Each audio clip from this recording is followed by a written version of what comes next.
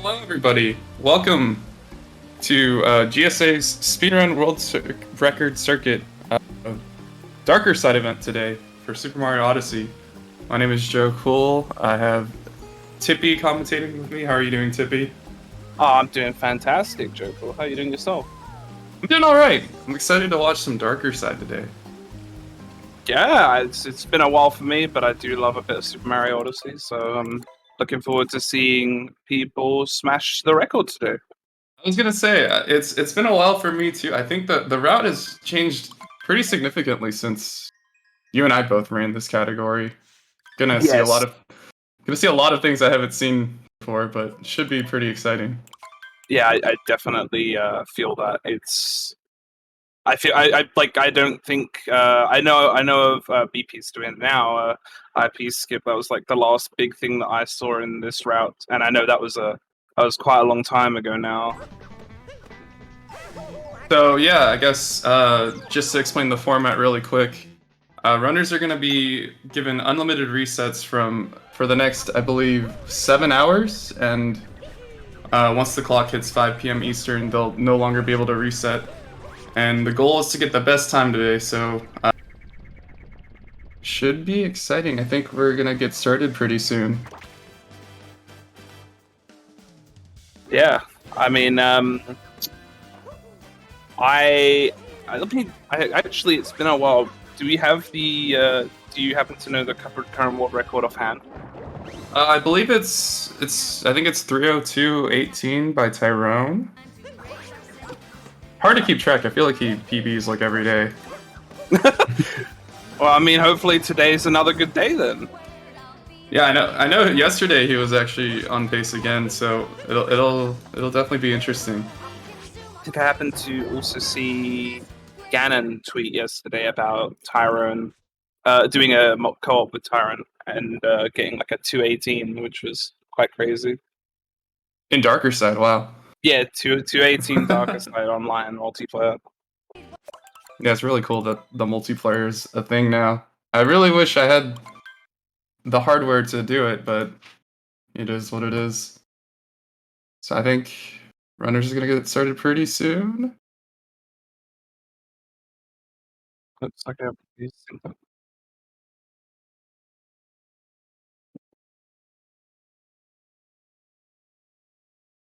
I would be super nervous to run an event like this because Darker Side has a lot of scary tricks in the first couple minutes.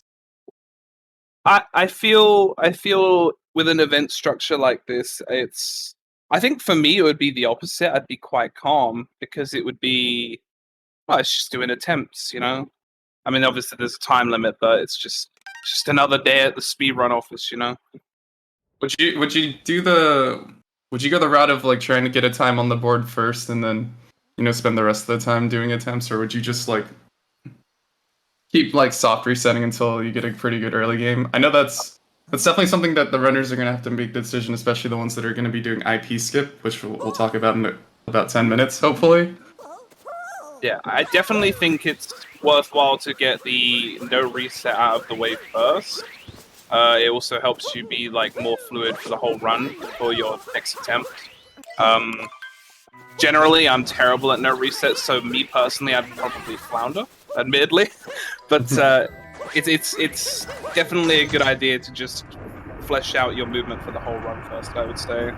So hopefully we'll get to see a couple of early runs here. Yeah. And if this is your first time watching a Super Mario Odyssey speedrun, they're going to be primarily doing a lot of rolls. This game has a lot of motion controls to help you go fast with Mario. Cap Kingdom, there's not much different than any percent, except once you see them get out of this tower, they're going to be collecting the checkpoint that they're going to need in about 2 hours. To explain the Darker Side category, basically they need to collect 500 moons to unlock the Darker Side of the moon.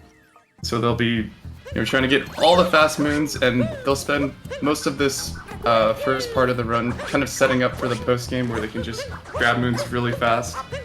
So you'll see runners, I think most of them got left side, but getting left side with the checkpoint can be a little bit tricky.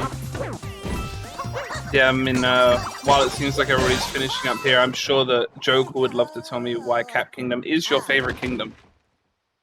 It's not. You sure? I definitely, it's kind of like Super Mario 64. I don't like watching the 30 seconds before the run starts. That's kind of. I don't like resetting that much, but it just happens, so I'm like dreading watching the cutscene all the time. Oh, you would love Super Mario Sunshine then. Great game, So, great game. yeah, we're done with Cap Kingdom. We'll be moving into Cascade, which is where we'll actually start getting some moons now. Early game, the moon pace will seem really crazy probably at first that the run is only 3 hours long when you'll see how long it takes to pick up like one moon here, but the post game ramps up very quickly. Yeah, I think moons in this category are around 18 and 19 seconds, so we do have to like kind of dread through the slow stuff at the beginning. Also, see how many of the runners go for DSS. Heather has opted to not. Tyrone absolutely going for it. Does not surprise me. Lucid gets it. Ganon unfortunately missing it. Tyrone did get the first part, having a little bit of trouble with the rib. Yeah, I would not like doing this in a no reset environment. So it looks like everybody that did get DSS, everybody that went for DSS either got it or Ganon has opted to go for a reset. Sure enough, I mean, DSS can be a very annoying trick. And it's early enough where you can throw a few runs into the fire to just get it down. Yeah, I think if you're a top runner running darker side, you kind of have like a little checklist of things you need to get through before you can like calm down and just keep playing the game, and DSS is definitely one of those first things. Yeah. So also, go ahead. I was gonna say, it's kind of subtle, but you're gonna see the runners getting coins during this Madame Brood fight. They need to collect 1,000 coins throughout the run for a Toadette achievement, so it may sound like not a lot, but the coin rounding can be a little bit tight sometimes.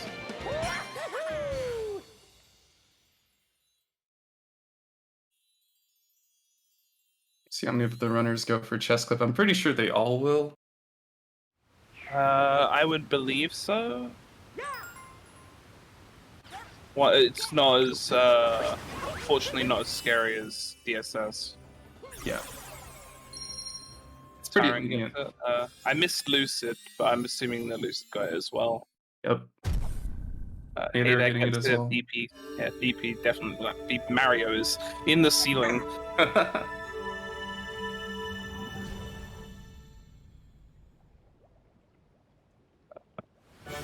Oh, dude, definitely looks like they got it as well. Yeah. Oh. Oh. A little bit awkward. A bit awkward, but did actually get the clip. Just unfortunate miss on the cat bounce.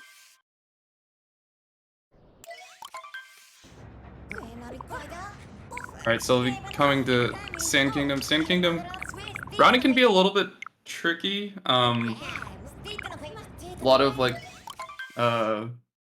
things have been discovered lately, but the first thing to talk about is whether runners are going to get the bird now or get it later. Getting it later is a little bit faster, but a little bit scarier. And then, of course, we're coming up to the inverted pyramid to see how many of our runners attempt IP skip or the more normal IP clip. So we're watching Lucid. He's going to plant the seed and then, I believe, go on the pipe to get the rumble room. Out of the runners here, I'm not actually sure who doesn't go for IP skip nowadays. I could see maybe Third not going for IP skip due to doing a lot of full moons where it's not really required. So that's possible. Right, I do feel like everyone else might be going for IP skip. So we'll see runners going for Dram now for this. Oh, they're going for Ice Dram. So they're gonna leave Cappy by the Bull Bill And that should work for both Lucid and Tyrone. I do love that trick. That trick's hard. I love tricks that utilize the actual spin jump, because you don't see it very often in this game. Alright. Tyrone, okay. Nailing it. And the triple jump. Oh, this is really tight. Ooh. Yeah, that was clean. That was very spicy clean. Unfortunate for Spicy Lucid. clean. Oh, unfortunately. So Hey There seems to be going for IP clip over skip as well. We'll know from first soon enough, as first just got Dram, I believe. Yep. Oh, BP. Yeah, so IP skip, I think, not rough. I'm not sure how much it saves. I want to say it's roughly like 30-ish seconds over doing IP clip, because there is a moon in the inverted pyramid that the runners are gonna have to skip that is like tied to an achievement, so they'll have to get a replacement moon later on that is a little bit scary. Right. Yeah. Yeah, I mean, 30 seconds may seem like a lot initially, but in a setting like this where you only have X amount of hours to get a time on the board and have the best time, anything can happen. It's a 3-hour run. A lot of things can just go wrong that you would not even expect. And this game, you know, for how long it really hasn't been out for, 30 seconds is a lot. I feel like a lot of the optimizations and changes in the route that we see today, you know, save seconds.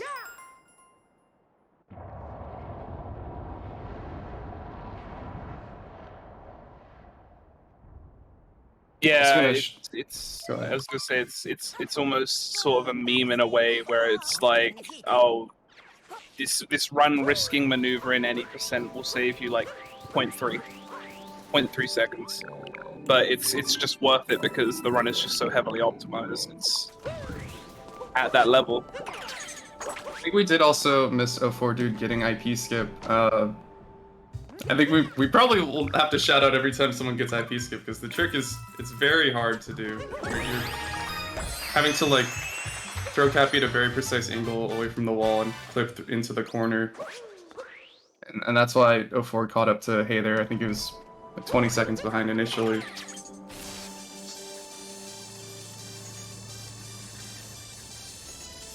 I missed Ganon's Cascade, but I'd assume they DSS because they're in sand now. Yeah.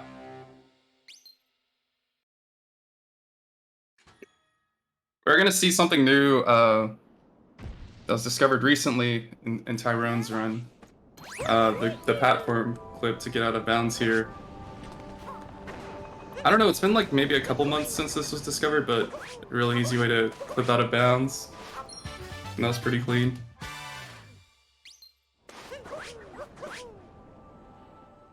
Yeah, I did see this. It's where you ledge grab when the platform's coming back in. It kind of pushes you through the wall, right? Yeah, like you throw Cappy and the platform just kind of pushes you in. Yeah. It's not too difficult, but it can be kind of tricky if you get like a weird platform cycle.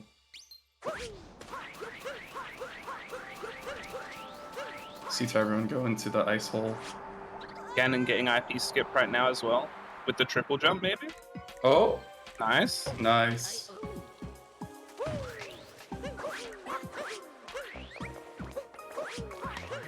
You know, I don't know when, for the runners, it starts to like calm down. I feel like you get through DSS, IP skip, and then maybe like TNT and then snow clip, you start to feel a little bit better, but like I think I would still be nervous right now if I was trying to do it. I was gonna say I was just watching Hey There do the slots, and you would think that would be quite a calm moment because it's yeah, it's just slots, but they seem to have a little bit of trouble. They only hit the middle one first. I feel like with this game you really can't ever have a moment of respite unless you're in an actual cutscene.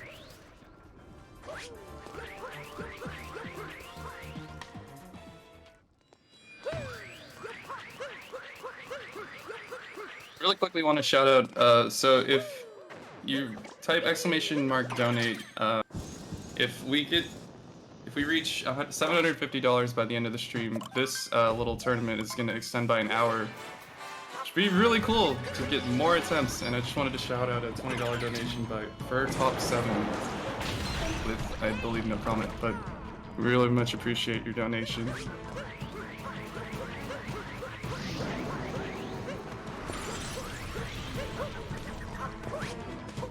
So you're in the Knuckle-Tech fight. There's not a whole lot of strategy aside from like positioning Mario. Yeah, you sort of just want to make sure the hands don't travel as much any more than they would need to. Also, there's a little optimization here where you'll see Tyrone rolling towards the side that Knuckle-Tech's on, as it makes the hands return faster. If you just stay on the opposite side, it just takes a little longer. I'm guessing some weird camera thing. This game has a lot of weird camera things. I like that damage boost of just getting clapped. I think it's a little bit subtle, but when you actually capture the hands, you shake once on the first two phases, so you can get 2 shakes on the last phase. It's something a little bit subtle that saves milliseconds or something. Looks like Lucy's heading back to sand as well now. I missed Hey There Reset. I mean that just happened because I know they were in Night Sand not long ago. I'm not sure what the reset cause was. I think it might have been a death in the ice cave. I was wondering if maybe they missed the clip or something as well. Oh, it could have been that.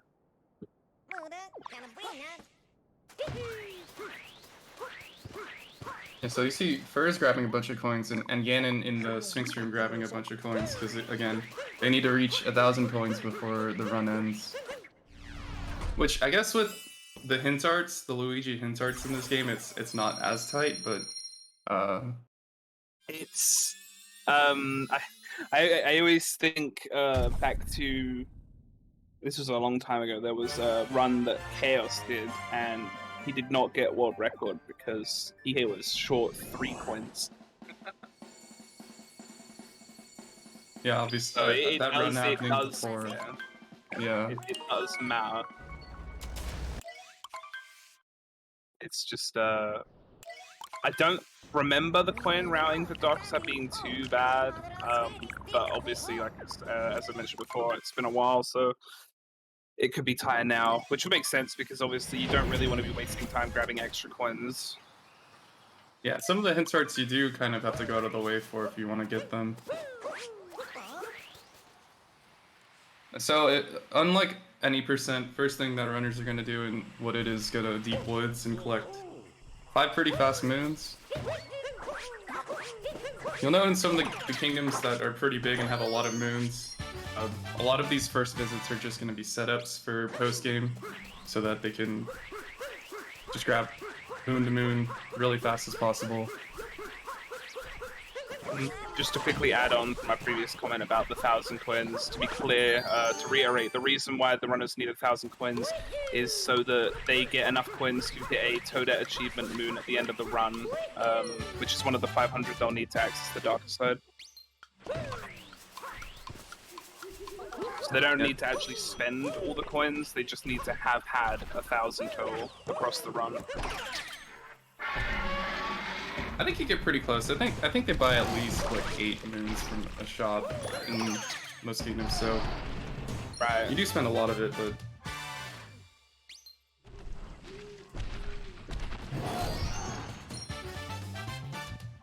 yeah, I mean it makes sense to actually use the coins because then you get the dual time save essentially.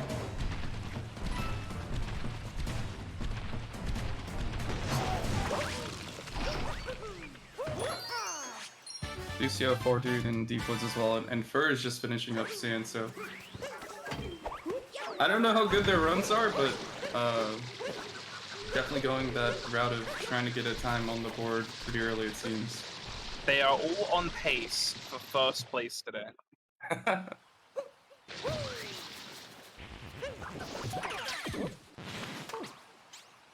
Tyrone opting for the uproot for this moon. I think it's a little bit faster to not use the uproot, but the movement can be a little bit tricky to get up here without the uproot. Yeah, definitely. It's some very tight jumps. Gonna be going for nut clip here. We'll see if he gets it. Kind of brushed over nut clip as like a thing runners might be scared for, but made it look really easy. Also, doing a kind of a variation on what you'd see on U%. We're just skipping the gate, so we don't have to look at that cutscene of opening the lever.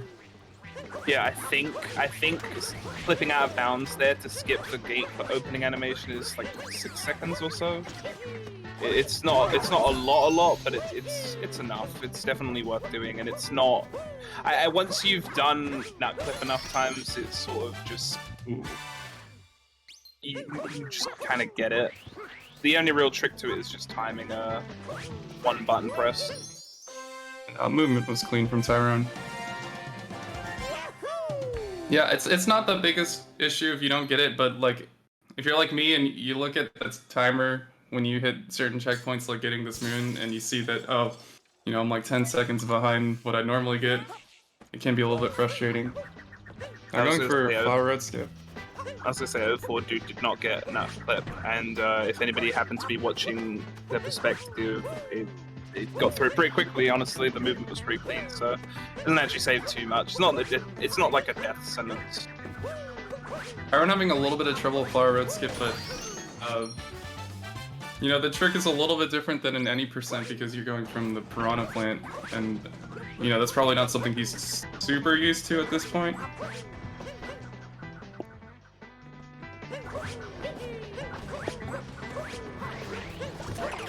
Going for DSS, does get it again. Almost didn't get a dive there. Kind of scary. BP going for that platform clip that we were talking about. Yep. Nails it.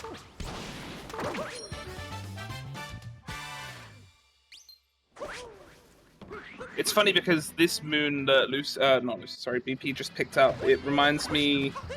I feel like that moon has been obtained in like 3 different ways over the course of this game's history. Yeah, that moon grab is definitely that looks similar to the 1.0 original version days. Yeah.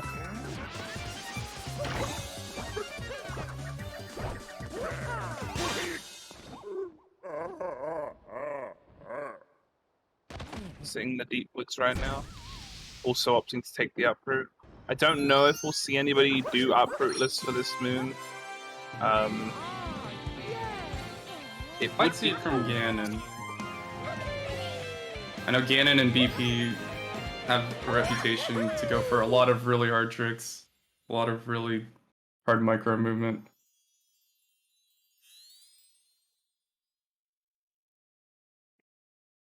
So you'll note that in a lot of the kingdoms in early game, runners are going to be accomplishing world peace, but we're not going to do that in Wooded.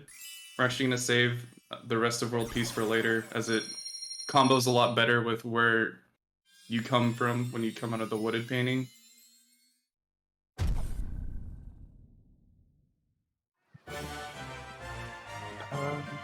Yeah, so. Alright. And while Tyrone goes to Lake, we're going to be taking a little quick ad break. So stay tight. Ladies and gentlemen.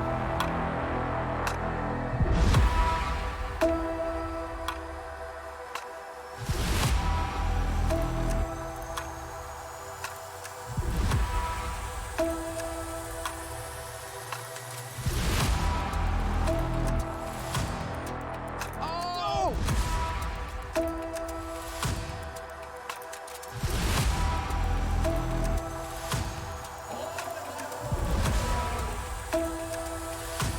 Who's ready for some action? There we go.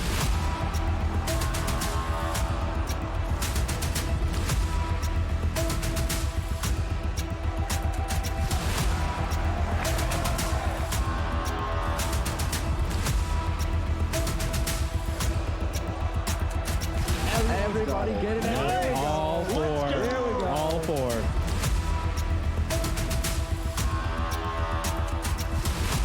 okay. Whole bunch of enemies.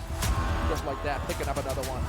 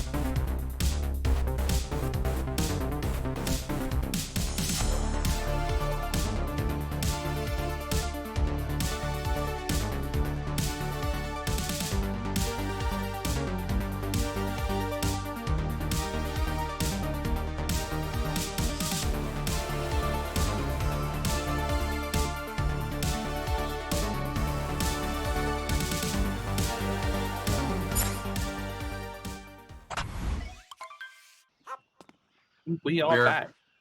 Oh. I said it first. Dang it. Well, we honestly perfect timing for the break because we skipped Lake and Cloud, which, to be honest, there's not much going on there. And Lost Kingdom is alternatively like very cool in I think every category. It's really scary, but there's a lot of cool stuff going on here. Yeah, I think a lot of runners, at least in the past, have mentioned that they really like Lost. It seems I know when this game was newer, a lot of people didn't like it because it's very easy to die, but I feel like as people have gotten better at this game, it's just become a lot more fun to play. Or you're saying as people used to be mad because bad? Yes, I'm literally saying that. Yeah, the time around gonna go in this 2D area and grab this moon, and I think he's gonna die. Dying, I believe, is a little bit faster. Yes, I believe so. Yeah, Only especially time if you the hear that cycle death is, animation. to say, especially if the cycle is poor like that, just is worth trying to live. Almost have all the runners out of Sand Lucid just going in the ice cave, but that's pretty exciting. You kind of hate being stuck in Cascade and Sand. You're starting to sound like people don't like Cat Kingdom.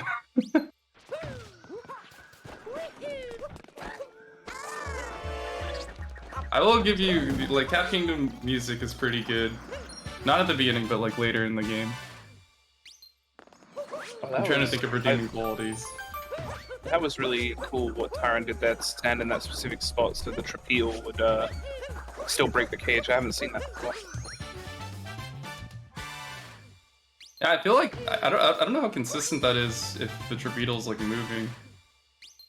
But I guess you're trying to like throw Cappy Red at it as it spawns, so it can be pretty consistent. Lost Kingdom, you're seeing a couple death warps, and that's because they try to get back to this checkpoint on top. This checkpoint on top kind of takes you everywhere, so it's really convenient to get around pretty fast. Seeing TNT. Yeah. See if Tyrone gets it. It should work. It's very solid, yeah. You kind of hold your breath when you grab the key and see Cappy kind of capturing Glide on. Yeah, that was very clean lost. Oh, for dude not getting that trick with the Trapedal.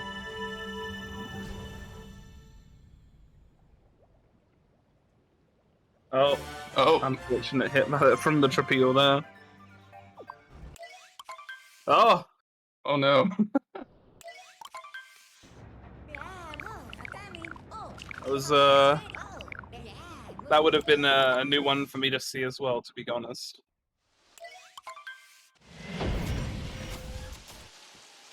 So Fur is also in loss. Hey there is heading towards Wooded right now.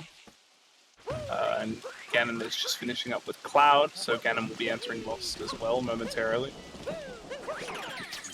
But it's nice, yeah, it's nice to see that most people are not getting caught up in Cascade Sand, basically. Yeah, and Lucid just finishing up the Knuckletech boss fight, so he should be entering Wooded pretty soon.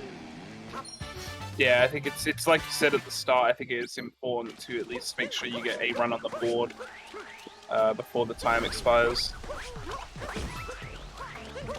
So Tyrone here in Night Metro, gonna do a little bit different than 90%, gonna grab this moon early. That movement's pretty cool, at throwing Cappy off the person. Keep your momentum. If he gets this trick, it's like early cycle.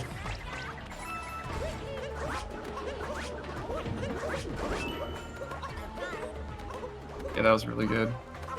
It makes it look so easy. He just looked away from the screen. I was gonna say, I feel like if you're in Metro, you feel pretty good about yourself, and then you watch Tyrone do that, and you're like, I'd still be a little bit nervous doing that.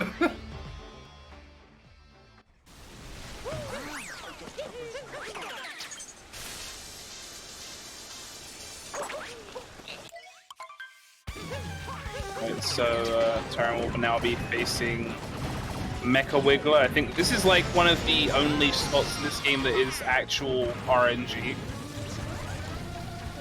Yeah, it makes this game really nice that there's not really a whole lot of instances of RNG. Yeah, so the RNG in this fight would be the pattern that the Mecha Wiggler is going to follow when it comes, when it climbs onto the building for the second phase of this fight. You can sometimes just get a worse pattern, and it makes it a lot more annoying to quickly deal with. I don't think it's not a significant amount of RNG. Like, I think a bad pattern is like, it's less than 10 seconds. Right? Yeah, it's not like a significant chunk of time. That seemed like a pretty. Wow. Okay. I feel like there was 4 at the top, and he fired one shot and got all 4. But maybe I missed something. That was really built different. Okay. Gonna be seeing a 4 reset. He had a lot of really unfortunate events happen at the beginning of that Night Metro. So, unfortunate, but also I don't think we saw Fur do TNT, which is fine. There's a lot, there's 880 moons in this game, so this run definitely has a lot of backups if, TNT's hard, okay? It doesn't save that much either. I think, don't you? No, actually, I thought in the darker side route you would leave Lost with just 10 moons. but I could be mixing that up with all moons. I think you get TNT, it's 12. Yeah, I think you're right. I think Darker Side actually gets to do more. Yeah, because they go to the 2D area.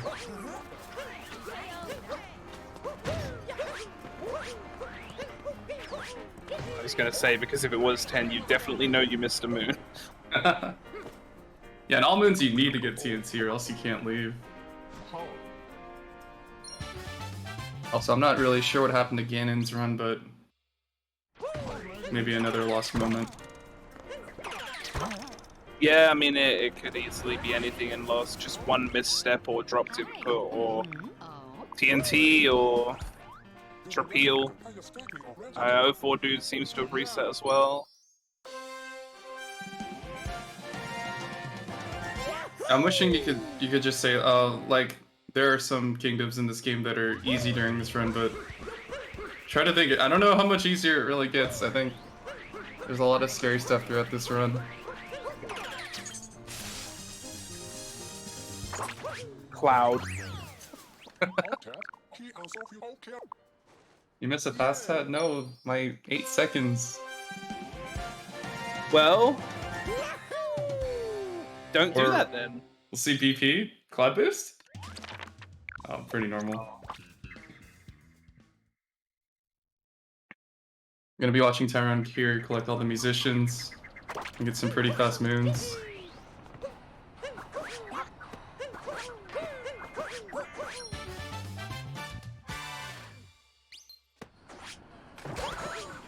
So Tyrant getting one of those Luigi hint arts we mentioned earlier. So there are these little Luigis in the ground that were added periodically via updates to the game. Each of them give you 200 coins. The hints were given out on Twitter. So there are hint art moons in this game that you have to look at little boards to activate.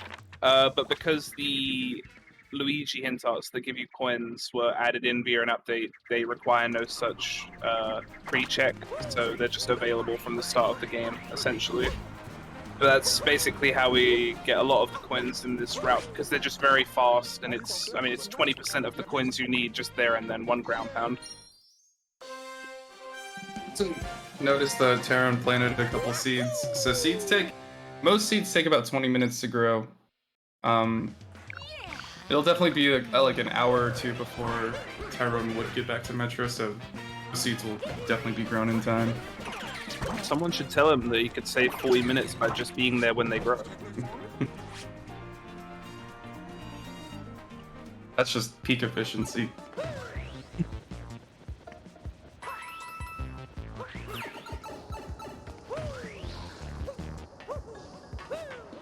Tyrone here in the sewers. I feel like sewers are kind of boring because it feels like there's like not enough space to do really good movement. I feel like you're reduced to a lot of jump dives. Yeah, everything is spaced out pretty awkwardly in this room. But don't worry, when we start implementing the clip in the sewers, we don't have to worry about it anymore. I bet we'll see someone go for that. I know Ganon in her GDQ run did it. But, you know, I guess GDQ's is a little bit more of a showcasey type environment. We're having a little bit of trouble with the seed here. Speaking of Ganon, it looks like she reset again. Might be taking a break before starting another run. Which is fair enough. I feel like if you're gonna go for a good time, best to be like as mentally prepared as possible.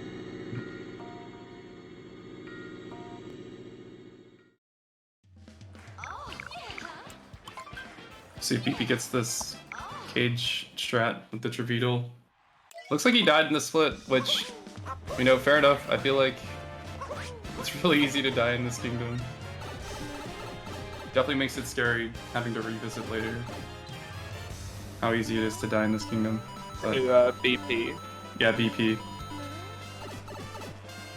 I'm guessing this is probably in that case. I would assume maybe he's just going for the no reset early on, maybe. Yeah. I feel like it's just a good idea in general, because then you get that one run out, and you can just reset until you feel confident. Probably good for the mentals, honestly, to just, you know, get through everything. Make sure you're able to execute. Ooh, that was a spicy TNT. Yeah, he doesn't use the wall. He doesn't wall slide, he just dives. It's really scary. I don't either. I do a weird dive. Not like that, but similar. I don't use the wall at all.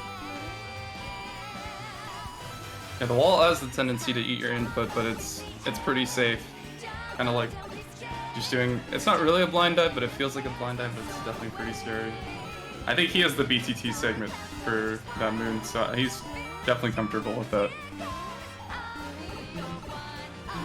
Power on 1 health. Imagine. Whoa! No, he's fine. Really use those iframes there. Giving the commentator anxiety.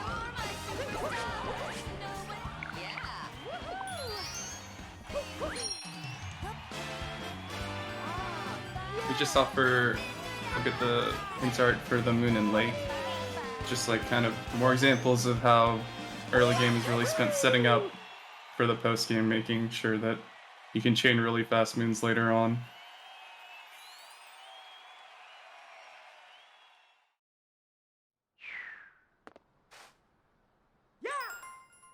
Hey, they're getting or attempting to get the Luigi hint art in Cloud during the Bowser fight. Unfortunately, it looks like he missed it. Doesn't look like it cost him time in regards to the actual fight, though. At least there's that. Yep. So you can, you don't need. I think you can back up that hint art. It's just unfortunate to not get it. Obviously, it's faster, but it's not the end of the world. Yeah, imagine if you get that hint art, you know, the coin routing is definitely not something you have to worry about too much, but now you're gonna need to back up those 200 coins somewhere else. As we see Tyrone heading to Snow. Something we didn't really mention earlier, the runners had to go to Wooded first, and that just sets up the painting chain later on. I think it saves like 3 seconds to go to Wooded first, because you visit Wooded before Sand in the post game, and there's a hint art in Wooded that leads to Sand, a moon in Sand. But for picking Snow versus Seaside, I don't believe it matters which kingdom you pick first. I wouldn't know the intricacies of Snow or Seaside first. I do know generally I like Wooded before Lake for most of the categories I've run in this game. I never really had a leaning on the latter two. Yeah. Yeah, Wooded first and like any percent can be pretty nice, because Wooded, you get nut clip out of the way pretty early.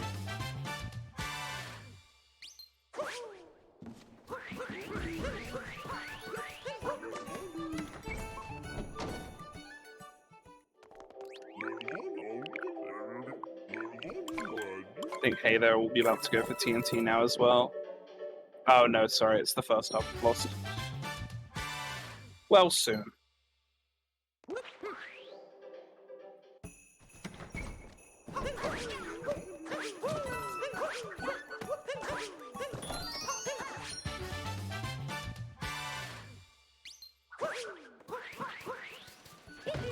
Did he come up? Tyrone gonna be attempting Snow Clip, trying to clip with the moon. We'll see if he gets it. I feel like I never see him miss it. And that looked pretty clean. Apparently you did not curse him today, so good job. Not yet, at least. As Tyrone goes and collects our little bubbly boy and Fur finishes up. Festival, want to remind everyone again that we are trying to reach a goal of $750 to extend the stream by another hour. Give the runners another hour of attempts. So if you type ! donate, really appreciate donations to extend the tournament. See runners Don't we want to see more Odyssey? I feel like we want to see more Odyssey. I don't know what's going on here with Tyrone. He's just bouncing off all the walls. And as a reminder, the donations are benefiting the Urban Arts program, which does allow more young folk from low-income communities to get into more technological jobs. Like, it allows them to get more qualifications that they might not otherwise have access to. It's a good cause. Would recommend reading into it. So if you can afford any support towards that, you can also possibly extend the stream by an hour if we hit the goal. So it's definitely well worth considering if you are able to do so.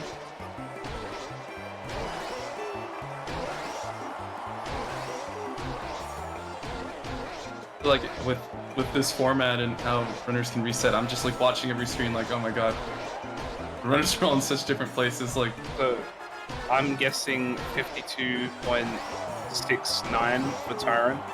oh, this is definitely a 51. Yeah? Yeah, I think I usually get 52. he's going on the It's looking like a Stravos 51 route. though, yeah. Oh, Oh. maybe not. That was Wow. close-ish.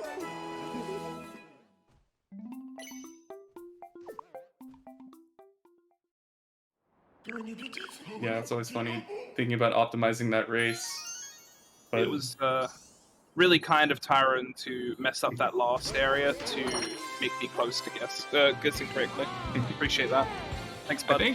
I think time losses in races are magnified because you're looking at the timer on the screen.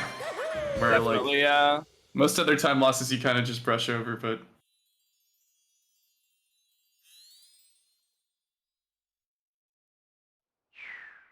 oh, hey, they're getting the early cycle here in City Hall.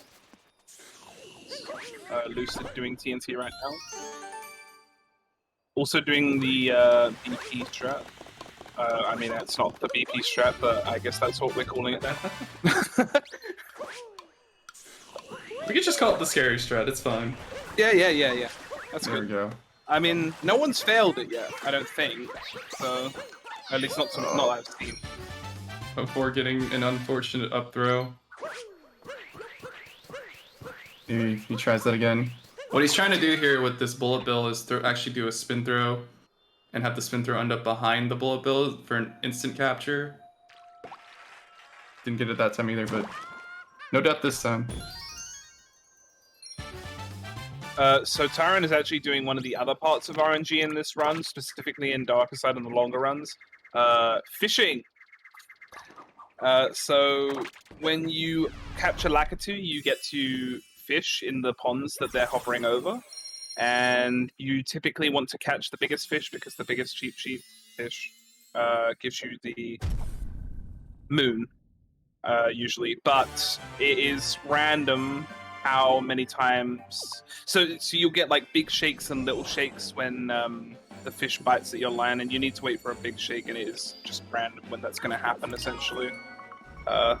Usually won't lose you much time, but there's definitely a couple of times where you'll just get an outlier of like 10 bites and just nothing.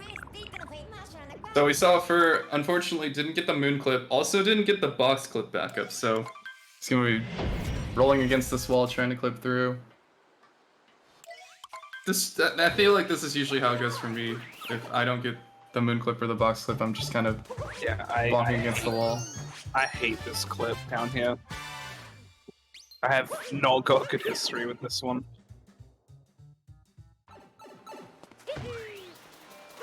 He just kind of sat there like any day now. Yeah. Let's see. Maybe he's going to upstairs?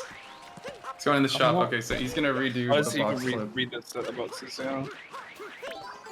BP and Festival as well right now.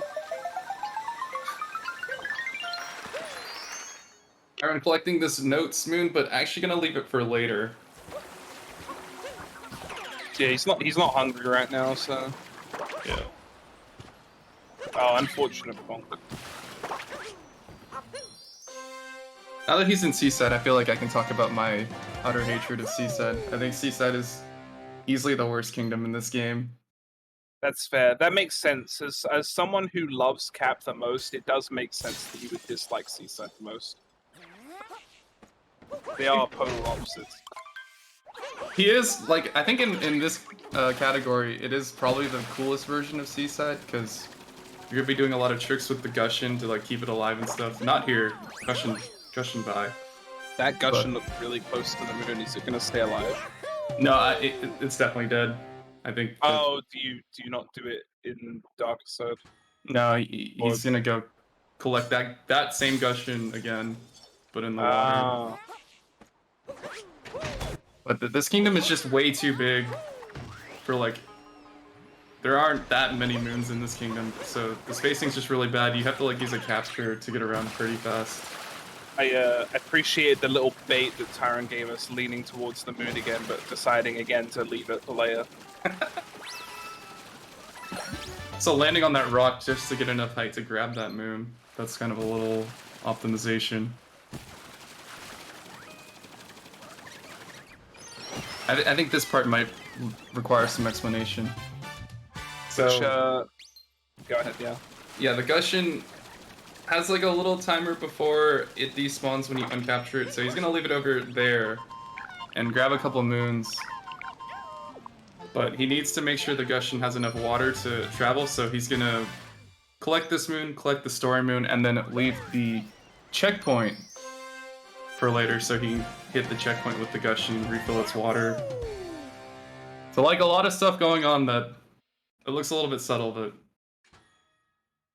also has to hit the button. I forgot about that. I do recognize that it may seem a little strange that a checkpoint would refresh the Gushin's water supply, but if you were paying attention in school, you would know flagpoles are 90% water-based. Yep. So yeah, most of this traversal here is just picking up moons with the Gushin so that it just keeps refreshing, so he never has to worry about dropping, essentially.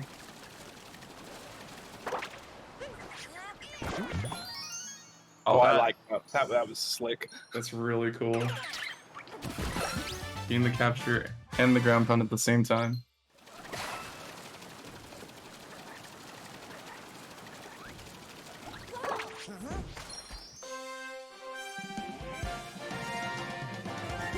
I think it's time to fight our little boss here for Tyrone. I was gonna say BP is now entering snow as well, so we might see a clean moon clip here, potentially. Since I know I had a hard time, if anyone missed it.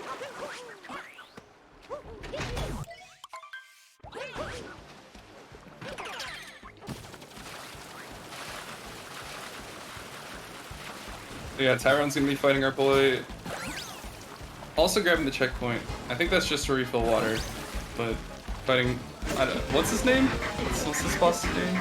Brigadier Mollusk de Lancer the Third Dauphine of Bubbling. You don't sound excited to talk about our favorite boss. Of course, of all the things that I remember of this game, that's what I'm gonna keep. That's the thing that sticks with me. Finally grabbing the notes moon. I know we were all on the edge of our seat waiting for Tyrone to grab that moon.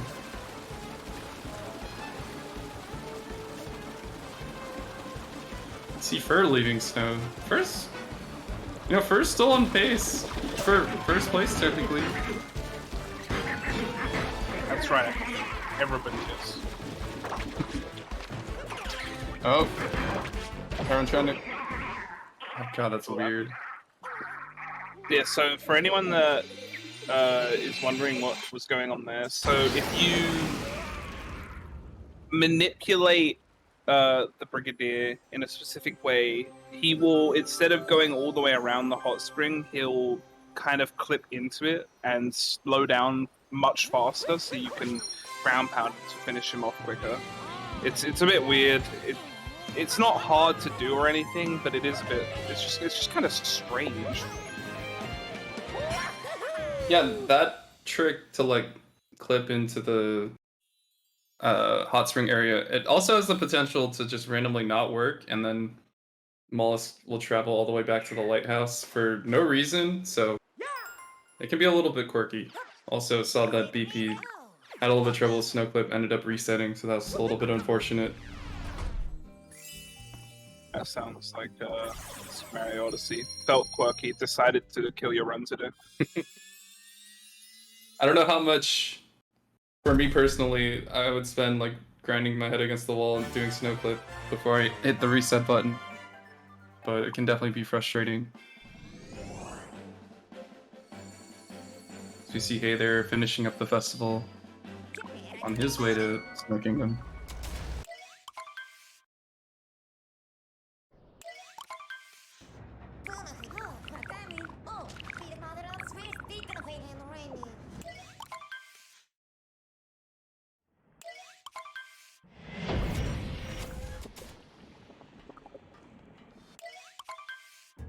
I was gonna be starting up Luncheon Kingdom, not gonna be doing Salt Triple, leaving those couple moons for later.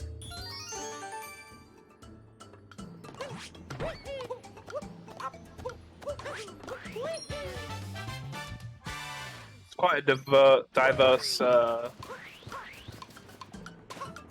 array of kingdoms we've got going on right now. I was just thinking. So we've got Luncheon, Seaside, Wooded, Metro. And your favorite kingdom. Cap, Wooded. I think I said Wooded twice, but it's just back. Ganon doing the upwardless movement. Yeah, you called it. You did say she would. Well, she might, rather.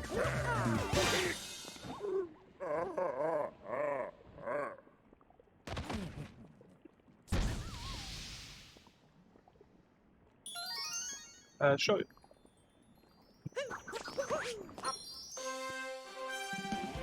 Alright, we'll be taking a quick ad break. Sit tight, we'll be right back.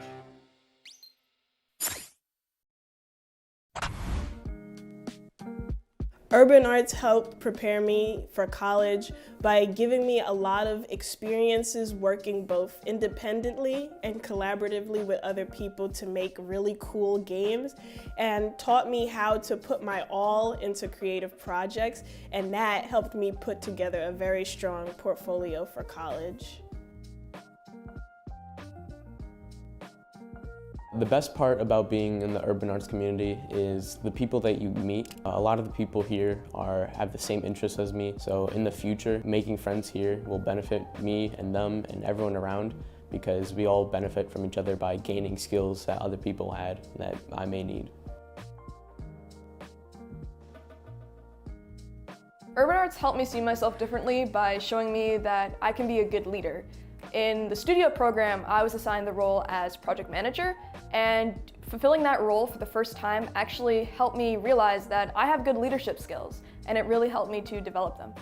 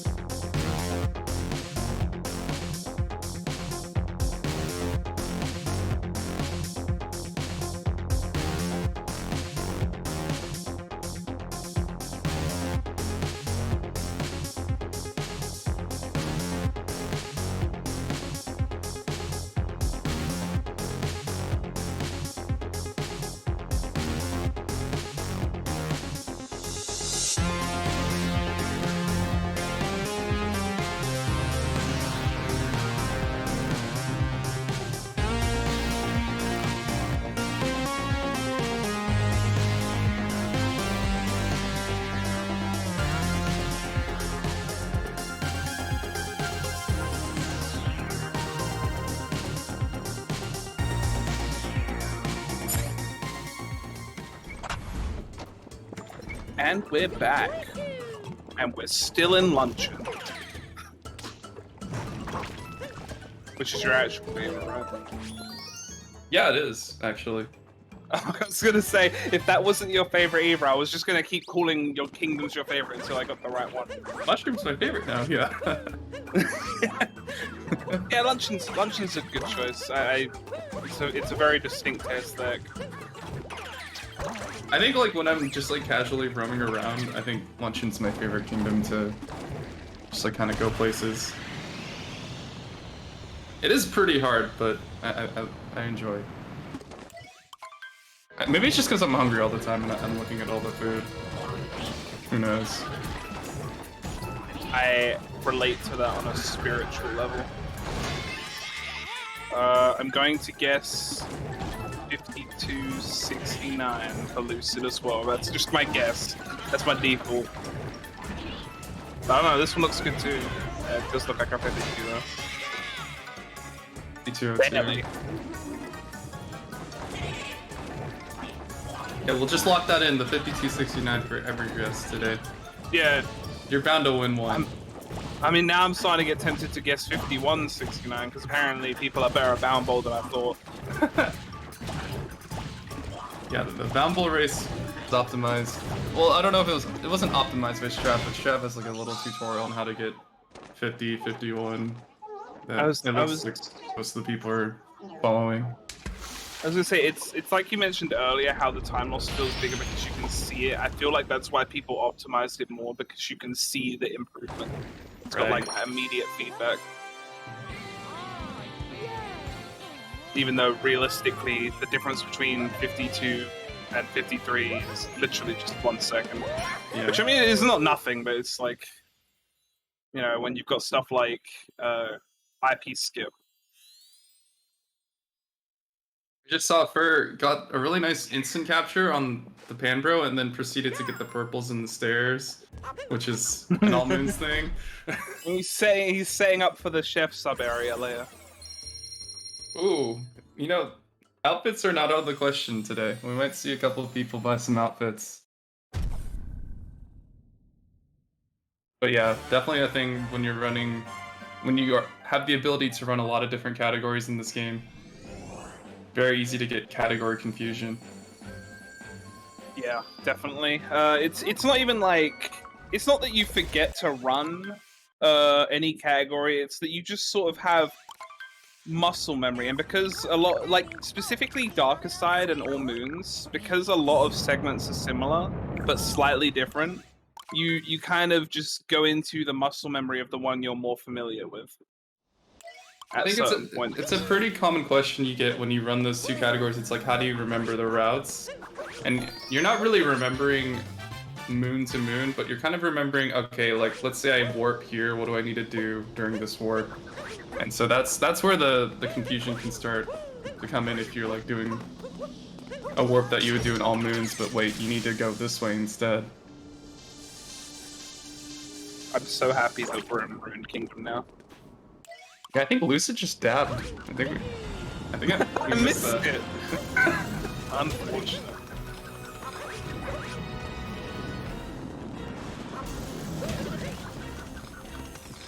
Yeah, Tyrone's in this like little. You know, I think some people get angry when you call this an auto scroller, but I'm gonna call it an auto scroller. While he's in this auto scroller, we can go ahead and remind you that we are trying to raise $750 by the end of this stream to extend this tournament by an hour. !donate if you'd like to donate to a good cause in the Urban Arts program.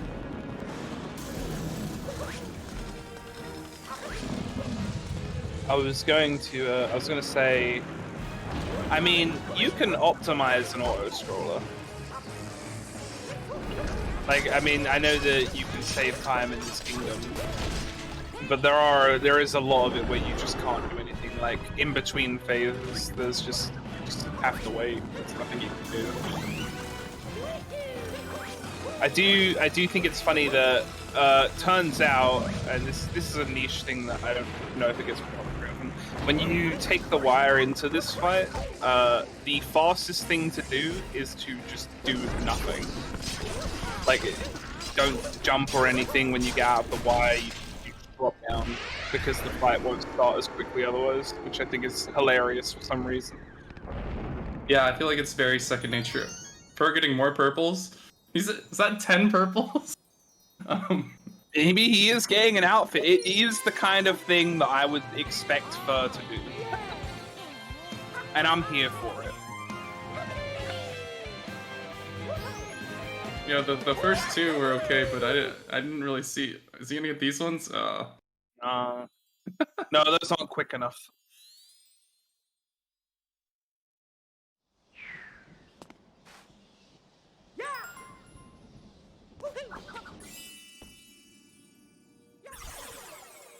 Alright, Ganon heading to TNT. Always gonna be highlighting this because, again, very scary trick. No wall slide. Okay. I guess it's just easy. I'm starting to think that there's something. Or maybe it's just fast. I mean, Maybe it's this is fast. just a It's me gotta be problem. faster because you don't have to wait.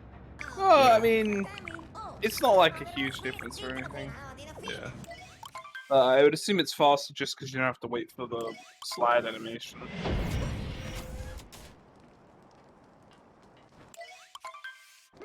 For shooting the fireballs with this piranha, you can opt to not capture the piranha and have like the fireballs he shoots, like you can direct them with Gappy, but capturing the piranha does help with another Toadette achievement, kind of like we were talking about with the coins. You need to capture, I think, 35 captures in this run to get an achievement, so that number's actually incredibly tight for this category.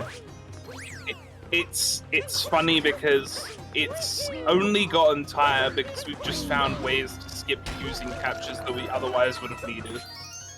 Right. Like the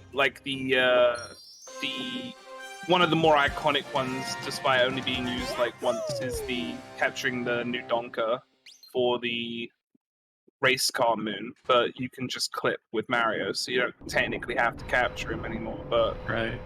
I don't think that's the one they do. I don't know. I don't remember which optional capture they take in the optimal route. I think it's. I think they're assume gonna capture a letter. Right. Yeah.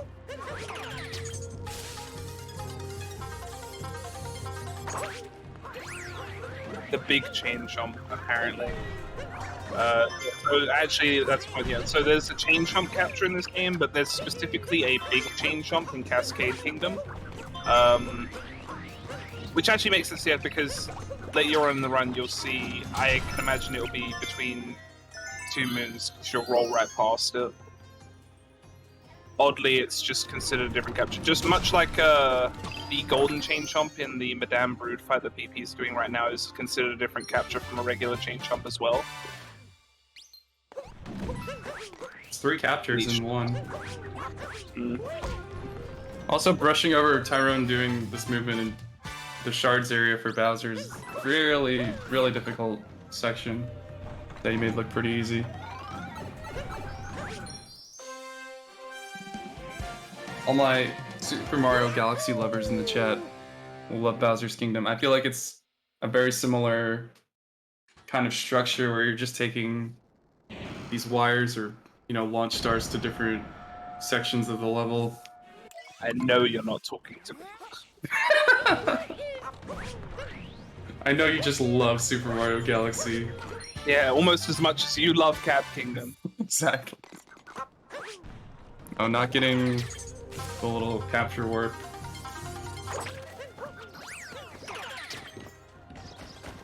See what Tyrone opts to do here with this little section of moons. I know there are a lot of different options for what you can do that are pretty fast. I would also like to emphasize, since even though obviously we'll have BP and Cascade, there's still plenty of time. Like plenty of time to just get like an amazing run can happen anytime. Like it can just happen. You just never know. So despite the fact that it seems like BP is obviously still in Cascade, the next run could just be amazing. Yeah, you could get records. This run could be amazing. We don't know. We're only 1 hour in, still plenty of time.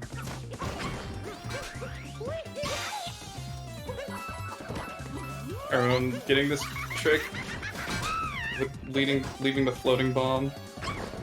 I love this trick, but I never got to learn how to do it because it was found after it became a bit less active. Hmm.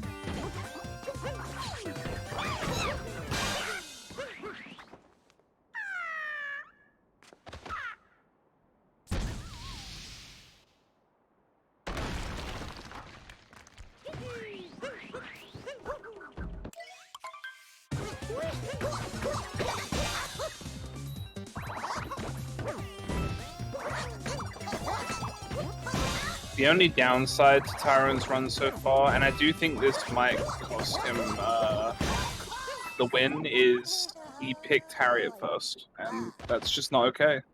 Gonna have to get a 20-second time deduction. Alternatively, I think Tyrone actually wins the event for going to Harry at first.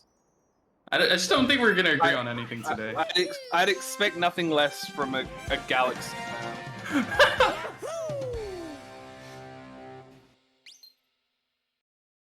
There's still plenty of time. I'm sure we can find more to disagree about. Yeah.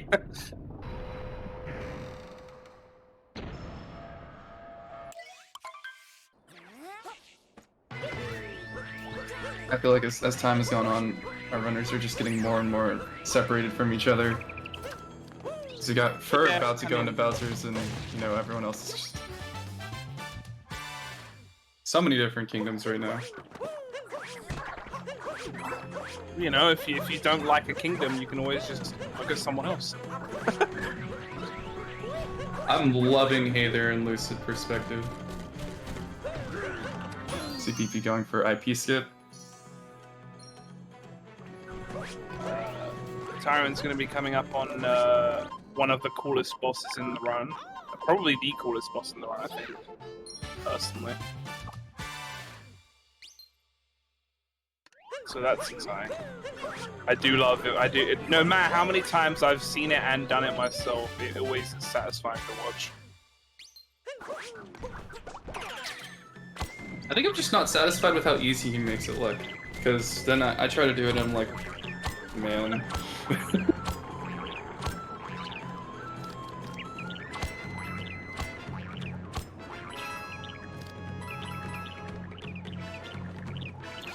He's got to keep the Tokyo. Faster to spin? It is faster. Huh. It's a really stupid optimization, but yeah, spinning with the Tokyo is faster there. Was it faster to kill it afterwards? Or did he just do that for fun? I don't know, that looked pretty malicious, I'm not gonna lie.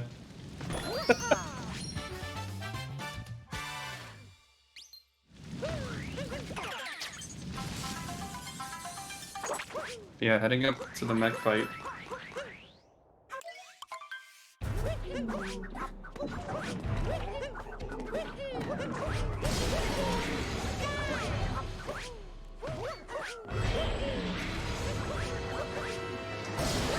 Yeah, very clean first two phases. I feel like, I guess with the strats that he goes for, that's not the hardest part, but that's like, that'd be the hardest part for me. Just the climb in general. Ganon is going for sewer clip right now. Getting it. Get to it. Wow. Might need Cappy though. Okay. Oh no. I guess maybe the run wasn't that good up until now. So. I feel like that was pretty fast sewer clip. But yeah, unfortunate. Well, I just assumed that maybe the run was on its last legs already, and just messing up that Cappy grab.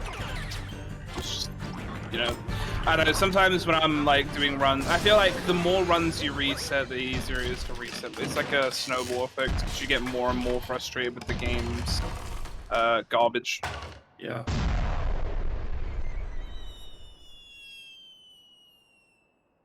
Definitely have a couple of runners potentially going through that right now.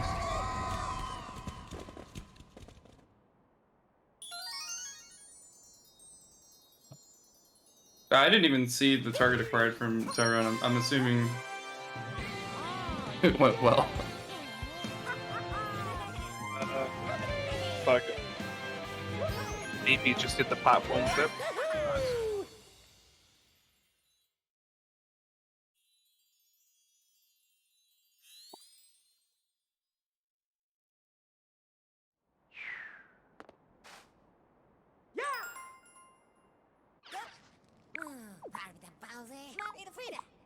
Apparently, Tyron fell off. Which, I mean, you know... Oh. This is a development. I'm sorry for that. I guess it's just unfortunate. It just happens. It gets rarer the more you play, but it does happen.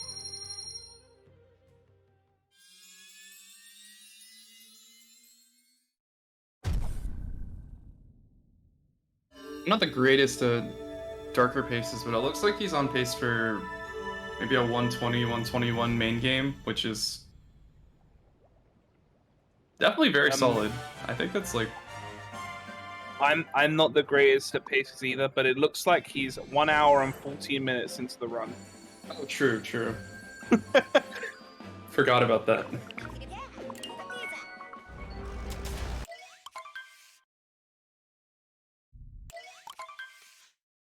Lucid doing this really cool movement to get up to the top. This is actually the same movement you do in the Luncheon Koopa free running. It's actually really fun to practice.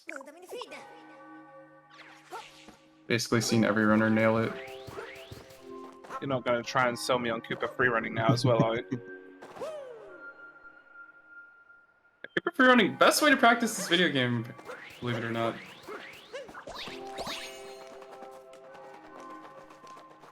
As we see Lucid on Cockatiel. We didn't really talk too much about Cockatiel. That's because it's not very memorable fight. It's kind of annoying. Oh okay. no. It's definitely not my favorite boss in the game or anything. No shots.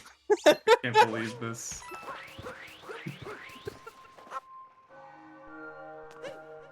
You're just trolling me at this point. No, I like the Cockatiel fight. I don't know if I like it as much as Meg, but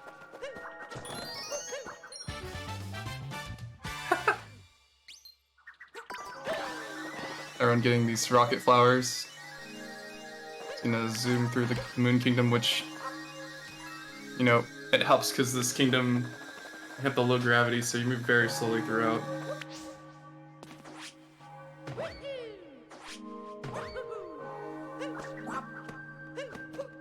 I'm for one wall jump moon skip. That's pretty clean.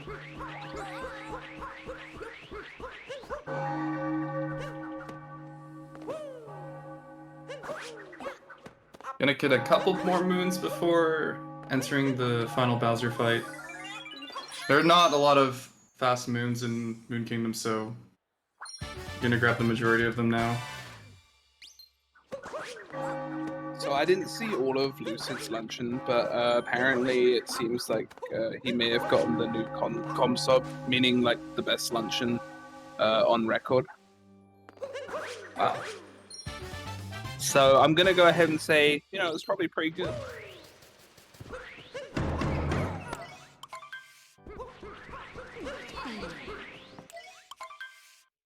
Maybe he just like saved time on the boss fight.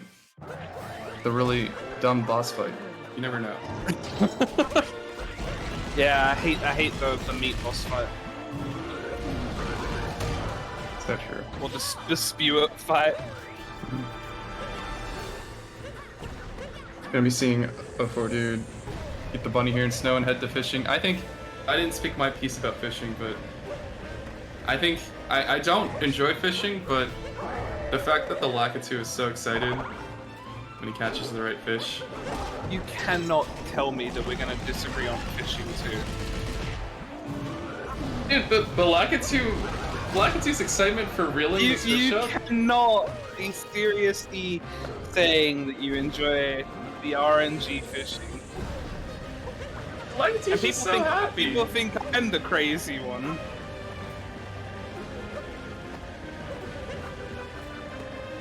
Cat, you're either with me or against me here, I'm not gonna lie.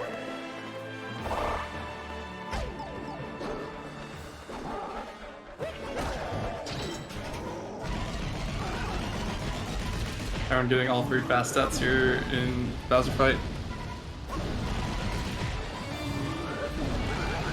Yeah, it should be definitely 120 main game pace, which is, I don't know how good that is. I'm not sure with this route. I would say most of the records are usually around 120 or 119.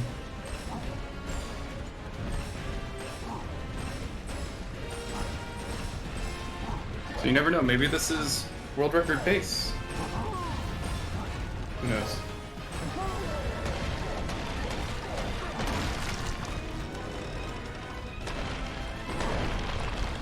Seeing a little capture warp here from Hey There and Bowser's.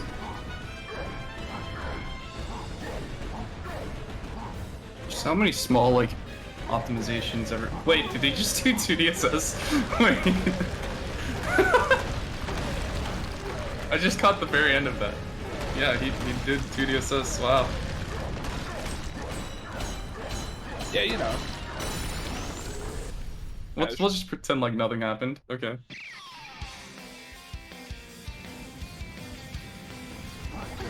That was so casual. I don't even think he reacted. He was just like, oh, no, it's just another thing.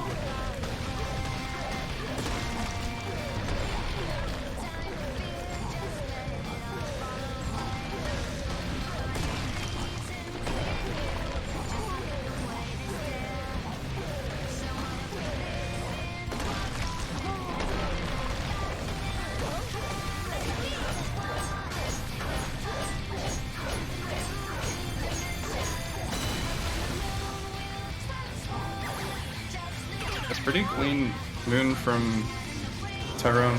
Gonna be finishing up the main game. He's gonna have a little break of credits before post-game, which is really where the fun begins.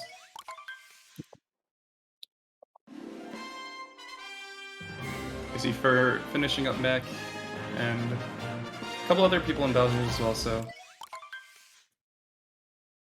potentially have a lot of runners on pace to get a time on the board. Yeah, I mean, that's definitely at least definitely a good thing. Just having all 7 runners finish a run is always nice. Remember, they're going to be going until 5 p.m. Eastern, continuing doing runs all day. Trying to maybe get the world record. You never know.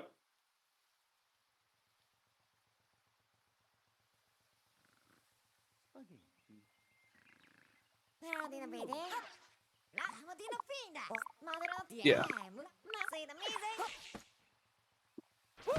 Alright, so Tyrone is going to be going through Mushroom. There's not a lot to talk about here, so we're going to take a little quick ad break. Stay tuned, we'll be right back. Ladies and gentlemen.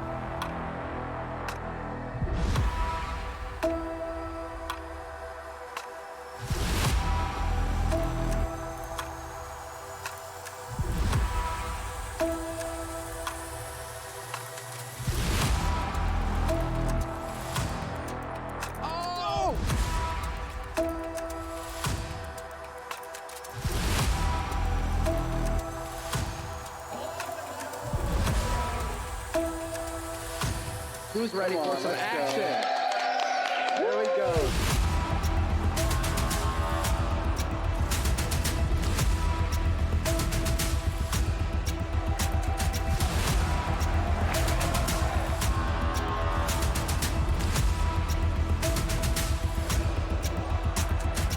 Everybody get it out. All 4.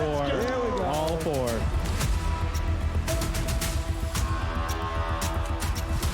IBK, whole bunch of enemies, just like that, picking up another one.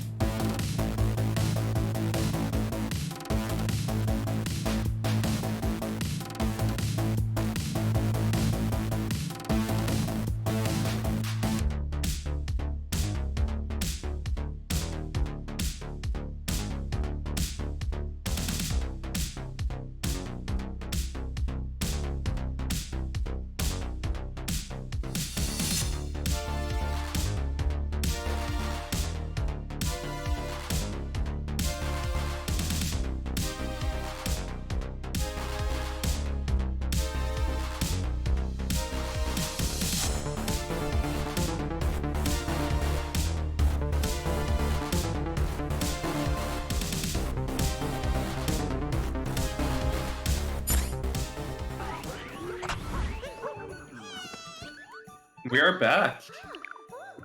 I was kind of like nervously waiting for Tippy because she's been doing all the. I let you have that one. Don't worry. Yes. Let's go. So we are now back in snow. Though this is the second visit in post-game, so there are going to be a lot more moons around that weren't here previously, as I believe Tyron already hit the moon rock that appears in post-game. Yeah, so normally in Snow Kingdom, you know, like the casual way, you go through all 4 of these rooms and collect the story moons, but when we do the snow clip, we kind of just leave these moons because all 4 of these moons get a 3rd moon when you hit the moon rock. So now is like the appropriate time to get in here and get all these moons. Yeah, it's also faster as well generally because there's when you get these normally there's a cutscene that plays of a door in the center area opening, but because it's already open, that part just doesn't play. One of the, I guess like the 2 main sequence breaks that we have in the game, including the IP skip that we saw earlier in Sand Kingdom. But yeah, this is the post game, so we're gonna be collecting all those 18-second moons in pretty rapid succession and navigating through the painting chain. So most of the kingdoms in this game have a painting that leads to another kingdom. So we didn't get to see it, but during the ad, he took the one from Mushroom and it led to Snow. And once he finishes up Snow, he's going to be heading to the Cascade painting, I believe. Looks like Hayder is also leaving Bowser's now, so... Lucy's just finishing up mech. Going for that like newer target acquired setup and getting it.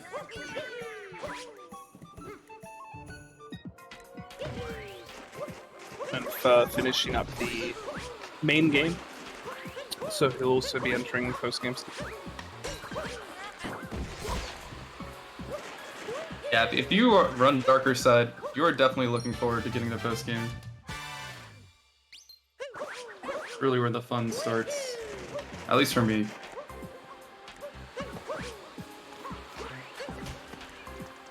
I don't mind the first part. I feel like I have to enjoy the first half to some degree, otherwise I don't know if it's worth getting through to get to the post game.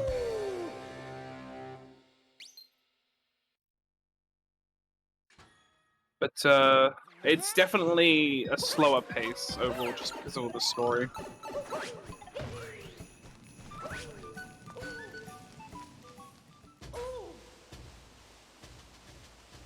Which we won't see any more story now. There's just nothing. The story is get Moon. Really, and not a lot of cutscenes. Not a lot of cutscenes. Not a lot of downtime generally.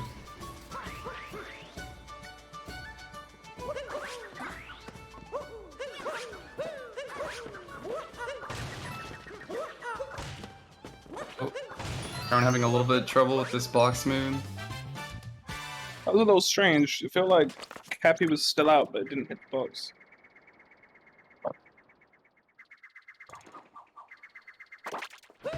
Oh. Everyone gonna be using the wall here. It's kind of a glitchy trick. Gets the vault. It looks a little bit funky, but that trick is pretty hard, but gets it first try. Saves having to bring a I don't even know what that capture is called, but it is a Taifu. The Taifu. Saves having to bring a Taifu all the way over to the painting. Also known within the community as a Blowy Joe. Explosive Joseph, yep. Yes, there you go. So we are now getting the best moon in the game on first screen, the Tiles moon apparently.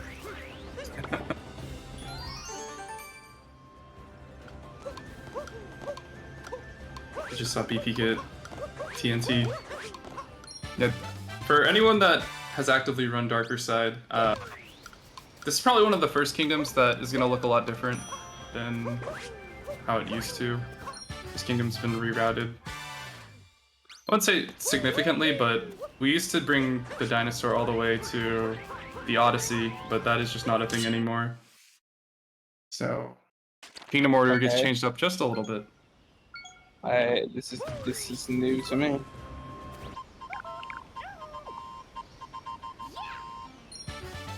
I don't like change. And for me personally, I would just like go with one route and stick with that route. So this should be where Tyron is going to capture the big chump, I believe. Now. Or not, I'm a not liar.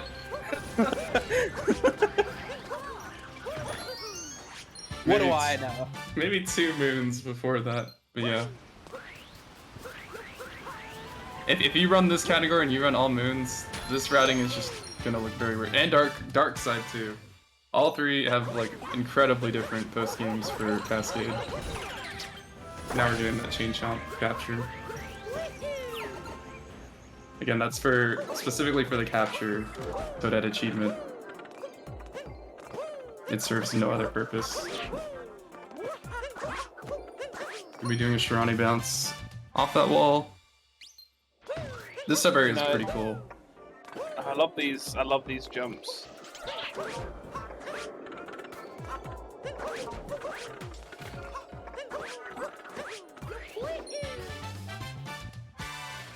I kind of wanted him to fall so I could watch him do it again, to be honest.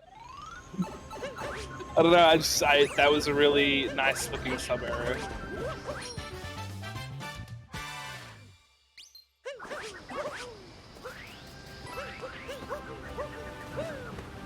Chaotic evil commentary.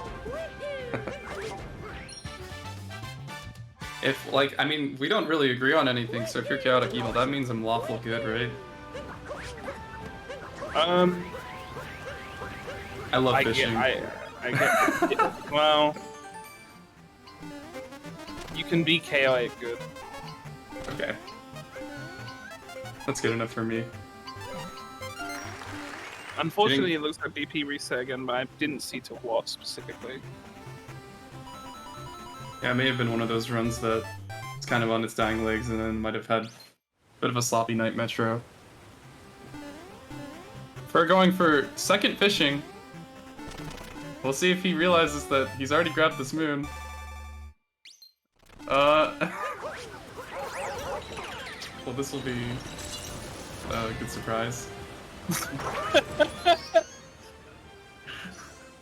Well, you know, maybe he's like you. Maybe he just likes fishing. I'm like the biggest first supporter right now. You have no idea. But yeah, if anyone's confused, that is actually the routing you do in all moons. So, you know, another case of category confusion.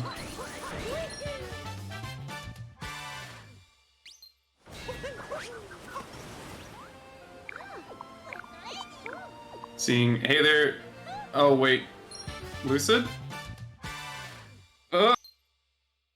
Maybe? Nice. That trick is definitely one of the hardest in the game, and it saves about like 8 seconds, I think, skipping the entire 2D section. Must be really nice getting that. So you say, hey there, finishing up main game as well. Yeah, I mean, honestly, looking at Lucid's pace, he's on a pretty good pace. Because I think Tyron ended at like 120-20 something. Yeah, that's right. So this is pretty close.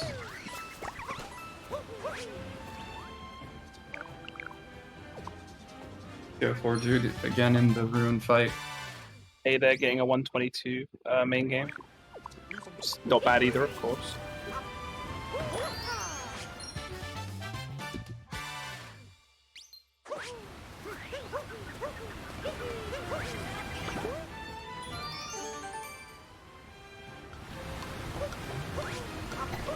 That's also true. I don't think, Hey There wouldn't have done. I don't think Hey There did IP skip because Hey There does the all moons on 100% a lot as well. So I could see why I wouldn't go for that. Right. So a 122 main game without IP skip is solid for those both. Yeah, I think when you do IP skip, you're taking about I don't know. You're taking about 40 seconds of time in main game and putting it in post game, so you know, either if it was like the same route, probably would have been like 121-ish. He was doing the same route that Lucid and Tyrone did. Still very So I'd say all three of them, Tyrone, Lucid, and Hay, they're all on really solid runs.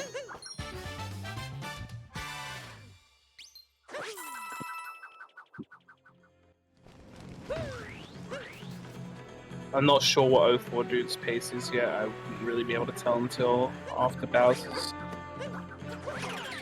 Well, Tyrone barely getting that capture. Kind of a tricky strat, just kind of spin pounding out of the vault room and just falling and using the vector to make it all the way to the capture. Ooh, that was nice. The dive out onto the spin pound Moon Rock. Unfortunate. Intart does not want to cooperate. It's fine.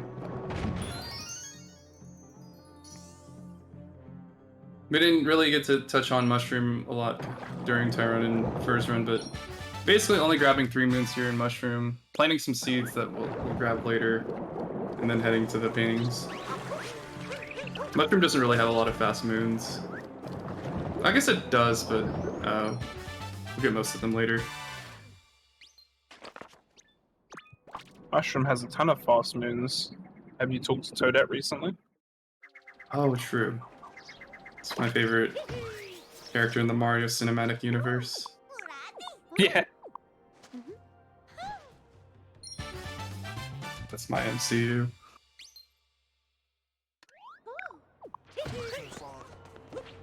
Watching Hey there, doing this little cool thing where he's grabbing the Notes Moon, but he's gonna talk to Toad first and then finish up the Notes Moon. This category is very known for like working on several moons at the same time.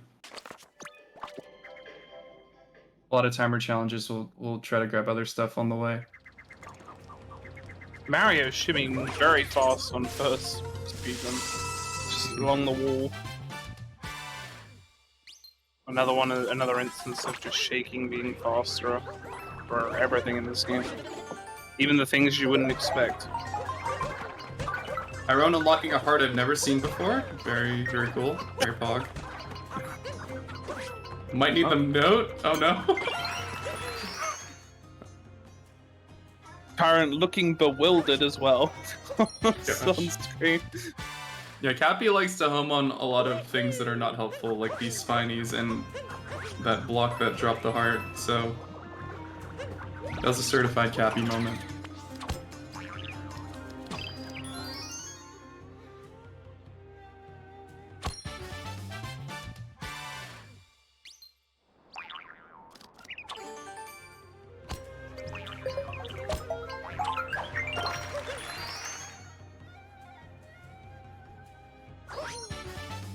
Had a mental panic for half a second before I remembered this is Darker Side and you can let go of the bird. Right, yeah. Yeah, I'm like sort of confused watching Tyrone as well, because I don't think anything's changed. I think he's just warping differently than what I'm used to. The warp order is a little bit weird, or I guess just different. It probably saves like less than a second to do the warp order he's doing. We're having a little bit of trouble with this painting jump here in Snow.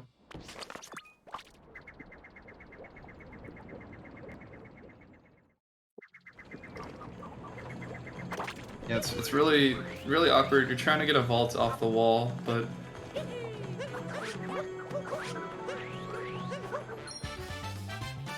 Yeah, this trick is very finicky. It's there you go. Sometimes it can feel like you don't really do anything different and you'll just get it like that.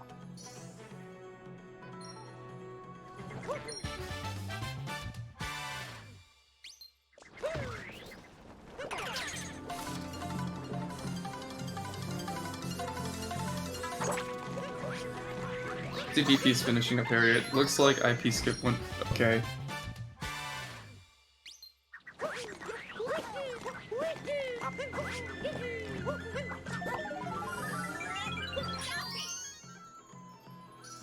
For some reason, for a moment, I had thought Fur had reset when I saw him take over the dinosaur. Yeah, just random dino skip an hour, 40 minutes in.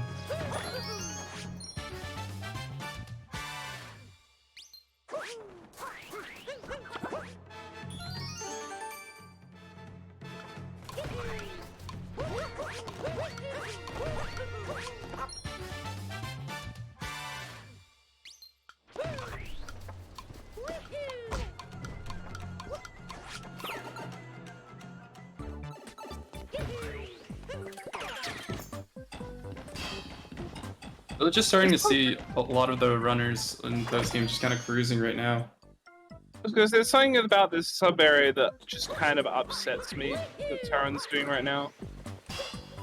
Like it feels too easy to skip.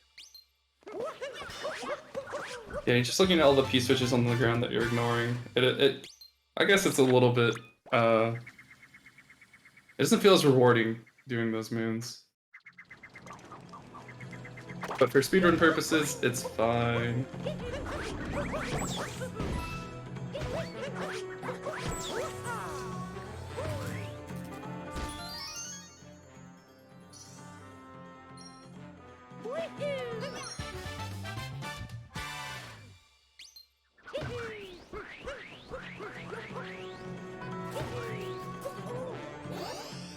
And in the Mecha Wiggler fight, hopefully she gets some good RNG.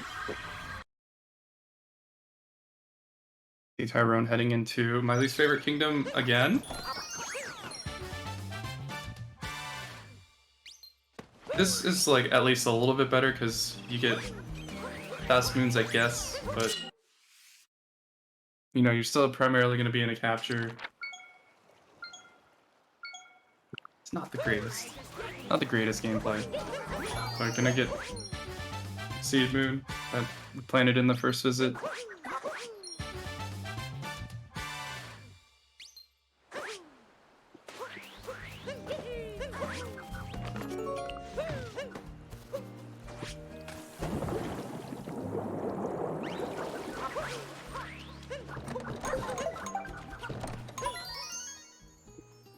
My favorite Super Mario 64 reference with the chests.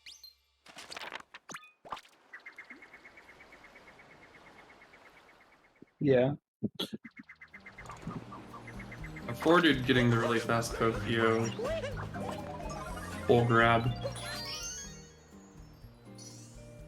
So how do you feel with Tyron being in the Seaside 2 now? You know, I'm really happy for him. I'm, you know, just kind of not watching because I don't like Seaside, you know? Admittedly, there's some cool stuff going on. Trying to go fast to make sure you can get this bird. This bird is on a cycle.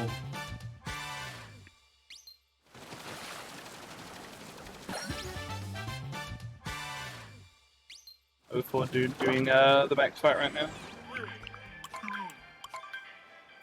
Gannon taking a little break to talk to a bystander. Man, it's just looking for someone to talk to. We can all use the break every now and then.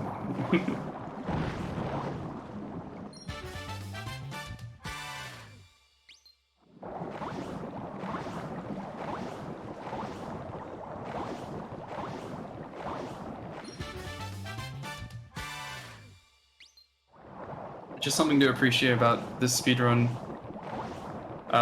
You know, just because the runners did DSS, Dino Skip Skip, they still have to do Dino Skip. So, I just saw that from here. They're going to see that from Lucid in a little bit. Just getting the blowy noey skip. Took a little bit, but got there in the end. It wasn't too bad.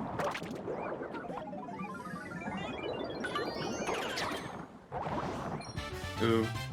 Tyrone unlocking the moon with Cappy and letting Cappy capture the fish on its way back to Mario.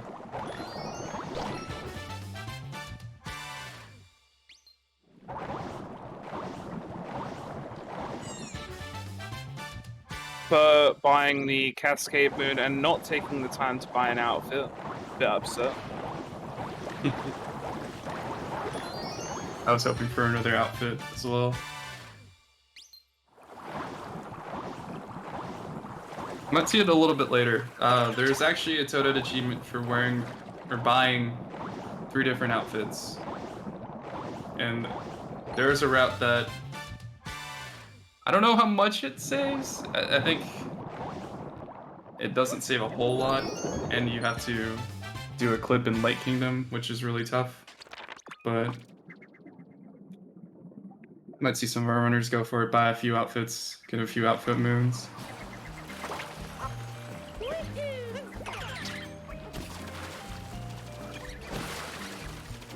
This is something new that, if you've ran Darker Side before, this part is a little bit different in Seaside. You don't actually bring the glide on anymore to show to the snail. That moon is now slow, apparently. That's sad. You're just leaving that snail to never see a glide on ever.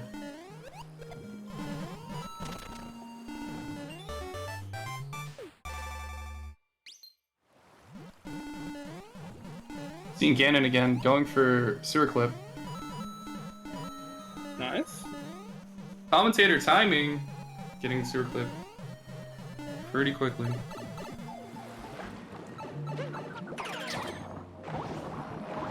This trick, I think, doesn't save... Oh, that movement's really nice.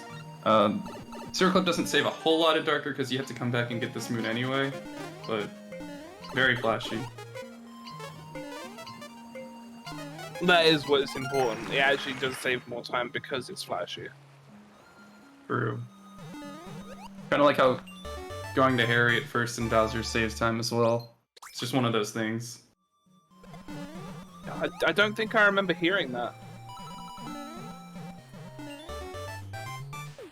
We're kind of getting an awkward setup with leaving the treasure vault, so ground pounding off the horn also works as well. And hey, they're getting probably one of the most frustrating moons in this game, that chain chomp shot to the rock. It just feels like it doesn't work sometimes. That just sounds like a succinct summary of this game in general. It just doesn't work sometimes. I really thought you were gonna say that just sounds like a skill issue.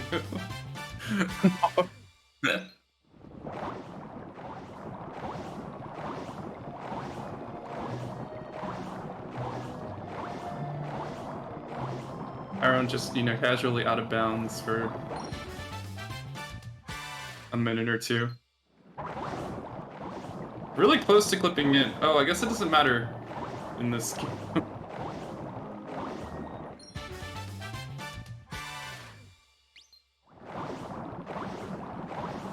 But, again, just kind of the things I don't really like about Seaside. You just... Okay, he was in a fish for a minute, and now he's back in the Gushin. Just being Mario in general is slow in the Seaside.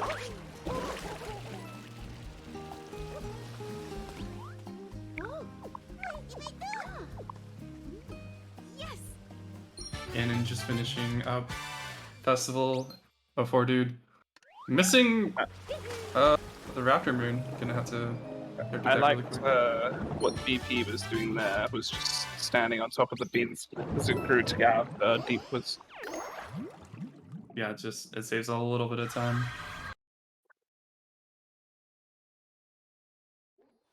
Speedrunners can't wait for these things. We need to go fast.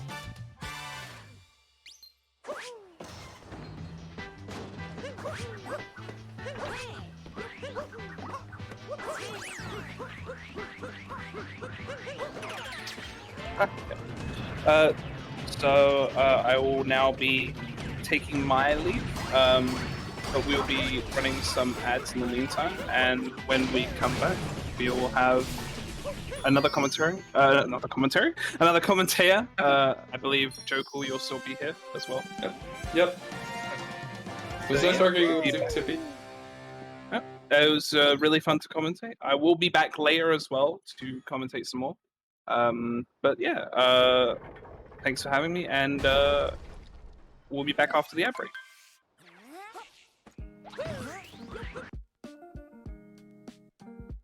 Urban arts helped prepare me for college by giving me a lot of experiences working both independently and collaboratively with other people to make really cool games, and taught me how to put my all into creative projects, and that helped me put together a very strong portfolio for college. The best part about being in the urban arts community is the people that you meet. A lot of the people here have the same interests as me, so in the future, making friends here will benefit me and them and everyone around, because we all benefit from each other by gaining skills that other people had that I may need. Urban arts helped me see myself differently by showing me that I can be a good leader. In the studio program, I was assigned the role as project manager, and fulfilling that role for the first time actually helped me realize that I have good leadership skills, and it really helped me to develop them.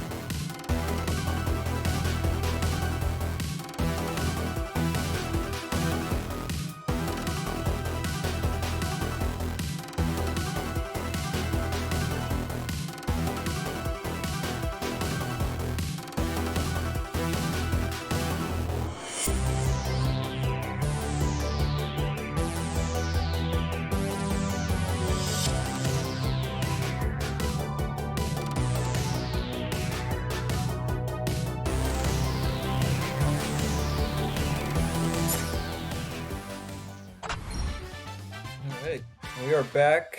I have replaced Tippy as the commentator. I'm Sato. Let's Hello. really quickly just want to watch for feeding this seed. I guess he planted it in the wrong pot, but little cool thing, you can use the gushion to fill the seed with water to grow it faster. Oh, that's That's interesting. I never actually thought about that. The way I learned to do that was to set the clock forwards a little bit. Yeah. For some reason in Seaside, there's just one pot that instead of taking 20 minutes to grow, it's like around 90 minutes. So he planted that seed about an hour ago. It didn't have enough time to grow all the way. Another thing that happened while we were gone, Tyrone is not wearing the same outfit anymore. So it does appear that he will be doing the outfit route, which, again, we talked about earlier. He's going to need to get 3 outfit moons for a Toadette achievement. Yep, that Toda achievement is the reason they're doing this at all. Now, these moons... Oh, a little trouble with the Goomba moon. That one can be surprisingly difficult sometimes to get the positioning. Yeah, so he's stacking 3 Goombas, and then 2 Goombas, and then another 2 Goombas, where I think normally you're supposed to stack 8 to like get the right trigger, but you can stand in a location that the Goombet thinks that there's 8 of you when there's really 7. Yeah, so I would assume that's why the positioning is trickier than Nintendo intended for it to be.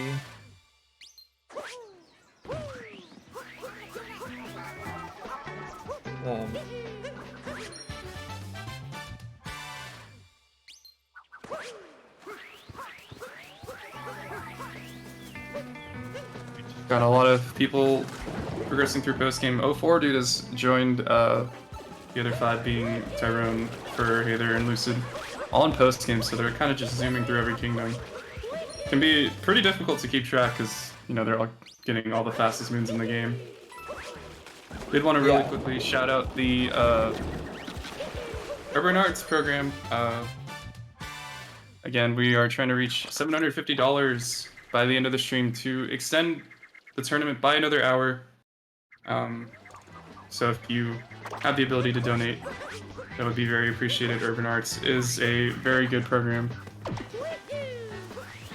that teaches underrepresented students the art and science behind video game development. So it's a really good cause, and we do really appreciate any and all donations. Yeah, these people are doing God's work.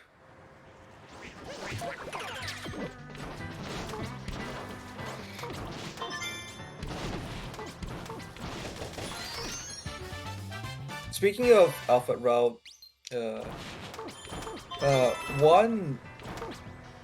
always pretty interested to see who does it and who's going for it and who's not going for it, because right, because it means that you're committing to doing like outfit clip, which is probably one of the harder clips to do in this game, and you know you're committing to do it pretty far into the run, which can be a little bit scary. Also, Tyrone on a tight cycle to get this bird. We'll see where the bird is. I don't know how fast this has been, but it looks like it's been pretty good.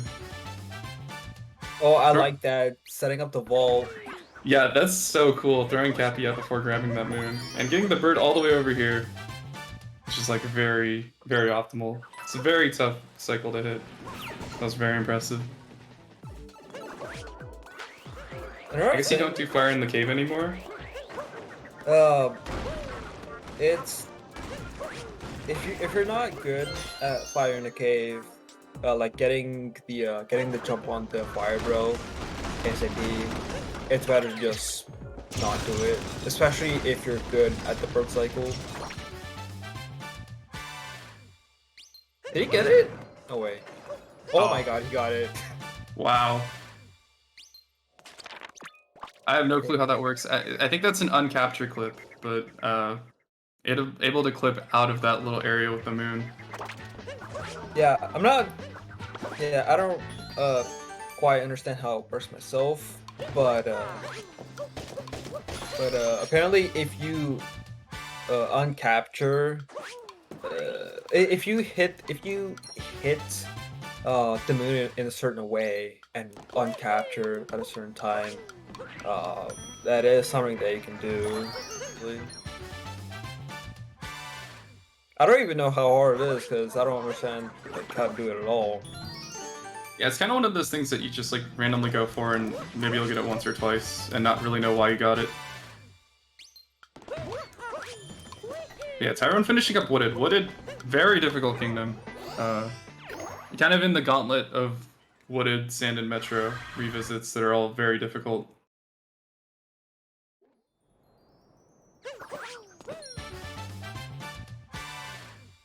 Yeah, this part of the run that Tyrone is on right now, that Burr and Heather are coming up on as well, is notorious for being the hardest section of the darker side run. Because there's a lot that can go wrong. There's a lot that you can do to optimize. And these kingdoms are just these kingdoms are where runs can just like stop and go to die. Yeah, and it's not like any one thing, but it's just like a collection of a lot of hard combos back to back. Tyrone's actually on a really tight bird cycle. You see he's grabbed 2 moons, he's talked to the dog. I think he's gonna grab the bird there, wow. I wonder if he's gonna do the capture the pylon.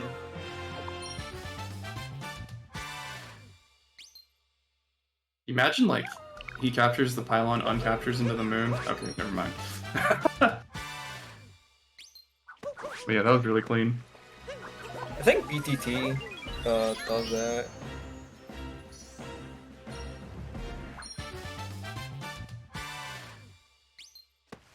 Though I am curious as to how much faster that is. Probably not a big deal though.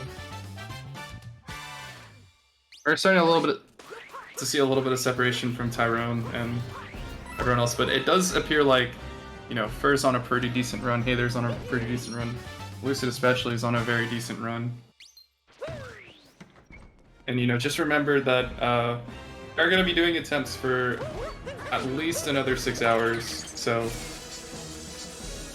you know, I wouldn't be worried too much about, you know, like BP or Ganon. I guess BP might be having a little bit of issues with lab split, but, you know, there's still plenty of time to get a good run on the board.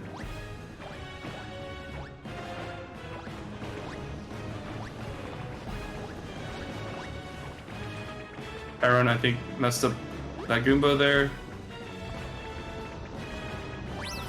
This section is... oh! Okay. Messing that one up sucks so much. Oh wow, I did not know you could do that. Yep. Got the little tornado back up.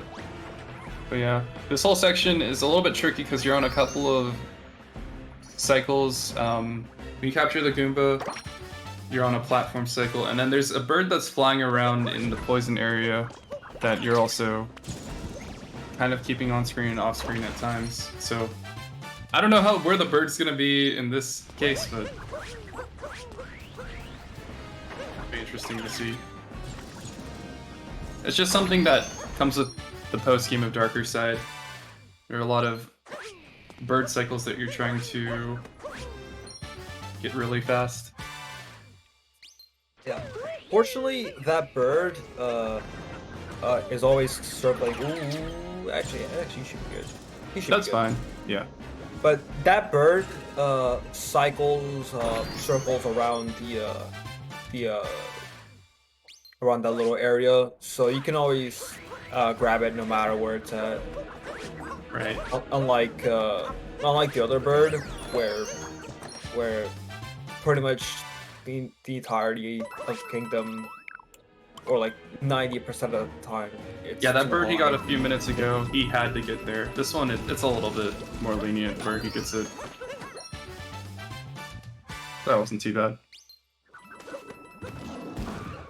Kind of something we kind of briefly mentioned earlier, but Fur and Heather right now doing the torture fight, and that was because the painting to get into Wooded was so close to this fight that we just saved World Peace for this anyway. That painting is also very far from where the moon rock spawns, so it's just kind of easier to do this fight. And once you finish this fight, it brings you back to the Odyssey, which is right next to the moon rock. It's just a lot more convenient routing-wise.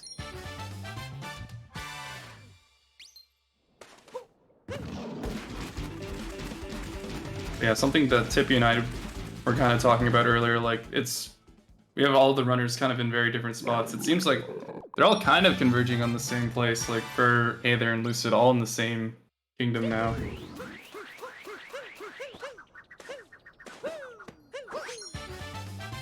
It's pretty interesting how they were able to route it enough moons so that they didn't have to do wooded entirely post roll piece. Right.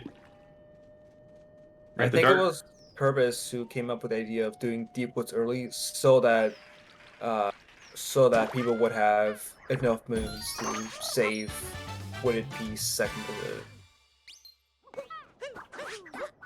Aaron getting, I think, second fishing moon of the run. Sido, what's your opinion on fishing? Do you like it? Sometimes it goes well, but the times that it doesn't go well, you just wish that it wasn't a part of the game. But I was just gonna say one thing that was very apparent in the earlier comms is that Tippy and I could not agree on anything. So I just felt like asking to make sure, you know, we both appreciate fishing for being a fundamental part of this video game.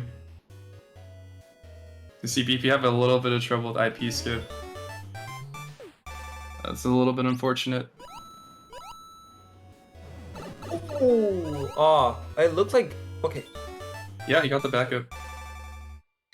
I was gonna say, I noticed that that Tyron got all the notes in like one path. If you can save one of the notes, like one of the notes. You can skip one of the notes while you're traveling to the left, and then get that note last. And apparently that saves time because of camera-related reasons. The camera has to pan, doesn't have to pan as much if you save one of those notes last. Yeah, it's just another example of like a little section of the runs being cycle-based. I know in All Moons, the like timing of jumping on those bullet bills to get up to the platform that has the secret moon, it's a lot tighter and darker side than it is in All Moons. Oh, is it because of purples? Yeah, those purples. See Tyrone going on a journey with the Jaxie. It's kind of like Seaside, how this kingdom's just really big, so you need a fast way to traverse through the kingdom. Yeah, in some of the bigger kingdoms, it's often just warping, but Jaxie's pretty fast, so we can get some moons with him.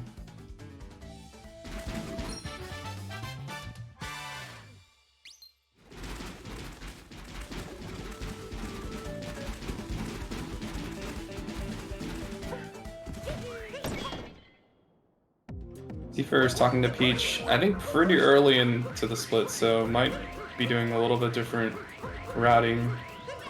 Peach is normally talked to during the bird cycle. Oh.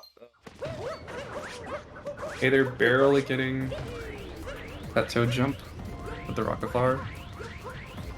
It used to be that you would talk to Peach and break that nut during the bird cycle, but neither the optimal nor beginner intermediate route does that anymore. Like none of the routes do that anymore. In all routes now you do Peach and nuts at like between SPT between Toad after Toad. Right. Just really quickly want to give a huge shout out to Baronero for the $100 donation. Remember, we hit $750. We will get to extend this lifetime attack by another hour. So we very much appreciate the donation from you. Very nice.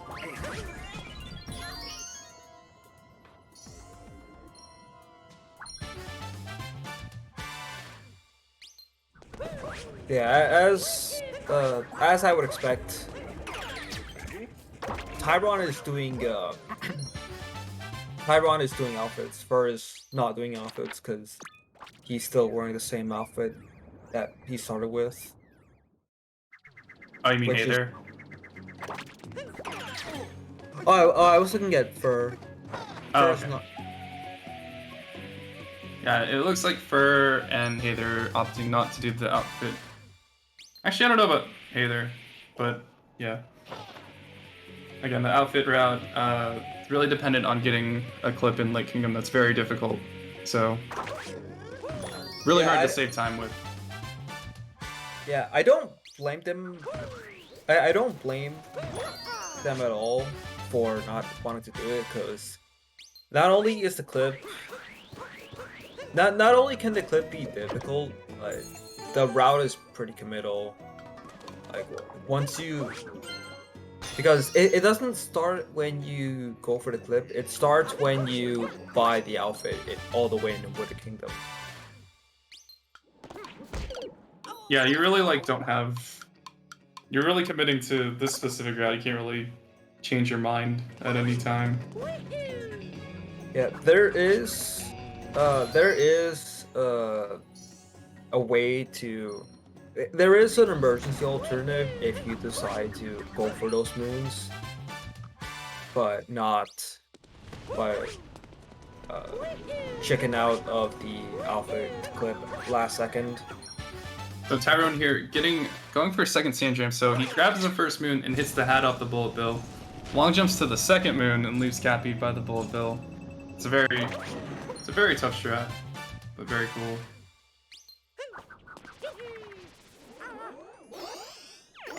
Heading to Metro Kingdom, which is like that little third split of like the little gauntlet of Wooded Sand Metro. You definitely feel good if you get out of these three kingdoms kind of undamaged. So it's funny. It's funny like hearing. It's funny that you say that. It used to be that all the hard stuff ends at Metro Kingdom. Well, the run is never really over. Like, even when these kingdoms are over, some of the quote-unquote easier kingdoms can kill your run. But now you can add at least with the route Tyron's doing, you can add Lake and Luncheon to that banana bunch, because you have the alpha clip in Lake, and you have a really hard sub area in Luncheon. Right. Yeah. Well, not Cruising. hard, but not hard, I'd say, but very scary and risky to go for. If you mess up any, we can talk about it more once we get there, but it is pretty interesting. It does feel like we're getting there as well. Tyrone is definitely zooming through. Shoutouts to Agrond, who insists that it's faster to talk to Peach, like right by the pylon, not pole, instead of at the boxes. For having a little bit of trouble with the bird here in Wooded, it's gonna have to go. You know, I think Interesting. he's backing it up by going to like warp here and grabbing it down there. I think at this point it probably would have been faster to just skip it and get a backup moon somewhere else, but see what he does here. Probably conditioned to do that from heavy rain all balloons. Right.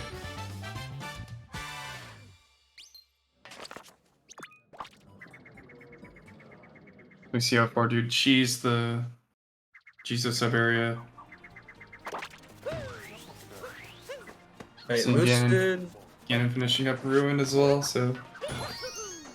Lucid is going for off the route.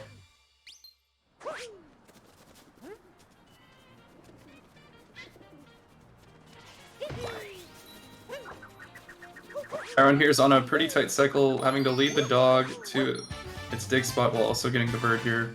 That bird is pretty tough.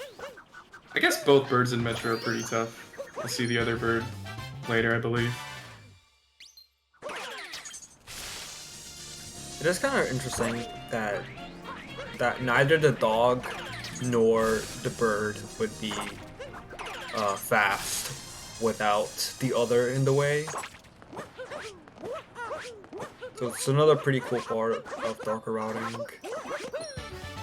Yeah, it is. It's one of those things where, like, in the first Metro visit, you go to that island just to talk to the bassist, and not to get that, like, trash moon that's also there.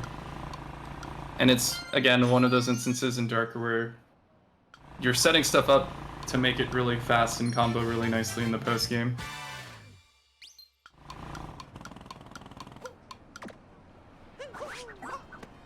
So you see Furs going from timer challenge to timer challenge. We talked about it earlier how captures and coins can be a little bit tight for meeting those Toadette achievements, but these timer challenges with the Scarecrows are also pretty tight. I actually don't think you can miss any. Yeah, that's correct. So really important that you don't mess up any of those as well.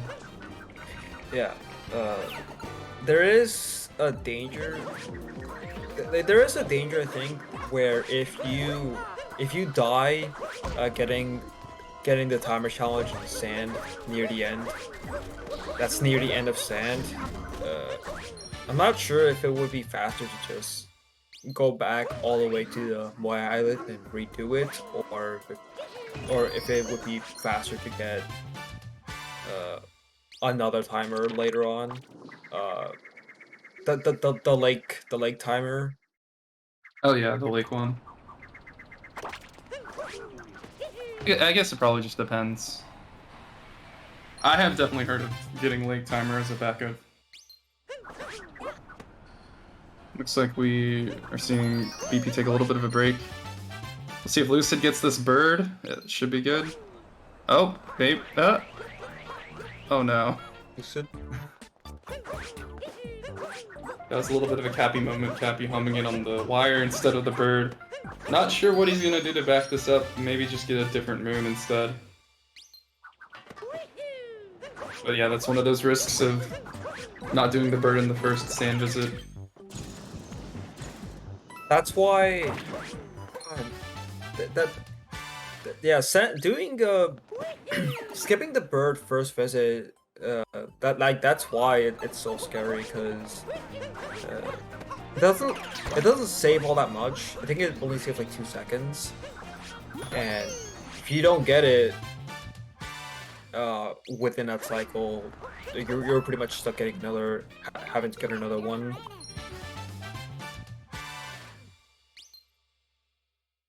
Like we talked about earlier, I don't actually know if it happened. I'm pretty sure it did, but Tyrone capturing the letter for another capture.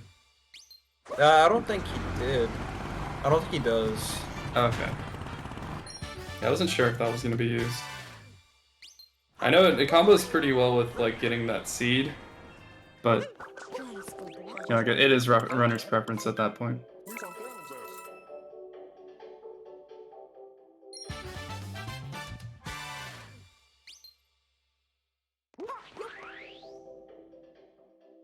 Lucid just barely getting that platform cycle with the Goomba. You like get a little bit of momentum if you jump off the downslope of the stairs with the Goomba. So that's pretty nice.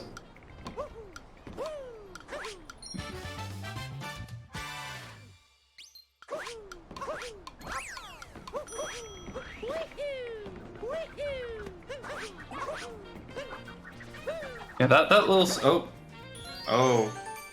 That always scares me. That is very scary. I was just about to say there's like this little section of Metro where you're kind of waiting for Cappy to come back, so kind of don't know what to do, but then you do that, and it's a very scary way to get that timer, but pretty speedy. I wonder how much that saves over using the platforms. Cause that looks very like if you like the way you dive, like if you don't get the timer, You have to really trust your inputs to get that dive in the right direction with enough height. yeah, words are hard. Like that carries a very big risk of death if you don't. Oh, poor dude, talking to the snail with the glide on, I think maybe the first person to do that. Again, just shows how, you know, different the routing can be runner to runner. A lot of moons end up being personal preference when, you know, the cutoff is around 18 to 19 seconds. And there are a lot of moons that are pretty close to that timing. As we see Tyrone nail fishing again. I think he's had a first bite all 3 fish. I could Oh be my wrong. goodness, that RCB.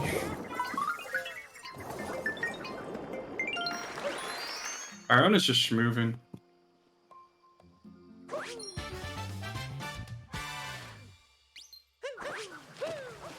Hey, they're not having as good of luck with fishing, it seems. So I've noticed, so I've noticed like people give lake fishing a lot of flack for it being Inconsistent, I guess. I honestly think sand fishing is worse. Yeah, that sandfish is a little bit annoying because I don't know if it's like the shadows or also Tyrone having trouble with the bird, but sometimes the fish just doesn't see your bait or your line, and it can be pretty frustrating. In my experience, lake fishing or sand fishing has just been worse. It takes more fake bites on average than lake fishing. And lake fishing, I feel like part of the reason people dislike it so much is because you have a small space to work with. And so in that amount of time that Aether was getting trolled by the fish, we've actually seen Lucid caught up a little bit. They're both in this 2D area on this Notes moon. We'll see if they are able to get up. This is going to be tough for Aether. Yeah, just opting for the platforms at this point. The backups for not making this platform cycle are pretty tough.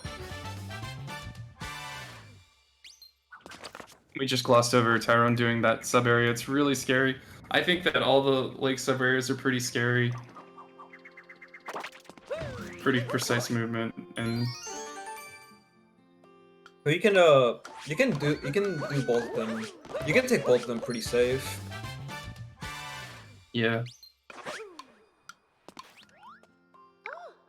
Yeah.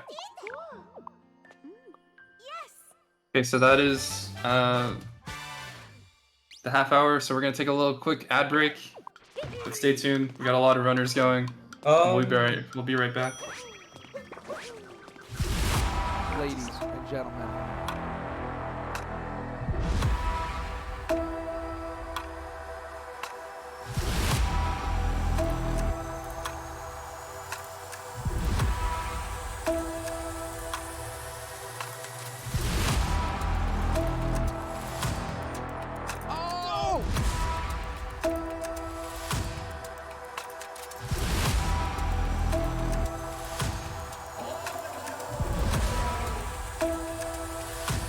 Who's ready for some action? There we go.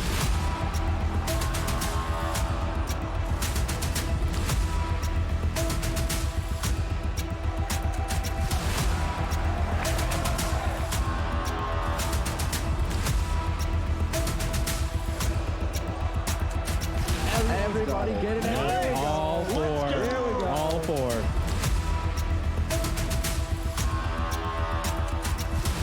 IBK, whole bunch of enemies, just like that, picking up another one.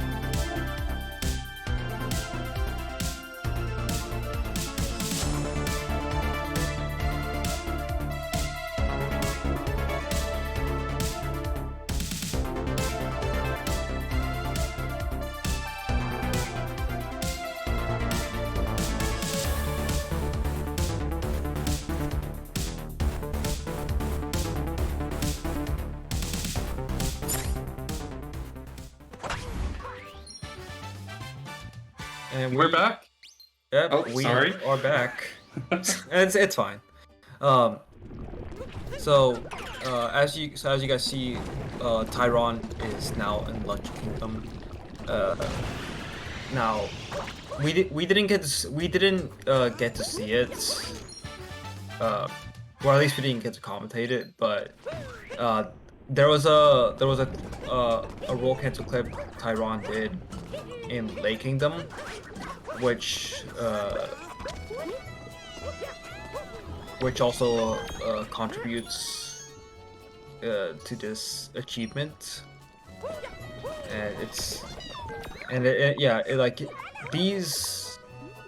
that alpha clip is the reason you see Tyron and Lucid playing dress up.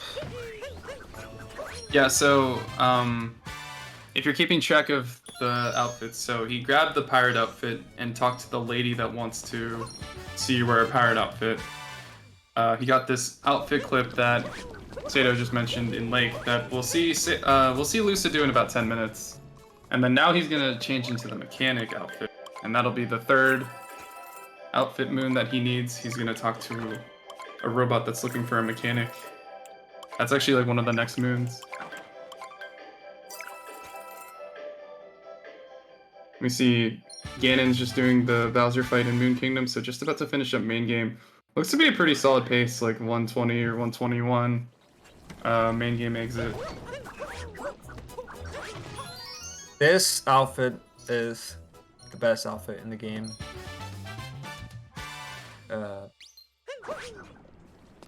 And that opinion of mine is a fact.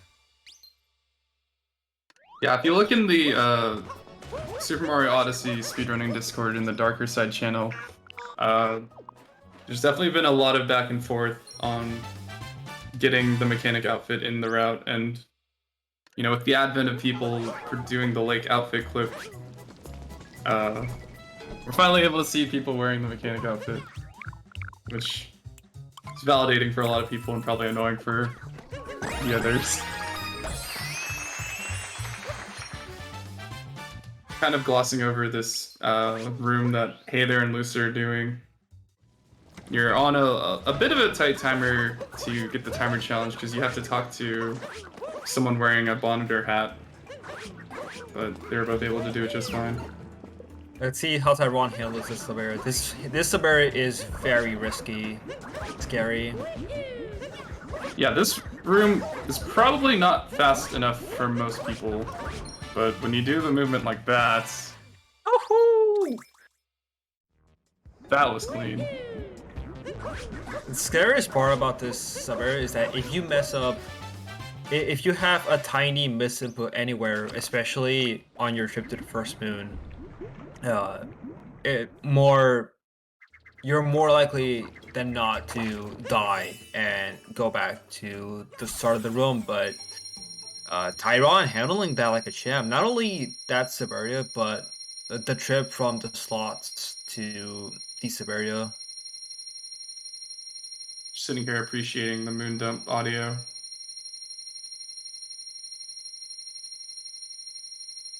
Beep, beep, beep, beep, beep, beep, beep, beep, beep.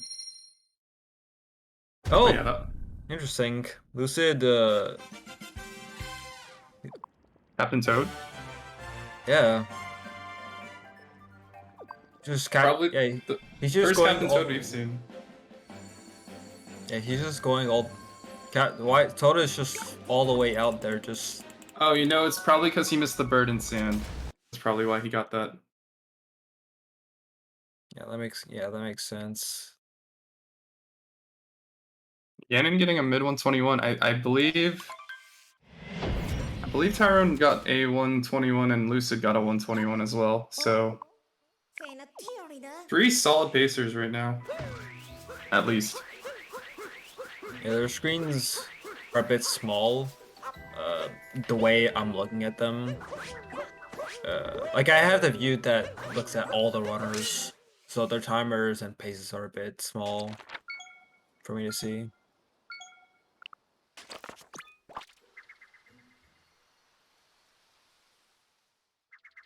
Still a lot of time left in the day, but could be seeing potentially some PVs today, which would be really cool.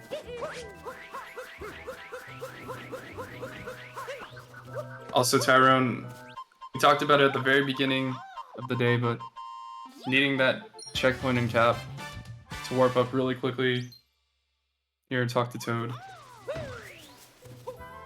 And I was leap of faithing to see that, to get that glowing moon in the distance. Okay, they're having a little bit of trouble with this bird moon.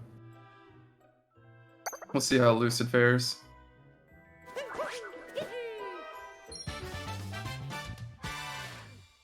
So you want to grab this moon that's kind of midair, and you kind of want to stall a little bit to get the bird in a good position where you can just hit it and then grab that moon really quick. So that was really clean from Lucid. That bird can be very tough. I wonder if Hey There knows about the vector cap bounce strat, where or after cap bouncing, after you get that midair moon, you throw Cappy at an angle, at like a 45-degree angle, so that you can vector hard enough to be able to land on the lamp without needing to dive. That looked like a very good eyepiece. Never mind. Unfortunately. Tyron, take a look at the jump Tyron's about to do. Yeah, very scary.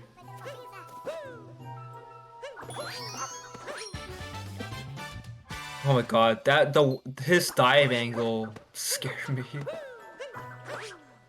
Alright. Easy trick jump. That was easy trick jump for Tyron. very difficult. I feel like a lot of the very difficult stuff in post-game is centered around these birds.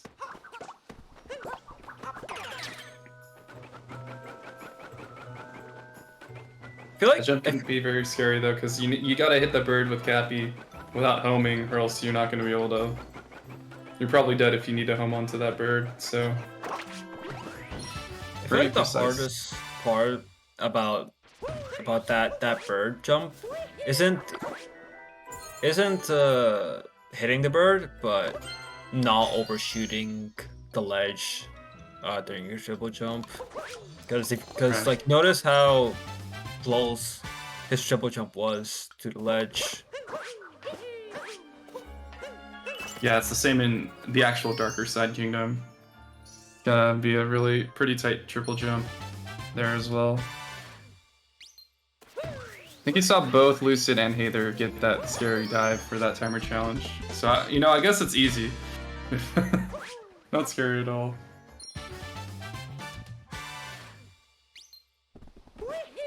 Before, dude, getting the bird on that tight timing.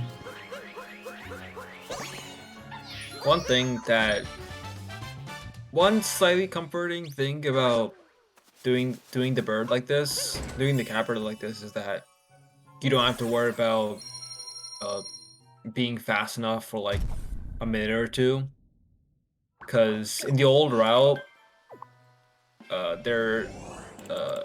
what we do is we set up the bird cycle after jumping off the platform with the toad, and getting it in a very different part of the kingdom. See, hey, they're struggling with the lake fish. This one's kind of annoying because oftentimes, I feel like more often than not, the bird is just facing, or the fish is just facing the wall.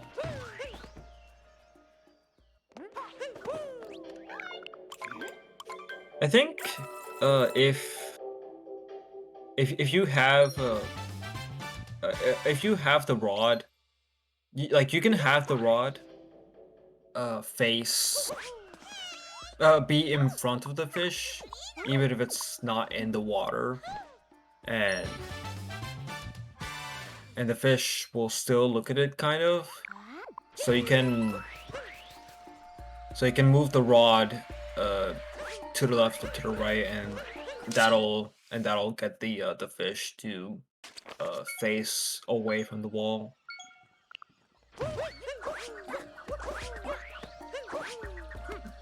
Ooh, Ah. went for the vault. So Tyrone there was trying to get a vault off of the tree leaf, but accidentally got a cap dive instead. So pretty awkward to back up. He's in Lost 2. Lost 2 is a very scary split. It's basically Lost 1. You're just trying not to die.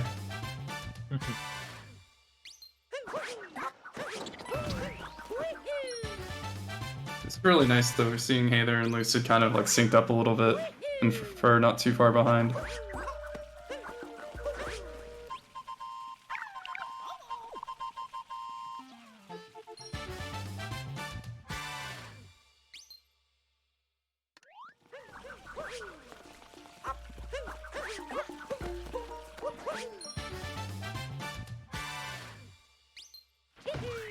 Aaron's gonna be starting up the shards movement. This movement can look a little bit scary because you're landing on all these small platforms, but it's actually pretty consistent. Not as scary as it looks.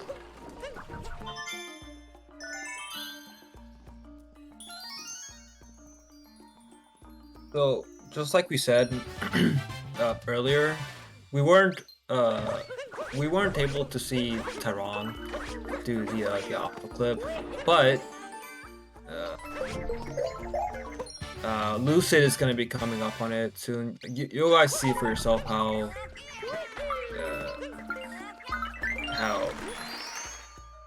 ridiculous it is. Yeah, you'll be able to see the routes kind of diverge a little bit for Heather and Lucid. As Tyrone sets up for this Trapedal strat. I'm gonna come over here and hit that pillar just in time for the Trapedal to hit the rock. That's pretty nice. Heather going into first person to be able to talk to that lady through the wall. It's been around for a while, but looks pretty cool. Alright, check this off from Lucid. Gets it second try. That was nice. The trick is very difficult, you know, just positioning wise, when you do the roll cancel after you ground pound, and then how fast you do the actual roll cancel inputs. This three things that make that trick pretty difficult.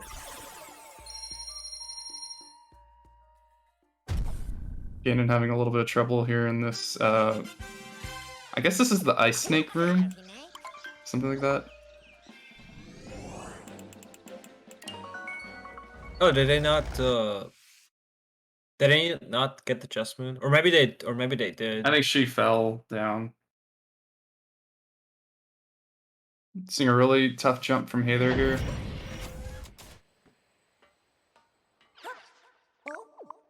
Normally you're supposed to like ride the wall, but able to do that without needing the wall is pretty nice. And getting that wall climb as well. Pretty difficult. The sub area, like I said, the lake sub areas are very difficult. Nice when it goes pretty well. I'm curious what kind of pace Tyrone's on. I wasn't watching from the start, but he didn't seem to have any major mistakes.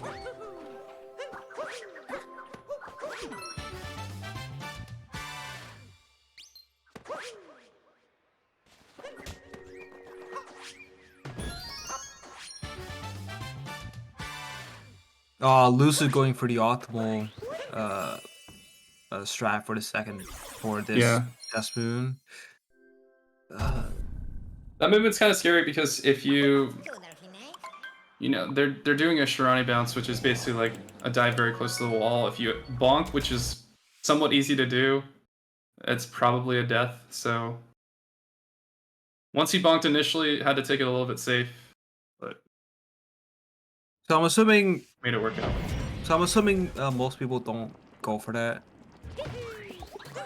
Yeah, I think most people just like land on the ledge and then use the flower because it's just right there. It loses a little bit of time though, for sure.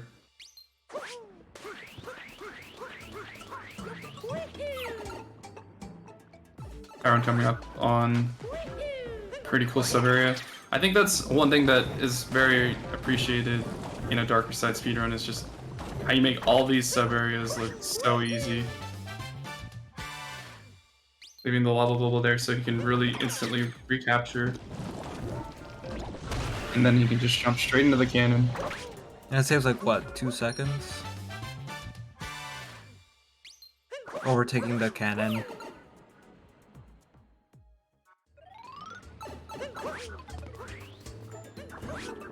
Yeah, that's what you want to see in a darker side speedrun, is just all the sub areas get nailed. Looked like BP was able to get IP skip pretty well there.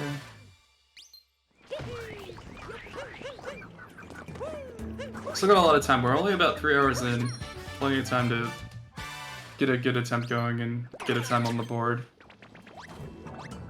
I wonder what's the furthest BP's made it. I've seen him get to snow, and then I think he might have reset to snow clip not going well. It's pretty good turnip movement from Hey there. I remember back when I was like running this category, turnips were just starting to become a thing. Or turnip 2 at least. Yeah, when people started doing pureless luncheon and 80%,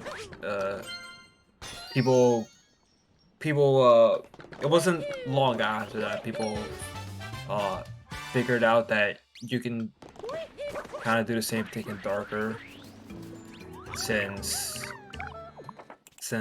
turnip 2 takes you to the plaza, where you can just get all those moons there instead of third visit like we used to do. And Tyron, making me proud. Oh, Lucid! Oh, not getting a cap input, I think. Failing the turnip 2 movement. It's gonna be really awkward because you're gonna come out of the force room. It's very unfortunate.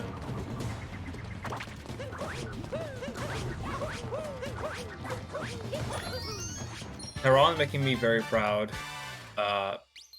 Picking the less overrated track. Right. Yeah, so there is... The reason we're listening to music is he talked to a music toad. I don't know what the toad is like asking for, but you can basically pick this song, which is the Dino, or you can pick the song that plays in Pillars, which is track 46, I think. The toad is asking. Wow, Tyron, that roll. I have never seen anybody roll boost there. I don't know if he meant to do that. He probably did. Who am I kidding? He always meant to do it. The jump. What was I saying? Oh, yeah. So that music toad wants a track where you're playing as some sort of monster. So the track where you're doing escape also works, but yeah.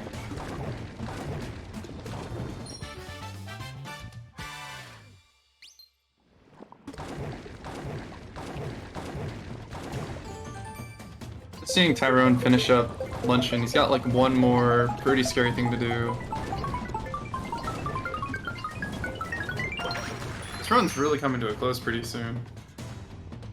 Yeah, it looks like he's on 302 pace, bearing any shenanigans, unexpected shenanigans in darker.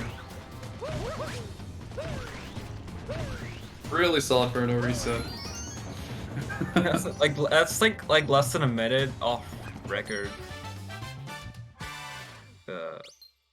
Yeah. Wait, I was just watching first turnip 2 movement, and he threw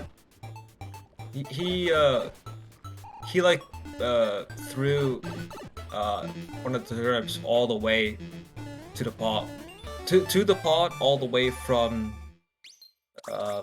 the lower mountain he was climbing, like the safety mountain. Big snipe, as we saw Tyrone getting the... I think that jump is called foodie skip. Instead of like 2D skip, it's foodie skip. But that one's pretty scary. Able to get it. One of the backup moons he needs for skipping the 2D moon in the IP. He did IP skip, so that's kind of like that loose end set. Figured out. We saw Lucid just now complete Volcano Cruising. Again, really tough sub area. Okay. So it looks like they were both able to do no palms. I wasn't watching too closely.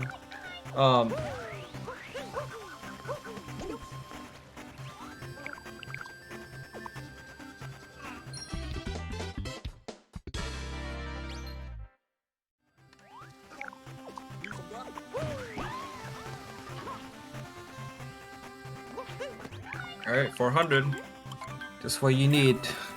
Yeah, I was really confused because 400 for Lucid, there was 400 for Tyrone. I think I saw 398 for Hayther. I think that's because his Cap 2 routing has a little bit more moons. Probably just the results of no outfit route.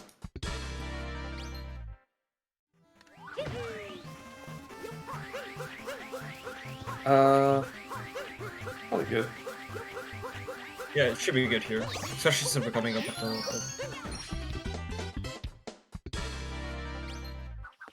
Alright, so the time has come. I will be swapping out. It was fun commentating. I'll be back in a little bit, but gonna give CJ the mic. Yeah, we'll be right back. We're gonna take a quick break and we will hopefully see the end of Tyrone's run. So stay tuned. Anyway, hopping out.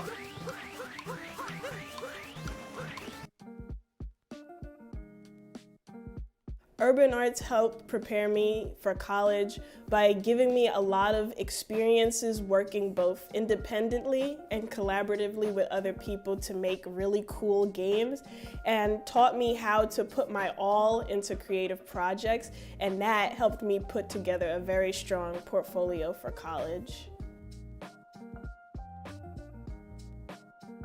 The best part about being in the urban arts community is the people that you meet. A lot of the people here have the same interests as me, so in the future, making friends here will benefit me and them and everyone around, because we all benefit from each other by gaining skills that other people had that I may need. Urban arts helped me see myself differently by showing me that I can be a good leader.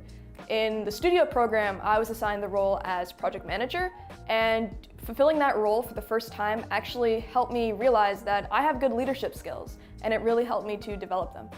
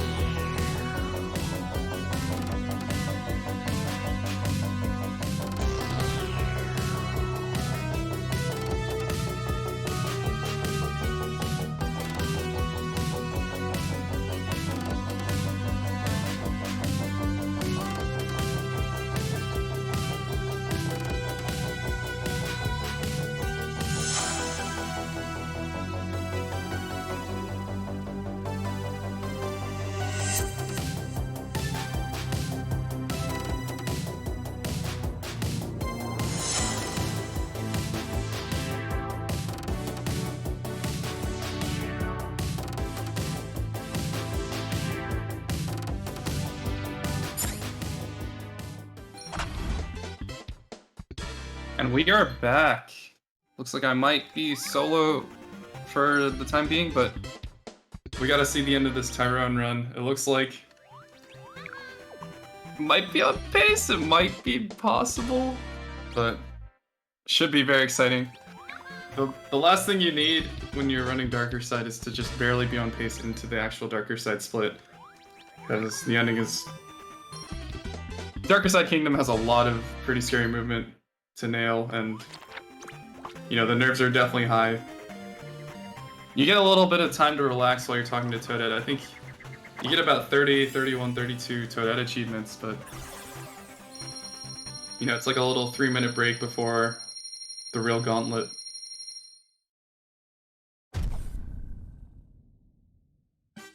See how this goes, though. Still looks like we have a lot of solid runs from for Hey There, Lucid, and 04, and Ganon too. And BP still making his way through their early game. But we'll see Tyrone now. Heading to Darker.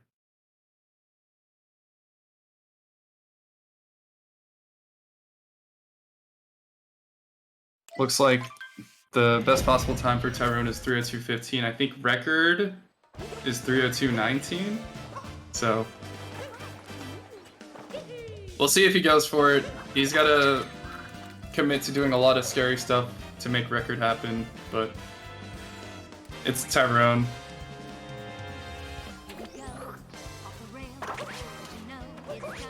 Doesn't feel like any moment is too big for him.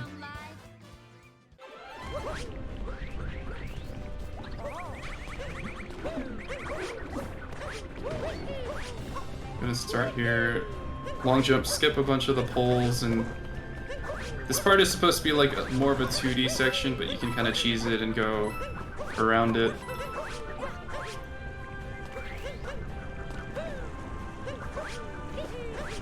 I think for the average person, the beginning of Darker, like for an average runner, the beginning of Darker is really difficult. Getting through this lava bubble section can be pretty tough.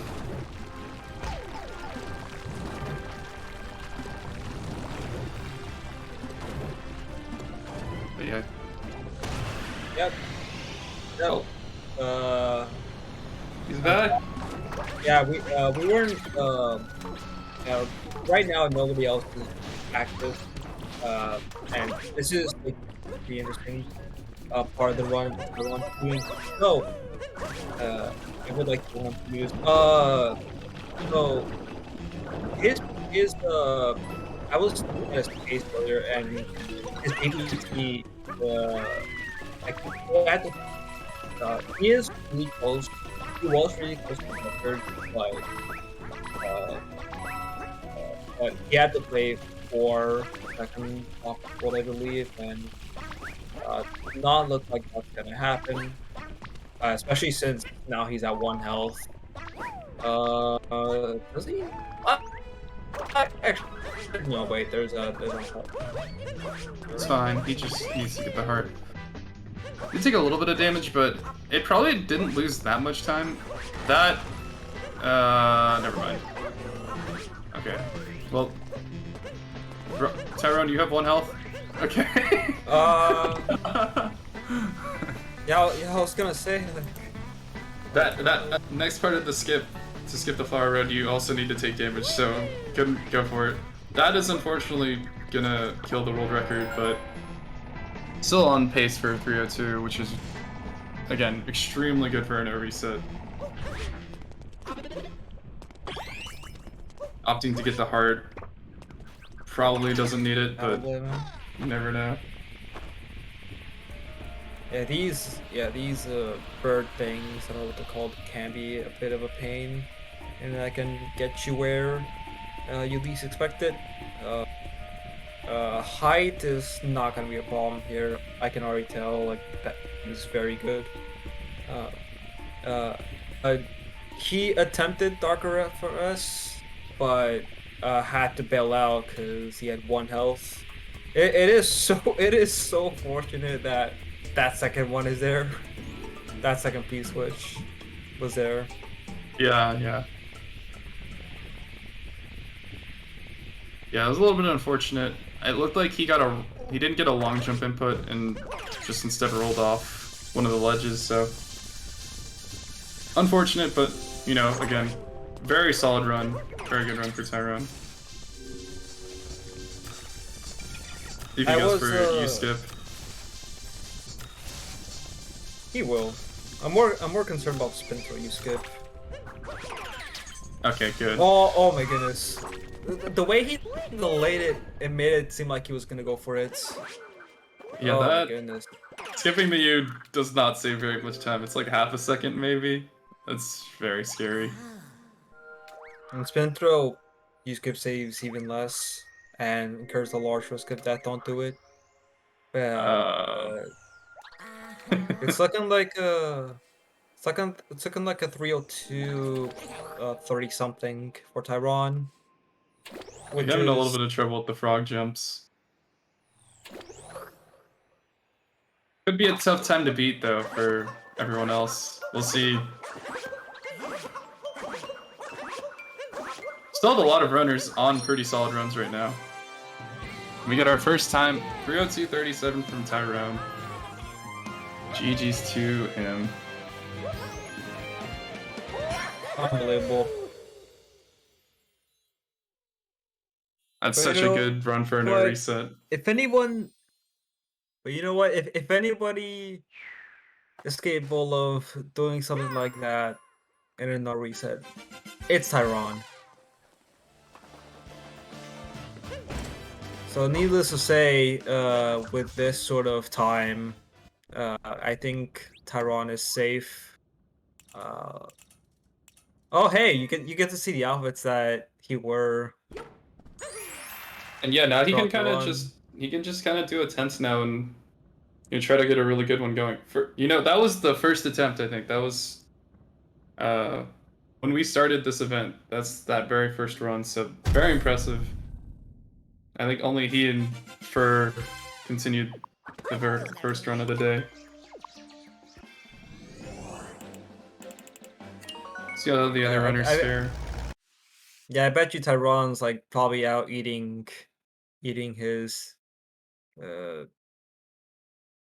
probably just having celebratory dinner because he knows that he's better than everyone else here.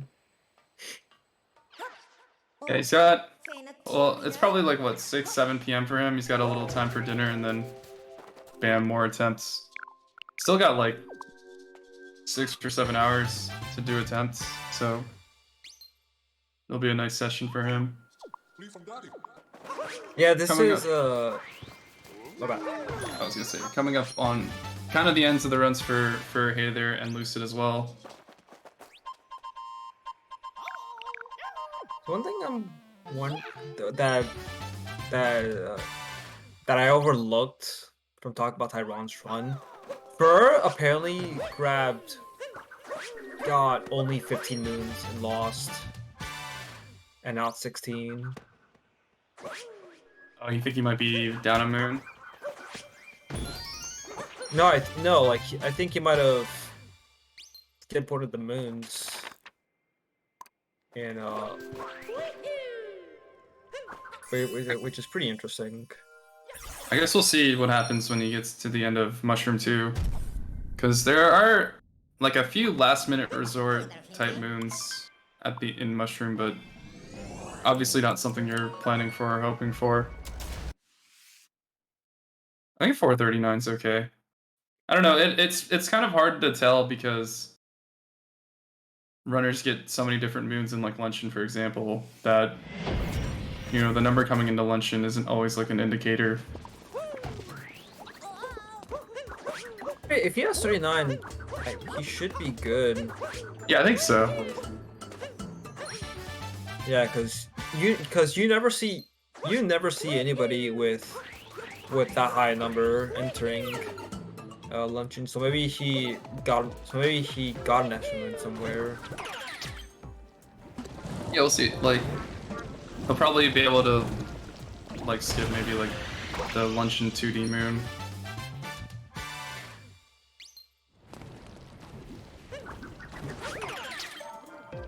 Oh wow, it's barely avoiding damage there.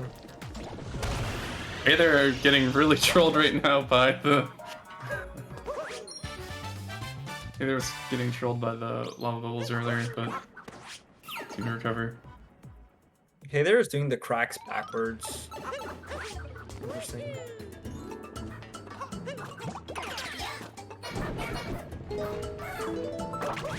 I guess the crack order is probably not too big of a deal. I know that that's probably like the better route for all moons, but not much different. Yeah, it seems like it's close enough in timing. Hey there again, kind of like for oftentimes because they're like the best all moons and 100% runners. Kind of hard to, you know, make sure you're doing the darker specific movement, not the all moon specific movement. As you see Lucid doing like the cracks in the other order. I'm assuming they don't do alpha clip in all moons.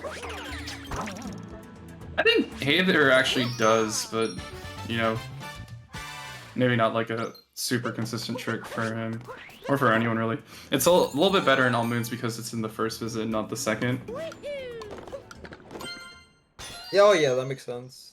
And I think and if I'm correct, if I'm not mistaken, it saves a bit more time there, right? Yeah, I'll clip in all moons saves somewhere between 30 seconds and a minute. Probably closer to 30. Also, I'm not too sure what happened to Lucid.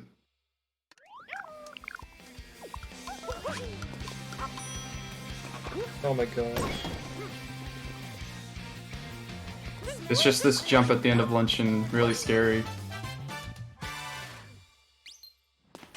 But again, this is like a moon that they cannot skip because they need the 2D moon achievement from Toadette.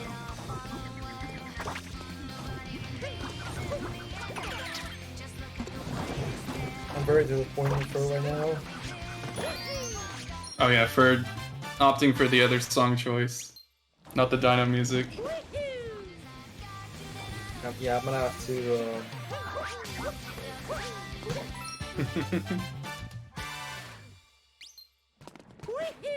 Alright, there we go.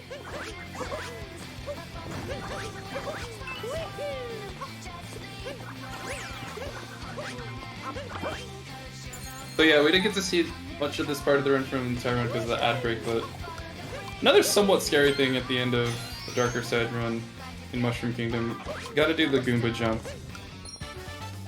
It's not too difficult, but missing it does lose more than it feels like it should. Gonna have to get a jump off the slope. And yeah, hey, they're getting it pretty easily. We've also got 04 Dude in Cap too, so 04 Dude coming up on like the last 30-ish minutes of the run. Looks like we're gonna get, you know, a good 4 or 5 times on the board.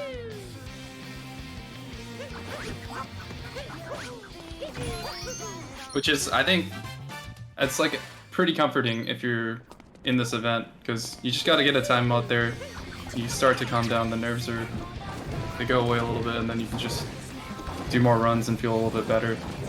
It'll definitely be comforting for a lot of these runners to finish their first runs. Okay, Ganon. Ganon is going to be another person going for the outfit route. Oh yeah. Because I do see them wearing the pirate outfit. See Toadette on Hayler's screen. Gonna need to talk to her for like 3-ish minutes, get about 30 moons. Just another reminder that you in the chat can extend this tournament if you do !donate and donate to the Urban Arts program. We're trying to hit $750. It goes to a great cause and keeps the runners going for at least another hour. You know, who knows?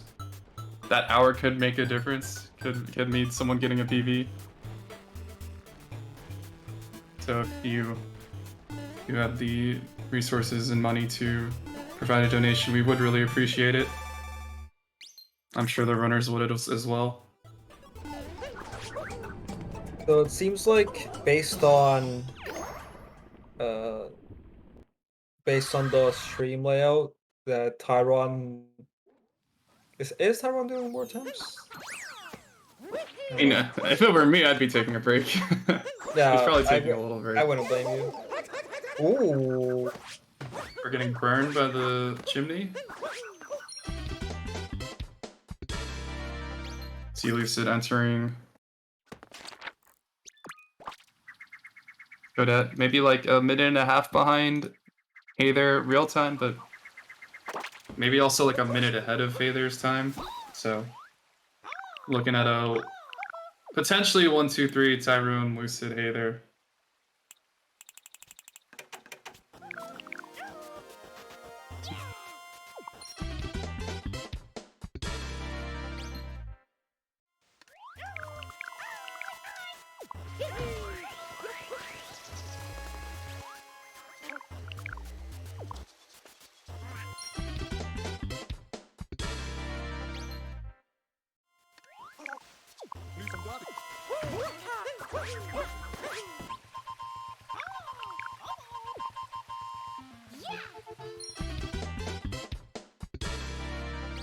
Yeah, it looks like for joining them in Mushroom. Gonna buy a Shot Moon before going to collect some of the really fast moons that we set up earlier. We got Hey There and Lucid in Toadette.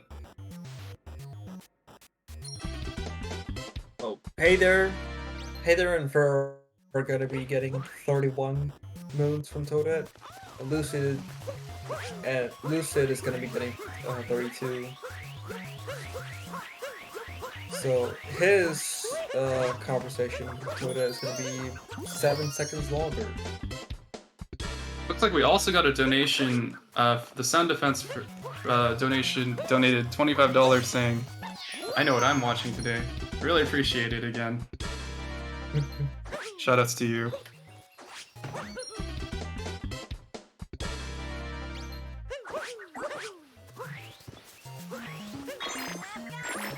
Looks like Hey There should be done talking to Odette, so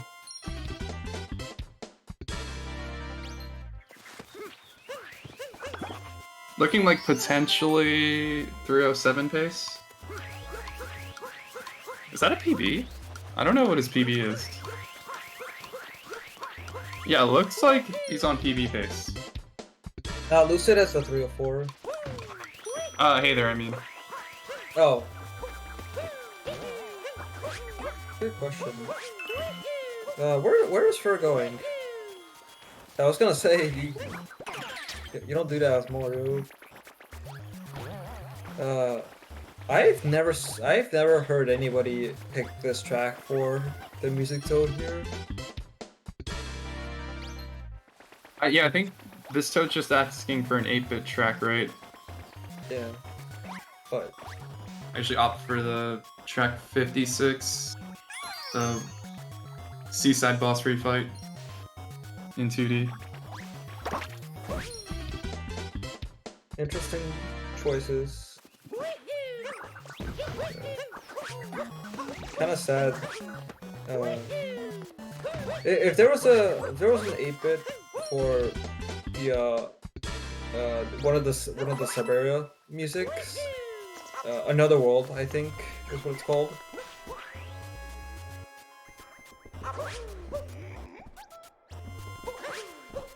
We got Hey There. We got Hey There in the Darker Side cave. Let's see what strats he goes for here. I don't think he'll go for Darker Flower Road skip, but we'll see. Yeah, I'm not sure how close he is to PB pace. It looks like, yeah, his PB is a 309, so could be getting roughly a 2-minute PB if this Darker Side goes well. Which is huge. 2 minutes at this level is insane. People are getting better and better. You like to see it. It is the summer of torture. Oh, he is. That should work. Yeah, that's fine. Oh, never mind. He is going for it. Well, I don't know if we know that yet. Each of the. Oh, I meant the. I thought you were referring to the damage waterway, there. the freezing waterway. Yeah, so going through the water there is actually faster than I think. Most people who run this game tend to go up top with the up route, but this way is actually faster. Oh. You can bonk there? What? He's going. Oh. Let's see. Okay. Tyrone was not able to get this earlier, so we'll see. He's got the first half of it done. This part just as scary. Okay. Uh-oh. Should be. Gets it! Oh my god. Dude, Hey There looked so close to the edge of Cappy. Was so close to that. And that shot as well, the triple jump. Oh my god.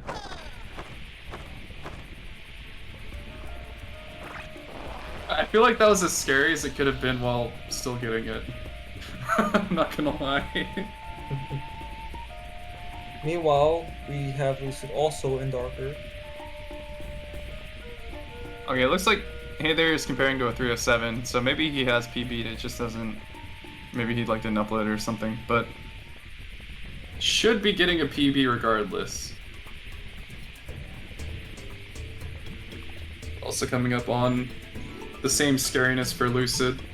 Lucid already on 2 health though, we'll see if he opts to go through the water and damage boost in the water. Probably will. It's really hard to get through this section without taking damage. Because these fuzzies are here, and if you do somehow make it past the fuzzies, you do have a really good chance of freezing damage. That was close. Alright, we'll see Hey There. I don't think Hey There likes to do U-skips, so we might just see him... Yeah. It's smart. Interesting. If you die anywhere in this kingdom, you go right back to the beginning, so probably a good decision not to take a death at the very end. Yeah, interesting. I've seen people opt out of spin throw U-skip, since that one saves 0.3-ish. But I didn't know that people opted out of U-skip entirely. Lucid, nothing bad happens also kind of far. This should work. Nice. Yeah, he's good. Lucid getting used Darker FRS as well.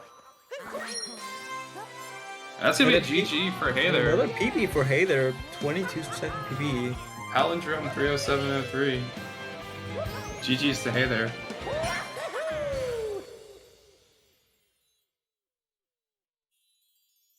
Hey There is cool. Looking kind of cool right now.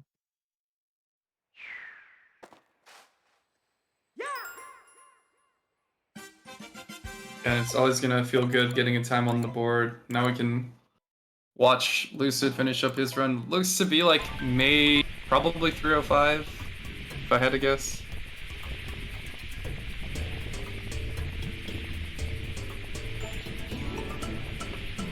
Maybe 306. Since I think Lucid is likely to do whatever he feels comfortable with from here on out with U-skip and whatnot. Tyron has said that Sub 3 Darker is closer than we realize. And like Sub 3 Darker has always seemed like something that's really, really far away.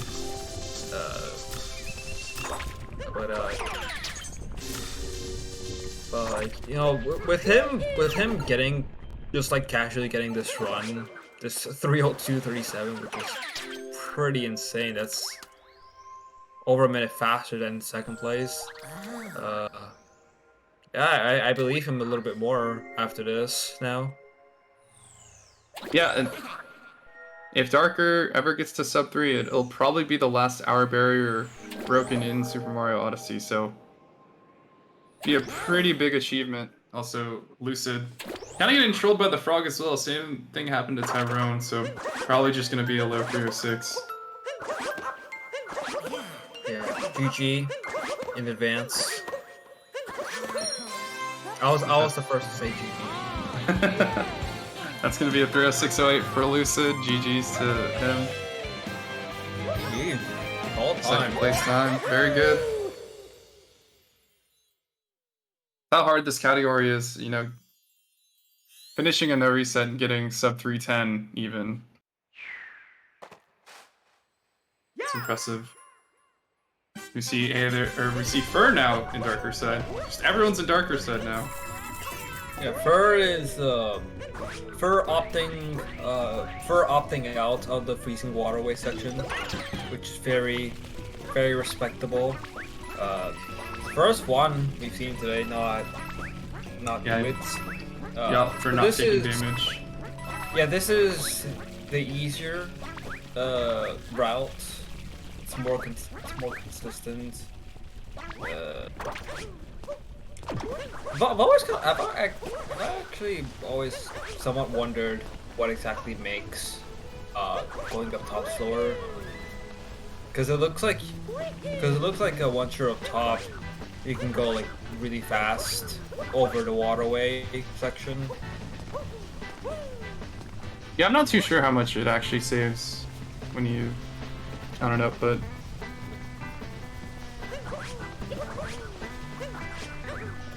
I've heard 2 seconds. I'm curious, like, why it's slower. because you are swimming through the water section, it is kind of weird that it's like that much faster. But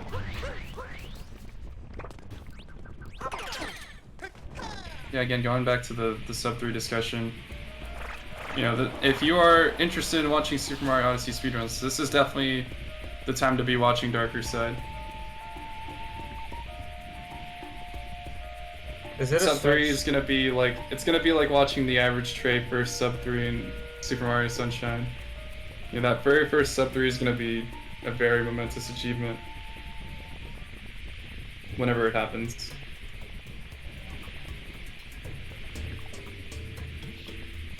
It's become kind of customary in Darker Side for like runners to play 3 minutes off some of best in Darker, and Tyrone does have a 257 sub, so you know, eyes emoji.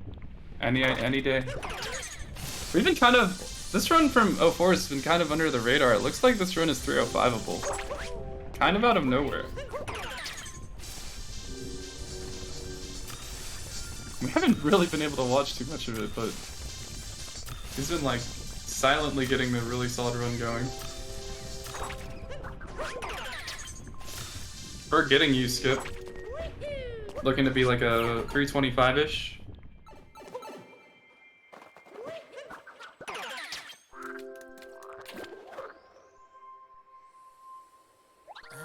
This was also Fur's first attempt. Like he started the same time as Tyrone did. Yep. It still blows my mind that even though Tyrone was like even though Tyrone did not reset, he still was able to get that 302. Yeah, I'm not sure like how much people warmed up for this, but like kind of going in very first run, no resetting. It's always pretty. It might be good for the mentality to just resets. GG Fur. It's gonna be a 325-30 from Fur.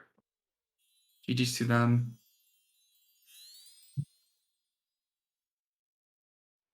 And you know, if you're one of those first 4 people that finish, you can kind of relax, take a deep breath. Now you can kind of feel good and just play the game. Ganon having a little bit of trouble in this bullet bill sub area. Wait, how did they die? I wasn't watching. It looked like she just like dove over the ledge.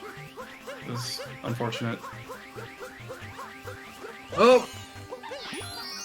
The fur. I guess Fur's gonna go walk his dog. You know, Tyrone probably wants to go eat food. Fur's walking the dog. It'd be like that sometimes.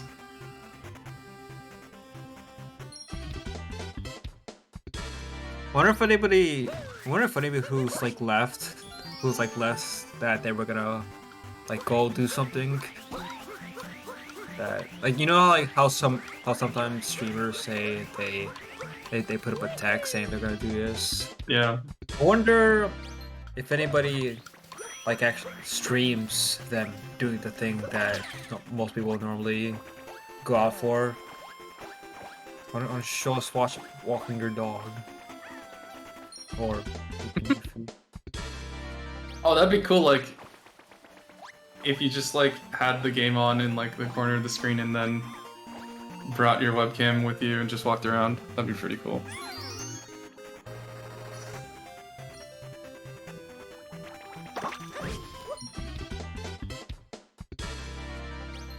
what keep the viewers, I think. Yeah.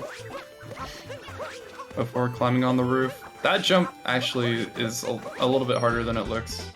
It is a little bit tight to get on the roof, but looks to be heading into Toadette. Seems to be different ways of getting onto the roof.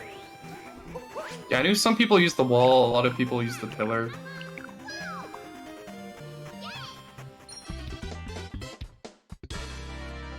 It's a very darker side thing for a trick to be like personal preference. Feels like a lot of routing related things are also personal preference. Yeah. So big one. You know,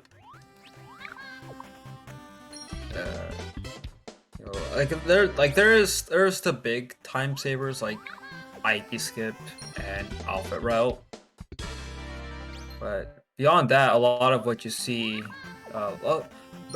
besides from IP skip and outfit route, any moons that you see people do different, they're usually no more than a 3-second difference. It's either you do IP skip or you don't, and it's either you do off the right or you not, and whichever one you're doing, beyond that doesn't really matter, because again, the moons, there's a lot of moons in the route and not in the route. That's right near the cutoff, so it doesn't lose or save much time at all to swap moons. We got Ganon finishing up Sand 2. It looked like a bit of a rough Sand 2, but still in pretty solid pace. And we just had BP finish up Seaside.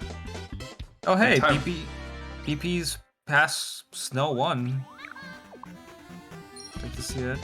Yeah, I feel like once you get out of Snow Clip, you can kind of relax a little bit and just play. That's like, we have this like little checklist going of like DSS, IP skip, maybe TNT, and then Snow Clip. And like once you're past that, you can really kind of settle in and feel good about the run. And I guess Tyrone's starting up again, so quick break. Oh, let's see.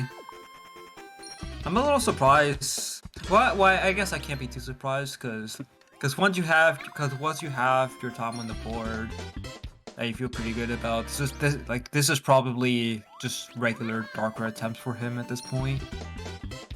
Yeah. Which I guess is another like kind of neat thing about doing it like this. If you like the being able to reset in this sort of event, makes it so that you can just do your darker attempts right here. Now I feel like Tyrone, there's like a million hours of any percent seems pretty confident in a lot of the early game that he does continue a lot of runs pretty far. I guess it'll come down to like, you know, does he get DSS, does he get IP skip? And if he does, you know, that run does have somewhat of a chance of going the distance, honestly. I think 04 dude has like maybe one or two more moons to get from Toadette.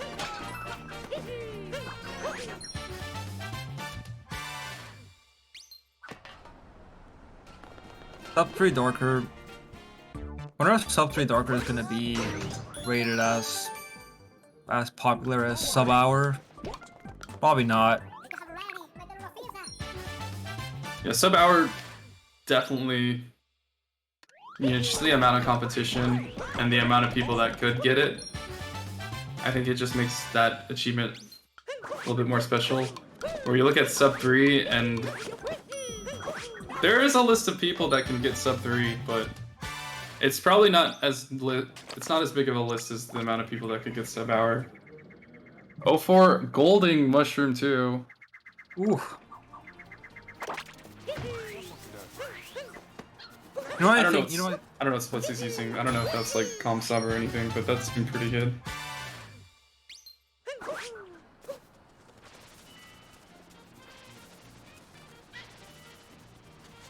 Yeah, I think that's his. It's gonna be really hard for Ganon to get this bird. Oh. Ooh. Got a little bit trolled by the dog, but able to recover in time. Okay. She didn't fall off. She didn't fall off. That's the most important thing. Yeah. So I think. DSS. Did he get a first try? Yep, I think so.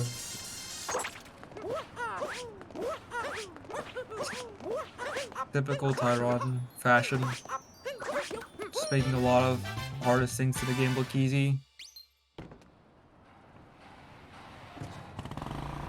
I haven't seen his I still need to watch his Darker record, but I wouldn't be surprised if he had gotten it IP skip or not IP skip, 2DSS.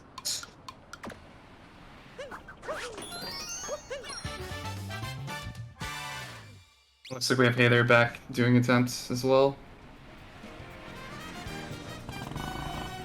Tell from some of the facial reactions from Hey There during that run that, you know, he was not satisfied with the time he got. So definitely look for him to get another pace going. 04 not taking damage to the fuzzy, so he's actually getting pretty fast. Never mind, I shouldn't have said anything. We'll see how he fares on Darker FRS.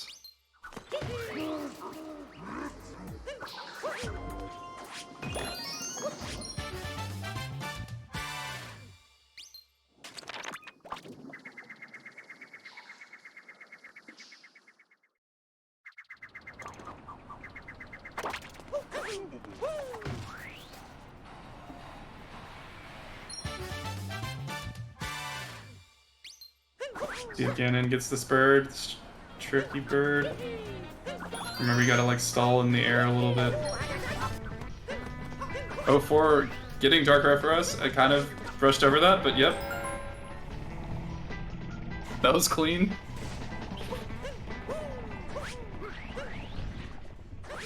And getting that strat. Really solid. I don't know if this is still a 305. But if it is, I mean, that's the second fastest time we have today, so... I wonder how much... I don't know how much Flower Road Scope saves. Just realized. I want to say it's like 8? Or like, it's somewhere between 5 and 10. And I think most of it is the first half of it, I think. I want to say. Actually, yeah, that makes sense. Or really close to the death plane. Thing about that skip with the glide on is that there are invisible walls that you can't see, but they force you to uncapture the glide on. So he was kind of close to it, but like if he did get uncaptured, he was really high anyway. He gets to use skip. This is a 305 for sure.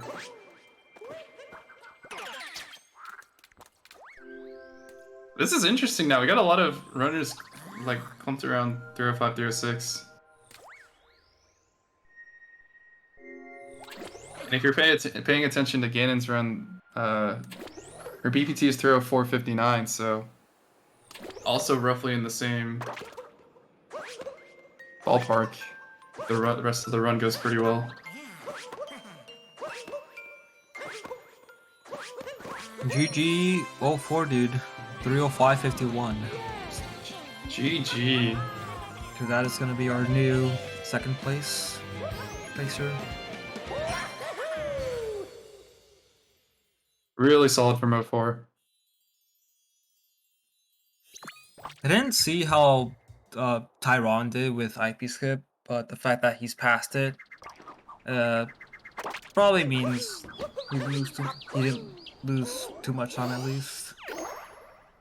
Yeah, it'll be interesting to see how runners throughout the rest of this, how much leniency they give to missing early game tricks, because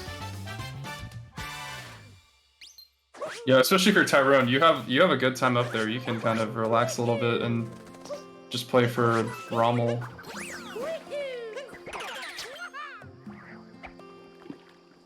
They're probably See just how- doing raw TV attempts. Yeah. Oh, okay. Really good fish for Ganon. That's always nice.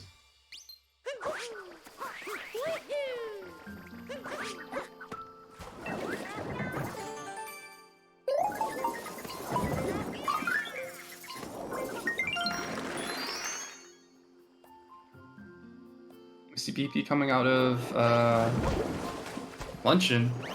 He's about an hour in. Looks to be pretty solid early main game pace.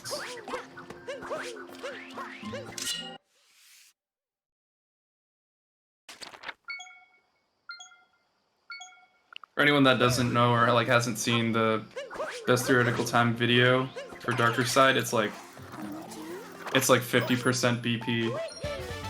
Like he's grinded the heck out of this category. And you know he just wants to go for everything, so it'll be nice to get him a time, get him going in the post game where he can really zoom through the route.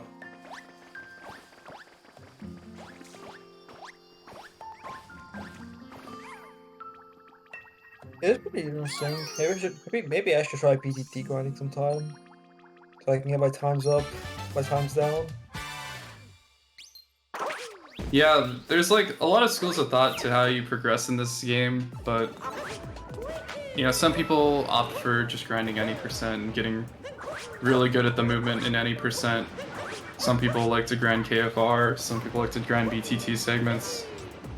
And like, what any of it is really doing is it's just forcing you to play the game more. It's kind of one of those things where if you ask the majority of people, like, how do I get better in this game? They're really just gonna say play more, which, you know, could be desirable if you put in the time, but you know, it really can be that simple. It's just get more, couple thousand hours. It's not feasible for everyone, but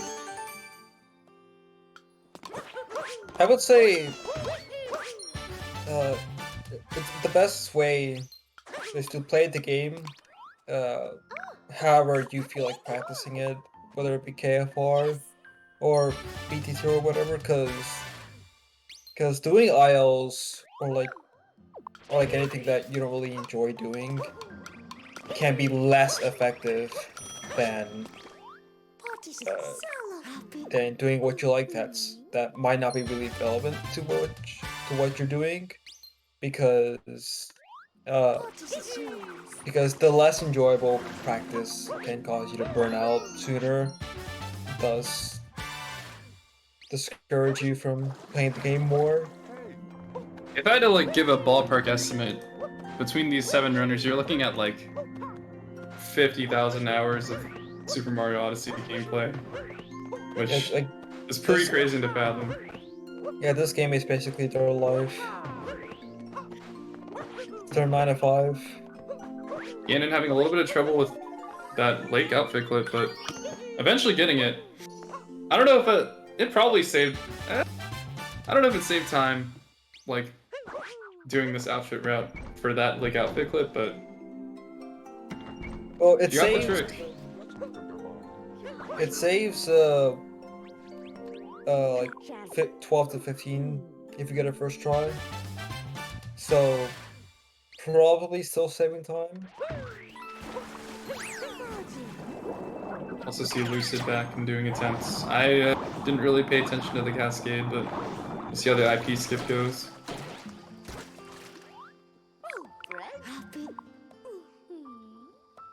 And then I think Hader was opting not to do IP skip, so... Well, it is pretty refreshing to see BP getting somewhere. Yeah, I'm not gonna put it past the BP to get like a huge PB in this event. He does have a 305. Mans is correct. Interesting. I don't think I've seen anybody lead the Pinocchio that far right. Although, thinking about it, it does make a bit more sense to do it like that. Looked like Lucid got a little bit trolled by the IP skip, so we go again.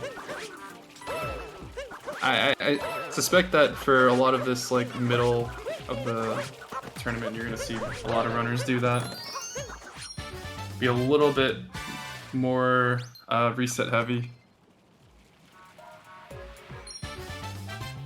To try to get through like the scary early game things that you have in a darker side run.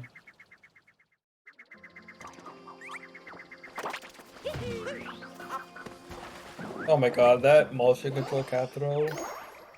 Cancel. Yep, that's how you know it's BP. Yeah. Dude, Shark's BP movement really difficult here. Dude, BP used to be like a BTT slave back in the day. So it's why you see him going for a lot of BTT-esque movement.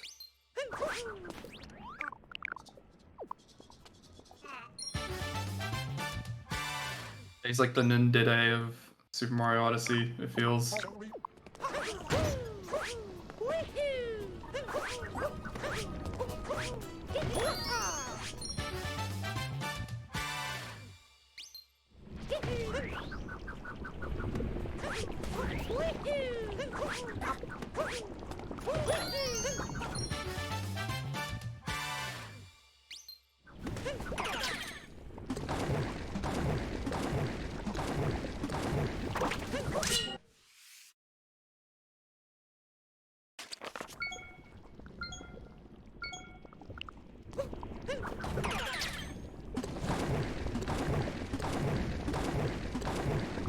Ganon just making her way through Luncheon too.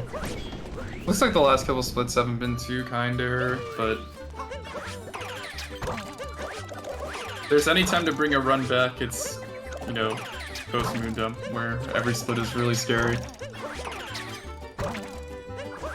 BP having a little bit of trouble with this Jizo section.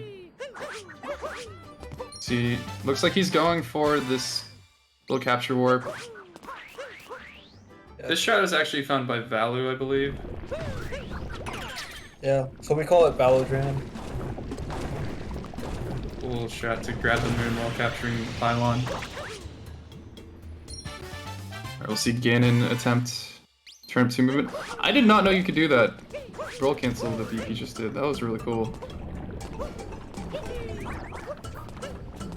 I've never known how to do that part fast, where you grab the checkpoint while also like go straight toward the arena. Gonna be losing time to Topper first though, so that's kind of unfortunate. Yeah, it is a way. That roll canceled. If you think about it, it's the way to grab the checkpoint that loses the least to just going straight to the arena. Because triple jumping doesn't rob you of any. Yeah. With triple jump, you get to keep all your speed. Got the cool Harriet strat with the bomb. Car bombo. Gonna be seeing Ganon change into the best outfit in the game. Yep. Best Let's go. outfit. So much going on. Tyrone got gate skip, looked like. And I think Elucid got PSS. There's just a lot going on. It's so hard to commentate all these 5 epic gamers. And that's the thing about post-game, it's just there's so much going on. If there was a moment where all 7 people were in post-game, you literally just would not be able to watch any one person. Really is what makes this category like above all the rest. Just so fast-paced, no downtime. I was gonna wonder if it's a stretch to call Darker the best category of the game. I think it, like in my opinion, I think it's the best category. It's not my favorite to run, but I think it's the best category.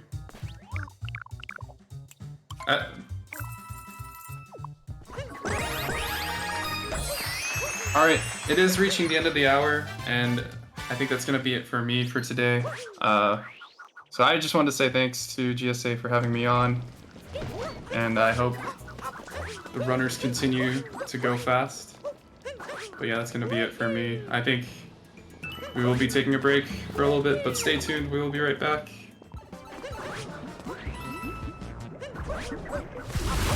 Ladies and gentlemen.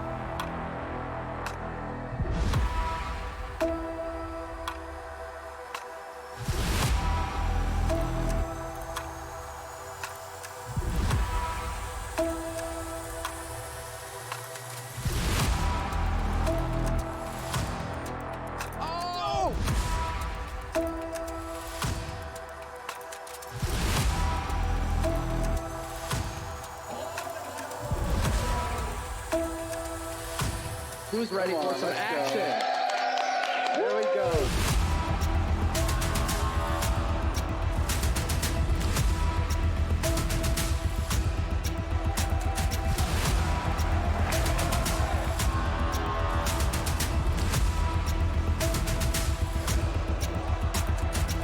Everybody get it in. All 4. All 4.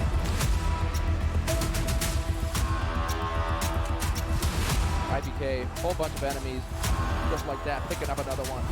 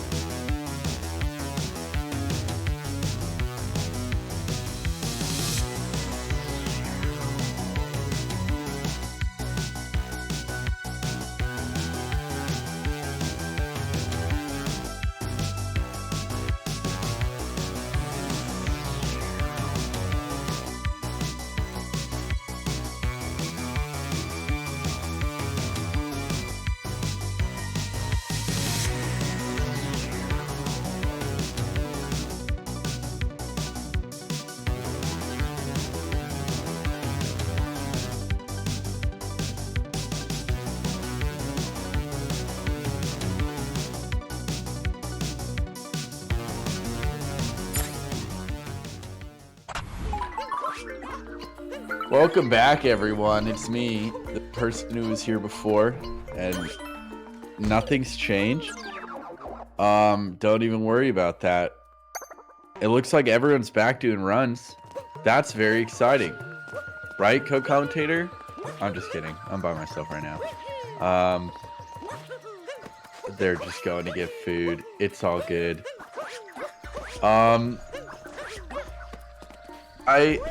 There's a lot to take in here. I just got here. But BP is the big one, so I'm going to talk about BP. Oh. What's happening here? Oh. I'll be honest, I never watched high level Darker Side, and this is terrifying to me. I've only played it myself. My PB's like 330.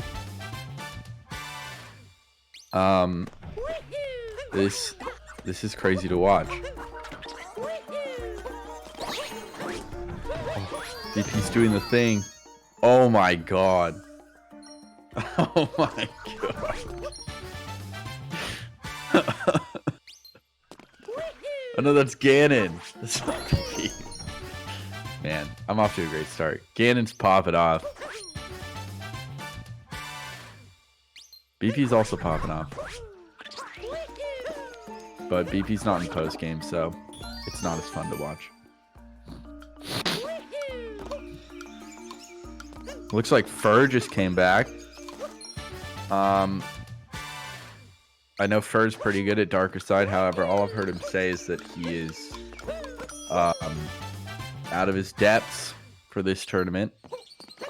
Not on the same level as the rest of the players, however, I'd love to see him prove us wrong. Or prove himself wrong on that. Maybe Fur pops out, gets like a 304. I don't know, guys. That's just me. I think it could happen.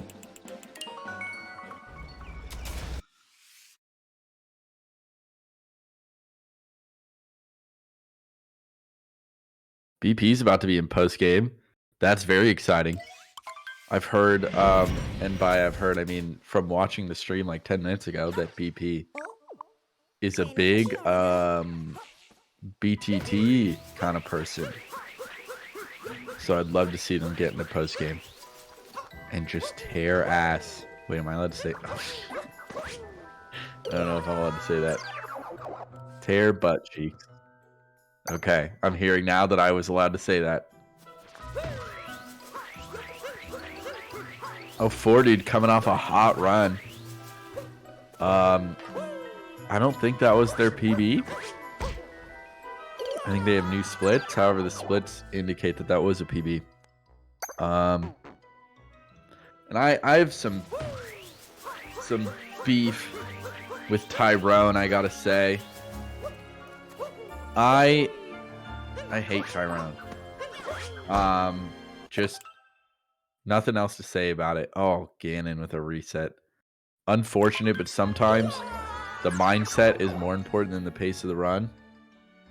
And if you're not having a good time, it's better to just start over. Although I don't know if they're starting over or just resetting their splits. Anyways, more on hating Tyrone. I've played this game for a while. To be honest, I haven't put as much time or as... Wow, okay, gets the first try after the reset. That's a classic speedrunner moment right there.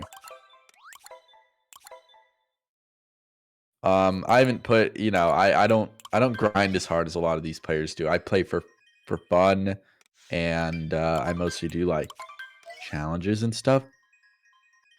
But, I've been playing for a while, and one of the things I did a lot was minimum captures. I did 13 captures, a decent amount. And then one day, this son of a gun, Tyrone 18, they go, oh, I'll do minimum captures. Boom. Beats the record by like 4 minutes. What's up with that? What's up with that? Next day, beats it by another minute. Now, he decides he wants to play Darker Side. And look what he's doing to that. It's just no one can have fun as long as Tyrone's around.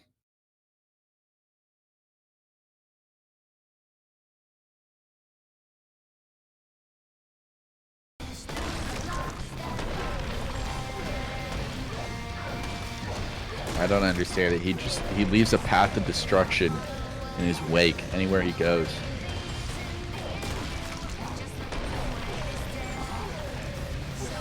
But anyways, now we're focusing on BP, and it's actually BP and not Ganon this time. And I'm not just saying the wrong person. No longer embarrassing myself. BP finishing up the escape sequence on pretty good pace here. Looks like about 50 seconds to a minute behind their PB, but their PB really freaking low. Fur got dram skip. Good job, Fur. I don't know if you can hear me, Fur, but good job. I'm rooting for you. Because Fur's like the only one I know well. And I'm not rooting for Tyrone. As long as I'm here, Tyrone better not get a good run. I'm just kidding. Or am I? Oh, 4Dude's climbing the beanstalk. Little known fact, a 4Dude's real name is Jack. Don't mean to dox, but that's why they call him Jack and the Giant Beanstalk. Stream's breaking. I DDoSed. Oh, 4Dude.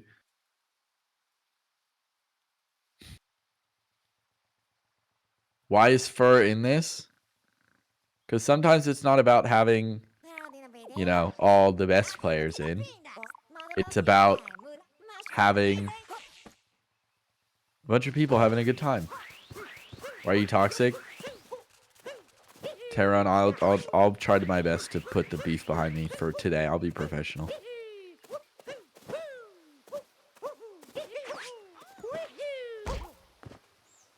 Ooh. The unfortunate bonk on the garden. Happens to the best of us. And I say us because I am one of, if not the best. That's not true.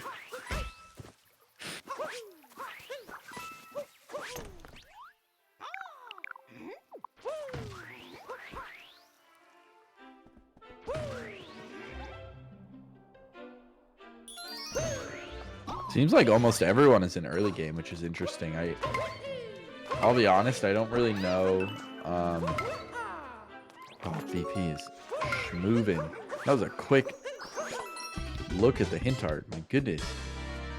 I don't really know what's been happening in this. Would you call it a tournament? It is a tournament, yeah. But it's interesting. I didn't realize it was this format. I thought it was like, ooh, these people are racing. Kind of thing, but hey, color me wrong. Is that what it's saying? I don't know. Color me mine. Anyone here ever been to Color Me Mine? Anyways, Tyrone entering Metro Kingdom. Oh god, it's so small. I can't see what pace is at. But probably good. I mean, it's Tyrone. I feel like Tyrone just plays so consistently. You'll never see him too far behind. Your PB is like 6 months.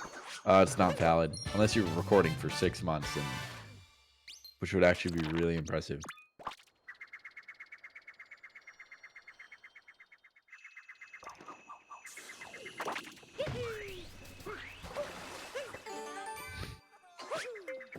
Music notes in snow, one of the most satisfying moons in any Odyssey run. BP will probably do it in the satisfying way. BP's a man of the people. I don't know if BP's a man, but man of the people nonetheless. Oh, that's what I'm talking about. That's what I'm talking about.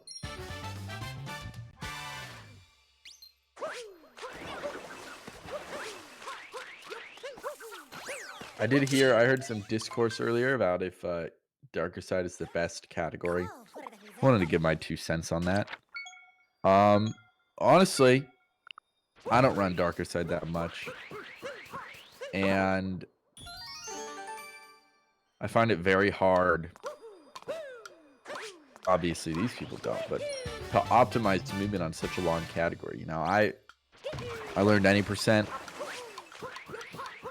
and I've optimized my movement there. Like, I know what to do everywhere I go. However, Darker Side, when I run it, I'm kind of like improvising a lot of the time. But I'd say any percent doesn't show much of the game. It can feel kind of short. And All Moons, get the heck out of here. All Moons at times can be so boring and not fun. Volleyball. A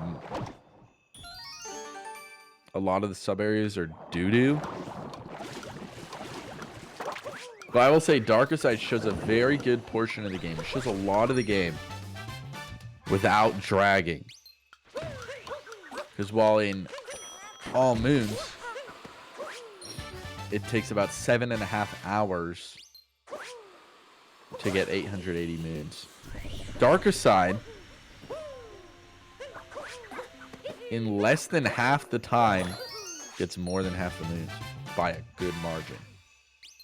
500 out of the 880 moons in 3 hours, which is way less than half the time. I don't know why I said less than half the time.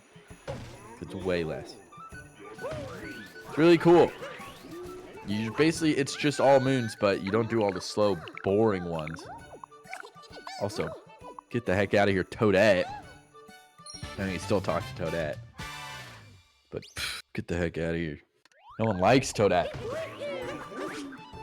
I think, you know, Ocarina of Time just had the discussion of the intro skip. I think it's time that Super Mario Odyssey finally has the discussion of allowing a hacked version of the game that lets Toadette give you all the moons at once. And I'm just standing up for the little guy. Anyways, all this to say, yeah, I think Darker Side's the best category. It shows a lot of the game. It showcases what Odyssey has to offer. And it gives you a good chunk of time to just sit back and enjoy a speedrun as a consumer of the content.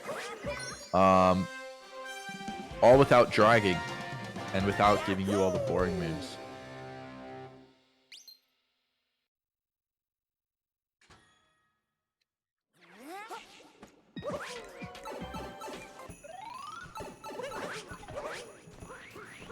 By the way, everyone. By the way. It's summertime. It's hot outside. But instead of going out and buying ice cream, as you do, listen, we're supporting a good charity today. And if we had $750 donated, the stream will go an extra hour. It's kind of like a subathon, if you think about it. But instead of just a streamer getting richer, there's a charity getting that money that needs it. Just think about it, guys. $750.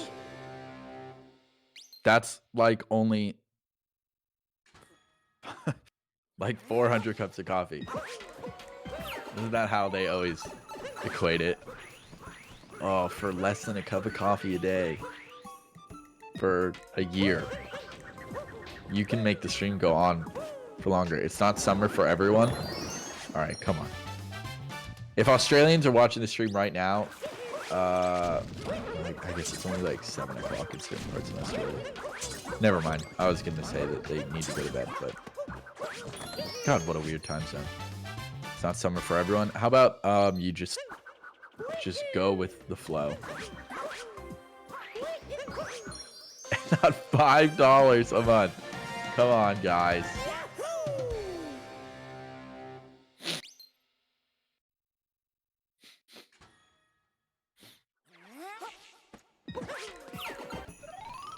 BP is schmoobing through snow.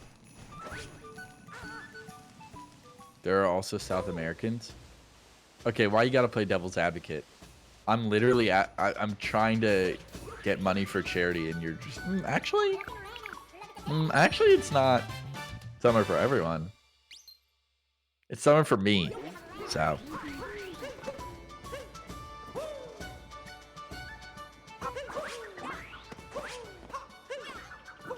If Australians are watching the stream right now, go to bed. Yeah, it's 7 p.m. guys. First time I've eaten. Australia's just... It's confusing enough with how far away it is, and then you give them like 5 different time zones. Come on, guys.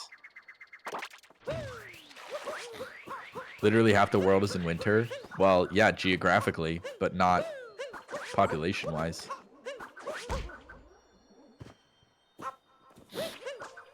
Half the world is in China. No, Asia. Right? It's like India and China. It's like 3 billion people. BP with a very nice jump there. It took 2 tries, but I mean, still much faster than getting the Blosif Joseph, which is good. Tyrone's on his way to Snow Kingdom. I think it was Snow.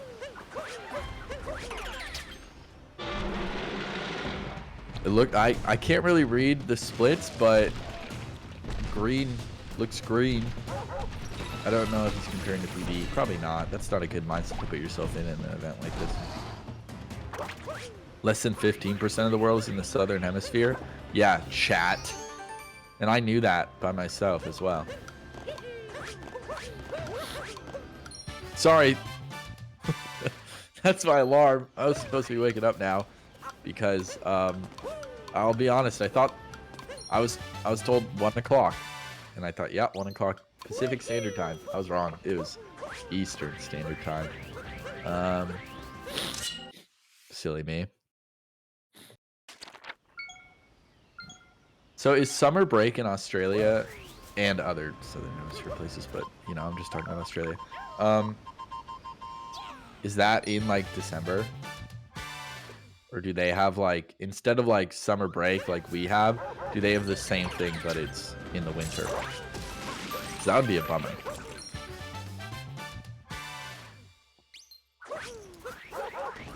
It's in December. Okay, that's good.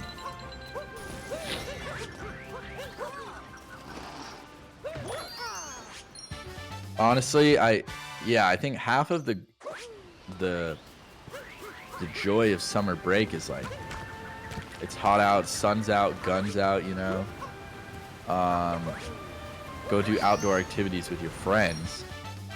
If it were like, if instead that break were during the winter months in Australia, that'd be such a bummer. It's like, yo, we're off school. I'm gonna stay inside for 3 months. Not 3 months anymore. I don't think that it ever was, but I thought it was. What the? He's a madman. Oh! What the hell? In other news, it looks like Fur just got gate skipped. That's nice, because if he missed it, would have been in deep woods. Probably reset the run. Tyrone's in Bound Bowl. Get your predictions in chat, guys. If anyone guesses it right, I will donate $100 to the charity. I'm saying that right now.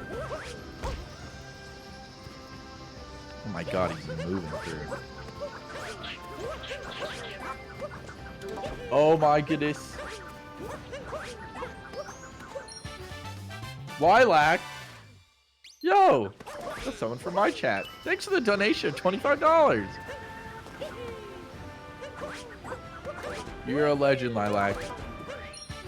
You are contributing to this subathon. That's not a subathon, but I'm trying to put it in layman's terms.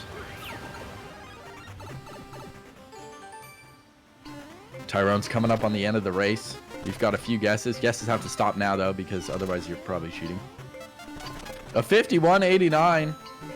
I don't think anyone got it. You'll have more chances, chat, don't worry.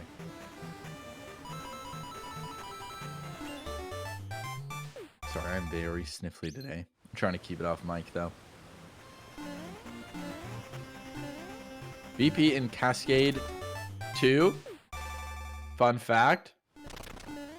Actually, my favorite split in the run. Actually, wait. One of. I really like Snow too as well. And hitting that moon without even looking at it. There's a whole side to darker side speedruns that I've never even seen. I've never watched, as I said at the beginning, high level darker side. I've only played it, of course, at high level. Oh, falling down is unfortunate there. Won't be the biggest deal for such a good runner as BP31.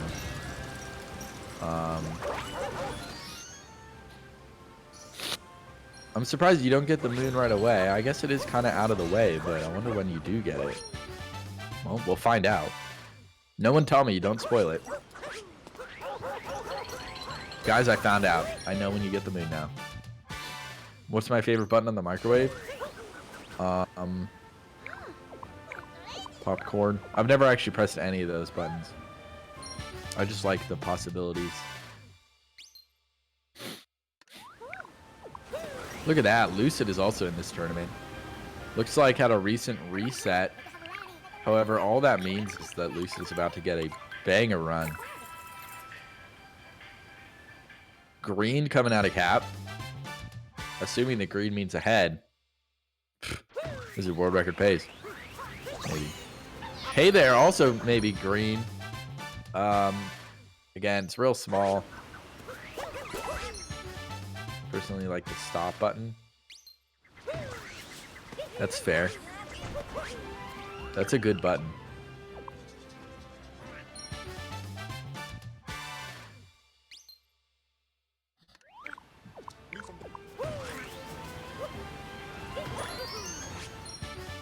Kind of thought BP was going to go talk to the hint toad for a second.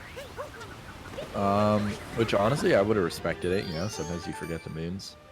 Not enough time to open up a Google slides, so just ask Toad.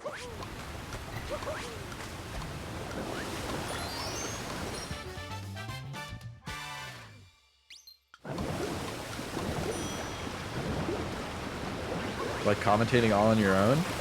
It's not bad. It's always good to have a friend with me, but you know, I don't mind this. I'm just vibing and watching all my favorite streamers in one place. Tyrone with a very nice seed snipe. That's why they call him Italian Sniper. I don't know how many people here have heard that nickname, but yeah, in high school that's actually what they called Tyrone.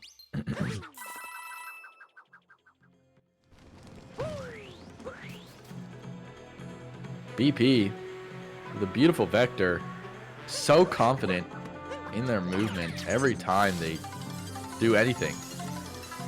They just exude a level of confidence unbeknownst to a mere mortal like me. I didn't know you could do that. What the hell? That was awesome. Didn't even have to uncapture the wire. Shook into the moon, shook back, and I am shook. People still say that?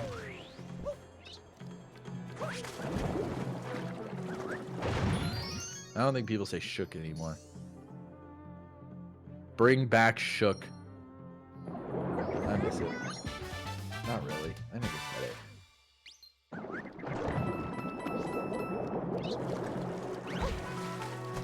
Oh, the bonk. That happens. Sometimes you think you're on the surface of the water. Quite frankly, you're not. Super Mario Odyssey is a bad game. Miyamoto, take it back to the drawing board.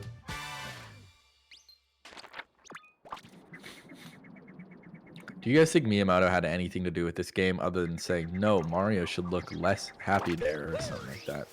I feel like Miyamoto definitely was not part of this game. Lucid getting a beautiful IP skip. An amazing IP skip. Don't think I missed that. What are we guessing for? Oh, hey there's doing Bound Bolt. Yeah, get guesses in. The rules stay the same.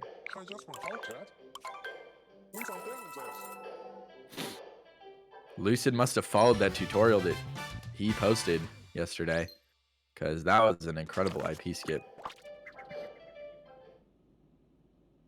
IP skip is, man, do I hate IP skip though. Such a bummer. 50. 12? What did that say? 50-18. 50-18. I don't think anyone got that. You guys all did not believe in Hey There enough. No one even guessed within the 50-second range. He took a screenshot of it. Must have been a really good time. I mean, my best is like 58, so it's really good for me. I just don't know for actual good players if it's any good. Oh my god, BP. Oh my god. This is on another level. What is this? Holy crap. What?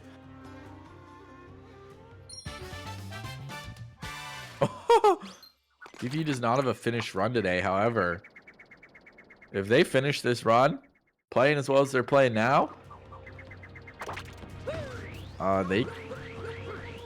they could crack the top 2 very easily.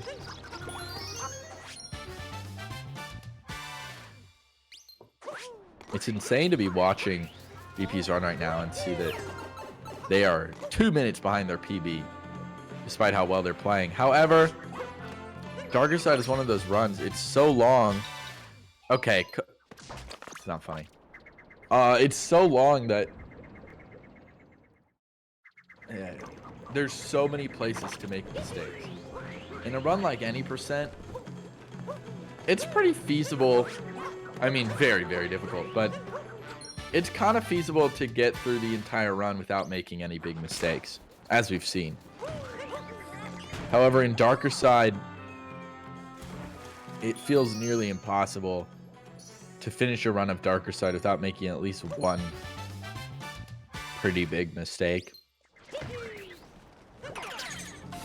Because it's just so long, and when you gotta get 5 hundo moons, you can't be expected to do them all perfectly. BP is using a custom comparison. His PP is a 305. What? That feels silly, but okay, playing really well then compared to PB. PB, BP. Oh my god, guys. I figured it out.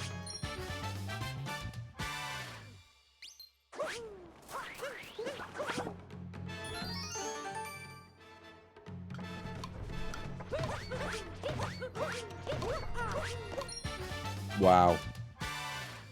I'm taking notes right now, honestly. This is so crazy to watch.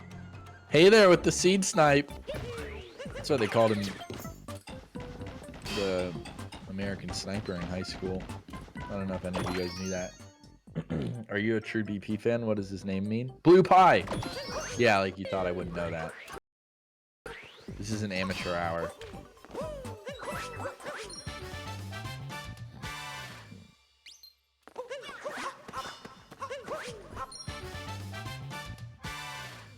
I know it's not banana pizza. You can't trick me. Anyways, Fur underscore coming in through. I don't know why I'm pointing out Fur, but looks like within a couple seconds of PB pace, which is good to see. I think Fur just recently got this PB, so to be able to beat it would be a personal victory in and of itself. And I think Fur could do it. Listen, not to be blunt, he's probably not going to get first or second or even third with the times that have already been placed. However, to be able to beat your own PB, that's what speedrunning is all about. Speedrunning is not about the glory and the leaderboards. It's about self-improvement and pushing yourself to be better than you've been in the past. And I think it's a lesson we could all learn in our personal lives. First. Alright, looks like we're going to be going into an ad break. I'm going to ignore that message that Joey Hicks said, and I'm going to pretend that Fur is getting a PB. See See you guys all after the ad break. Don't forget to donate to the charity. And also to have a great day. Bye.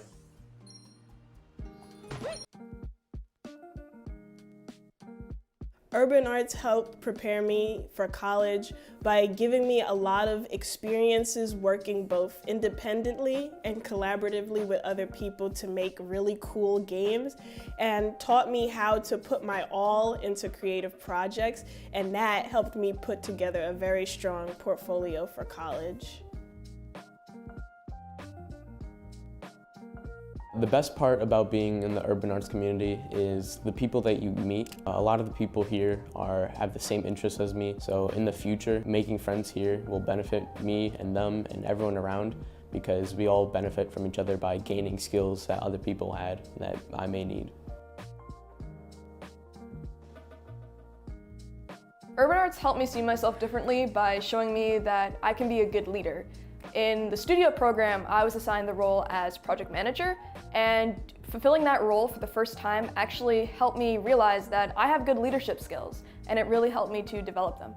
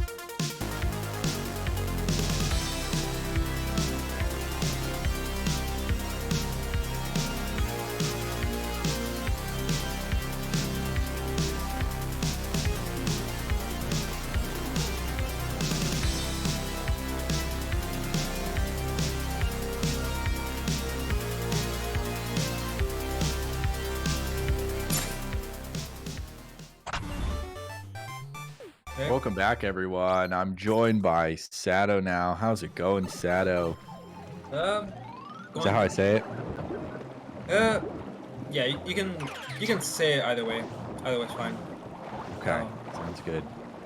Yeah, you were doing this solo for a little bit. while I went to go get some food. So right now, PP is this focus of the stream right now, and I'd say deservedly so, since I know he's had some trouble getting past early game for a lot of the events so far. So it's nice to see him. So it is nice to see him in post game right now, especially since he's grinded BTT a lot. So he's gonna be doing some strats that some like BTT style movement and strats. It has been crazy to watch. I will say that much.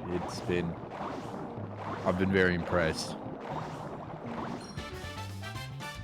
Meanwhile, everyone else on the screen right now is in main game. It's kind of silly for a lot of the event. So far, it was everybody else was in post game and BP was in main game. Now it's the reverse. That's really poetic in a way.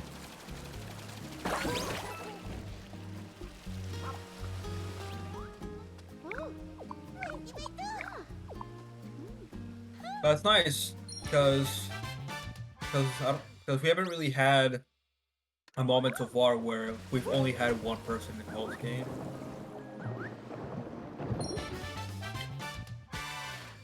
I would assume Hey They're streaming somewhere if they have their face cam on. But honestly, I love the commitment if they're not streaming. I think that's really funny.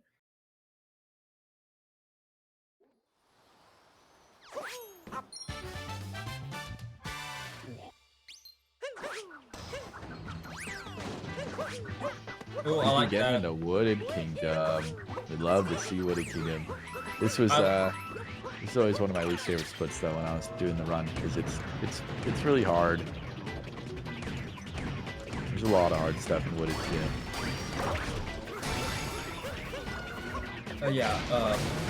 As we have discussed earlier in commentary, this part of the darker side run, Wooded, Stand, and Metro, is known for notoriously famous for being the hardest part of the run. There's just a lot that can go wrong. I'm glad it's not just me. Yeah, it's definitely not just you. Like, these kingdoms in general have a lot of places where you can lose a lot of time and just have breakdowns. Yeah. Yeah, to be honest, I feel like I've reset a lot of runs in this stretch. With the Sand and Metro.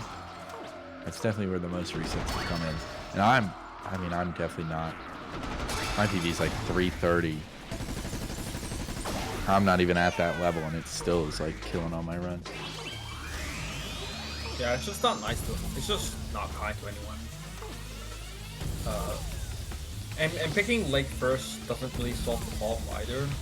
If you want to break up the gauntlet, because instead of having WSM, you have SMW.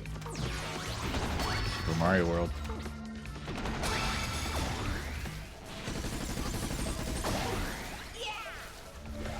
Yeah.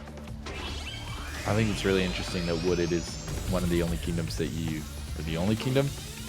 save peace for on the second visit. I always forget, you're in post game and you're just zooming through. Feels nice.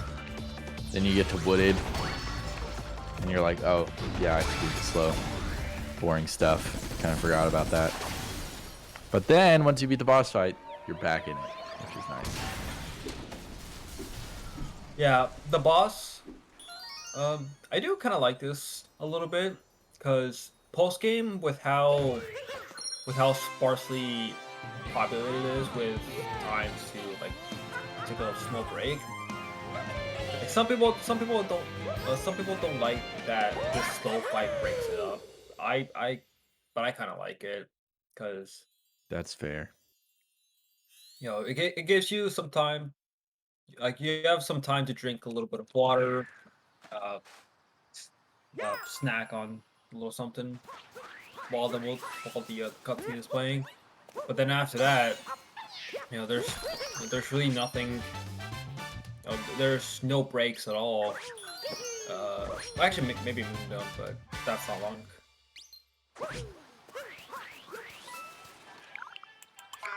Yep. Yep, and as I expected, BP is going to be going for the alpha clip route. Ooh. Yeah. Yeah, so... We'll do an alpha clipping lake later. Yep. So this route that he's doing, there just happens to be there is a Toda achievement for getting outfits. I believe the moon itself is called wearing well, the Toda moon, and it required getting 3 moons associated with outfits.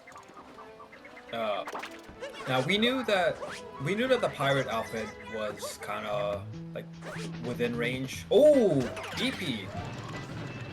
Wait, what? What? He didn't even throw capping. He just died. He just dove into the tank. Like, how do you do that? Oh, having trouble hitting this box. Oh, you can hit it from underneath? Yeah, I have.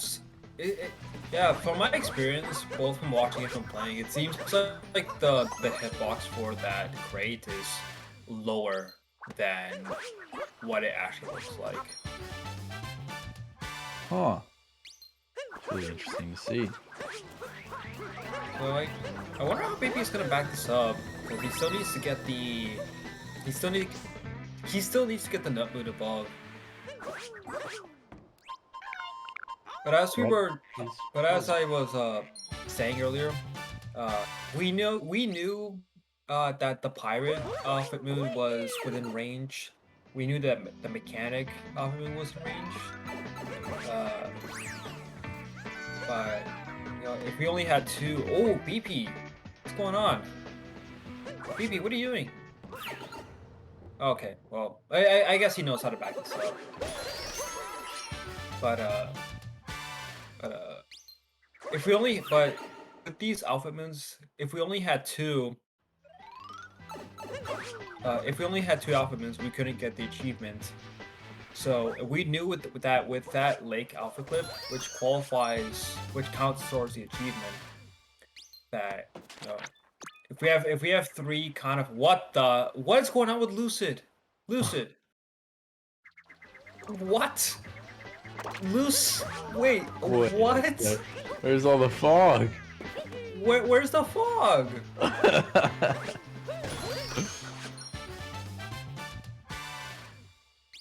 What the fog? Nice.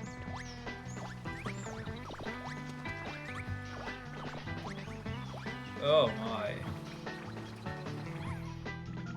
Is that a real strat to what Lucid just did, or was that a mistake? I feel like that was probably just like random. Oh, okay. I wasn't sure if I'm just out of the loop.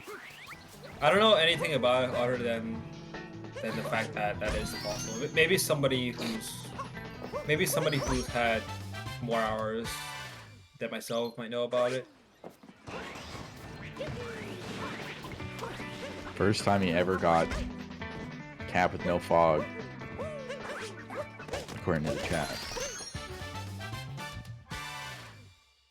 That is wild.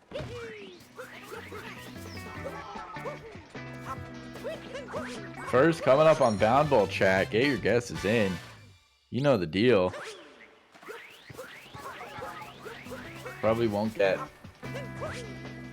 50 seconds, but he might. I don't know, might want to guess 50, just to be safe.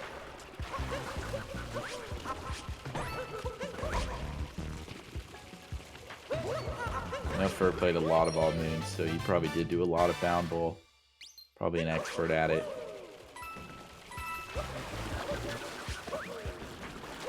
Still something I've never taken the time to properly learn. I just kind of press A a bunch and hope it goes well.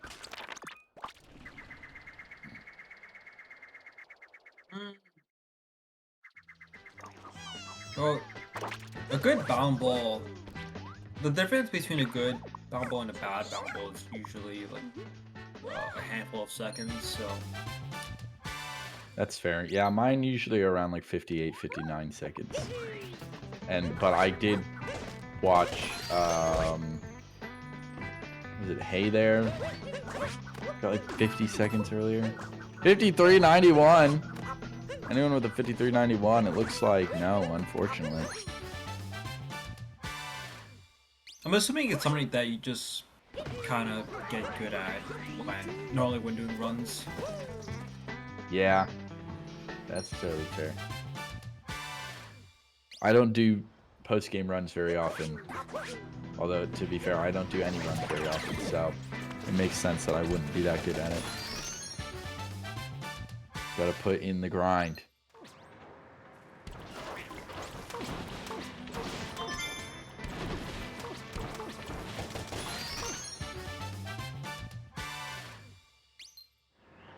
BP's gonna be going all the way through the red maze, which always hurts to watch. The uproot is so boring to move around with.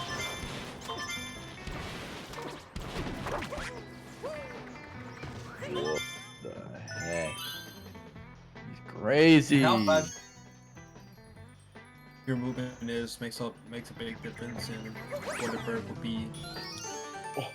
But he's good. But like, you know, I would expect him to be good at it because he has grinded BTT for this.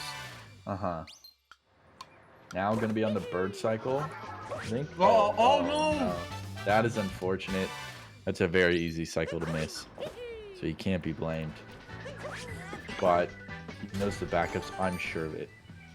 The backup's not too bad. No.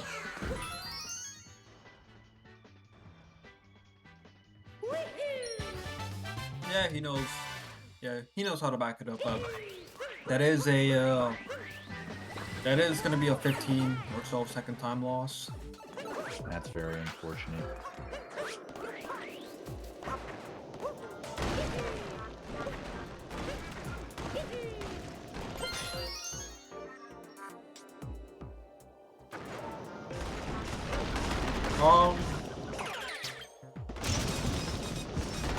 What is Fur doing?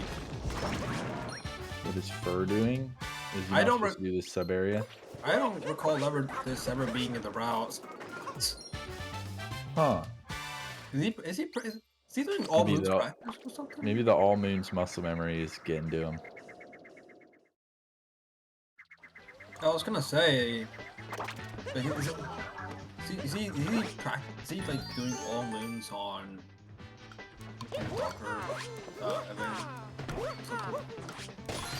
That would be quite the flex. Although I think he's a little late because I think the event ends in like 2 hours. So it would be kind of hard to squeeze an all moons run in there. But more power to him.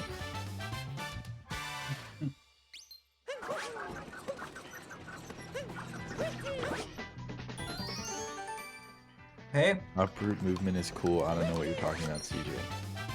Maybe yeah, he has. Maybe he has he's got something up his sleeve. He just might. He just might have like discovered a new route that's faster and he hasn't told anyone. First chat says it's a backup moon, apparently. Sato, I got a question for you. What's your favorite capture?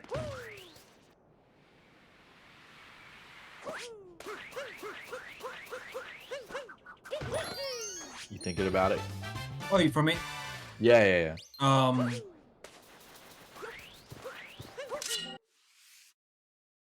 say mine. Pokio. I never really thought about it. I'm a big Pokio fan. Oh, Lucid going for IP skip again. That was very scary. I think he almost clipped back in bounds, but got it. Very, very good. Very scary. Might have taken a few minutes off my lifespan, but hey, didn't lose any time off the run, so nothing lost. Anyways, back to the question. If you, I really like the Pokio. I think the movement with it is very fun. The design's really cool. It's also an original enemy, which from playing 3D World, I learned that like 90% of the enemies that I thought were original to Odyssey are not. But yeah, I'm a big fan of the Pokio. I'm a big fan of the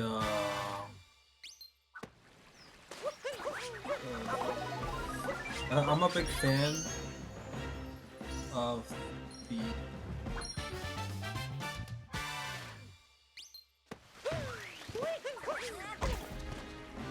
I'm a big fan of the tree capture in Deep Woods. Oh, yeah, that's a favorite for sure. A lot of people like that one. Yeah, and then there's also the rocket capture. The rocket capture is surely one of the best in the game. I like Lilac's Blade. Mine is the one where it's listed as an RC car, but really you're just capturing a dude driving an RC car. Yeah, I don't understand why that one is listed as the RC car. I think Nintendo should just take accountability for what they're doing. You are capturing a man and controlling his brain for your bidding, which is what it really is. Alright.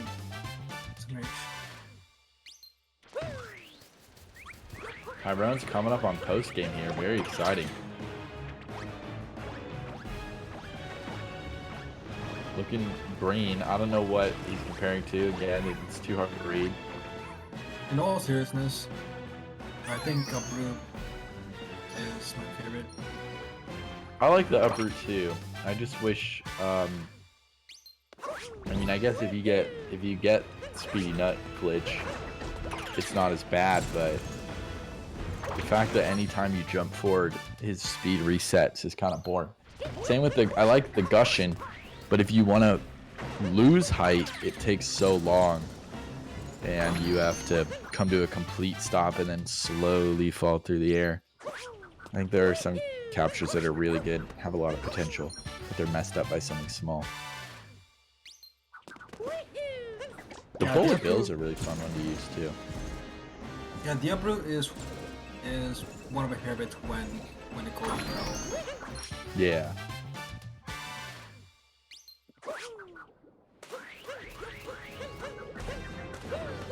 Fur with an interesting strat with the Gushin here. I haven't really seen people do it on the bottom there, but I guess he's playing with Joy-Cons. Might as well utilize that down throw since he's got it. Not every player here does. I know Hey plays with Joy-Cons, but is that it? I think that's it. Out of all these players that I know of. I know Lucid doesn't. Tyrone doesn't. 04, I believe, doesn't. DP is the only one I'm not sure. So,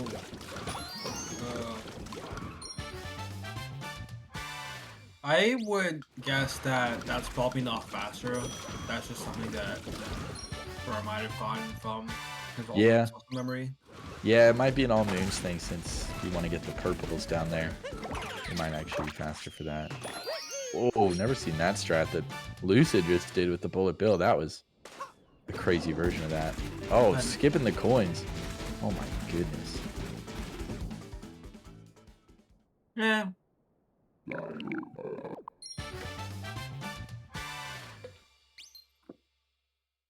I mentioned it at the beginning, but I've never watched Darker Side at a high level, so a lot of this is new to me. When I play Darker Side, I just kind of wing it, and I get these moons in a very rudimentary kind of way, where I'm just improvising, and I don't know the actual proper optimized movement. So watching people play like this is it's new to me. It's crazy.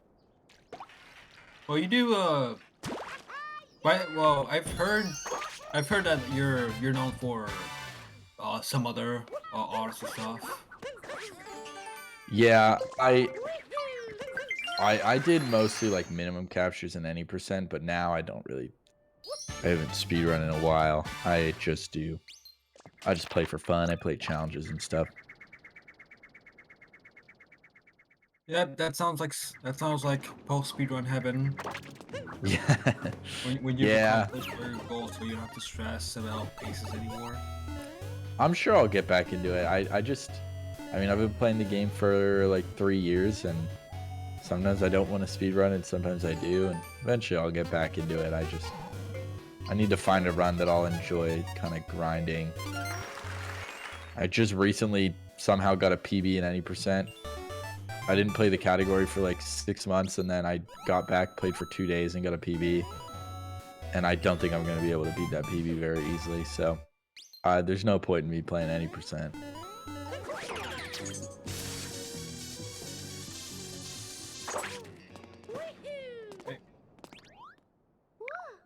By the way, guys, gotta say it again.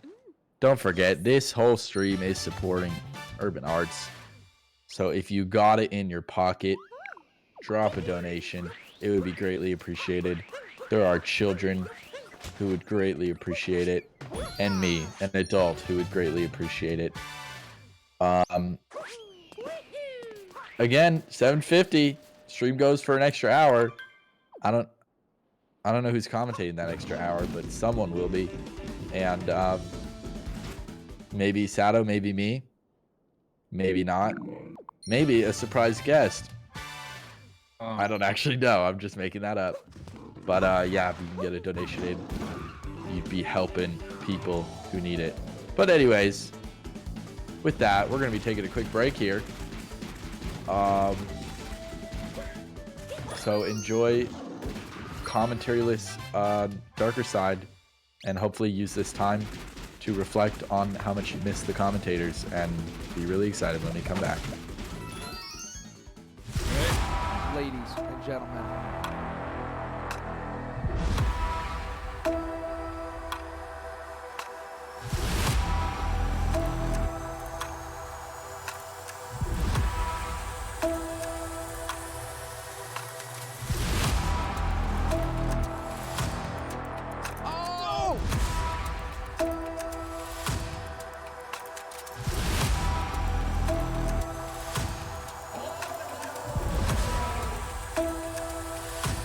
Who's ready for some action? There we go.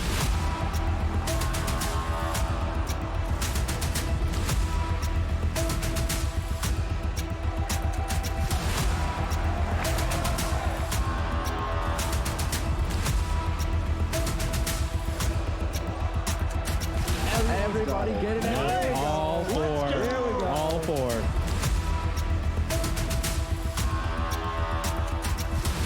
IBK, whole bunch of enemies, just like that, picking up another one.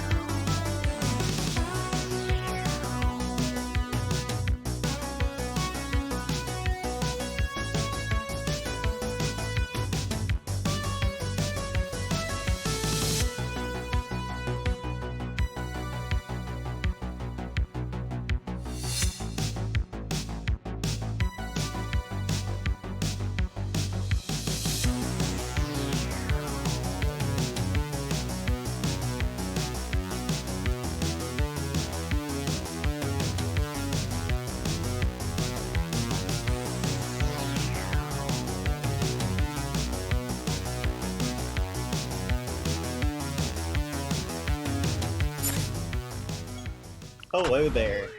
I am Awesome Agron. I'm here to commentate for the GSA LPA race, obviously. And I have Sato with me.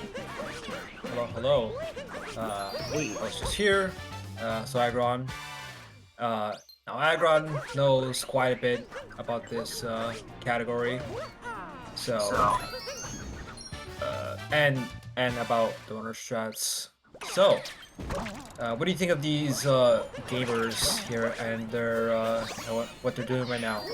Well, Sato, they are all definitely gamers. I see BP is in Metro too. Quite the difficult split. It's pretty difficult to pull off everything here with relative ease. So let's see what happens here. Getting Metro Peach. Very nice. Fox strat. Yeah, that's the fastest strat. Oh yeah, of course. There's definitely debate for that, but it's definitely the safest RTA.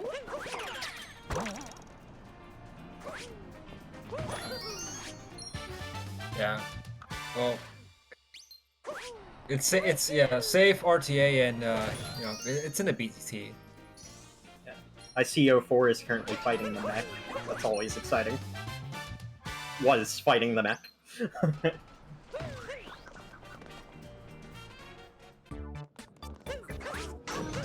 Anyways. So, do you know what pace BP's on right now? Good question. Let's look at the splits. So, it seems like he has some sort of custom comparison, which is 302.59. So,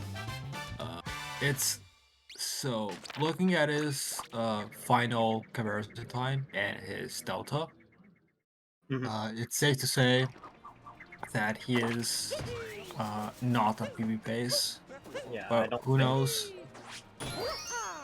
I think if I had to guess, he's on 306 pace, which isn't bad at all. That's fantastic. Well, it would net him 30. It would net him second, third, or fourth, depending on how he does. Because second and third are only 17 seconds apart. Oh wow, really? I haven't really been tuning into the events. I don't know who has the best time so far. Well, it's on the bottom. It's on the bottom of the layout, but Tyron got 18 seconds off his PB/world record on his first attempt. Yeah, there it is. Yeah, I see it. 302.37. Good lord, he is a madman. Gonna be honest. So yeah, that was something to watch. I'm sure it was. Kind of sad I didn't get to tune in, but I have other obligations. You know how it is. And it's more surprised that he got that first attempt. He wasn't like the other runners that probably had to reset. No reset? Insane. What a god. Anyways, enough about Tyrone, let's talk about BP. So BP's doing an interesting strat right here with the scooter. Based off of where he hopped off with the scooter, depends on where it lands on the bottom level.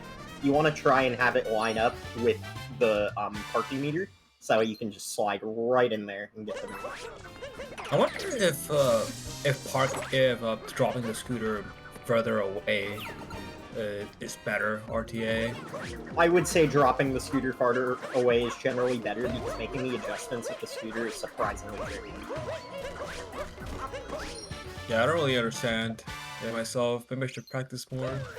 But I kind of like that. Yeah, for sure. It's, you know, it's all good, Sato. One day we'll reach OX territory. I'm not sure if I've mentioned it yet, but I do have a 314 in this category, which is pretty good, but not quite up there with these runners. These runners are absolutely insane. Well, it is better than first time who's in the run in the event. I mean, but Fur's a popular pick. So, it's all good. Well, the fact that... Yeah, whatever. Anyways, BP currently doing bullet building. This looks good. It looks like he's going to be able to nail the cycle here. Bullet building is any percent classic, so yep, that looks good. Excellent. Oh, he fell so far before capturing it. I was wondering if he was gonna get it, but thankfully he did. On a Tyrone screen, he just did a blowy noey. Very fun strat. It's a very big reason why a lot of people hate snow too. It is kind of dumb sometimes, but it's not too bad once you get the feel for it. Oh my god! Did you see PP's movement right there? Yeah, amazing first person. Winding up with this hat and seat guy is not as easy as it looks. PP just making it look like cake. Literally just his camera towards the scooter so he can do scooter clip.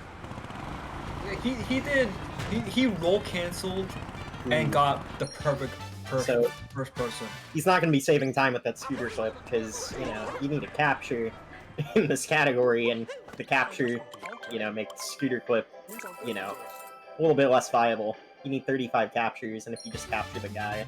Remember when we thought that this moon was, like, a bunch of seconds too slow? The main reason for that was because we mistimed the text boxes. No, well, I went off, to be, honest, I went off, someone else's timing. Yeah, I'm pretty sure playing timing, and apparently they used the 3-2, text to time it. No, dude, that's so They didn't say, like, yeah, like, they didn't, I didn't ask them to make sure what text they used, but, it seems like that's what they did, because I was getting a time very close to that, with that extra text. So that next challenge strat that BP just did is really cool. So basically, you line it up with a triple throw, throwing it onto the scarecrow, and then doing a spin jump, timing the dive onto the platform as it appears.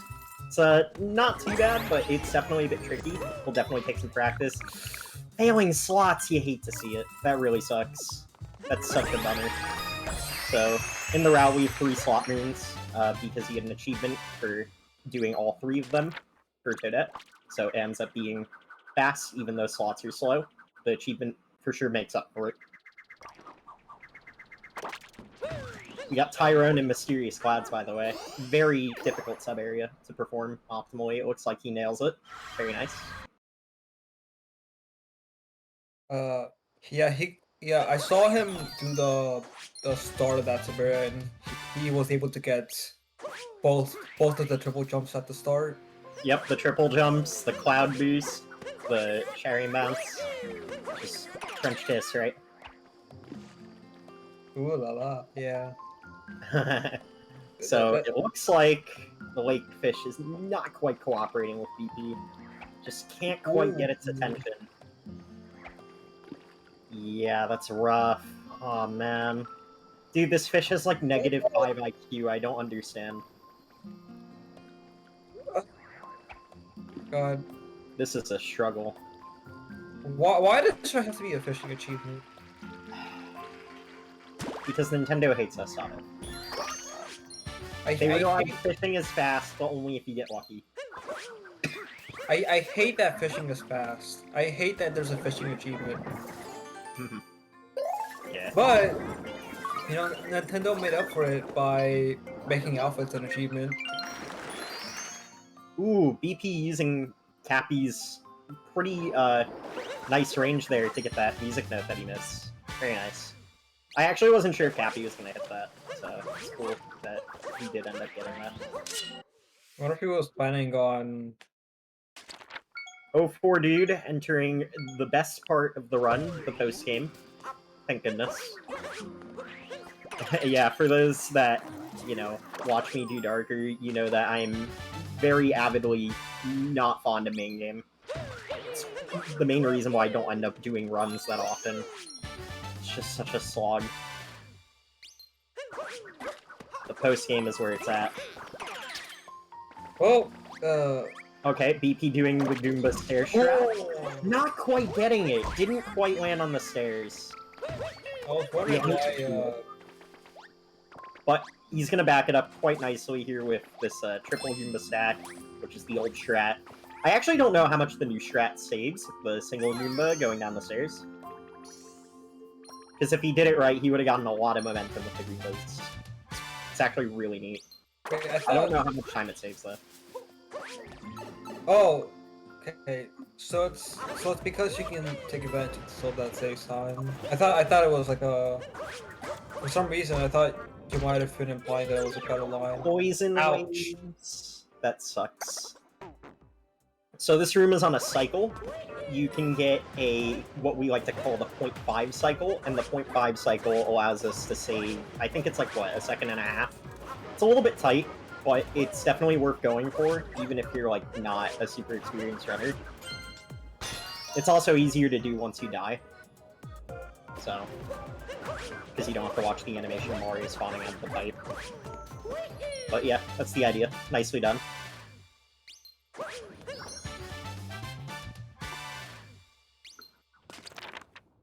Oh, for sure. Sato, do you have that open?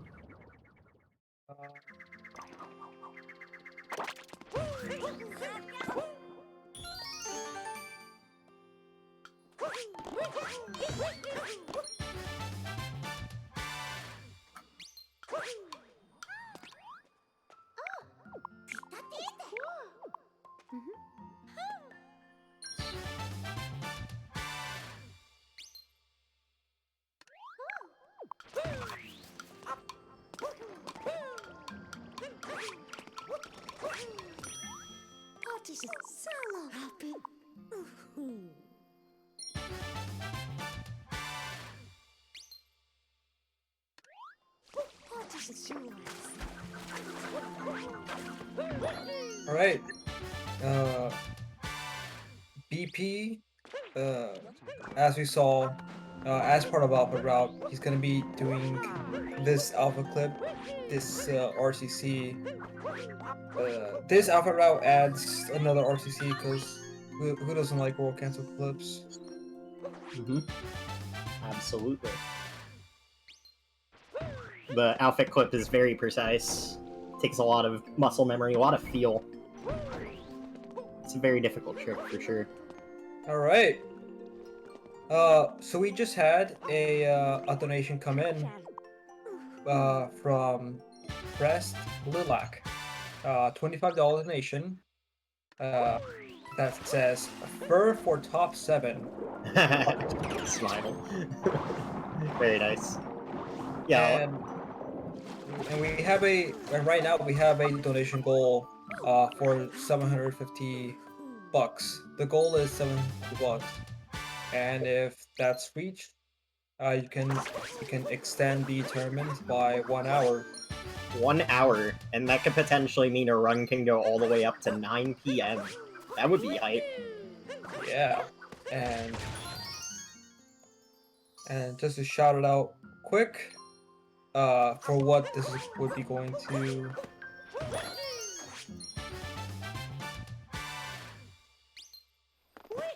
I guess I can wait until after BB does this next scenario. Yeah. BP's about to do a very cool looking sub area. For those of you that have played this game casually, you're gonna look at the sub area and be like, that is definitely not how I did it. So first off, we got some very clean movement, a spin pound into a cat bounce, into some wall jumping action. Never even gonna bother with these yellow rails.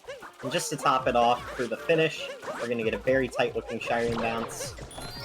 And yeah, very clean. Nicely done. Who needs to cling on the rails?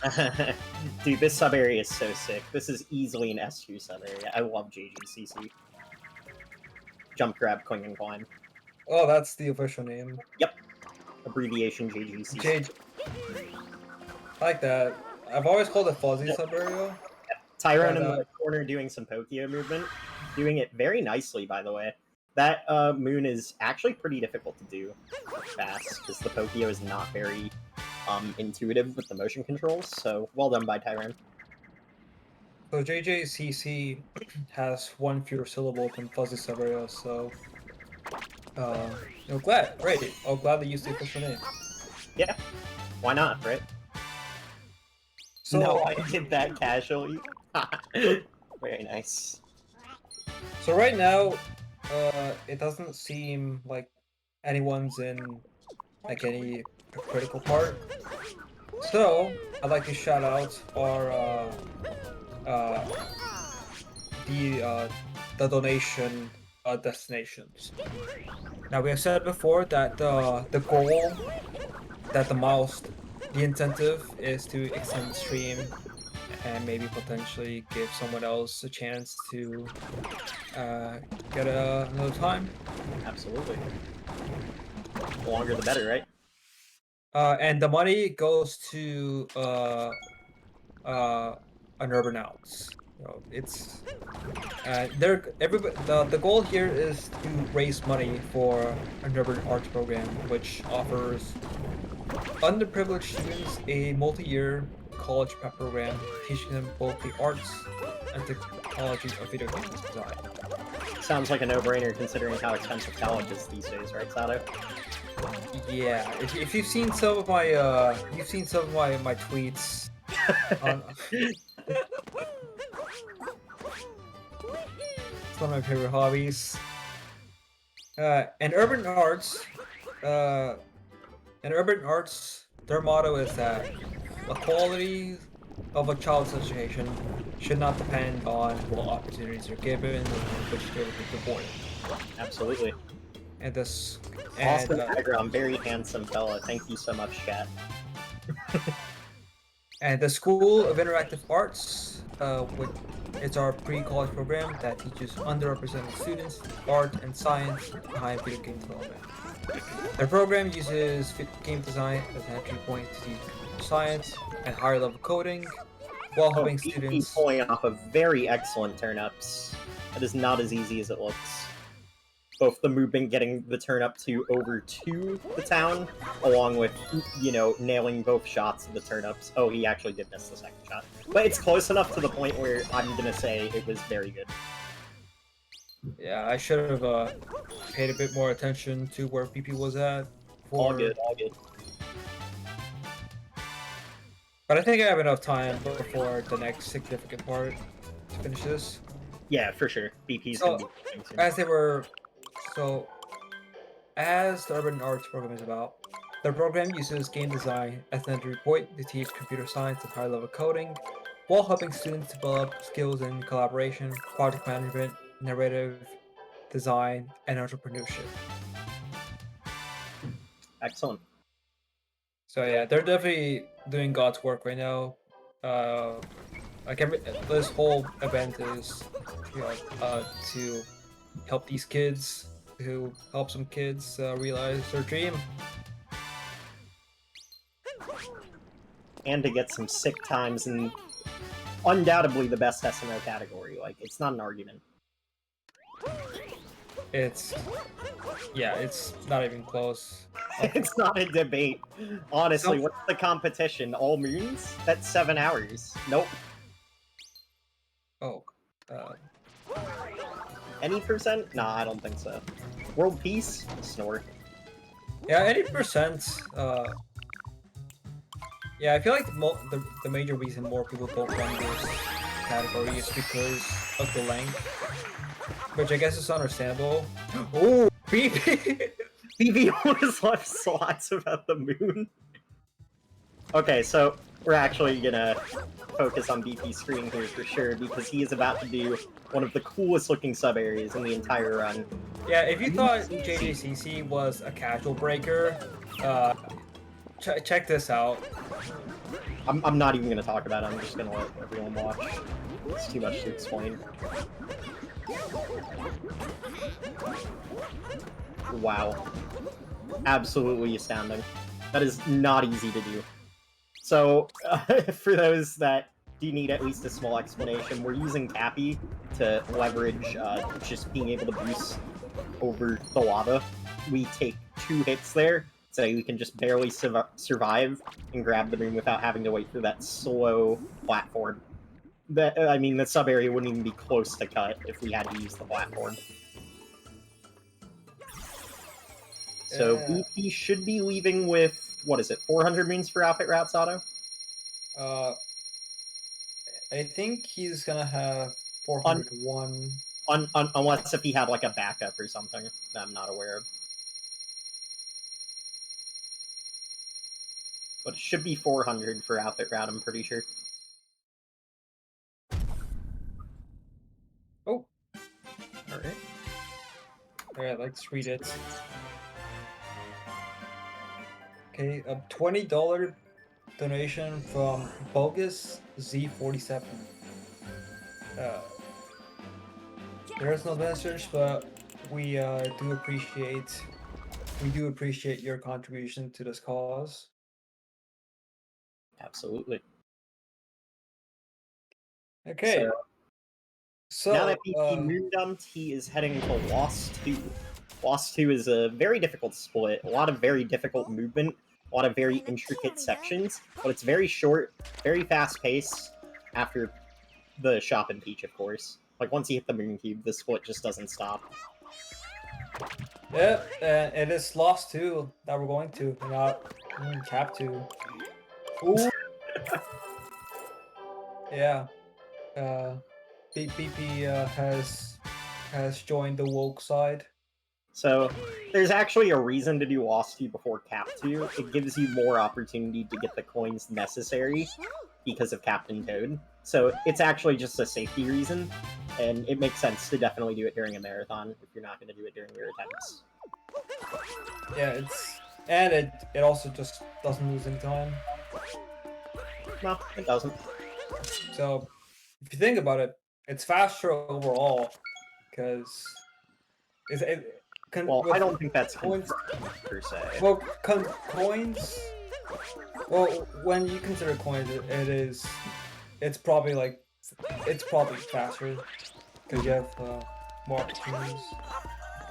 Ooh, BP bonking on the staircase. It's actually not that big of a deal though, because he had to wait for the torpedo anyway.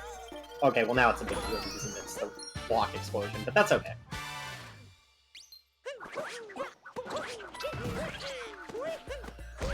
Oh, the triple throw on the stairs.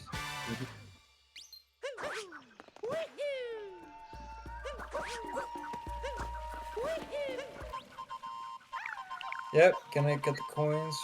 Feels like we said. Does he need them? I'm not sure. Oh, never mind, he does. Yeah, he probably needed a few. Okay, yeah, so BP demonstrating why he does Lost 2 first now, yeah. Just like I told him to. Yeah, so the outfit route requires 1,400 coins, for those that are not aware. 1,500 if you do Metro Shop as well, which BP didn't do this run. So, if you need 1,500 coins, that's quite a bit. We do pass by a lot of coin stacks, and 1,000 is required for the run anyway because of Toadette, but that's just like a no-brainer. It's very easy to reach 1,000. But the extra 500 coins can be a little bit tricky. You know, you definitely need, like, say, the Cloud Art or a substitute hint art, like the Metro or Lost Art. And then from there, you just diligently collect the coin stacks more efficiently. And there are ways to do that without really losing time. So.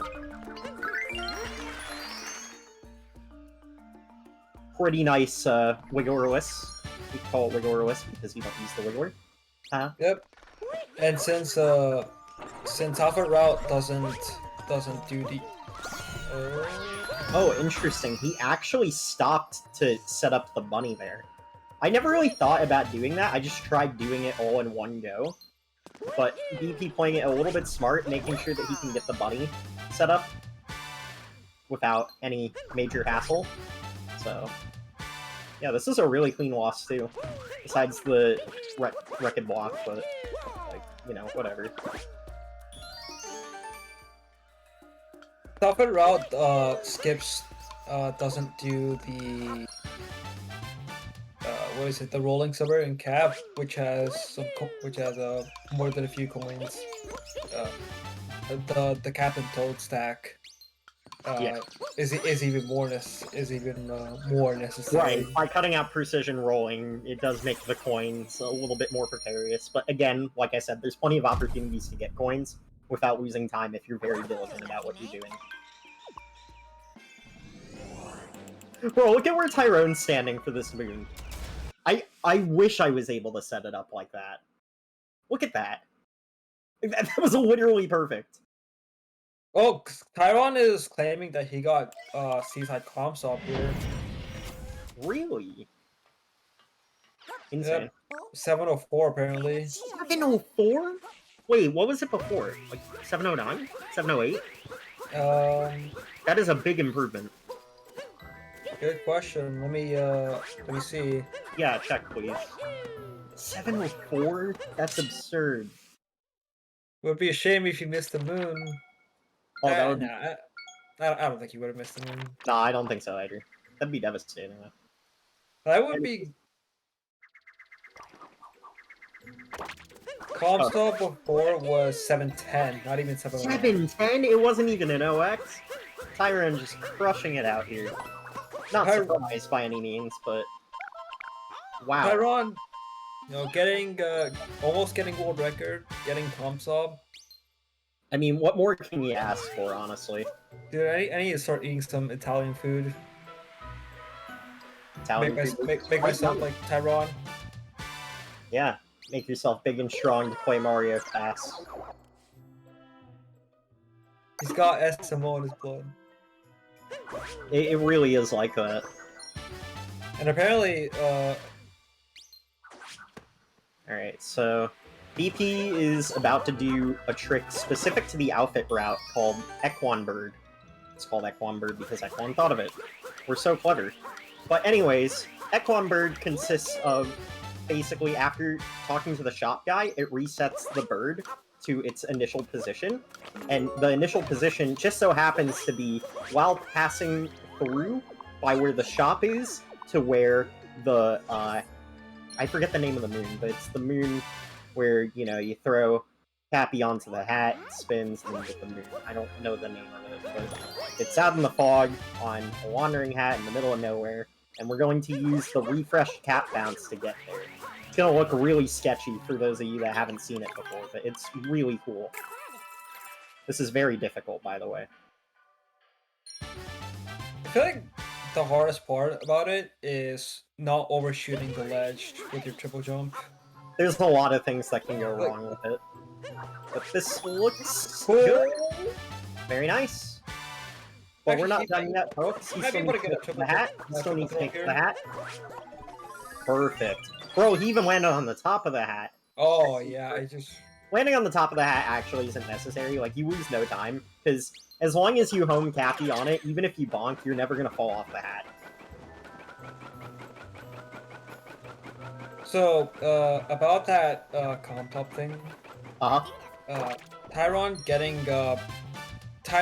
getting comps up by that much has made comps up 256. Wow.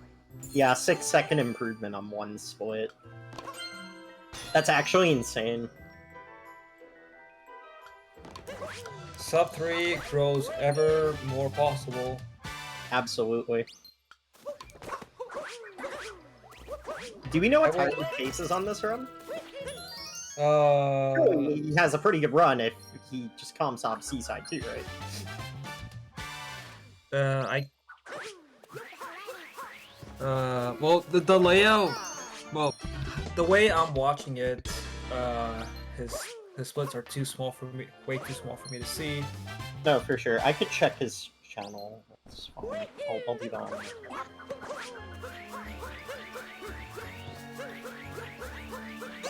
Sure. So, remember guys, the goal is $750 to extend the event by another hour. You can donate to the Urban Arts, so that way kids can, you know, get extra programs for college, essentially. So, yeah, definitely do that. And again, extending the event by an hour means that these guys can do more runs. Who doesn't want that? Yeah, and like I said, their cause is a very admirable one. So, Tyron's on some pretty nutty pace. His Seaside exit was 149 something. Yeah, he did just break a nut. Absolutely.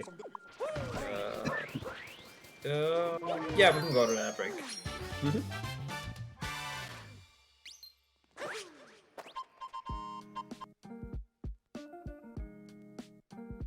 Urban arts helped prepare me for college by giving me a lot of experiences working both independently and collaboratively with other people to make really cool games, and taught me how to put my all into creative projects, and that helped me put together a very strong portfolio for college. The best part about being in the urban arts community is the people that you meet. A lot of the people here have the same interests as me, so in the future, making friends here will benefit me and them and everyone around, because we all benefit from each other by gaining skills that other people had that I may need. Urban arts helped me see myself differently by showing me that I can be a good leader. In the studio program, I was assigned the role as project manager, and fulfilling that role for the first time actually helped me realize that I have good leadership skills, and it really helped me to develop them.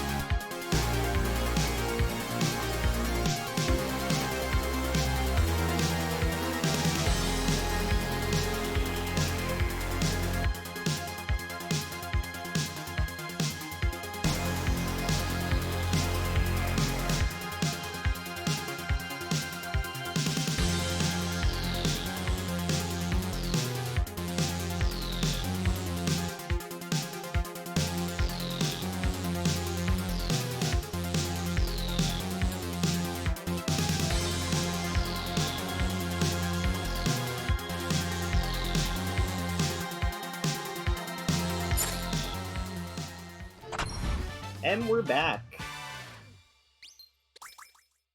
Yes, we are. BP is, so we have BP in at the end of Luncheon 3. Tyrone Tyrone also not wearing a normal outfit, so he's getting deep in there. I just realized that for much of the time you're in WSM, much of the time you're wearing the pirate outfit, you're in WSM. Yep. They could buy it later in Metro if they really wanted to, now that Metro Shop is in the route. I think people are just gonna leave it out just cause they want to mess up their splits. And what it shop is Metro Shop is 100% dependent on where you get the bird and Wooded too. Because if you get the bird near Fire in the Cave, you just do Fire in the Cave. Wooded Shop is a guarantee, so I think Yeah, we're exactly. just gonna continue to fight there to not mess up their splits. Oh, for sure, 100%. But if someone really hated the pirate outfit that much, they would only need to wear it for, like, the end of Metro into the beginning of Link 2, and then that's it. Which I think is understandable. It's kind of an awkward outfit to be using. Oh, BP almost... I'm not sure if you can completely manip those hammers to the point where you don't get hit by them, but it looked like he was trying to do something along those lines with that.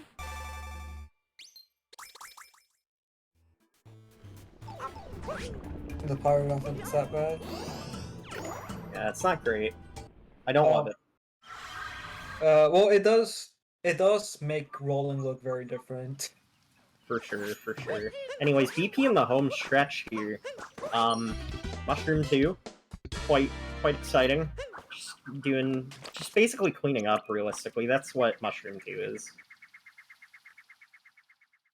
We're just gonna get the remainder of the moons that we need, and then go talk to Toadette for like 4 minutes. Potentially play rock, paper, scissors if we get bored, and then do Darker.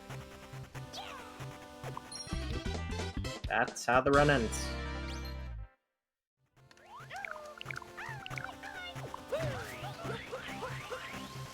I mean, hey, look at the bright side. At least the run doesn't end with Frog Skip anymore. Yeah, now it ends with Now we actually do the dungeon. Darker FRS. I mean... Wait, that's a decision. I mean, I never did Frog Skip because I was never on 1.0. So... You know. Yeah, 1.3 coming out and making it fast with the dungeon is a blessing. Yeah, by the time I actually got, like, okay at the game, 1.2 was already out, which patched out Frog Skip, so... So, Tyrone apparently back-to-back gold with Seaside and Wooded. Yeah, Tyrone is kind of on a crazy run, so... That will probably get panned over once BP's finished here. But at the same time, BP definitely is playing a very remarkable run as well.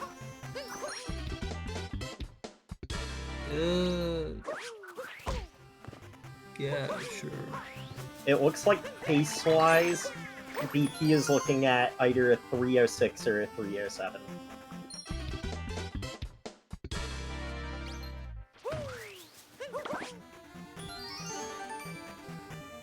Oh, I just realized he's gonna finish her run.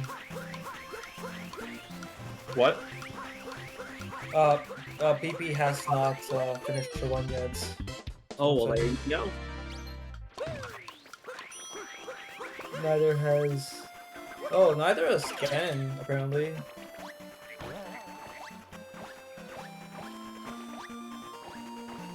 It looks like BP could potentially close out second place here if he has a really good ending.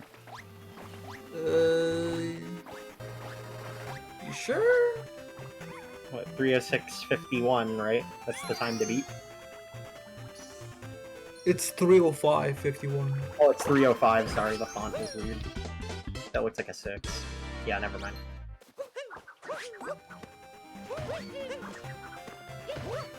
So probably looking at a 4th place. Still very respectable. There's still a lot of time left, and 4th place is definitely something to definitely be proud of. This is a very long category. It doesn't seem long, you know, if you played a lot, but like, just based off of like how movement intensive this run is, like by the end of it, you're exhausted. So just even doing multiple runs of this is just pretty exhausting. at a Oh, time. I know how long this run is because well, since I kind of have a life, I'm never able to do it. Sato pulling out, I have a life card, so I don't grind the category much. Yeah, it's a great thing. Yeah, I'm kind of the same way. Yeah, it's a very fun run that I never have time to do. It is my favorite category, but I don't run it enough, which is kind of unfortunate. It's probably the reason why I still have a 314. Oops. And then meanwhile, like, we have people who are able to do all moons like every day. I think if I remember hearing a wise man once said that if someone does all moons every day, they're either not every day, but more than once a week. If someone does all moons more than once a week, they're either a full-time streamer or a nutcase. Only 3 people in this event have actually had the world record. Yeah, that's true. But at the same time, pretty much everyone in this lineup could have a chance at it one day, if not today.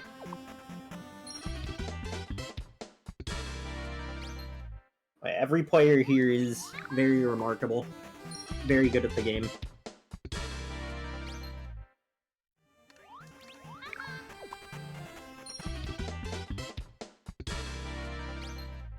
Even Fur literally, just got back into Darker just for this event, and he already, managed to get a 329. That's not, amazing, but considering, how much time he had to prepare for this event, he's chilling.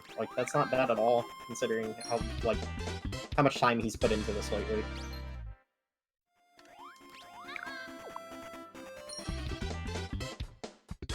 I wonder what first AMPB, what that could indicate what he's potential of in Darker. Well, it's a 728, and he got it, over a year ago? No, I'm saying, if he... how it correlates. Yeah. I don't think there's a direct correlation to AM from Darker, just like how there isn't really a direct correlation with any percent to Darker. It's not, fair to, assess a correlation there, because the categories are just incredibly different in both length and, the skill required.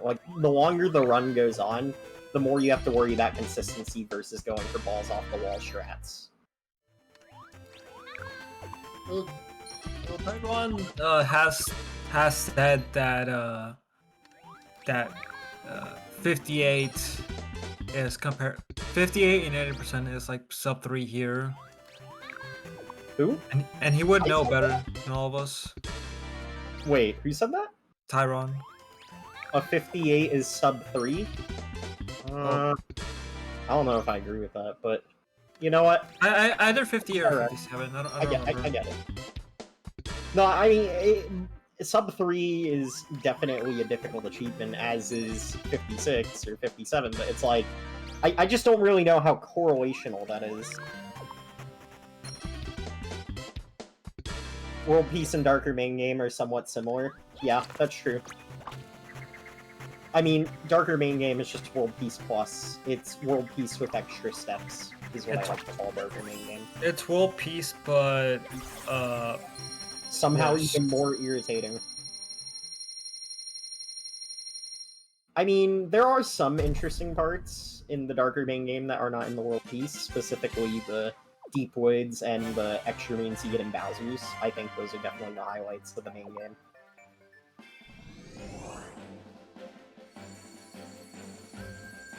Otherwise, it's just World Peace. I mean, Seaside 1's also cool, because you get to do some extra stuff there as well. I'm not gonna lie, I feel like Dark Side has been getting more attention than World Peace, which is kind of funny lately. I think that's fair, to be honest. I think Dark Side is a bit more interesting at this point. It's always been the reverse. So I guess true. Oh, BP having some That difficulty bonked? before even entering the dungeon. I'm surprised that bonked, honestly. I am too, to be honest. Usually Moon is a bit more forgiving when it comes to getting you onto the platforms. But I guess not today. Oh, that hype suck. BP is getting a 306.26, calling it. We'll see. Keep you to that.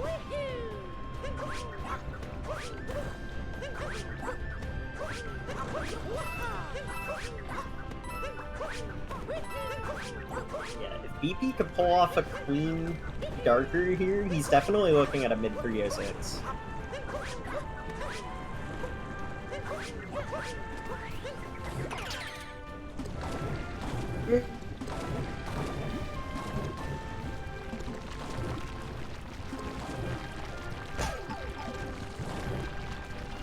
Anyways. So, after this, that'll mean Ganon's the only one yet to finish a run. Now, honestly, I don't think that really means much, because the run that Ganon could eventually be on could be just insane pace. I mean, that's kind of the interesting thing about this format, is that even if you reset throughout the whole event, and you get to your last run, and then you just pull off an insane run, it's like still the same outcome.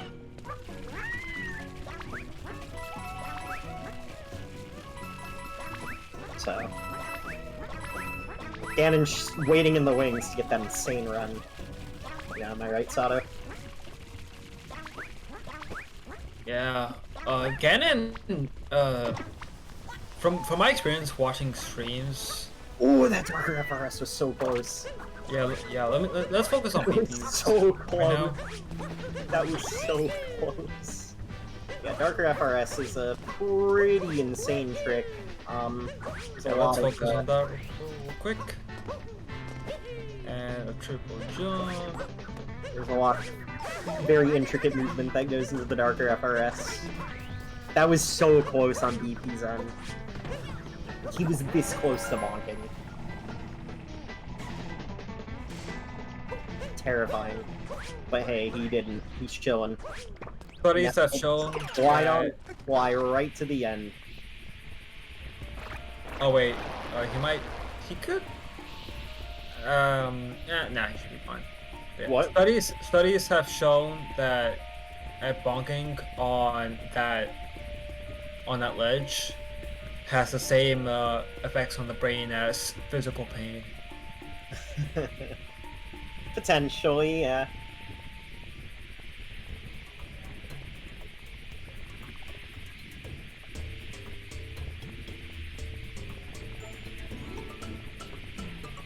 So I wonder if PP is gonna be doing the funny type of you skip. Oh. I hopefully hope not. What if he just goes for it and I don't know. I guess he goes for it then. I don't really know what to say. I would not be surprised if he goes for it. Well, let's see. Oh! Oh my god. Alright, so, spin throw you skip. Let's talk about spin throw you skip. It's not that difficult, however, it is by far the most punishing time save in the whole run. If you fail it, you go right back to the beginning of the dungeon, which is roughly 3.5 minutes. Yeah, it Or saves 0.3. It saves 0.3 and you risk losing like three minutes, I think. Yeah, basically, if you fail spin throw you skip at this level, you're not PBing. Ever. I mean, that honestly goes for my level as well. Like, basically, if you're like anywhere past 32x and you fail that trick, you're not PBing. 306.30. It's a 0.3, guys. And the man just went for it. 306.30 though. Congrats. It risks Very losing. respectful time. It risks losing 800 times more time than it saves. Yeah, it's literally the most, swag trick you can go for, to be honest. Like, I think it's fair to call it swag. Oh, it's 100% swag. Like, this is a 3-hour run. If you're worried that much about a 0.3 time save, like, it is what it is. Then Bro, you're the imagine if the first ever sub 3 comes down to doing spin throw U-skip. Oh my god. That would actually be the funniest thing ever. It's like, alright boys, I can sub 3 this if, and only if, I get spin throw U-skip. And then it ends up being like a 259.997 or some dumb time like that. Like, it would just be insanely close. It might be really funny. There is the frog section afterwards, which is no joke to get perfectly either. Oh, that's true. That whole tower section is surprisingly difficult to optimize. Especially the very last part. Mhm. The goal is to. The goal on like the second to last jump is to land as high up as you can on the like the little like the rim or the hilt of the tower. Yeah. Did we ever confirm if dives or Shireen bounces are faster? Or is it like a mix of the two? PP has claimed that Shireen bounces are faster if you get triple throws. I see. But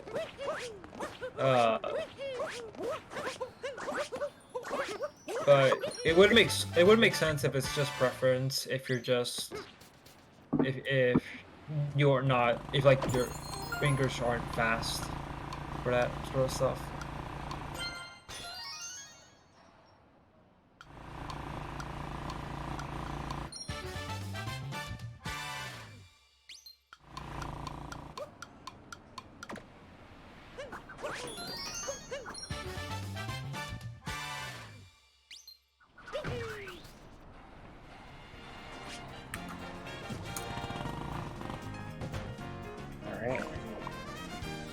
So, now that BP has finished his run, I think it's a good time for me to head on out for now. Yeah, for sure. Thanks for coming, Sato. Yeah, I'll be back in a couple hours, but for sure.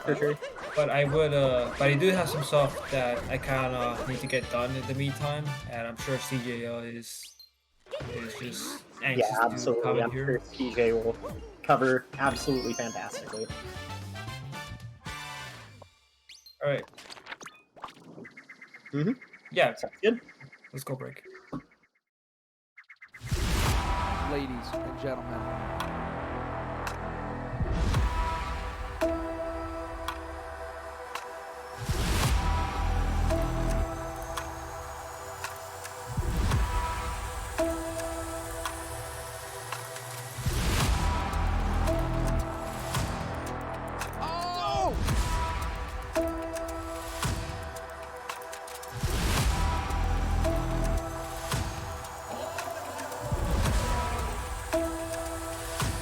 Who's ready for some action? There we go.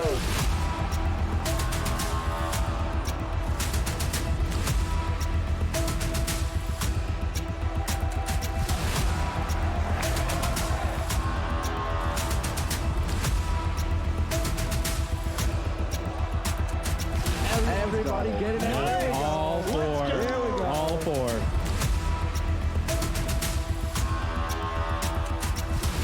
IBK, whole bunch of enemies, just like that, picking up another one.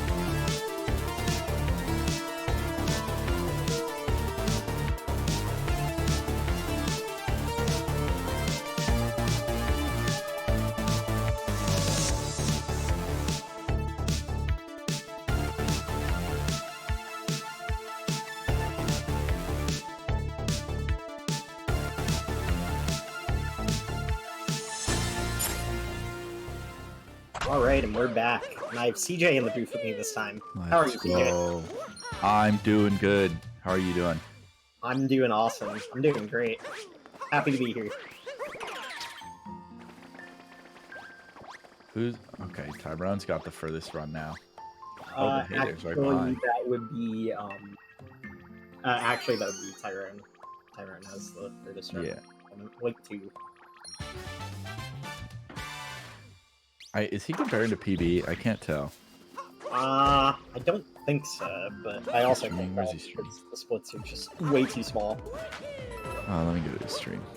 He is comparing to PB, I think, 3:02:19, Yep, that's his PB. and he's 35 seconds ahead going into Lake 2. It's possible it's a custom comparison, but it's still his PB. Wow. He doesn't stop. He really doesn't. He is high 301 pace at this point. That is so With a crazy. BPT of high 300. Oh my Bro, if this goodness. man skips 301, that would be insane. But he'd have to play like an absolute god for the rest of the run. Yeah, it's a lot of time to have to play perfectly. A lot of moons he No, can't make a single mistake on. especially since like the last 4 kingdoms of this run can just spiral so down Oh yeah. so fast. Can't tell you how many times I finished talking to Toadette, realized I was missing a moon. Had to go get the music notes around the well or whatever. Honestly, it's not even just that. There's just so many punishing portions in the last like 3 or 4 kingdoms that can lose upwards of 40 seconds apiece. Yeah. You know, you got your sign jumping cap, you have the bird cycling cap, which outfit runners don't go for, but you also have stuff like the lake clip, which you're about to see, by the way. There's also the just general Luncheon 3 stuff. It's not a difficult split by any means, like there's no section of the split that's actually difficult, but Lunch 3 is just known for being like the choke split in this category. Cappy wouldn't get on the dress. We can't hear Tyrone, but definitely saw him yelling when Cappy wouldn't get onto the wedding dress. Yeah. Oh my god, why isn't Cappy homing into the dress? I mentioned it earlier, but I've never watched high level Darker Side. I've only like played Darker Side, and I just kind of followed the route and improvised, and so everything is new to me, and it's really crazy to watch. I know a lot about this category. I've been on it for a while. I have a pretty decent time in the category of low 314. I wish I had more time about it. But yeah, it's definitely a commitment anytime you sit down to do runs. it's just a consistency issue at this point. It's like I have time to do runs, but I also can't keep up with being consistent. I'm just not a machine like Tyrone, man. Yeah, it's such a long run. It's really tough to be consistent. It's fun to have a long run like this because if you lose time, it's really easy to make that time back. It's not like any percent where if I lose 20 seconds in like lake or wooded in any percent, I might as well just end the run there. That's just a reset, right? Yeah, but in Darker Side, even at a higher level, if you lose, say, 20 seconds, it's not the end of the world at all. My PB literally loses like a minute in Bowser 1, and I brought it back by 2.5. Yeah. So that's the type of category this is. Yeah, it's nice, but yeah, at the same time, it's so hard to play. It is perfectly for difficult. 3 hours, and it's without getting tilted or. There's a lot of times where, yeah, you make a mistake that maybe that mistake doesn't kill the run, but you're not having fun anymore, and there's no point in even continuing because you're It's just so having a hard bad to time. stay like not tilted. It's actually so difficult, Yeah. especially if you know that you put in the practice for all these splits, and you're just like, why isn't the practice paying off? Yeah. It's interesting watching now because last time I was here, everyone was in early game and BP was in post game, and now the first 4 runners on here are within 20 minutes of each other time wise. Yep. Which is really nice, and even I Lucid just hit post game. I unfortunately didn't get to tune into the beginning of the event because I had some obligations in the morning, but I am free for the remainder of the event. So I'm just chilling, man. I didn't tune in at the beginning because I thought it started 3 hours later than it did. Because of time zones. Frickin' time zones, right? PST, EST, European, Australian, who cares? True. We Who all doesn't live care? on the planet Earth. Who would have thought?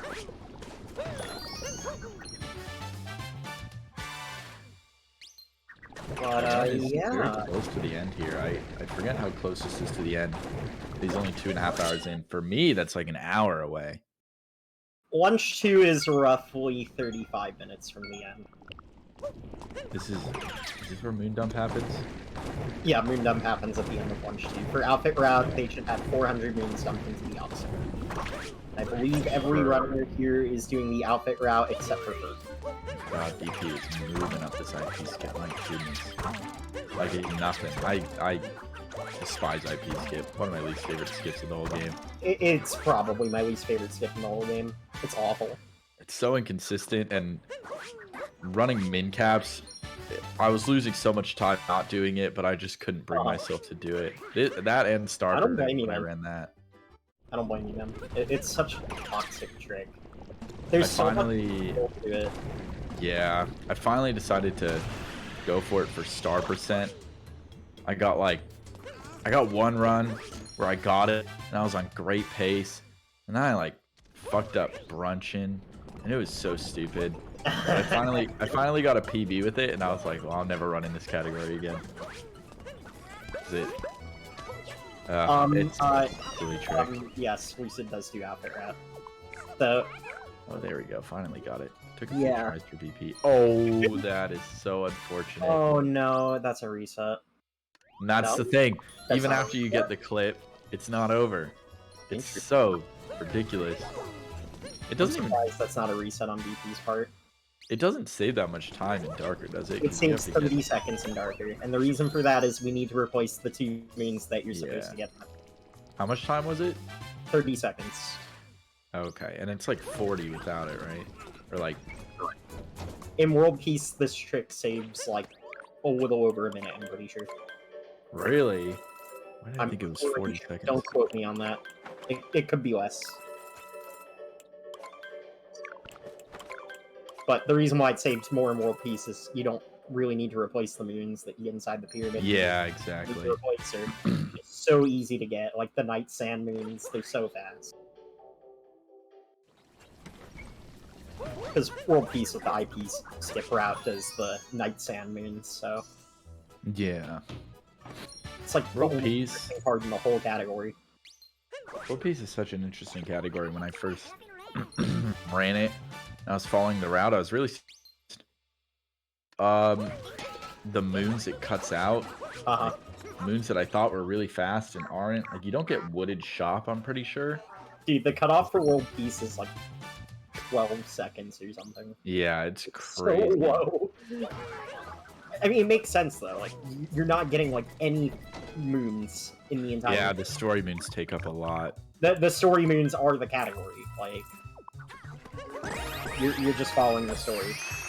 Well, not quite. There are 2 sequence breaks. I mean, you could run all story moons. There we go, Don't want to do BP. clips, but that's very nonsensical. Yeah. Oh, something is happening in the poison waves. Oh my goodness, that was so God. close. Oh my gosh. That was so close. Oh my goodness. Oh, Tyrone's doing that.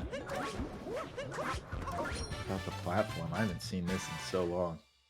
I'm pretty sure that was Hay there that just saved his run in poison waves. That would have been a pretty big time loss. Oh my goodness. That sub area that Tyrone just did is so crazy to watch without VCC is a moving insane. platform. I agree, 100%. And he did it so casually. So the thing with VCC is there is another sub area that you could do.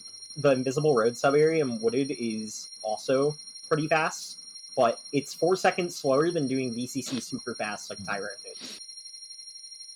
Oh, really? So while it's easier and less risky, you lose 4 seconds. Oh, okay, so it's faster if you do the intended way in that luncheon sub area, but No, no, no. You definitely still, you know, do platform skip and such. But No, if I you do mean, it slot, you're like breaking even with Inviscerate, okay, yeah, that's what I meant. which is That's just interesting. significantly safer. Oh yeah. It also makes the bird cycle just in Wooded just way less irritating. Like, you get so much more time with the Inviscera bird cycle versus the All Moons bird cycle. We call it the All Moons bird cycle because, well, that's where we got the time save from. They're like, Gotcha. yeah, we warped to that checkpoint in All Moons, and apparently it's 3 seconds faster because the bird's closer. Oh, okay. Yeah, that cycle is terrifying. Like, it's not like some of the other bird cycles. If you fall, you don't even die. You go into deep woods, which is a fate worse than death. Honestly, it's every Odyssey speedrunner's worst nightmare is deep woods. Absolutely.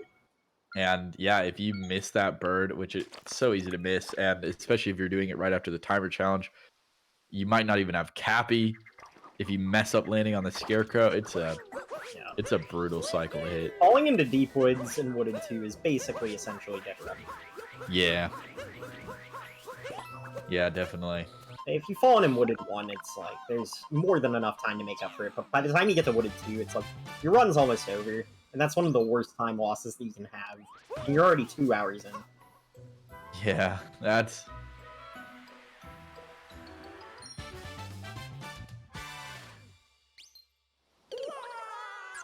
some of the worst thing about long runs like this is that it feels like such a sunk cost kind of thing where it's like you reset, it's like that's 2.5 hours down the drain.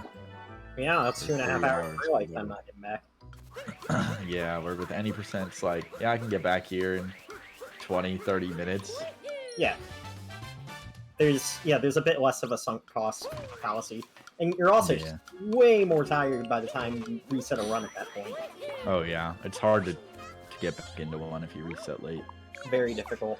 I can't imagine, like, runners especially, where they'll kill a run and be like, all right, let's do any percent, I guess, because I don't have time to do another run. You don't have like 12 hours to kill. Basically, the way I handle this category is I basically reset until I get to post game, and then as soon as I get to post game, I let it ride. If I make it, I make it. If I don't, well, too bad, so sad. Yeah, that's fair. I think I would do the same thing whenever I ran this category. I didn't do it that much, but yeah, it was kind of, once I'm in post game, I'll just go. But anytime before that, it's like, I can get that time down. Oh, I mean, Tyrone dying on the bird cycle. Oh no. But that's very unfortunate. If you guys want to help out, Urban Arts, very good charity. That's what this is all about. We're benefiting charity here. We're not just speedrunning. Well, I'm not speedrunning at all. Neither is Agron. But, you know, these guys aren't just speedrunning. Go ahead and donate. It would help out a lot of people. And it would help yourself, because if we hit $750 by the end of the day, stream goes on for an extra hour. What are you going to do for that hour? Probably nothing. You're probably going to go play a video game that makes you really angry, and you don't want that. So yeah, like Super Mario Odyssey on my Nintendo Switch. Yeah, exactly. So honestly, at that point, you're saving money, because if you donate, say, $50, you're saving money by not playing Odyssey and then breaking your Pro Controller and having to spend $70 to get a new one. So just think about that. But yeah, donate, Nothing but please. gains, right? Sorry? Nothing but gains, right? Yeah, exactly. It's Net positive. You're saving yourself $20 there by not having to buy a new controller after you get so mad that you spike it on the floor and it breaks into pieces. I'm sure that's how Tyrone's feeling with this cap too. Oh yeah. Man. Tyrone's about to donate That much $50 time to be distract at himself. Convert is just depressing. Yeah, it is. That is something with these longer categories. There's just so many spots to lose time, and to lose a lot of time too. So I've touched briefly on the outfit route, but we recently shifted to the outfit route, which consists of getting the outfit runes for the Toadette achievement. Now, you know, there's a lot more that goes into it, but essentially the outfit runes which we get are the Mechanic, the Pirate, and, wait, what's the third one? I'm blanking on what the third one is. Mechanic, Pirate... Why am I blanking on what the third one is? Oh, whatever, it doesn't matter. Anyways, we get those moons, but the problem is we route it in a way where we have to perform a much more difficult Cap 2 route, because the slowest moons were those 4 moons in Cap 2, and by doing that, we had to make the bird cycle in Cap 2 significantly shorter, and that's why we have to do that Equine Bird strat, where we go get the bird in midair, and from there... that's really interesting. Yeah, and from there, like, just the time save for the outfit route is around 15 to 20 seconds based on the way that you perform it. But the Lake outfit clip is just so incredibly difficult. It's so evil. Like, it's basically the reason why I don't do the outfit route. Yeah, I saw BP do it earlier. I was really shocked. Yeah, the captureless bird moon is crazy. But yeah, I can imagine how frustrating it can be that deep into a run. Why am I blanking on what the third outfit moon is? I'm gonna throw some out. The one where the shirt is like striped and then the hat is red. No. Crazy Cap. Nah. Is it a purple coin outfit? Probably not. No, it's not. Is it Panic? Oh, it's cheaper than that. What am I missing here? This is embarrassing. Just bust open the PowerPoint real quick. I mean, I kind of have an excuse because I don't run outfit route, but like... There you go. You don't need to know this. True. I don't need to study for the test. What test?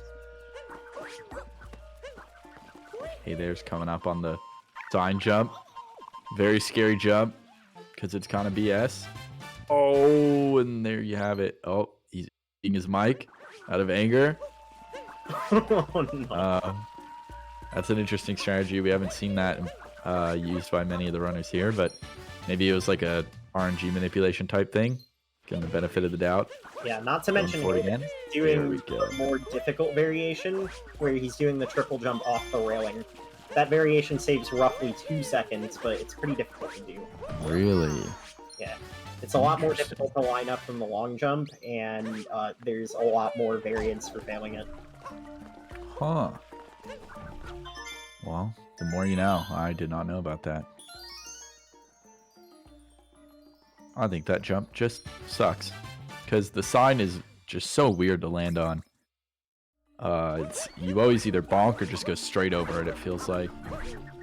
And it's really hard to control. Oh, right, of course. That's why I was blanking on what the outfit moon, like the third outfit moon is. Because it's not correlated to a direct outfit. Well, it is, but we just flip in. Right, duh. It's, you know, it's the late outfit. Thanks, chat. Thanks, chat. I completely blanked on it because I don't even consider it anymore. Wait, when you clip in, it thinks that you bought the outfit, or what? So, the thing that correlates to the Toadette achievement is just collecting that specific type of moon. And in the game, it's considered an outfit moon because it correlates to the outfit moon. Wow, okay. Yep. That's really interesting.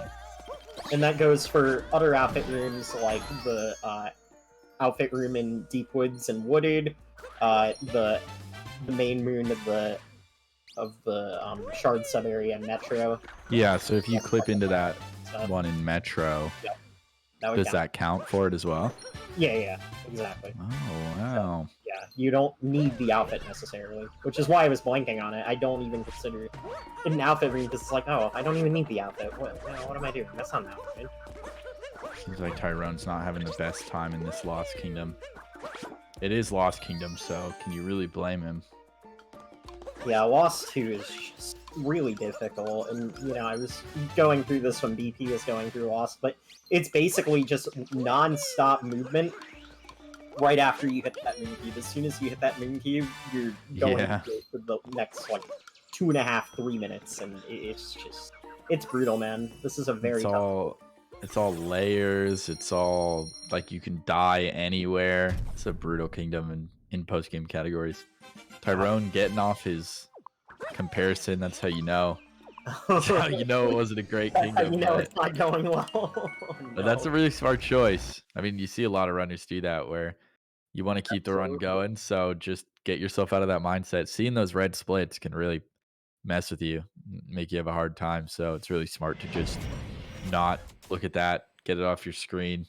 That's why I use white for behind. Nice. Yeah, I mean, eventually you're going to probably have to change that, though, because now that's going to become associated with being behind. Meh. Honestly, I don't do runs enough. It's okay. That's fair. I used to, I started doing this thing when I was, like, grinding for 3-cap stuff. I tried a few runs where I would not even have my live split on my screen. I was still splitting and stuff, and my chat could see it. Yeah. But I was just going off like feel and not looking at the splits at all, not even looking at what my timer was at. It was pretty nice. I think I almost got record a couple times with it, because I just keep the run going when normally I wouldn't, and I have a better mindset overall. Yeah, sometimes playing with splits is a good idea. Oh, apparently Hey There is not doing the outfit route. Okay. So there actually is one other runner just not doing the outfit route here. Just Hey There and Fur then? Yeah. Interesting. Everyone else. And I don't think Fur is doing IP skip, which makes sense. Fair enough. Absolutely.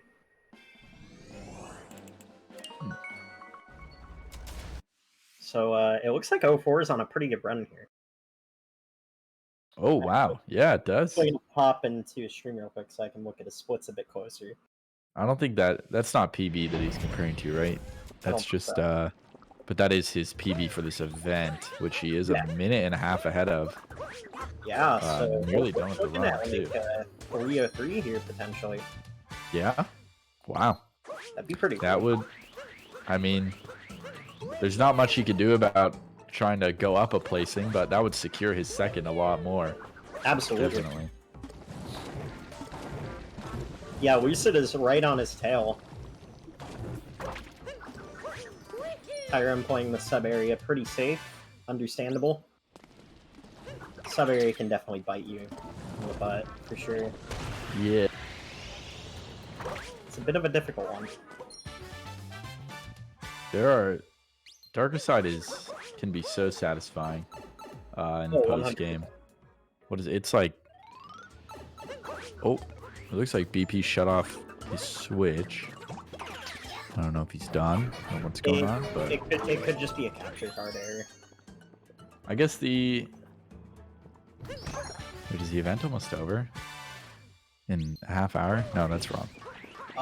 If we reach the goal, it 1.5 goes on until 6. Oh. So Okay. remember, guys, reach the Yeah, goal. don't forget. $50. Donate to Urban Arts. Help kids in need of being able to pursue their dream jobs. Come on. True. It's all worth it. And You want to see more streamers in the world? Awesome event.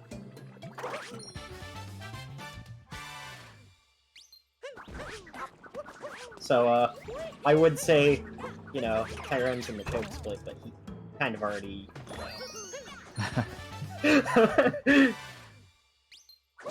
But Tyrone's still on a decent run here. He's not, like, on, you know, record pace or anything, but he's definitely on a potential, like, high 302 pace run here still. Oh yeah. No, I mean, Tyrone being off PB pace is better than, you know, basically anyone on PB pace. So we're still seeing a really good run here. Absolutely. Even if it's not going to be world record, which I think it still has the chance to be, right? I can't really see what that best possible is, but there's a World chance. record is 302.19, which is also Tyrone's PB. Let's take a look at what his BPT is right now.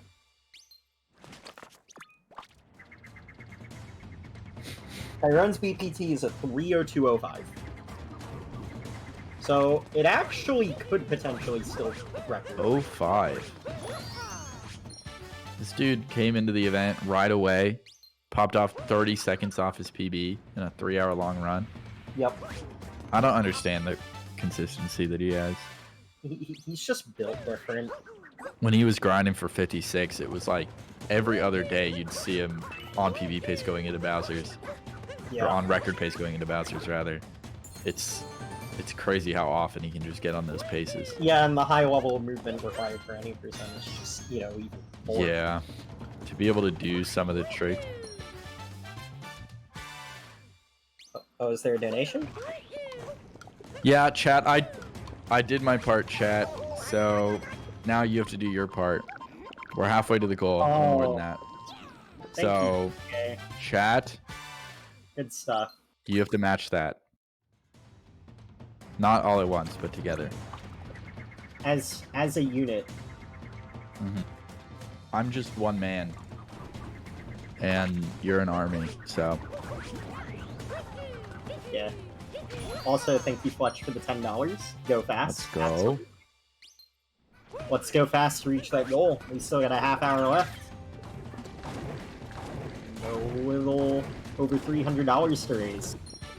$350 to be exact. That's easy. That's easy for this chat. Absolutely. I believe in chat.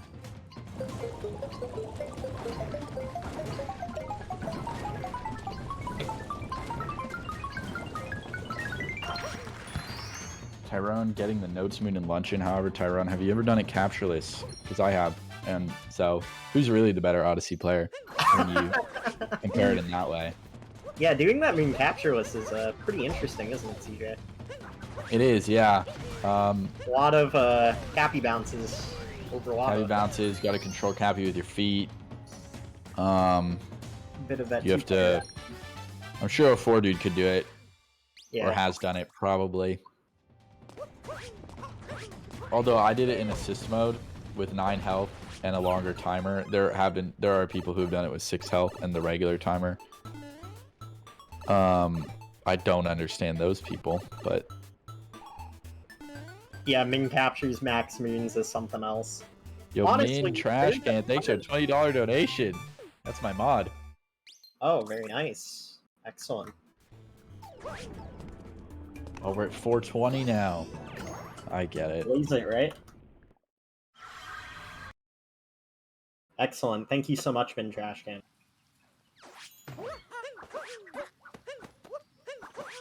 Let's keep the support going. Let's do it.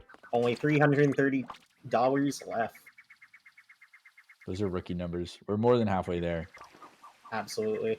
We got to give all these players a chance. I mean, look at I should have donated $20.69 for the funny number. Let's go. Hey, honestly, someone just donate 69 cents right now, then we can get the funny number. Here we go. That's less than a cup of coffee. I'm gonna keep saying that all day because I think it's funny when people say that. Yeah. Whenever like charity stuff's happening, and they're like, less than the cost of a cup of coffee a day. Man, You can inflation's help annoying. Urban Inflation's annoying, man. Yeah, true. It's actually affected the Mario community a lot. If you want to see for yourself, Google Mario inflation, and you can like really see how inflation in this country has affected the Mario community. Anyways, Tyrone and Mushroom, this is where he's gonna be getting the last moons here, right? And then on his way to Darker Side. Yeah, so Mushroom 2 is the cleanup split. We basically just clean up, we get a few more moons, and we go talk to Toadette for 4 minutes, just have a nice chat with good old Toadette. Maybe if we're bored, we'll play a bit of rock, paper, scissors with Mario, so not really too much going on there. But then, you know, you get to finish the run with Darker Side, so. It's exciting. We're gonna be seeing like a rapid fire of runs finishing. It's gonna be really exciting. Yeah, it's gonna be back to back to back. So, non-stop action for the next, like, 20 minutes. Looks like Ganon and BP have both recently reset. Their runs are actually only about 20 seconds apart from each other, so if they keep them going, that's going to be a little race going on there. For sure. A race within a race. Inside a Ooh, simulation. hey, that within actually a makes simulation. sense. Yeah, you know? Hey, they're playing the sub-area a bit safer. So, Oh, yeah. really? That's a Yeah, you safe could just strat drop the Podoboo instead. and then capture the one close to the cannon instead. What's one that what's the dangerous strat? The dangerous strat is keeping the same Kotobu that you used alive, jumping out of it, keeping it, you know, on the magma, and then capturing it immediately after grabbing it. I don't know the time difference between the strats, but, you know, obviously one is faster than the other. Yeah. Huh. Okay. I've never even seen the strat that Hayther just did. I'll be honest, when Tyrone was in the sub area earlier, I was looking at someone else. So I missed that. That was really interesting to me. I kind of just do the intended route, I guess, when I do it. For sure. I feel like such a layman commentating this. Sometimes that's what you need. Yeah, sometimes you just need the common ground, right? We should get a commentator who's never even watched Mario Odyssey before. Oh, dude, that'd be so funny. It's like, wait, what game am I commentating for again? Oh, Ganon got a really clean IP skip there. We're about to see BP go for it as well. I think it's what they lost their last run to. They got here, so... It wouldn't be surprising. Yeah, it's IP skip. IP skip is just like the gatekeeper of the first 8 minutes of the run for these guys. Yeah. It's quite tragic. Like, I wish it was even earlier. Just having to play through Cap and Cascade so much is just awful. Just to fail IP skip and then having to do it all over again, and then if you add stuff like DSS into your route as well, Yeah. you're just asking to be stuck in the beginning of the game for like an hour. Like, you're just asking for it. It's so much. Yeah, that was a lot of the reason that when I was doing min caps, I never tried to do IP skip, because there was already, like, all of Cascade is so hard, and then you get to Sand, and there was Icicle Clip in that route, and so much going on. It's like, I don't need another reset point right at the beginning. Like, I just want to get at least one run a day through. Absolutely. So, hey there, wrapping up Lunch 3. Will be shortly, anyway. It looks like Hey there's on a decent run, it looks like. I'm not sure exactly what base he's on. Can't tell what he's comparing to. Yeah, but I can't see the splits. I think I can get his stream up in here. Yeah, let me look at his stream. Oh, I think he's streaming on an alt. I don't know. He is. I don't know his alt. Damn. Oh well.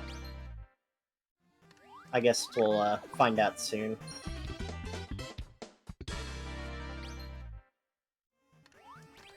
I mean, based off of where he is in the run, looks like he's on 307 pace. Alright, not bad. I can't confirm or deny that, that's just an estimate. I wish I can see his BPT, but it's just too small.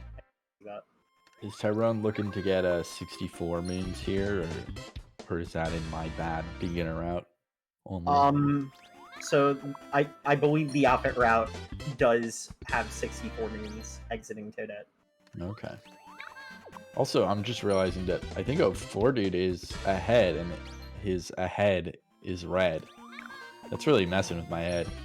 Yeah, 04 is a very rare specimen and uses red ahead. Huh. Yeah, I was looking, I was like, oh man, his run really fell apart. How did I not notice that? From a minute and a half ahead to 2 minutes behind in one split? But safe's on there on that loss too. Got him. Everyone seems to be doing pretty well here. Yeah, everyone has some decent runs going on. Sure.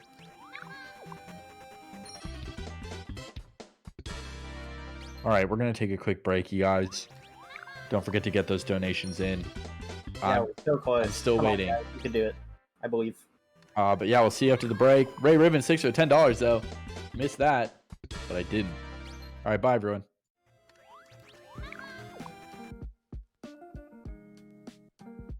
Urban arts helped prepare me for college by giving me a lot of experiences working both independently and collaboratively with other people to make really cool games, and taught me how to put my all into creative projects, and that helped me put together a very strong portfolio for college.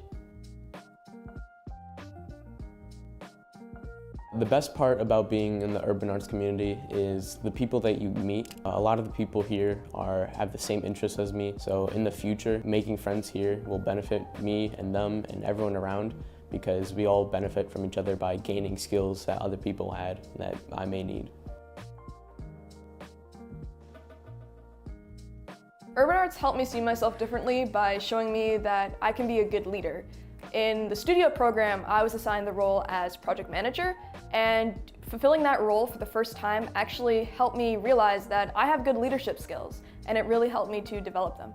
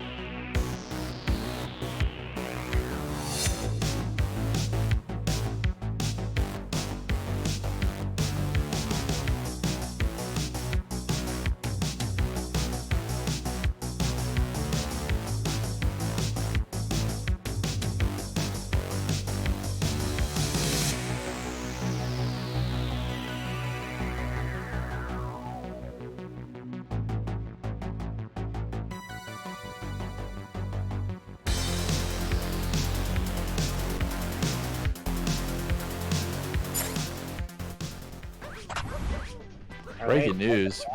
We're back early. We didn't Yeah, want to miss Tyrone's run. Yeah, we literally have Tyrone doing Darker FRS right now, pulling it off very successfully. Oh. Not an issue whatsoever. Oh my. Oh, even getting the instant tap throw onto the platform, that's not easy to do. Yeah, I feel like Cappy definitely prioritizes his coins. Tyrone's just going all out because he knows at this point he can maybe PD by a few seconds or just, you know, break his run. Yeah, looks like he's on pace for about a 3:02. Yeah, I think he might actually beat this run. He needs a good ending. 100% he needs a good ending. Yeah. I mean, he's there as long as he doesn't mess up this glide on part. I'll be more aware, you know, if he can do it once he gets to the thank you letters. So that's usually my benchmark on like how much time is left. Mm-hmm. It's about like a minute from when you start thank you letters if you play really well. Okay, so it's gonna be really close. So I think if he plays the tower section like completely perfectly, he can potentially PD by like not even a second. Well, that's enough for him, I think. That's still an exciting way to Why not? To end the run. Okay, he didn't go for spin fairy skip, but that's okay. I mean, 0.3 is 0.3. It might actually matter in this case, but you know, spin fairy skip is one of those things where it's like it's so punishing that does it even matter? Yeah, it's There are a lot of things like that where it's like, Oh, he went for the super tight tower climb. So unfortunately, his record is dead, but he could still potentially get a best for the event if he can climb the tower. Oh, it's going to be close, chat.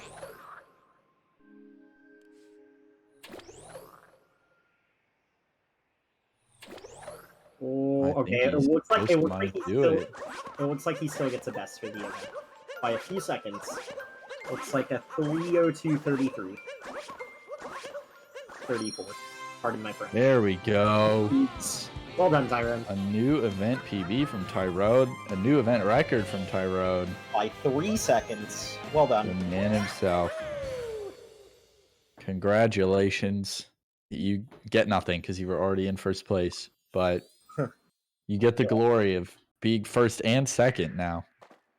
Yeah, that tower section choke is unfortunate. I think he was literally going to get like, 220 if it weren't for that. Yeah, he was going all out. Balls to the wall, as they say. He just... All that work wanted... for 3 seconds? Yeah, these guys are putting in the effort, man. This category is no joke. It is volatile. Yeah, you will lose many runs to a lot of stupid things. But it is at a point now. The record is at a point where it is very hard to save anytime. Yeah. I felt like we were at that point past, like, 305. Like, you know, after someone bopped value, I'm like, okay, things are getting real. Yeah. And Tyrone going straight into another run. Yeah, for those of you that don't know, downtime. Yeah, for those of you that don't know, Value, who is crazy at pretty much any Mario game that he puts his hands on, Yeah. once had the record in this category. It was the only category in this game that he ever took seriously, and he had record pretty dominantly for a decent amount of time. When he got the 306.44, he's like, I'm never touching this game again. Which is understandable. I think at the time that 306.44 was just an absolutely bonkers time.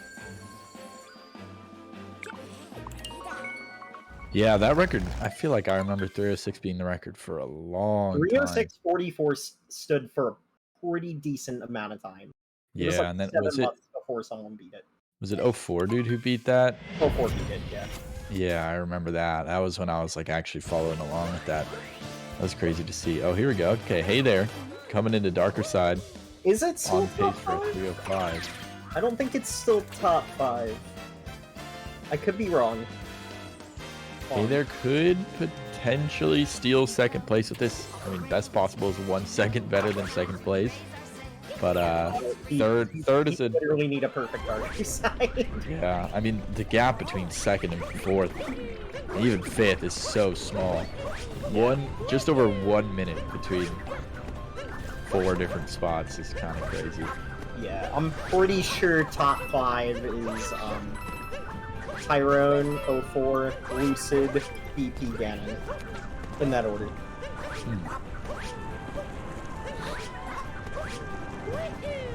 Is this? Which is actually pretty much the same order as this event, assuming Ganon finishes a run. True. That's funny.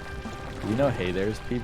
Did he PB? Hey There has Hey There had a 309 something in the board, so Okay. probably PB this event. Yeah. On pace to do it again, potentially. He definitely PB this event. 307.03. Looking good. Potentially gonna PD again. Yeah. Yeah, wow.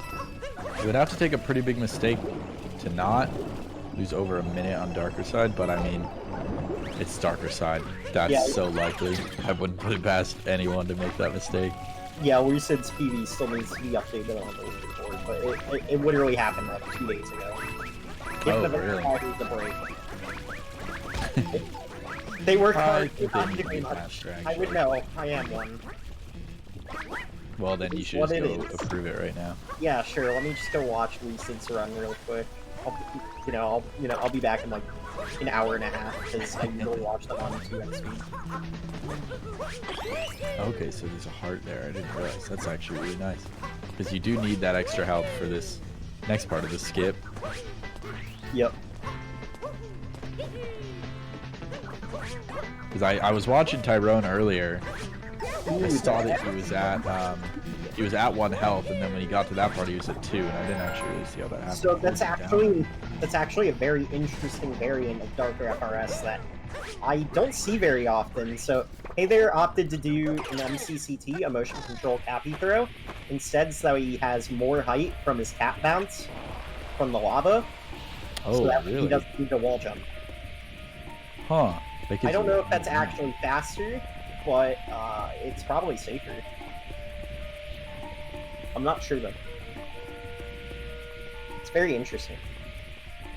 That is really interesting. Yeah, Hey There It's a cool is strat. on pace to get a low 306 here, which means he will overtake BP. Okay. Love to see some good competition here.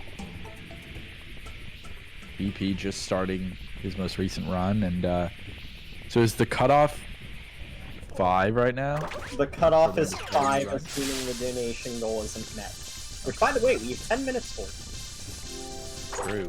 We have 10 minutes to reach the donation goal of $750. We are currently still at 4:30. Oh, hey, they're not doing the U-skip. That's really interesting. Oh, just didn't even bother with it?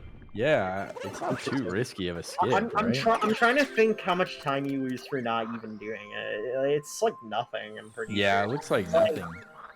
I think it's like 0.2, maybe, for like not doing it at all. Not really it, but I mean, but it's funny. It is funny. So. Ooh, hey, they're having a bit of a meltdown on the tower here. Can't quite get this frog up. He's trying to be precise and is just undercutting it a little bit. This section is so punishing because you know you're at the end of the run and you know you want to play well to finish off the run, but this tower climb is just absurdly deceiving. Is he gonna beat Lucid though? Oh, it looks like he's just barely gonna tie it. Tie? Okay, to tie down to the seconds. I don't know if we have any sort of retiming to do. Do you do any millisecond timings for events like this? Oh my goodness. I think their runs need retimes. Oh my goodness. That's incredible. A tie, a 3-hour run tying down to the second. That looks like a 3rd place. I don't know what Lucid's milliseconds were, but it's also possible that they just, you know, need to be retimed. That's crazy. I can't believe they tied. Wow. What the heck? So much that goes into the run and 2 people tie down to a second. That doesn't make sense.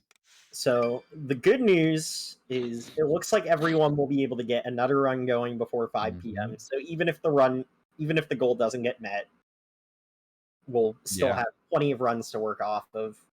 Oh yeah, definitely, yeah.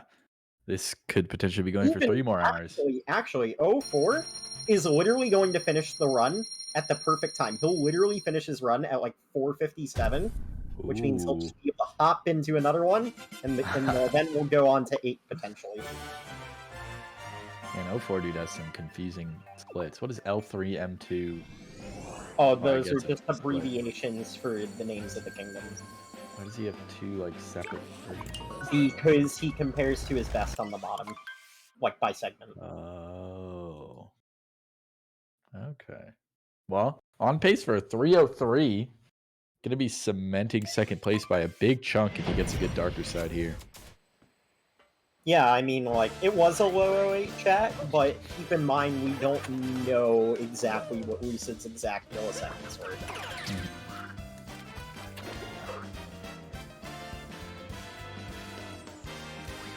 And it's very easy to late split in this category, because when you grab the multi-moon, you're like, wait, I finished. Yeah, it's really hard because you do have to be both hands on the controller grabbing that multi-moon. It's hard to. No, yeah, exactly. It's not like any percent where you're just shaking and then you have time to just hit the split button. Yeah, it's a really uncomfortable split It's time. like, you know, you just need to make sure that you grab the multi-moon. It's the same thing with Dark Side as well. You want to make sure that you're not losing any pressure time at the very end. Yeah. My PB falls off the tower. Really? Oh, that's brutal.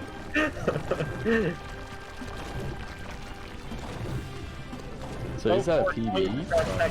Completely damageless, just making it look so easy. So, the general rule with SMO is if it's on camera, it exists. If it's not on camera, it doesn't exist. So as you're approaching that section, you want to turn your camera to a certain point, so that way, you know, you get good cycles with the photoboos.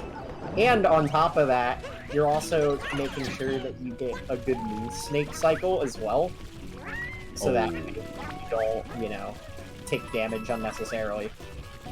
So was that a PB from Hey There? Does that place him in top 5 or anything? That was a PB for Hey There. What is you said Ganon was 5th. What's Ganon's PB? Ganon's time for 5th is a 3:05:39. Okay, so it still doesn't bring him in the top 5. That is a really good PB. Oh no! That's Just devastating. barely missed So here's that the question: jump. does he reset now so that way he can potentially get another run? Ooh, good question. I think he still has time to finish this before the hour. I'm not sure how strict the cutoff is. I think as long as it's before 5, I would assume. I mean, he's only going to be about 5 minutes. Yeah, Ooh. there it is. Just reset. Okay, fair enough. That's devastating. But 04 Honestly. still has a pretty commanding second place here. Yeah, it's going to be tough for anyone to beat him, but it's Remember, definitely this is possible. 3 hours. You know, Hey There did just finish his run. At the same time, you know, we got to Oh consider. my god. bunch of BP with a other- crazy backup on IP skip.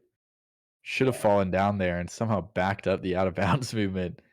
So here we have Fur in the spotlight. Now, Fur doesn't have as great of a time compared to these other runners, but don't completely count him out. Fur, you know, hasn't really been playing Odyssey too much lately, and he just picked up the game this week to get right back into the darker side.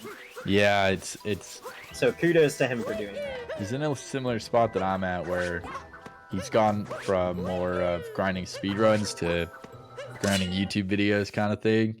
Hey man, you gotta milk that Which- content. I respect. Yeah, I mean that's a way to go. I mean, nothing wrong with it, but yeah, I mean he got asked to be in the event and he did it, which I respect. I mean, playing with people who are way ahead of you in terms of PB and in terms of recent practice is a lot of pressure, but you gotta respect the commitment that I they'd be think willing to do this Fur's event. PB is a mid 315. Yeah, that's what I heard earlier. Yeah.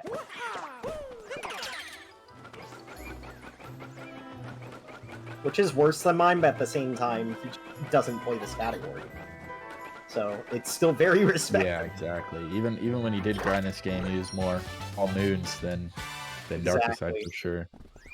The experience definitely translates, and he definitely has more endurance. Oh yeah. And I think that says a lot. It's like darker side is nothing once you become an all moons runner. Yeah, that is true. You're like, wait, all moons is more than double darker side. Yeah, Nothing. that is what's really good about darker is that it's a lot more than half the moons, or not a lot more, but a good amount more than half the moons, and in not even near half the time.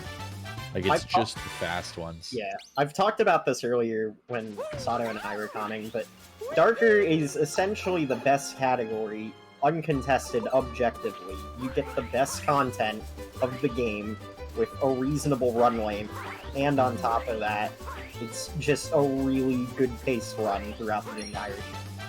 Yeah, I can agree with that for sure. It cuts out all the boring stuff of the game, but it still shows off a lot more of the game than something like any performance. Most boring stuff. Unfortunately, we're still required to play through a lot of main game fighting the bosses. Yeah. Once we get to post game, it's just a non-stop Oh run. yeah. It doesn't It is end. crazy in post game. You get one break in post game, and it's while fighting Torque Drift. That's it. That is your one break in post game. Yeah, just about. Otherwise, you are non-stop for the remainder hour 40, hour 50 of the run.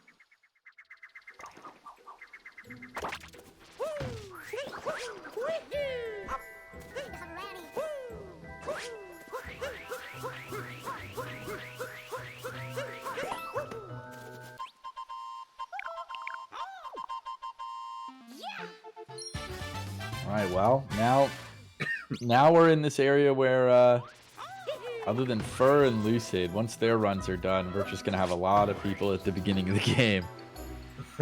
So, but they're all near each other, so at the end it is going to be, again, like just rapid fire people finishing, hopefully.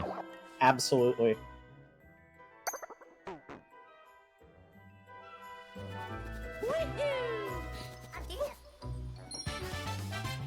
Of course, you know, you have the beginning of the game be super reset heavy, but we're also at the point where the runners can't really afford to reset, so... Yeah, we're going to be seeing a lot more runs go through, even if normally they wouldn't. I actually wonder if some of these runners will opt to do IP clip instead, just because it'll be safer and prevent the reset. Yeah, that's a good point. They will need to consider the route changes. However, I think at this level, it might just be worth docking the 30-40 seconds that IP skip saves for a chance to potentially get another really good run. Yeah, exactly. Keep in mind, 30-40 seconds seems like a lot, but if you still play well, you can still get definitely a really good time with IP clip. Yeah, definitely. You could technically still get record with IP clip. Yeah, in the grand scheme of the run, it really doesn't save too much time. It saves if you're 30. looking at these runners, some of best compared to their PBs. I mean, it does save a lot of time, but when you have like multiple minutes to save. Yeah, but I think when we're at a point where, you know, you can't really reset your run, but you also want to, you know, continue to get one last good shot, it might just be worth docking the 30-40 seconds for IP skip.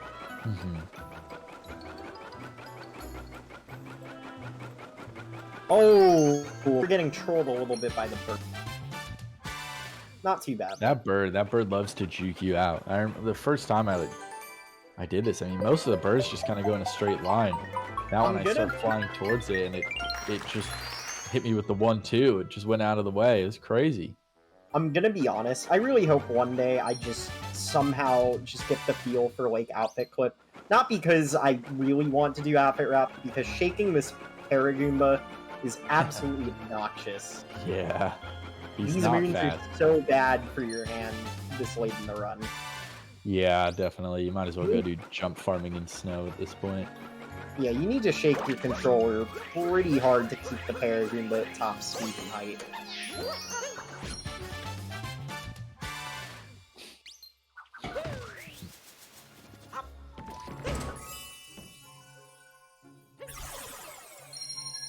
Alright.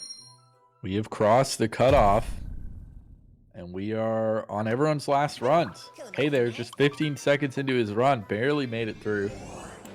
But now if he were to reset, that would be it, and we would have to forcibly remove him from the event. Forcibly remove. We don't want to have to do that again. So hopefully everyone is on their best behavior today. Anyways, yeah, so everyone's on their last run. We're going to see some runs get through that probably wouldn't otherwise, or maybe everyone will just play flawless and we will see 6 different people get sub 3 back to back. That'd be really interesting to see. Oh my goodness. I'm gonna be honest, if we see like even a 301, that would just be hype. Oh yeah, for sure. I mean, even a record of any amount is just crazy to do at a live event with how much hours. Like when Cheese hit that, I mean, I guess it wasn't really record, but basically hit that record at Break the Record Live. It was so shocking. When they announced that event, I was like, no way anyone gets a record here. With how many hours they put into these runs without getting PBs at all, you expect it within like a day. And then he did it. So it's just really crazy to see that. Hey, some people are just built different. Sometimes being able to put on a show like that just gives you the motivation and strength to perform at your best. Definitely, and Tyrone definitely seems like one of those people. I mean, we almost saw him do it just a few minutes ago. Almost got a record. Oh, Tyrone his is last run.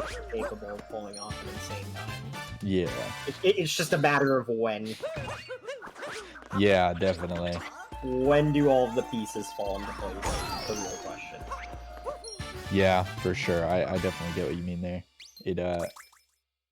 It's a matter of time before someone, even if it's not Tyrone, but someone just breaks this category wide open.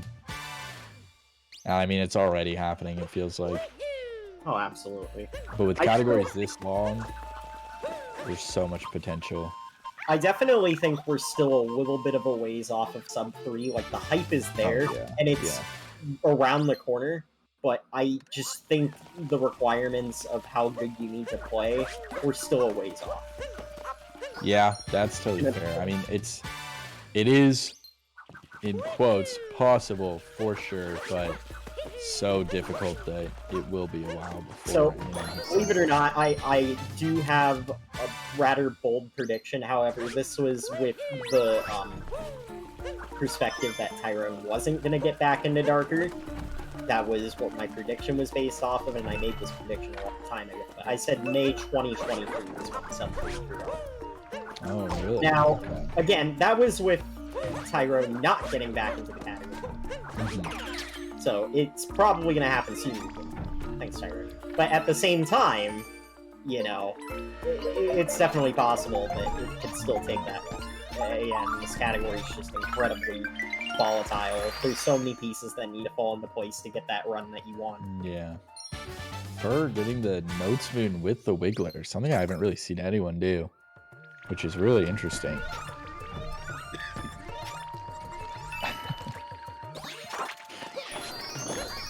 Mimi saying, am I the only one who thinks the other world record contenders are way behind Tyrone? And Ganon chiming in with, no, we all agree. No one disagrees with that.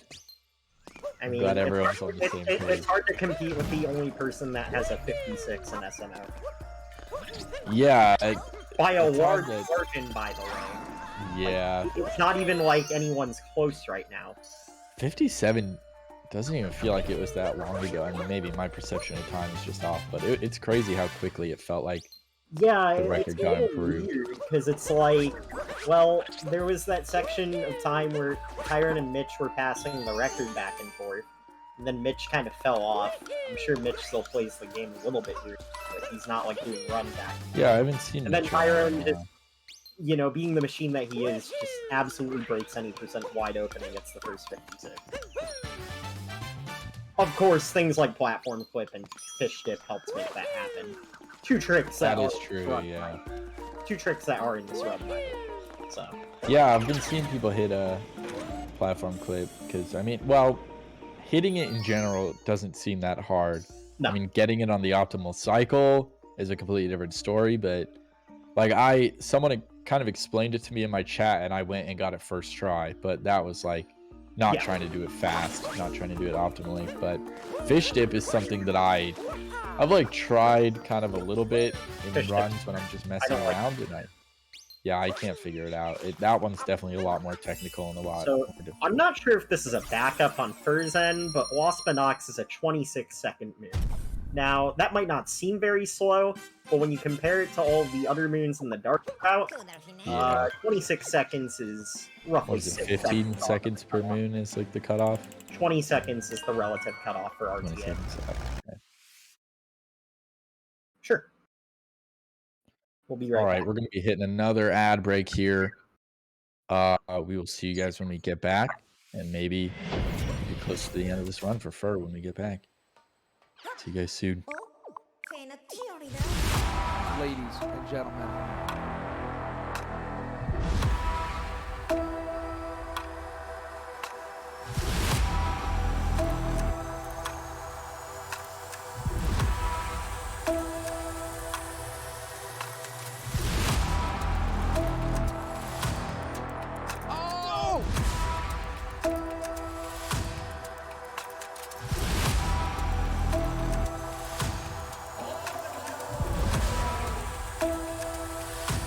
Who's ready for some action?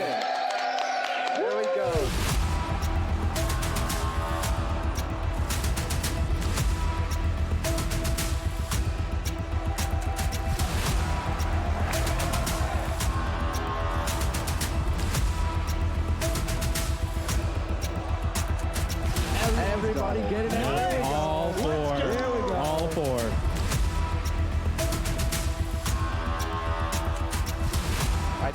Whole bunch of enemies.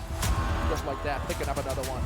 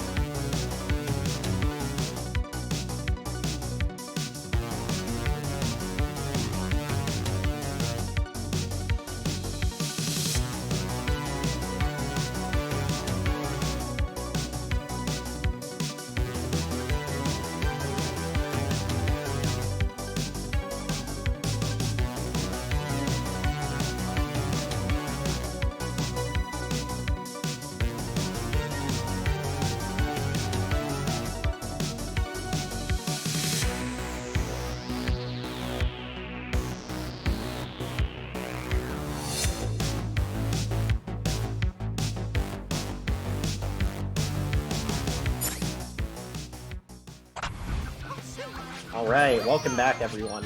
For finishing up their run here. Let's go. In Lunch 3, the choke split. Hopefully we don't see any choking here. At least he's got the banger music on, whether you choke or not. You know what, God man? continues. You know what, man? When you have a 32X, you might as well play track 46. I'm gonna be real. My first 309 will be with track 46. I do not care. Let's go. What's the more optimal one? Or Track do you 4. just not do this game? Oh, okay. Track 4 is the more optimal one. Oh, Because you interesting. just flick your control stick 3 times very quickly, while track 46 you need to hit the bumper button 3 times and flick your control stick 3 times. Oh, wow. Okay. So it's 2 extra inputs. I mean, yeah, my PB is like 3.5 hours, and I definitely do 46. Track 46 overrated. Oh man.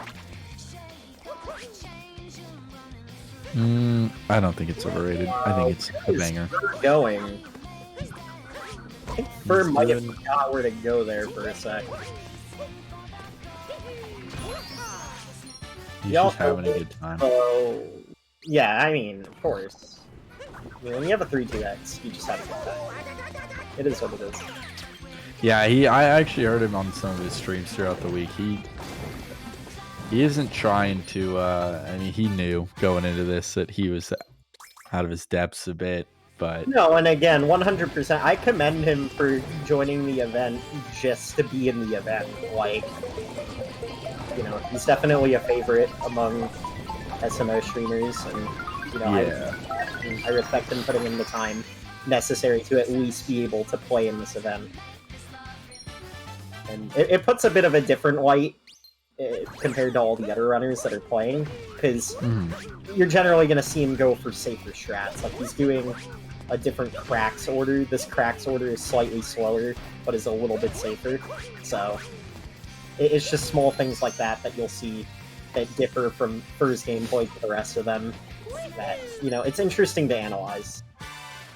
Yeah, definitely. Because I feel There like are I'm a lot of all little differences. between a top level runner and a runner like Fur, because, well, that's where my time is at the moment. So Going into the final split though, before Darker Side, Absolutely. so almost done here. Just has to go through the hell that is Toadette grinding. It's Toadette grinding really wouldn't be as bad if it wasn't right at the end. Like, tension's as high as it can get. You just want to get it over with. You're like, just get me to Darker Side. Meanwhile, you have to hit the A button like 50 times. So And the all 2 three. moons that you don't get if you get the IP moons is Lunch 2D and another moon of your choice. Usually the runner will pick something like TNT, Twist and Turn Up Treasure, and Lost One, as it's a very volatile moon. As some would say, it blows up your run. The SMO community is so funny.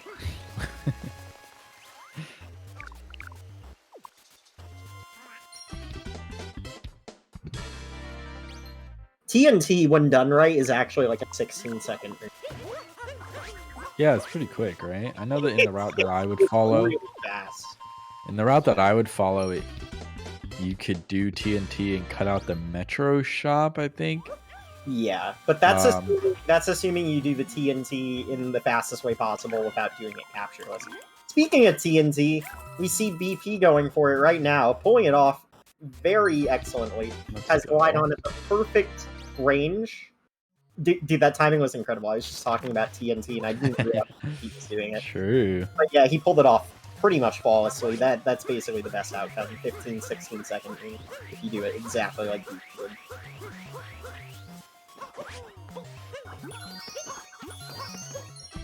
If you do it the way I usually do, with a wall slide, you're 17. In which case, it's like, well, is it even worth it? Yeah, I do it. I think I do it in the way that BP was just doing it. It usually takes me like a couple tries, but I mean, I can do it pretty consistently without dying, but sometimes I'll be like a little bitch and keep shaking the controller too soon because I'm scared. Yeah, I mean, that's the thing. If you don't die, it's not like the end of the world, but if you die, you're gonna lose a lot of time. Because it spits you back out at the top of the kingdom, so... It is kind of crazy. It's apparently possible to do it captureless and without assist mode. I've never done it. In any run where I have to do it captureless, I just have assist mode on, and it's easy as hell, but yeah, apparently you could do it without hitting the poison at all and without capturing glide on. It's just stupidly precise.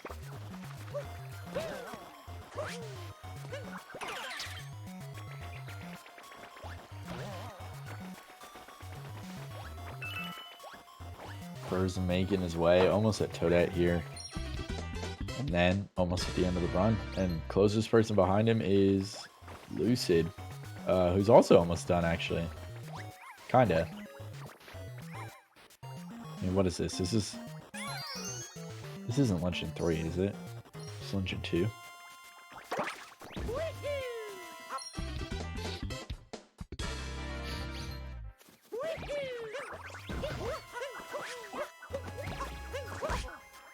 Oh, with the bonk. You can see the disappointment on his face. Unfortunate. Oh, another bog. Now he's just dumbfounded. Going for the triple jump to make up for the height he's not getting, and it works. Third time's the charm. One of those weird moons that you can just turn the camera during. For sure. So he feels very freeing, but it is a little weird.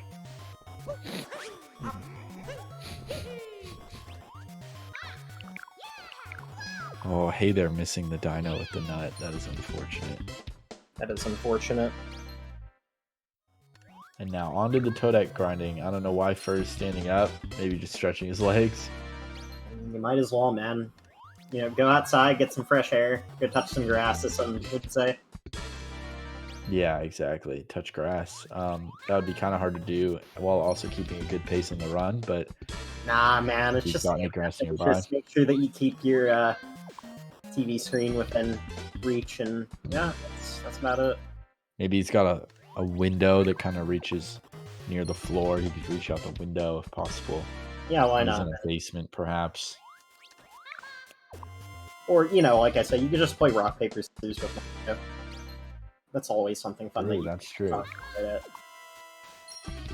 My current best score versus Mario and rock, paper, scissors during Toadette is 12-3. I literally... Pretty good. No, man. I'm like, I don't really get to that point that often, but when I do, I crushed him. I'm like, what even happened? 12-3. How do you hit those odds, Mario? I don't know, man. I'm a god. At rock, paper, scissors, not Super Mario Odyssey. I'm bad at that game. Oh, gotcha. Thanks for the clarification. Yeah, dude. No problem. Take a picture of touching grass. Easy. Yeah, sure. Just Photoshop it. We got it.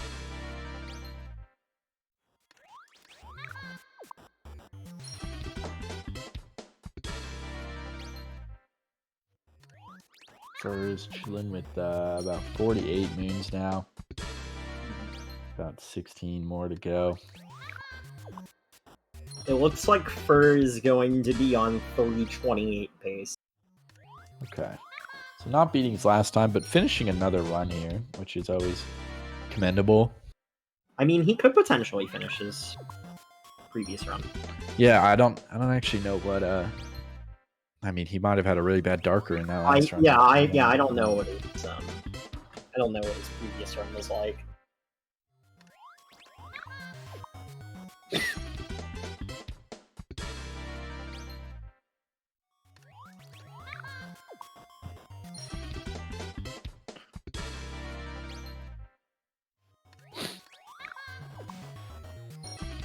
Anyways, everyone else is in main game besides Fur and the big moon dump. So yeah, unfortunately, still on the boring part of the run compared to post game. Big ol' 400.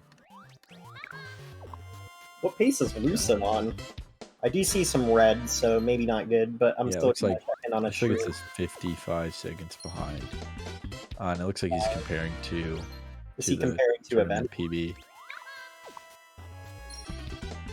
I think it says comparing to the 30608. But hey, everyone, if you want to help Lucid, afford any of these people who, you know, maybe they're on a bad run. You know, if we hit that donation goal, they can reset again.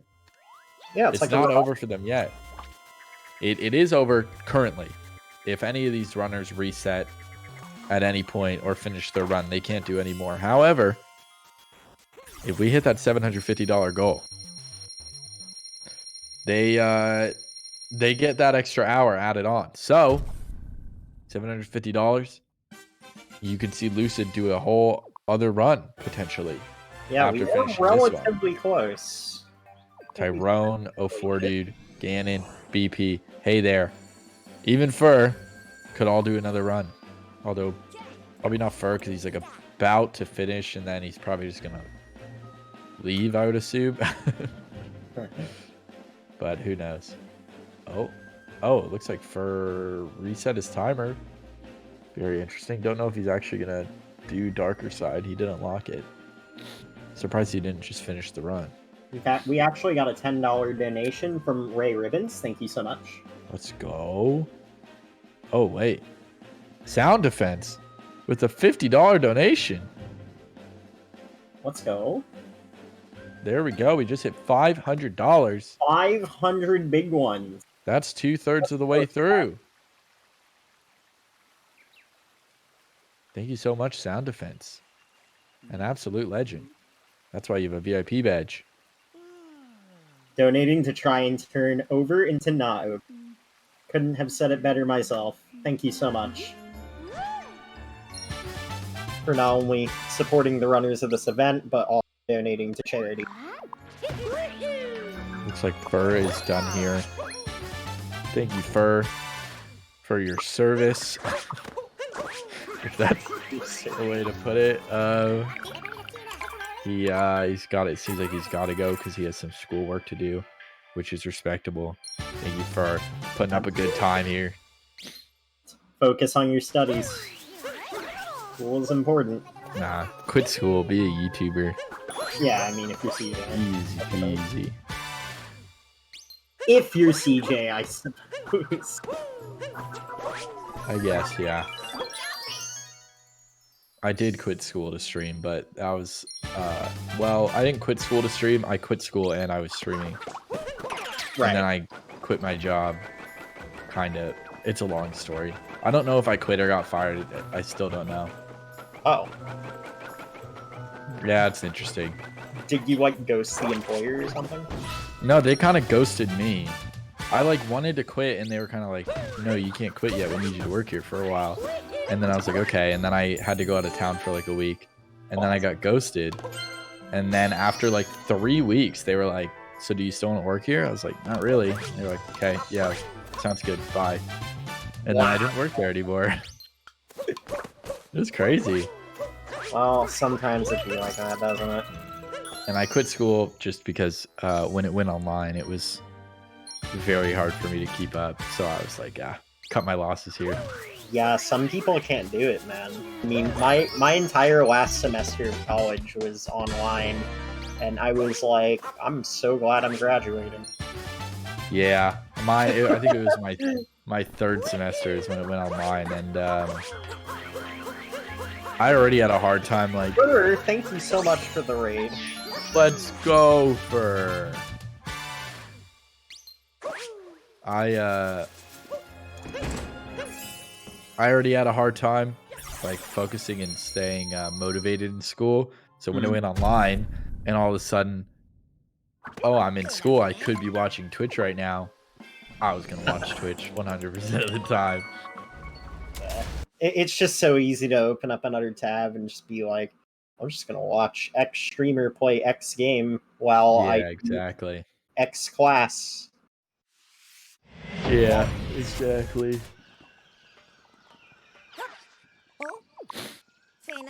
But I mean, it all worked out for me. That's not the choice for everyone. I'm not trying to get people to drop out of school for real, but yeah, it's definitely not for everyone. Takes a lot of luck. At the same time, you know, I mean, follow your dreams if it's really what you want to do. Just like Lucid's following the dream of being green on this run now. I don't know if he switched comparisons or what happened. I don't think he did, though. He probably just wanted to.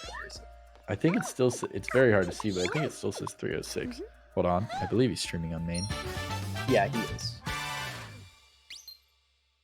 Which is actually really funny, because he's been doing all of his, like, darker practice and runs on his own.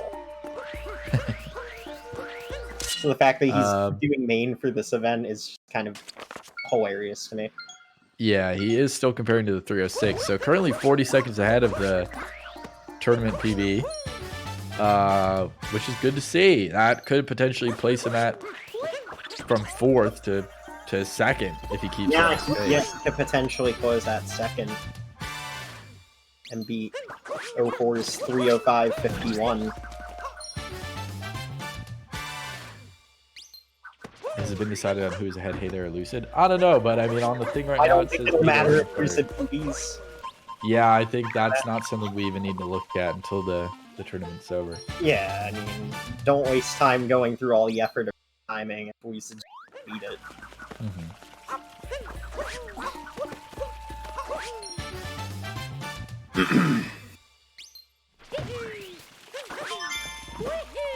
Alright. Lost 2, again. Third runner we're seeing doing Lost 2. Maybe the fourth, I don't know, I've lost count. But, as said before, this is one of the most intricate technical splits of the run. Short, it's sweet, and deadly. So not sweet, really. I mean, it depends what your definition of sweet is. You know, if you want to die of, like, having a heart attack by eating too much junk food or... Oh, wow, yeah, that's a good point. Ooh. Yeah, Lucid saying that his last run lost a minute in Cap 2, so he just had a better Cap 2 this run and made all that time back. Makes a lot of sense. And that's usually how darker runs go. You usually have 1 or 2 splits where you have major pitfalls and time losses. Yep. And the rest of the run is like, you actually played pretty well. Yeah, for sure. Which, I don't think those runs are necessarily bad. I prefer those runs over bleeding time every split and just playing generally bad. Yeah, it gives you something to look forward to. There's always like, no matter how far behind you are, you go, I got a minute of time saving Cap 1 or Cap 2. Which is always like a nice time-saving Cap 1. That would be an interesting run if someone kept that going on TV. I actually know that Odney used to have a comparison when he was going through sub-hour, where he just put all of his time save into Cap. So he just bleeds time throughout the run. Yeah. Just as like the meme. I think it was mostly so he wouldn't reset in Cap, and then he would just switch the comparison back. Oh, so it was just really funny to see like a 330 Cap ish on his splits. It's pretty funny. Like a minute 10 ahead out of Cap, and then he just switches the comparison. It's like, oh, I respect that. It does. You'd basically be green for the entire run. So I guess, I mean, unless you make a big... And the second you're red, that's when you know when to reset. Anyways, chat, we're gonna take a break just in time for Moon 2. One of the best splits in the run, am I right, CJ? Yeah, I love Moon Kingdom. Moon 2 Post-game Moon Kingdom is so fun. This kingdom is literally a minute and 25 seconds. Oh yeah, it's this split. All right, yeah, let's take that break. We'll see you when you get back, and we'll be past this super fun split. All right, bye guys.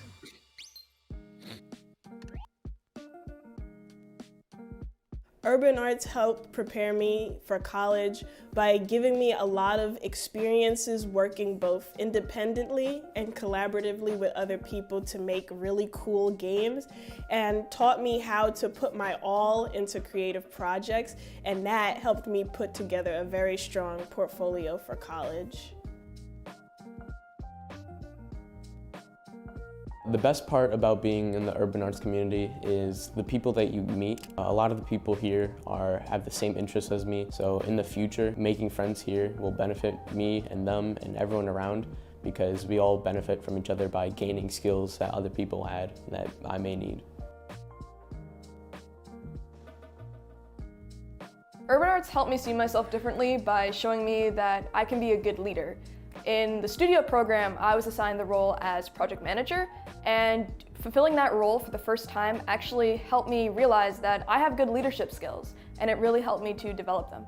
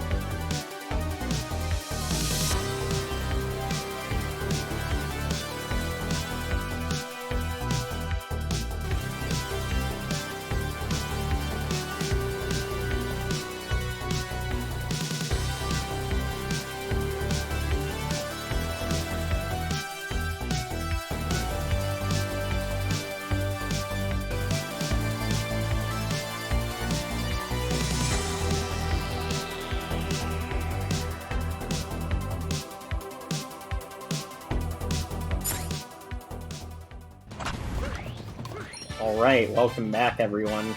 Got Lucid in Lunch 3. Oh, near the end of the run. Yeah, very close to the end. He is ahead of his tournament PB. So, Yeah. watching out a second place here. He's enough ahead that he is on decent pace to beat 04 dude's second place right now. His best possible time, 3:04:07. Right. I mean, it will be tough to keep up with that, but I mean, this close to the end of the run, it's not the hardest thing ever. It's not like he's got an hour left. Yeah. Not easy, but definitely possible. Yeah, we're looking at another 15-ish minutes, so we'll see what happens. Ganon's nearing post-game here. Not comparing to any blitz, I can't tell what kind of pace they're on, but almost hit the post-game. You love to see it. Yep, currently fighting the bunnies. Did Harriet first. It's apparently a choice that you can make. I mean, I think Harriet first is like, what? A pixel difference to Topper first? Like, because for some reason, when they were designing the arenas, they put the Harriet arena like 1 pixel closer than the Topper arena is. It's like, why? Is that a thing? Apparently. The hell? It makes no sense. Like, you would think it would be directly symmetrical, but apparently the Harriet arena is just ever so slightly closer, which makes it technically faster to do first. I'm still gonna do Topper first. Yeah, I'm also a Topper first guy. Oh, Lucid going for foodie skip. No. Otherwise known as foodie skip. Did he not do IP skip? I thought this mean was No, he did. if you do that. He did.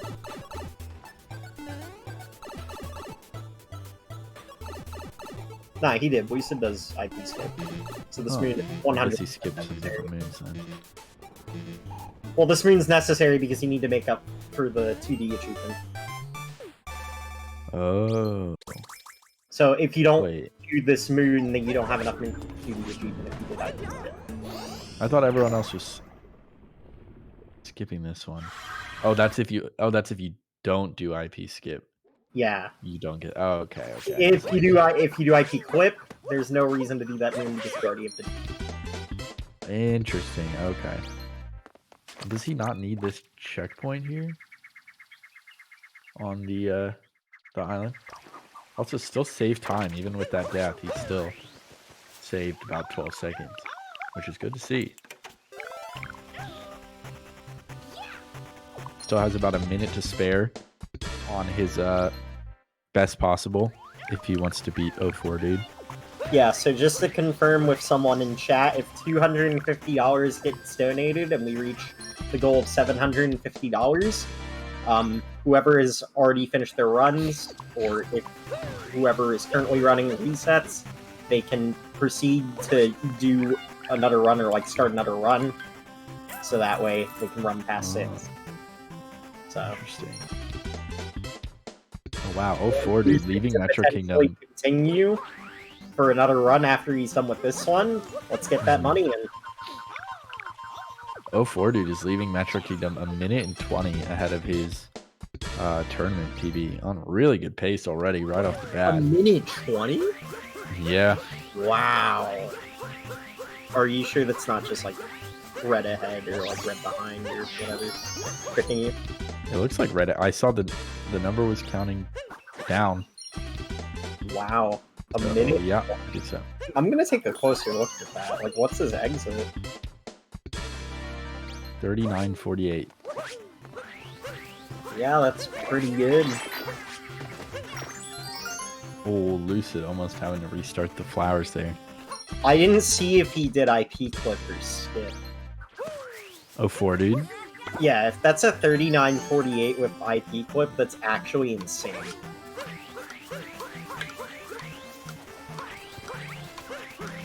Yeah, because then he'd be 2 moons ahead or no? He would be 1 moon ahead, assuming he wouldn't do TNT. Okay. It looks like that might have happened based off of the splits.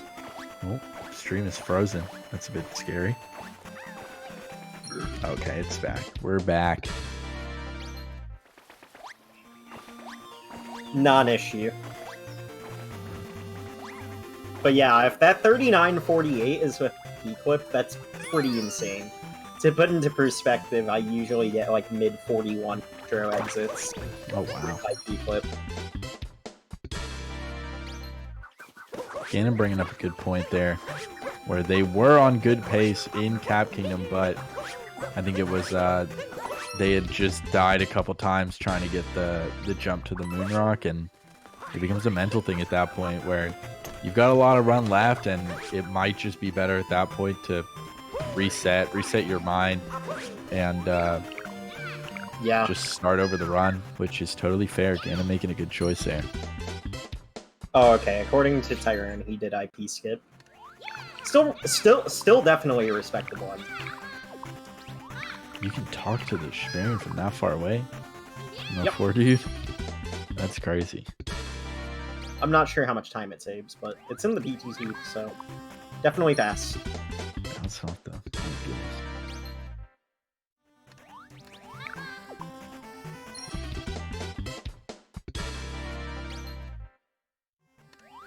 Anyways, Lucid just having a nice chit chat with Toadette. Nearly finishing out this run.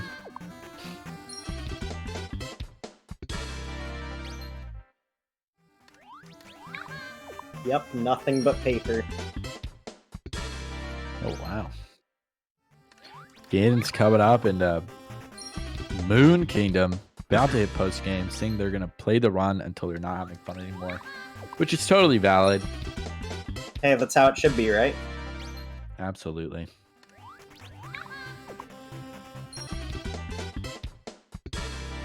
Damn, Mario with the paper over and over. Ooh, mixing it up with a rock. If I had to guess, it was probably a cutscene for why Tyrone is in chat. Yeah. Main game has Getting, enough. Main getting game the has bountiful enough multi-beam. where you can interact with your chat, or type in a different chat, or even watch like a quick video. Yeah. There's so much downtime in main game. What am I Go talking? watch a Netflix documentary. God, main game is such a snooze fest sometimes. Yeah. Yeah. Darker Side really feels like a grind just to get to post game, because that's when it becomes fun.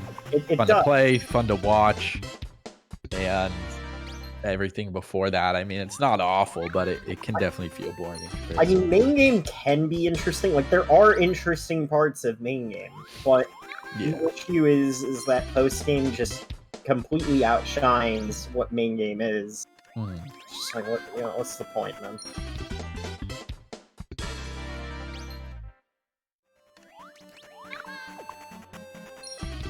How many minutes is Lucid at now?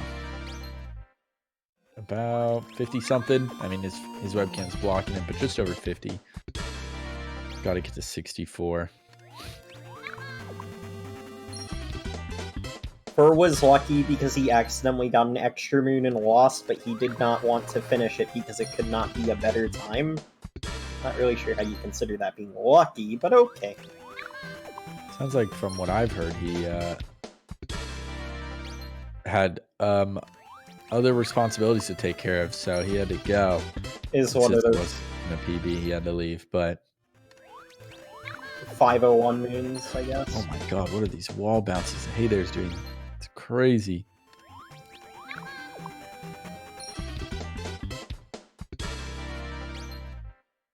Chat, rock, paper, scissors is an art. He's going scissors. Like Oh, that. the tie from Lucid. Actually, He's only got Good. one or two more. Going rock. Ooh, losing that round. He's having a hard time. He's got, it seems like maybe one more. Paper. Oh, the tie. Can't catch a break. And that's it. Ending on a tie. An unfortunate way to end it, but hey, we can end the run on a win. I mean, better than an L. It is what it is. That is very true. Tying with Mario isn't the worst. Ooh, it looks like he's going to be pretty far ahead here, saving a good amount of time. Yeah, he's looking real nice. That must have been a really good mush too for him. Maybe over a minute ahead going into this next split. Is that a gold? Almost. Oh, almost a gold. 1 second off of a gold. I'll tell you, even though he saved the time, probably didn't feel like a win with all those L's on rock, paper, scissors. But a lot of time to spare here. He's got just over a minute to work with in order to secure second place. And by secure, I mean be in second. Because nothing's secure. Well, all these other runners are still on their runs. Especially with 04 dude on the pace that he's on. Yeah, at the moment, Hey There and Lucid are tied, but if Lucid can, you know, make out with a good dungeon, that will not be the case anymore. He has a bit of breathing room to break this tie, so... Yeah, we might, you know, we might see Lucid play some stuff safe just to secure the second place. Yeah, it wouldn't be the worst idea ever, but also in an event like this, sometimes you just got to go all out, and I think Lucid's the type of person sometimes go all out. wait for the hype. Lucid definitely seems like the type to play for the hype rather than going safe, but who knows? But CJ, you gotta secure the paper. No. Okay. I think you got to secure the hype. I think there's definitely value in the hype, 100%. And there's no prize for second place, so I mean, he's really just playing for glory here. Well, I guess if that's the case, then yeah, 100% just go all out. Definitely, first is out of the question for him, out of the question for any mere mortal, really, but at this point in the run, it is probably out of the question.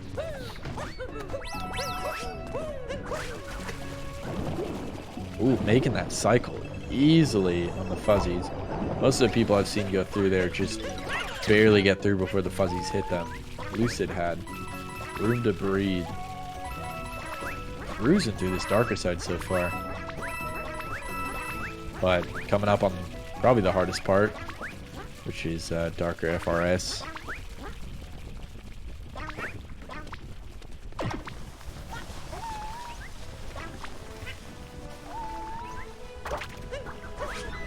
And he makes that one.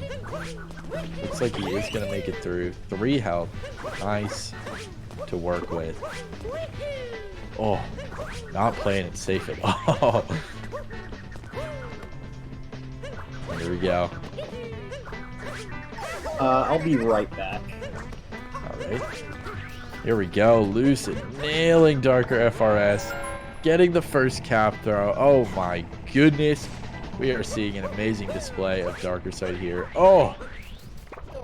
Saving all the time he can. He wants the best time possible to make sure that 04 dude or anyone in this tournament can't catch up to him. He could be getting a gold here potentially and could be securing a very comfortable second place, but there's still some time left. He could get a little screwed with glide on here. He could fail U-skip. He could have trouble on the tower climb, which we've actually seen multiple times today.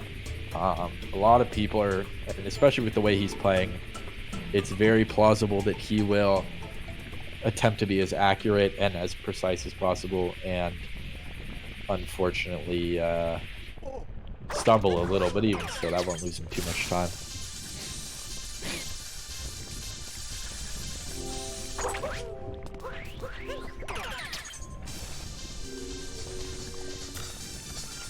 Making his way through the letters. Almost time for the moment of truth. The legendary U-skip.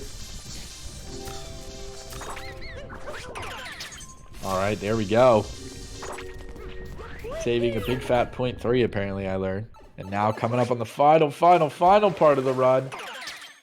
Oh my goodness, is he going to be securing second by over a minute? That is what we're all waiting to see. A very precise jump with the frog there. Very well done from Lucid. Now maybe playing it a little more safe, and there we go. He's past the parts where it's easy to make a mistake. Could fall off the tower. Always a possibility.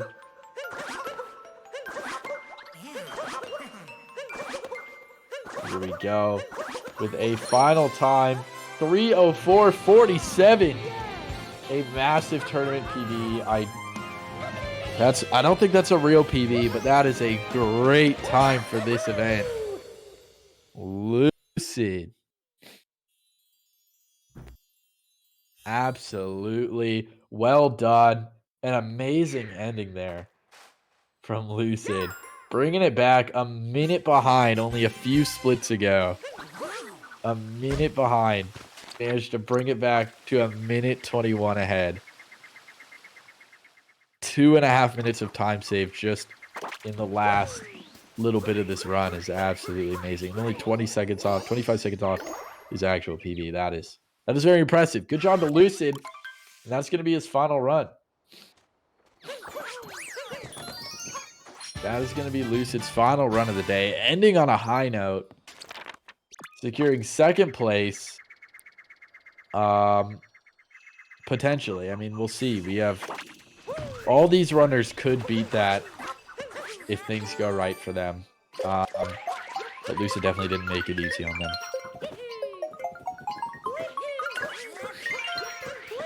Ganon just entering post-game. Perfect timing. First or second split in post-game. Which is Snow 1.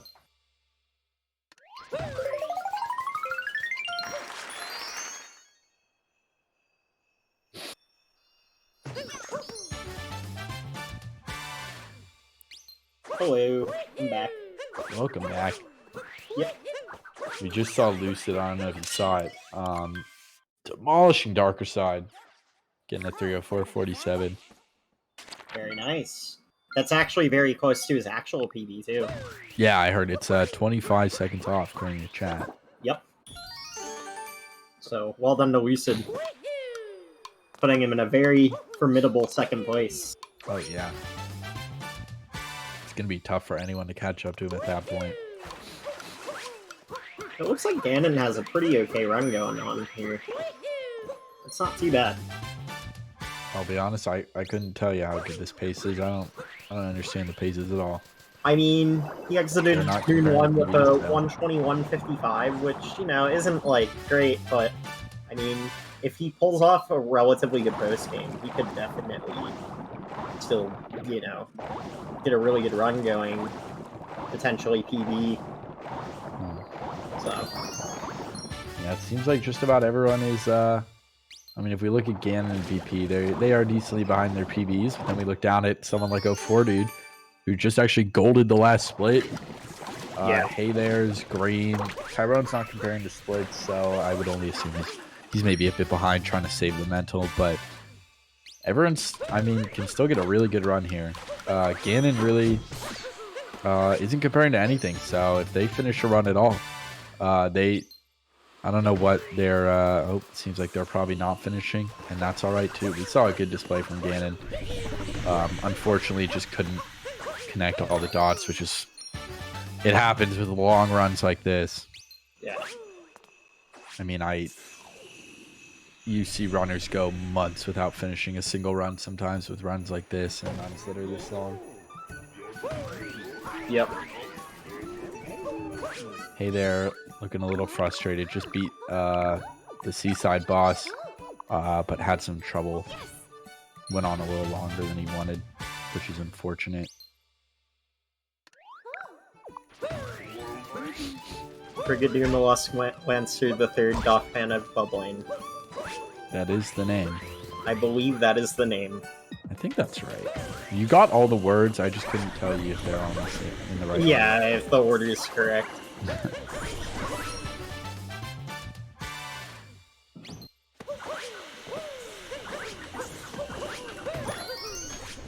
The thing is, no matter how bad any of these runs are doing, by bad I mean compared to the normal runs, it's always going to be better than my PB. Probably. True. Probably better than mine as well.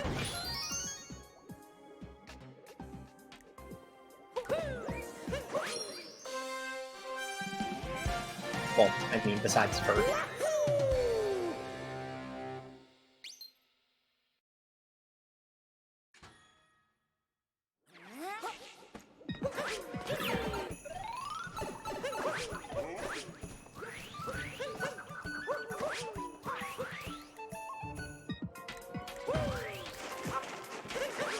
So, BP making his way through Bowser's. Very nice here, very clean. Bowser's is one of those kingdoms where, like, you know, the pieces really need to fall into place, because, you know, you have your things like the shards. Oh no, BP. That is brutal. Right on cue. Commentators first. I'm sorry. That happens. Things just need to fall into place, immediately dies. Dang it. Curses. Oh. Yeah, it looks like the capture is frozen. Yeah, looks like BP is done for the day. Oh. Fair enough. I mean, still a lot of run left, and to play the rest of the run in a bad mindset would be pretty rough. If someone were to donate, I don't know. How much money do we have left on this? $250. You could give BP a mulligan and have him be able to try again. That would be cool. Oh, okay, well, he's still going now. I don't know. I don't know if he's actually playing or just messing around.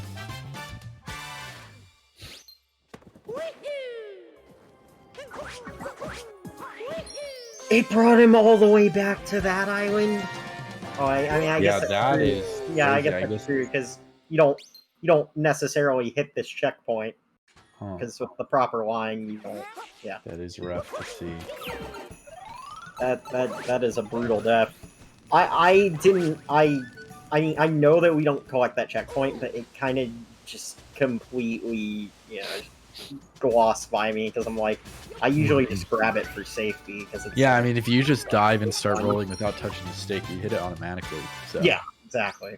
It's not the hardest one to hit, but... No, yeah, exactly. I don't take the optimal line there, because I do 2018 shard strats. I hate new shards. I hate new shards. New shards is rough. New shards is a load of shite.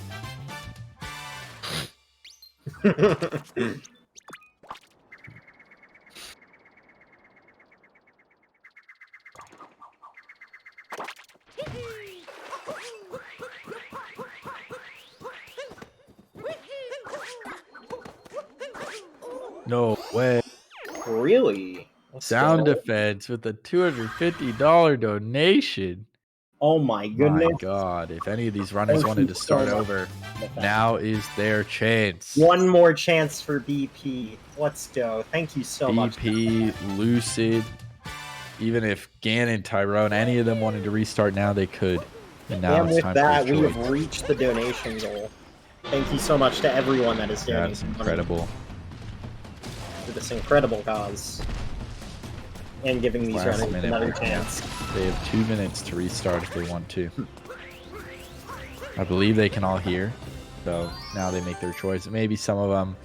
It's been a long day, so it's understandable if some of them might just want to finish their runs out or just keep playing until they feel like stopping. Nah, for sure.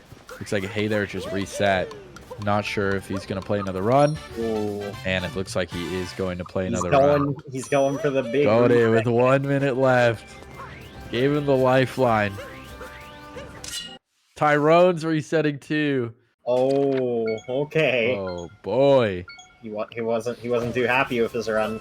All right. Now he's Let's got, see it. with how close he's been to record today, it's understandable that he'd want to give it another try. Maybe secure a new world record. It's possible. He's been close on both of the runs that he's finished. Now the pressure's on. It is last run for sure. I don't think there's any more incentives to keep the stream going. So this is his last chance. And someone like Tyrone, I feel like strives under pressure and can probably pull out a crazy run. Oh, and Lucid comes back for another run to try to secure his spot even more, or maybe even go for first place if he pops off enough.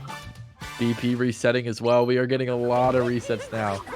4 different runners resetting at the last moment. This is Why an not, exciting right? time. Absolutely. It's all thanks to Sound Defense. Thank you so much. Yeah, that is a massive donation. Already gave a huge donation even earlier, so thank you so much for that. Supporting a great cause.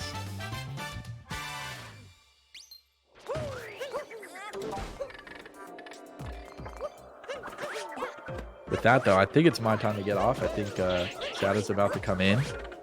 So, Oh yeah, thank true, you. CJ, you did your time.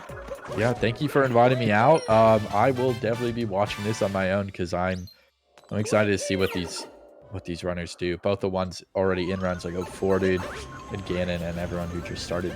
But all good, man. Yeah, it was good meeting you. Thank you for inviting me out, GSA, and good luck to all the runners. Yep, thanks, CJ.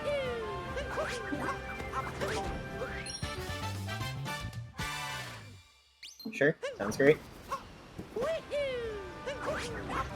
Alright guys, we're gonna take another ad break.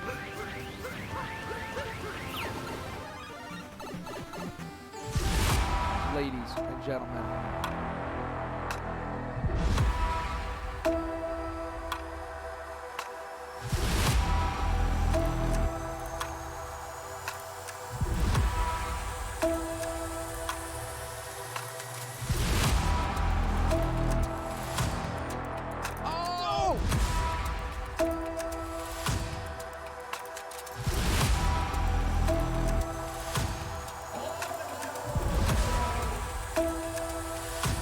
Who's ready for some action?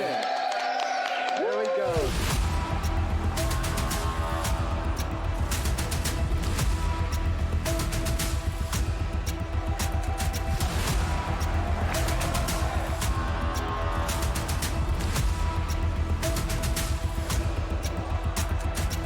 Everybody get it out. All 4. All 4.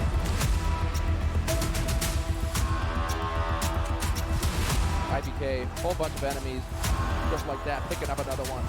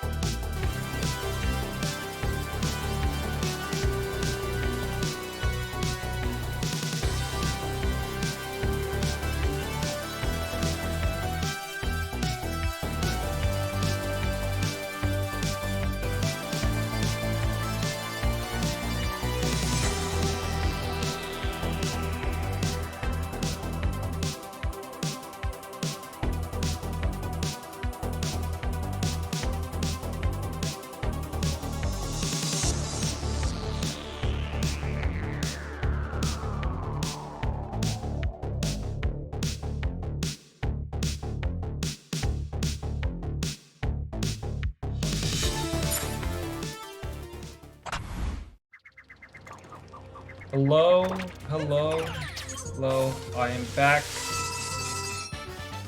I'm back on here. Agron is also still here, but he had to do something. And we are back. And obviously we have Tyron doing some stuff in Bowser's. He is the one that's furthest into his own run right now.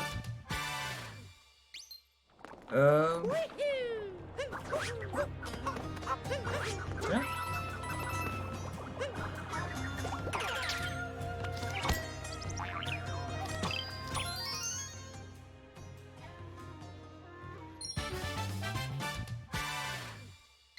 Oh, not Tyron. What am I saying? Ganon. Ganon is the one that's in. Ganon is the one that's in post-game right now, and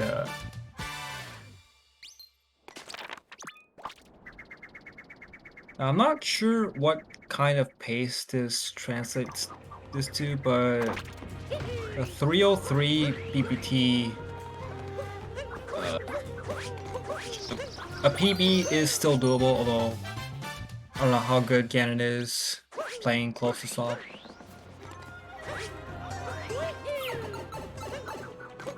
And also GG to Lucid for his 304. We're getting 304 pretty close to his PB. And apparently I missed out on Tyron getting another 302. Pretty epic.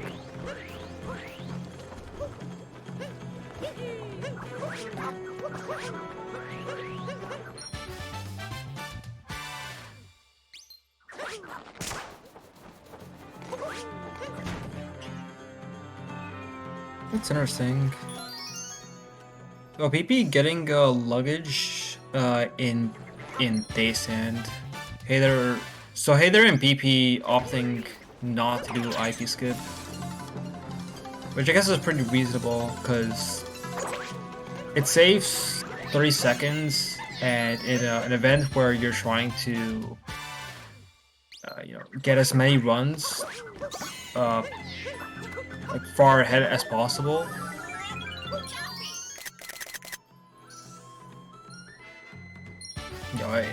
It can be better to just take the. It can be better to take a 30-second time loss in favor of having more opportunities to get a good time.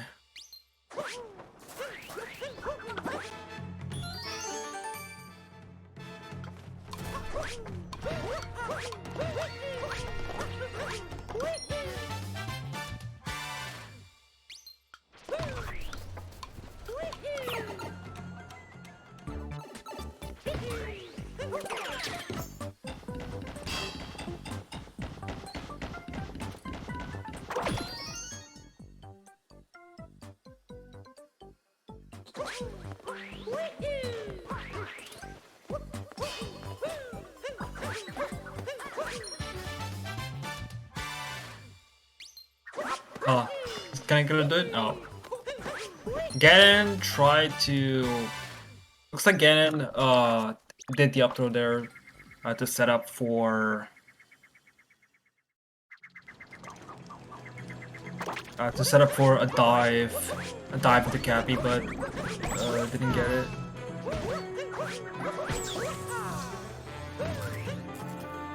I wonder how reasonable of a strat that is.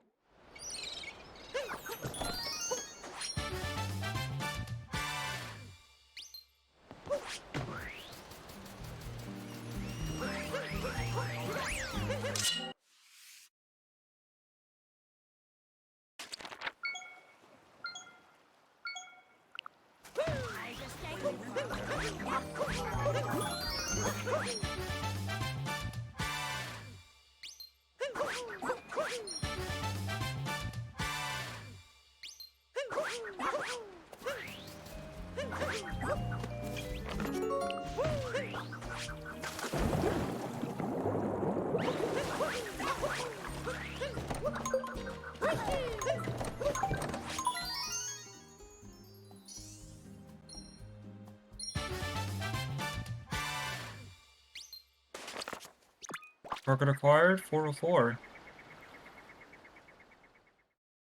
Interesting.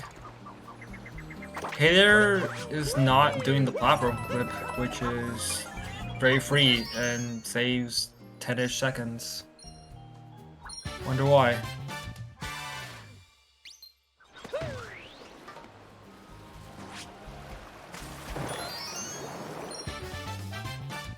So, we do have some time before the next significant event before any part of the run. So, chat, I have a question for you. What's your favorite flavor of ice cream?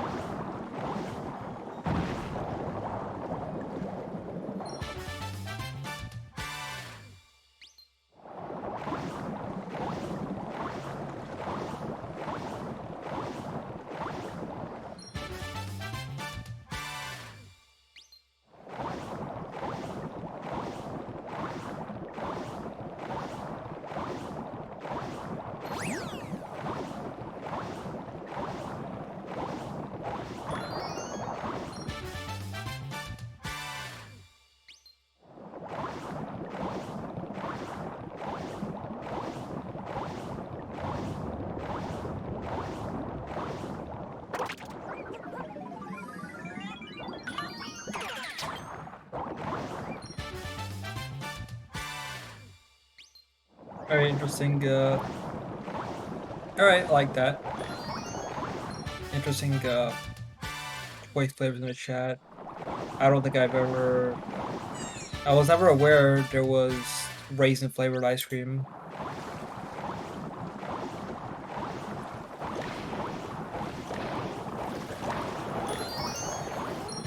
That's for myself. Yeah, I kind of don't eat ice cream, so I don't have a favorite flavor.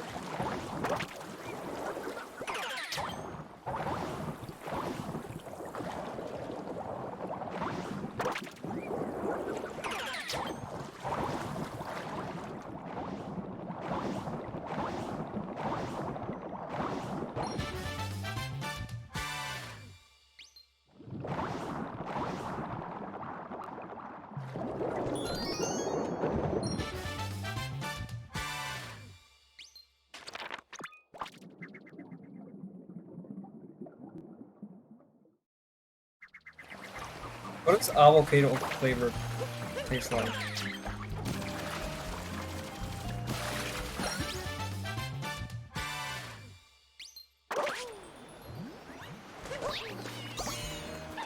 I know ice cream is supposed to be a treat. Like a guilty pleasure, and now— oh my god, 04. Oh no. Ouch.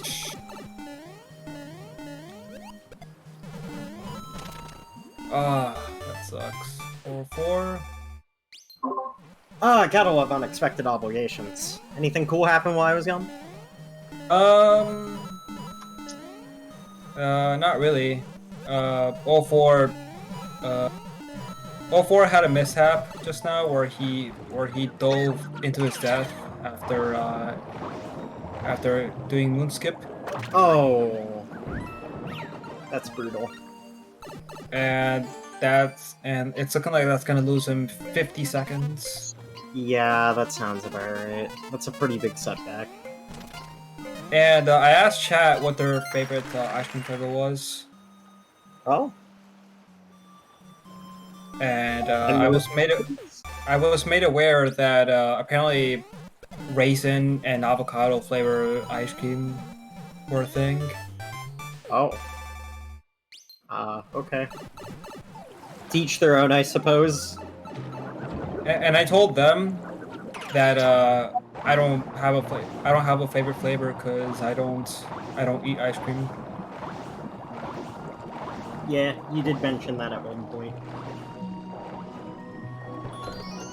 And then I'm PP personally was pretty simple when it comes to ice cream flavors. I obviously like, your basic vanillas and chocolates, but I also really like coffee flavored ice cream as well.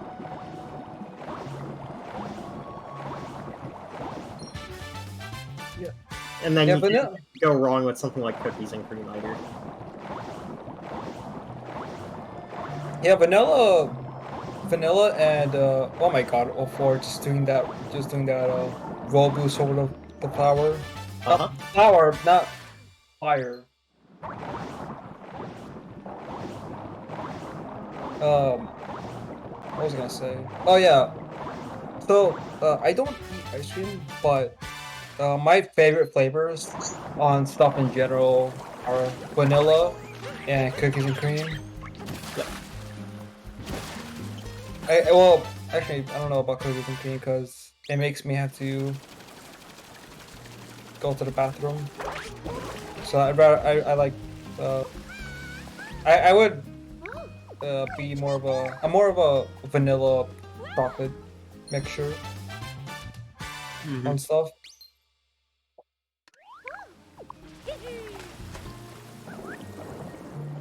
For sure, for sure.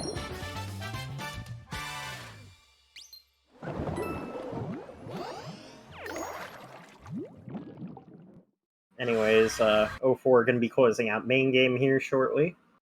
So that's nice. Unfortunate about the time loss in main, but, at least you're getting to the actual part of the run that matters to a lot of people.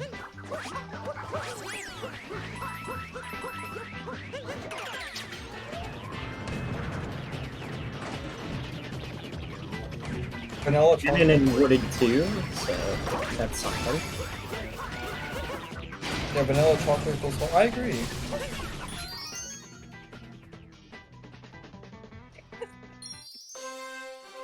I like that. Gannon is saying that eggnog.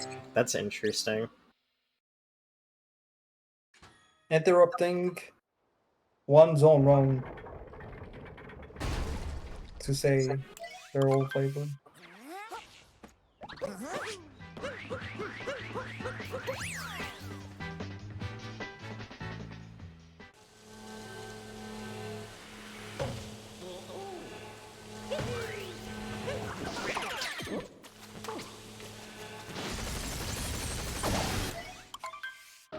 Yeah, cookie dough is pretty good. Can't complain with some cookie dough ice cream.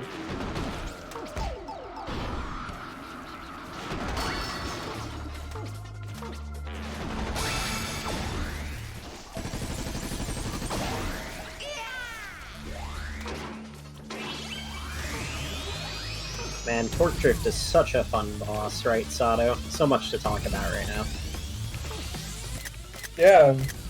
Think of Torque Drift in Darker is the equivalent to BBH in SM64 120.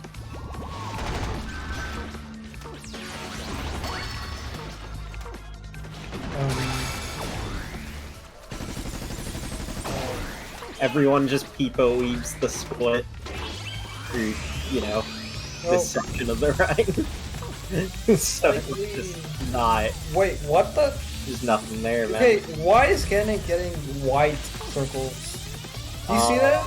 I do see that. Wait, what was that? Wait, that doesn't make sense. What the hell? That's not normal. Is it just like a slight coloration from like the stream input? Like that's not normal. No, it's not. The rest Why are my rings pink? It's Dude, I don't understand. What could have possibly caused that? Well, that gave us something to talk about. Probably similar to Fogless. Just like 1 in 100 or whatever the chance of Fogless is. That's crazy. It might be a sign of good luck for Ganon. Pink rings is apparently something to watch out for Torque Drift now. Great. I've never seen that before. Is that a first for you as well, Sato? Yes. What the... What the heck? Shiny rings.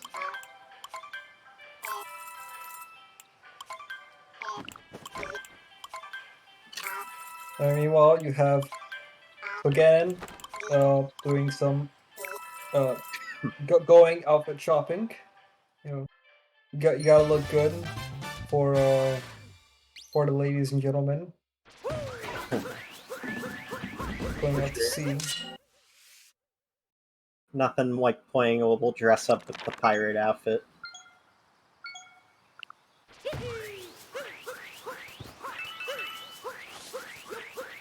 You know, I just realized. God, look at those silent spin pounds from 04 on the tiles. That was insane.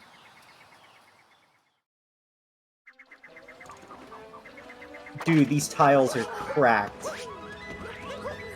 What was those tiles? Yep, that sounds just like 04. Dude, that was actually such a good tiles. You got all the silent spin pounds, all the good lines. Like, How that can was you tell? Like, that was basically perfect. I didn't see any mistakes in those tiles. How can you tell a silent spin pound? So it's silent. It's silent because they don't have like the actual like spin pound animation of jumping up. So like it jumps up immediately instead of like having a bit of recoil before you jump up, like a ground pound jump.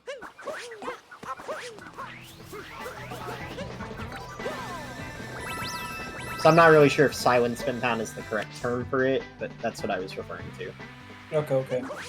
You know what? Wouldn't it make more sense to change into like be a pirate in Seaside and not Wooded? Because pirates are known for doing their doing pirate stuff in the water, not in the forest fields. Yeah, that was a really good mush one from 04, dude. 241. Very good.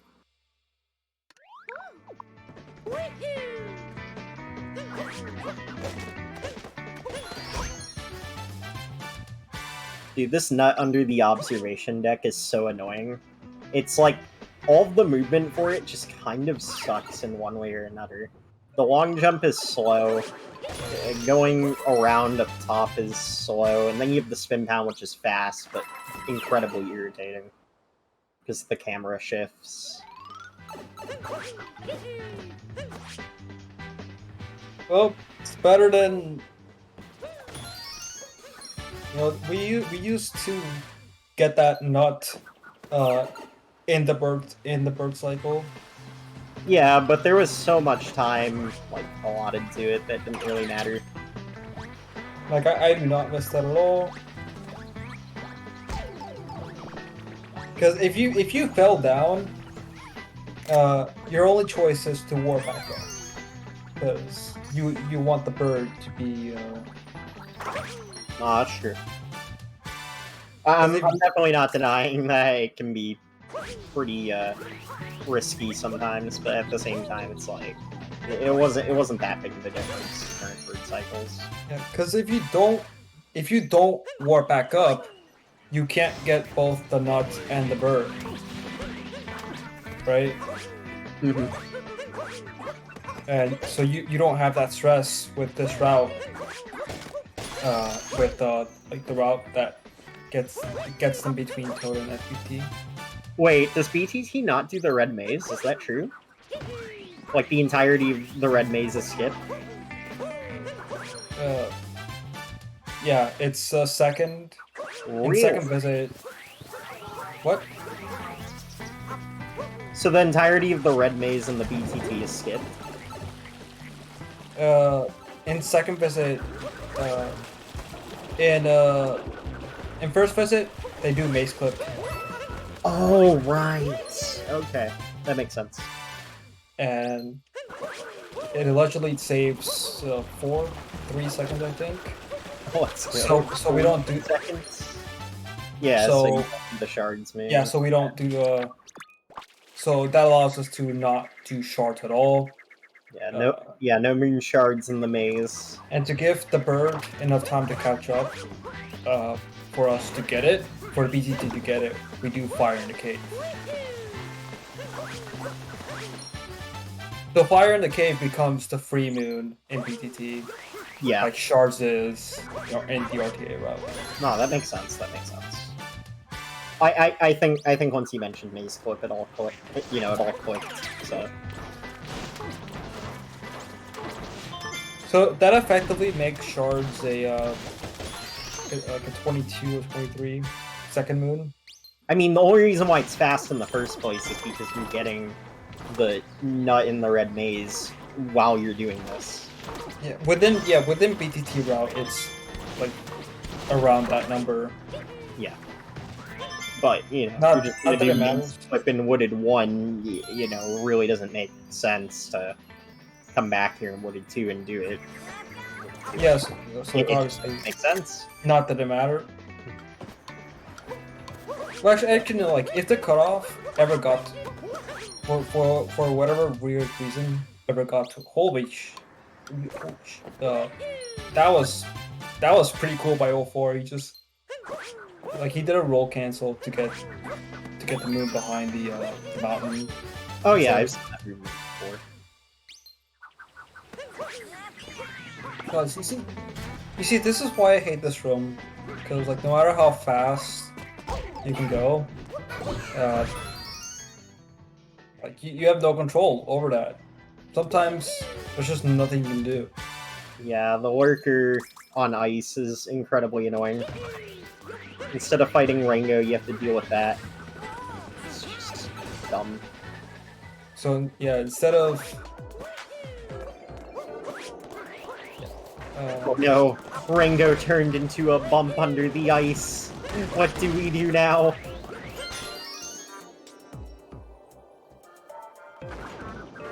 and people say they like snow too. I don't understand. I like snow too.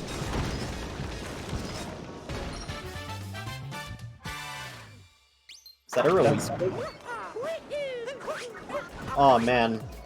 Honestly, that must have been like really close to being a release clip. He got like so high when he grabbed the moon. Ganon. They. Sorry, they. You're not allowed to talk after you just said you like snow too. Okay. Understandable. Have a nice day.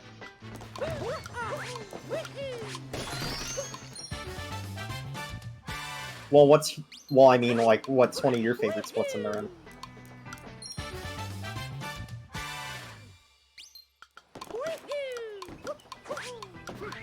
I kind of dig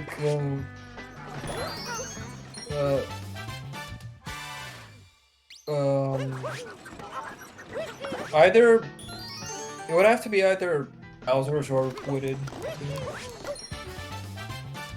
Wood 2 or what was the other one? Bowser's. Bowser's 2. Or Cascade. Cascade, Bowser's, and Wooded are my favorites. Okay, Cascade I could kind of understand, but Bowser's is so annoying. I hate that split. Oh, for he got the, I think he got the vault, but it didn't. But I wasn't able to capitalize. I've never seen anybody turn the camera. This is a struggle, man. There it is.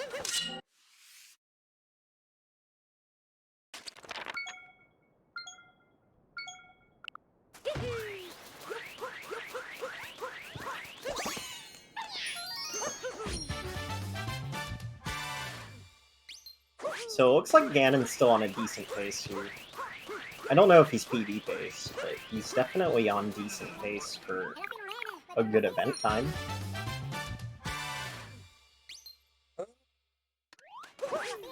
Maybe. Also a reminder. It might be too early to tell. It is it's stay or she for Ganon. Right. I keep forgetting. Sorry. No worries. You'll get get eventually. They. Yeah, just practice. Just Retention is practice, and retention is the best way to. sure. Alright. Oh, that was way too close. Roll forward.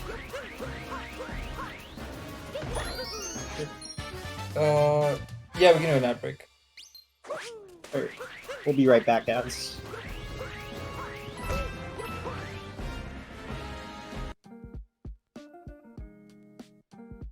Urban arts helped prepare me for college by giving me a lot of experiences working both independently and collaboratively with other people to make really cool games, and taught me how to put my all into creative projects, and that helped me put together a very strong portfolio for college.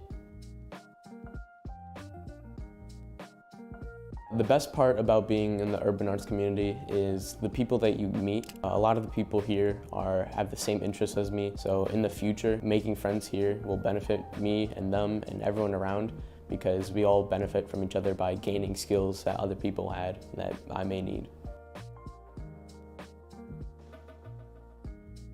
Urban arts helped me see myself differently by showing me that I can be a good leader. In the studio program, I was assigned the role as project manager, and fulfilling that role for the first time actually helped me realize that I have good leadership skills, and it really helped me to develop them.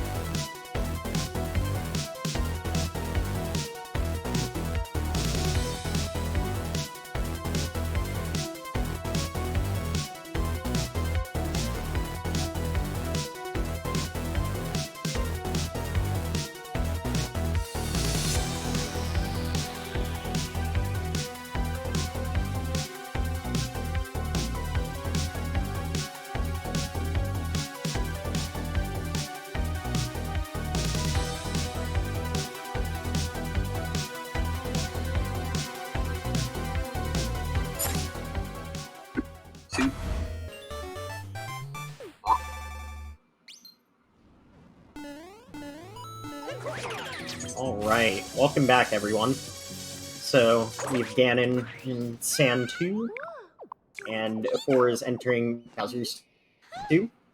We have everyone else, it's kind of a main game. We have 3 people in Metro 1 right now? That's kind of interesting. So, Ganon, looks like they're having a decent run here. Definitely on pace to have a pretty good time for the event, maybe even potentially PB. So, it's pretty cool. 04 also looks like they're at least having an okay run, even after the Moon 1 mishap, so that's nice as well. So, there's definitely potential here, 100%.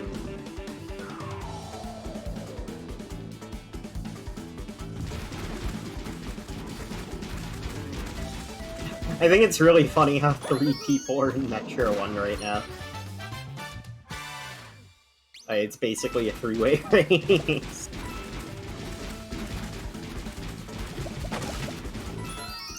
Alright, I'm back. Welcome back, Sato. So we have a pirate riding a Jaxi. Yeah, cowboy. How about that, right? But you don't see that every day.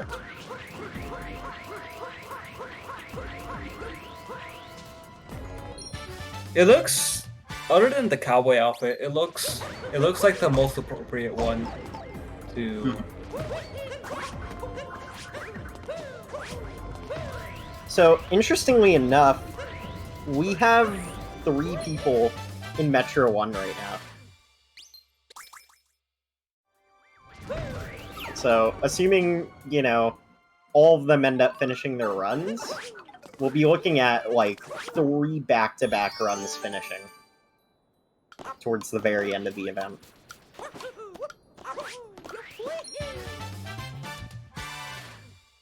I can't tell if BP's timer says 38 or 39.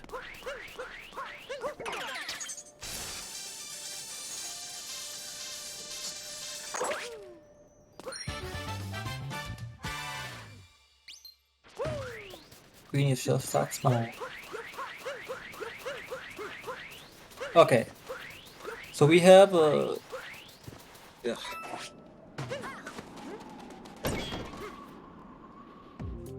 Okay, yeah, so they all...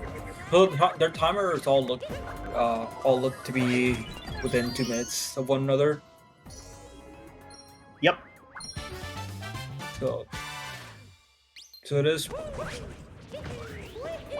Which is pretty fortunate considering that they're allowed to reset, that they've been allowed to reset this whole day.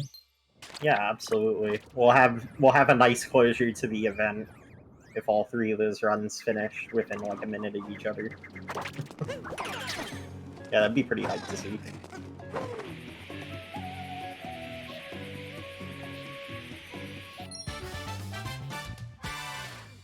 Anyways, Ganon's still having a very strong Sand 2, and I think their Wooded was also pretty good as well. Yeah, it was decent. 11:52 is definitely nothing to stop at.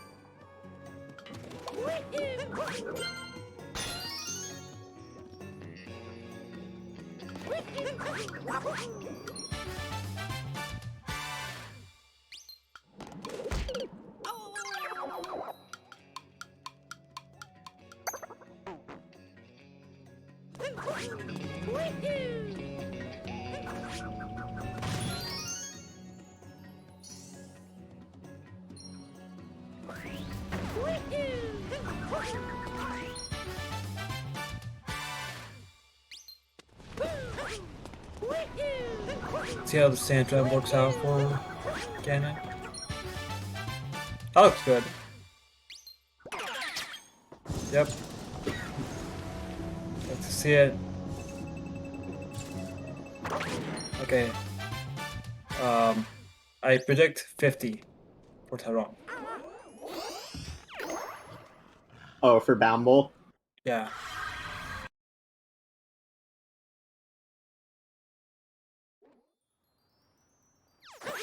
I'm gonna guess a low 51. Let's say a 51-27.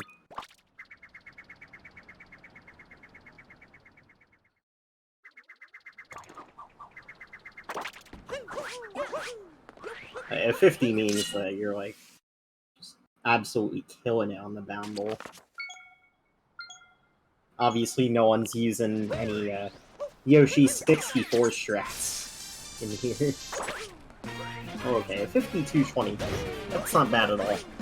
That's about what you expect from Bound in this category. You mean what good people expect from Bumble? Are you saying that you're not good? At Boundball, I'm not good. I see. And yeah, I did see that Tyron, that last lap did not go quite as planned. Yeah, I think he messed up like the second to last corner or something.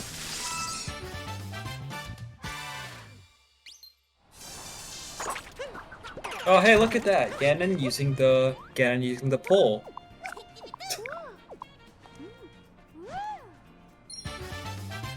Well, I understand the pole's good RTA. I don't deny that.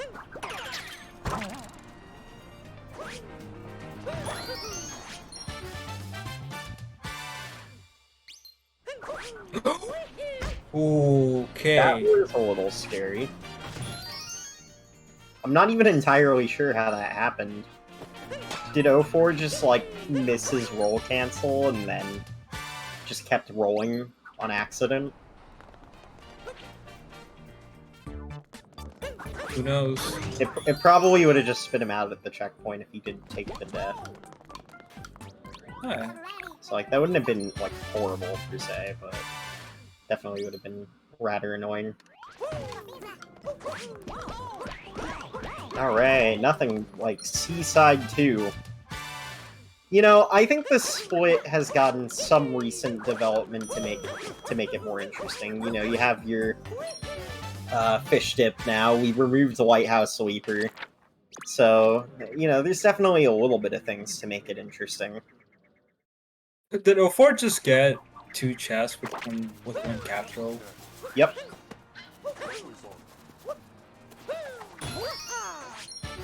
I would like to know how people do that.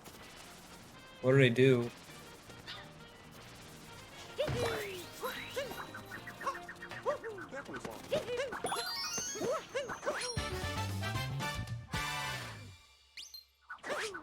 I'm sorry, what did you say, Sada? How you can do that? Just get 2 of them with 1 throw. Also, Ganon having a very good park. Like the moon was ready when got there.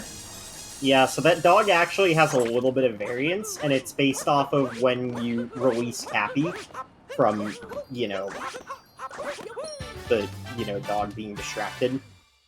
Because, like, the sooner the dog is able to get to that spot, like, the sooner you take Cappy back. If the dog's on top of the spot, he'll be able to dig it up way faster than if you just leave Cappy hanging there. Because otherwise the dog will try and go for Cappy. So there's a bit of specific timing that you want to go for there.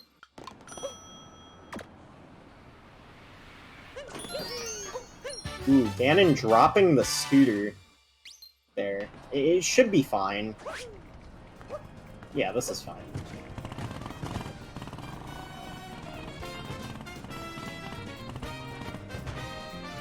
Played it a little safe on the lineup, but considering what happened, I feel like that's more than okay.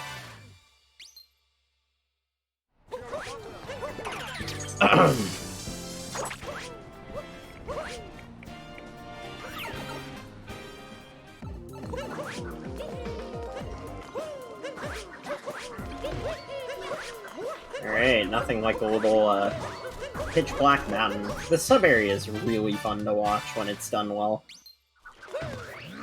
As most of the sub areas are in this category. That's the ASA. ASA BTT. ASA is cool. ASA BTT is the best BTT vid to watch.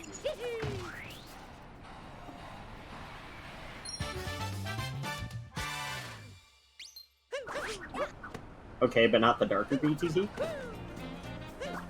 I would go that far to say that ASA BTT is a better show than darker BTT. I mean, I suppose it is more polished than darker BTT currently. If you've seen the BTT video, you would, I think you would agree. Because there are some sub areas that you don't see in darker. Oh, of course. So you don't see it often, but well, yeah, it's all sub areas. It's insane. Well, I mean, like, yeah, I've seen like, you know, the way Shobo does the frog pond. That's just absolutely absolutely insane. Like, I don't even understand like the down throw strat that he even uses. The one, the strat for the Gusty Bridges sub area in the BTT is crazy. Disgusting. Crazy and wild, and something that I never would have thought of in a million years. Did Ganon get a 3-frame spin pound there, or did they just miss the spot? For the Seaside art.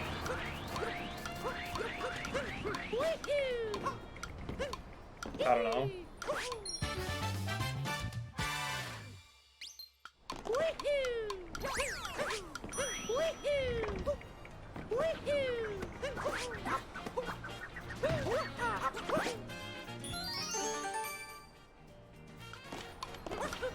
Dude, this timer challenge strat is so cool. I really like that timer challenge strat.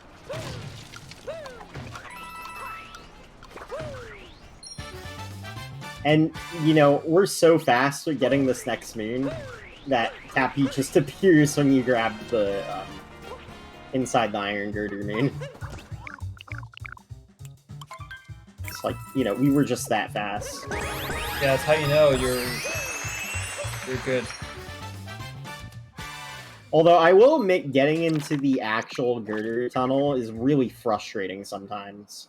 It's like you break the boxes, and then Mario grabs some wedges, or you take a bonk, and it's like, why is this difficult? Oh, I know why, because I don't have Cappy, and controlling Mario and Super Mario Odyssey without Cappy is just bad. There's no other way to put it. See, that is one thing that I will give a plus to Sunshine for. Even without Flood, Mario still controls rather well. I don't feel the same with Odyssey. Mario is very clunky without Cappy. It feels too limiting, if that makes sense. Yeah, if there's ever an Odyssey 2, would you rather not have the Cappy mechanic? Well, I definitely like, you know, the potential of Cappy's moveset, and I wish we had more sub-areas that utilized that a bit more. Like, what if, you know, the actual, you know, Darker Side or Final Gauntlet actually required, like, actual advanced movement tech using Cappy? That would have been cool. And I feel like there's potential for that.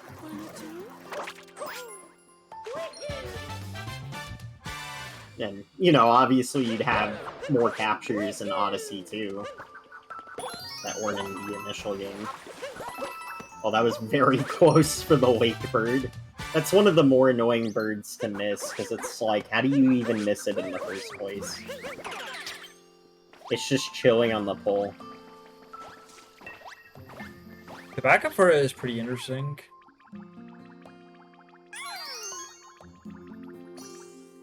Yeah, it's not too bad to back up. If you react fast enough, you'll get it pretty close by.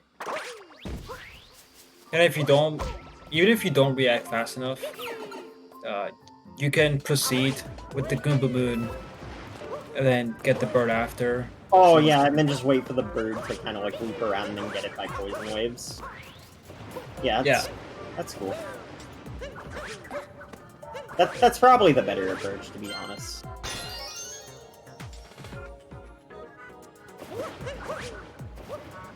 Very nice poison waves by Ganon. Well done.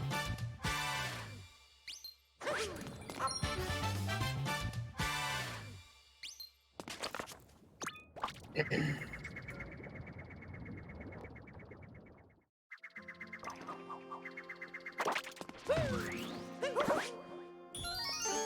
that really faster than the triple jump roll cancel?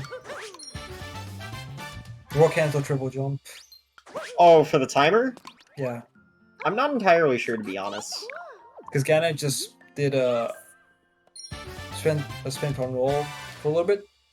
Then roll spin throw roll canceled. I think it's generally safer, but you also have to keep in mind that it like barely matters, because like there's also debate like, is Peach first faster anyway? Peach first is not faster. Do we know that like for sure? I know it's almost definitely not faster. Have we timed it? I think it was timed at some point. Also, was that? Oh, that was a disgusting outfit clip.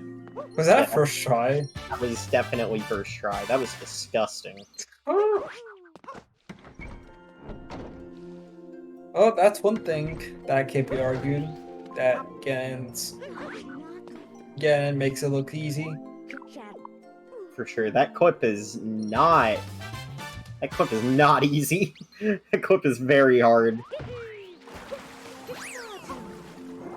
It's just a lot of feeling with the clip.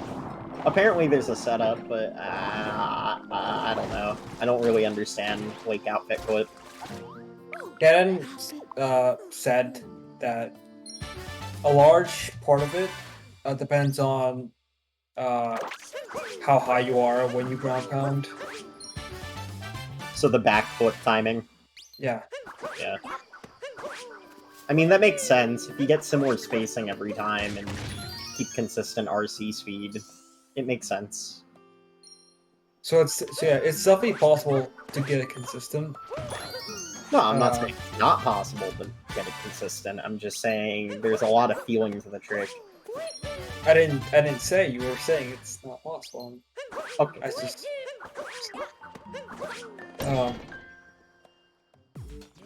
but it does. But saying anything about it does give me hope that maybe one day I can wear the mechanic out for myself and not feel guilty about losing time. Because that outfit is so based. Yeah, we'll get there one day, Sada. I believe. Or maybe Nintendo will be nice and just release 1.4 and make it and patch it to make it free.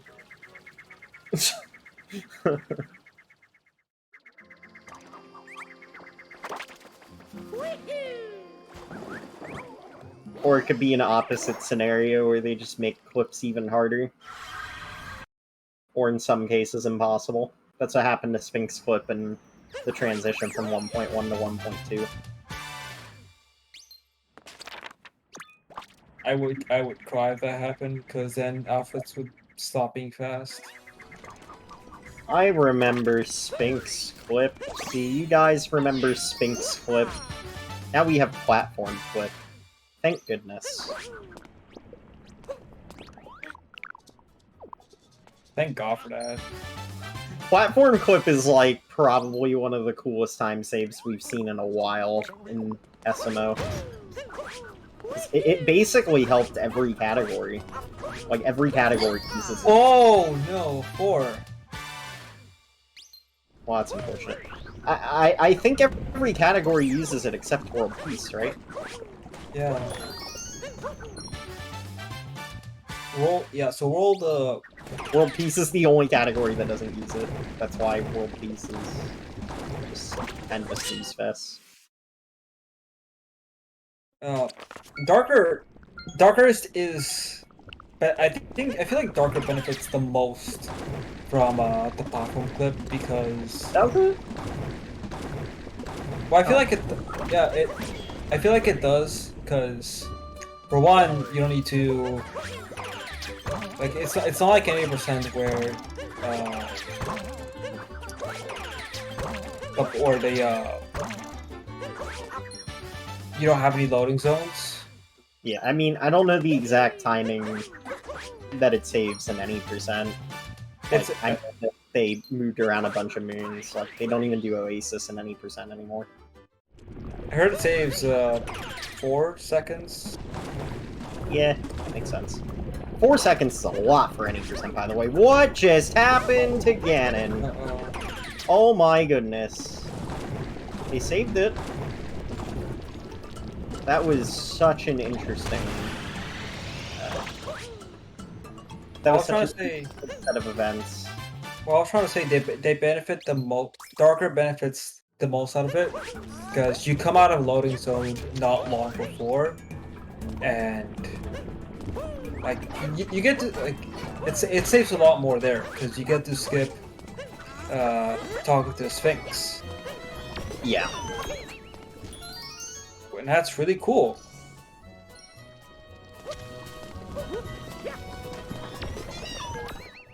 So, our 3 runners at the bottom that are still in main game are still relatively close together, by the way.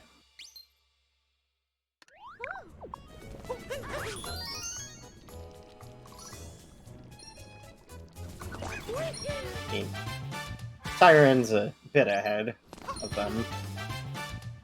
I suppose that makes sense. Man, can we talk about how bad of a boss Kukateel is? This bird sucks. I do not approve. I think Mollusk is worse. Mollusk is worse because sometimes Mollusk will just go on. I mean, that's fair, but like, how often does that happen? Kukateel is just consistently bad. Yeah, but at least with Kukateel, it's usually your fault. I mean, I guess. I don't know. I don't really agree. That's okay. Oh. No. Because... yeah, I'll let you know when. Because we have VCC coming up. Oh, yeah, VCC. Okay, I've not seen that in 04. You roll cancel so you can get to the you roll canceled so you can get to the air moon earlier. Let's check out this movement. Oh no, up through a bounce. Interesting. Is that too hard RTA? Yeah, she told me that it's not good. Understandable.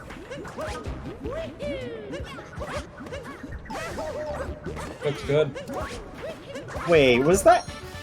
Wait, that was with only taking 1 hit? Yeah, you didn't know? Wait, I didn't know you could do it with 1 bounce. That's wild. I've never seen it done with 1 bounce. How much time does that save over 2 bounces? I've literally only done with 2 bounces. Who have you seen do it with 2 bounces? What? Pretty much everyone has done it with 2 bounces. No. Like, where else can you bounce other than where Ganon did it?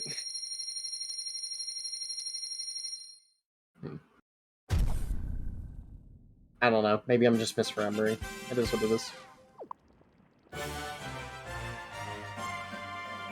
Fortunately, again, it did not have any mishaps. No, So it's pretty good. yeah, there isn't really anything too scary coming up on anyone else's side. There's Cookie Teal to worry about, but nothing that nothing too important for an ad break to interrupt. Yeah, that's fair.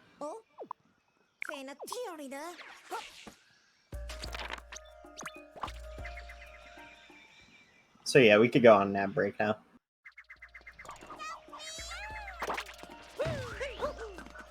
You've seen Lost plenty of times today.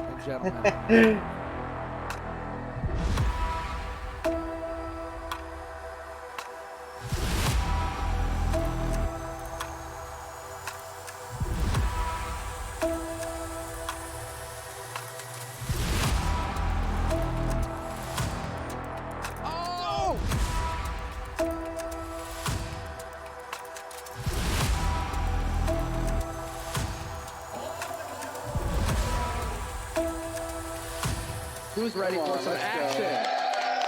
There we go.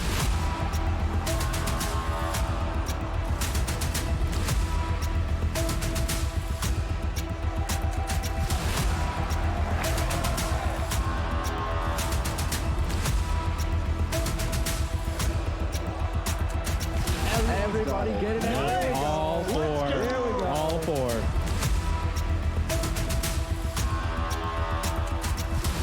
IBK, whole bunch of enemies, just like that, picking up another one.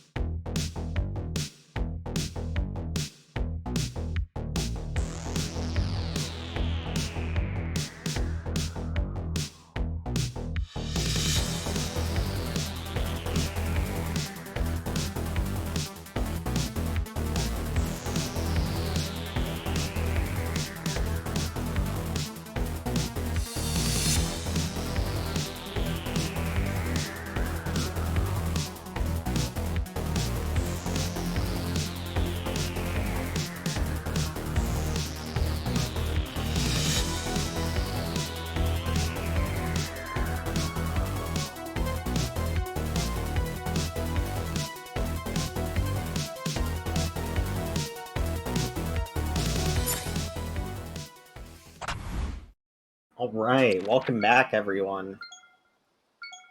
Here's Ganon has finished up Lost 2, and 04 is midway through Sand 2, so definitely some interesting stuff going on. In the bottom of the screen we have all three of our runners in Bowser's. Never mind. One of them is still in Ruin. I feel welcomed. Yeah, welcome back, Sato.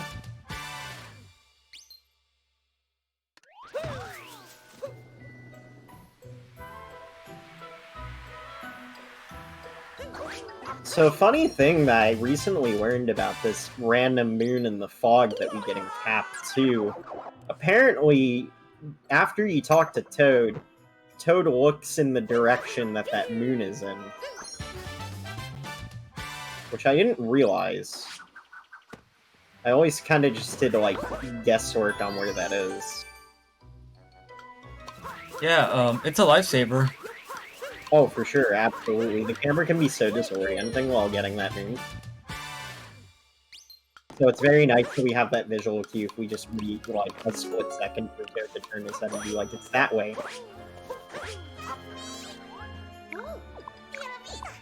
Is first person possible on that Peach?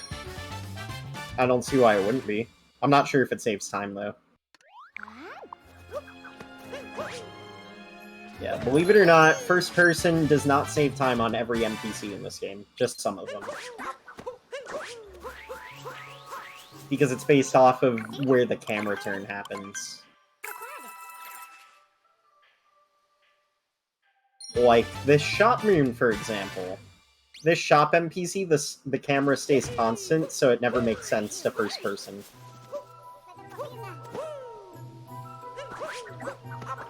Oh! They almost saved it. They almost saved it. That was very concerning because they didn't get the spin pound off after the shop. Verta's gonna be like 4 left too. Okay, easy. Yeah. Man, you hate to see it. You know, funny thing is they're probably still saving time over non-alpha route. Probably. Because they got alpha clip first try. Yeah. I mean, that death for Ekbon Bird wasn't too bad. Maybe 10 seconds.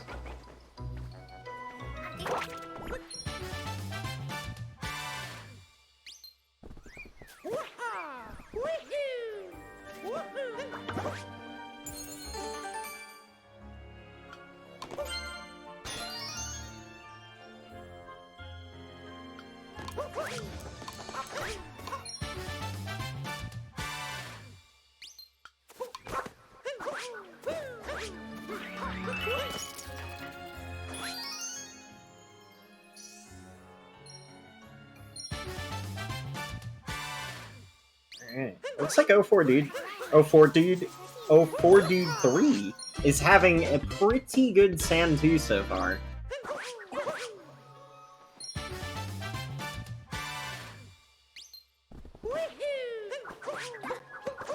So that's kind of cool to see. Not wearing, no 8-bit pirate SMH.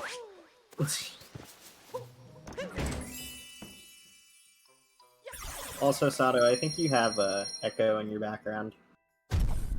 I don't. Oh, okay. All good. Yeah, I was gonna say I hear it on your end too. Oh, okay. Yeah, that's fine.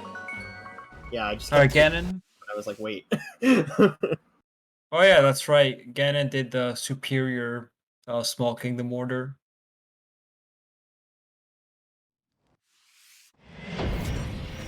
Ganon? Oh. What are you doing in Bowser's?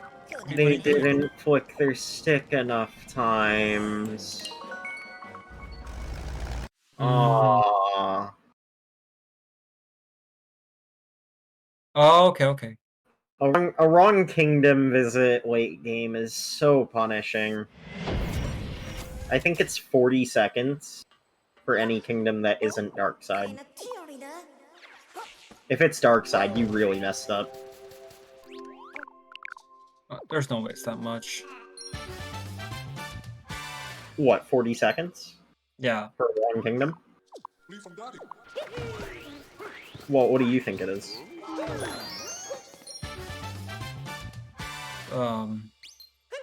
Probably 25. Only 25? I don't Well, know. have you timed it yourself? No, I'm just guesstimating. There's no way it's only 25. But maybe 40 is too much. Let's just call it even and say like 30. Yeah, 32 and a half. 32 and a half. I like that.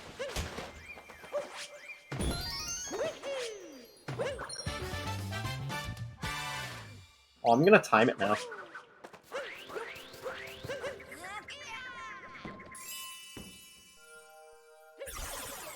Not like now, but like later today.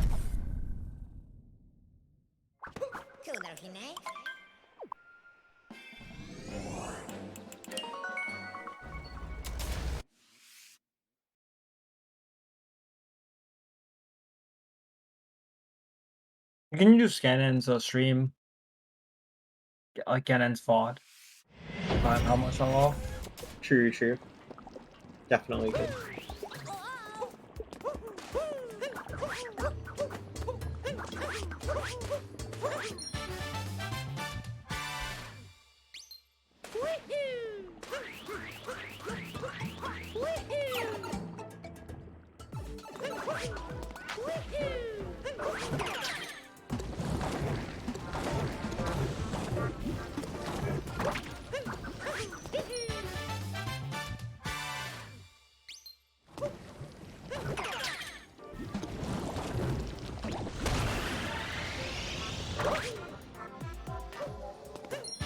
Oh, that's an interesting death from O4D.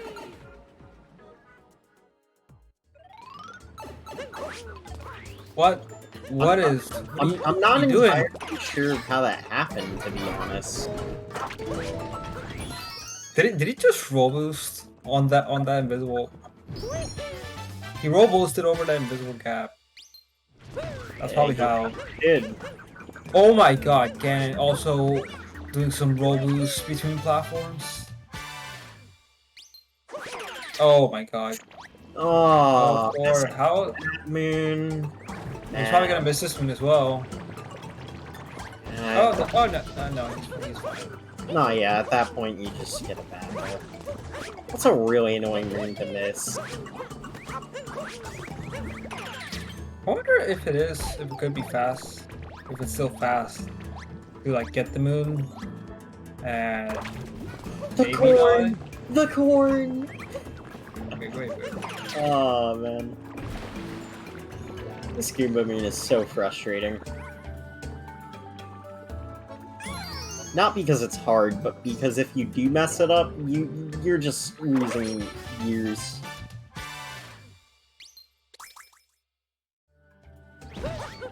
I wonder if they're gonna back it up.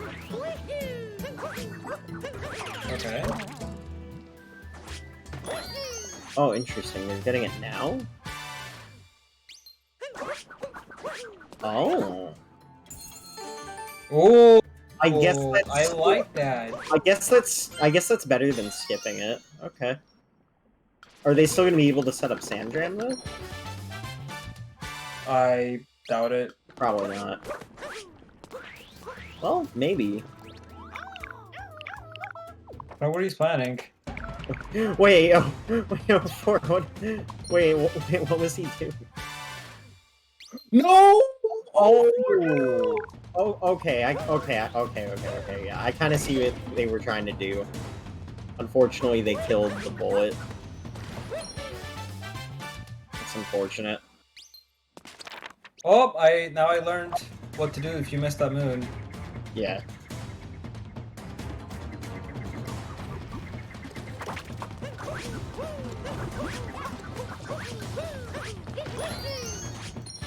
It's such a weird situation. Like, you wouldn't really expect to, like, ever really be missing that moon, but it's one of those moons that's surprisingly easy to miss if you're rushing.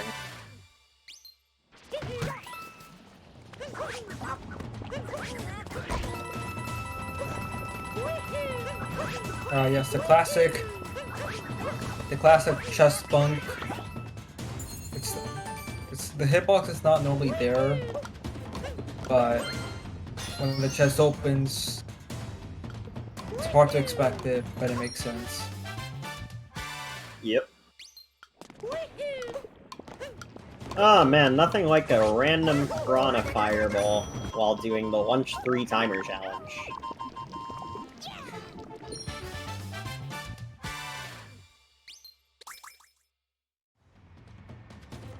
Apparently, if the stars align, it can be right in your direct path and you can hit it.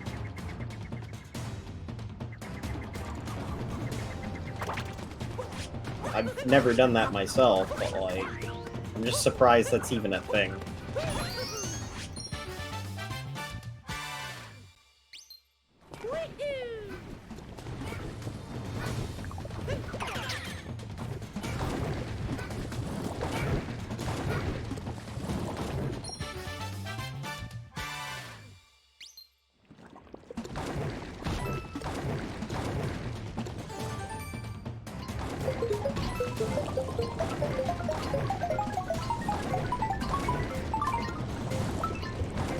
What Clarence is on better pace than he was during either of his two 302s?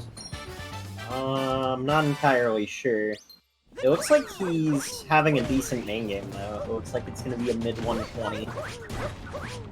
And his BPT going into post game is still sub 3.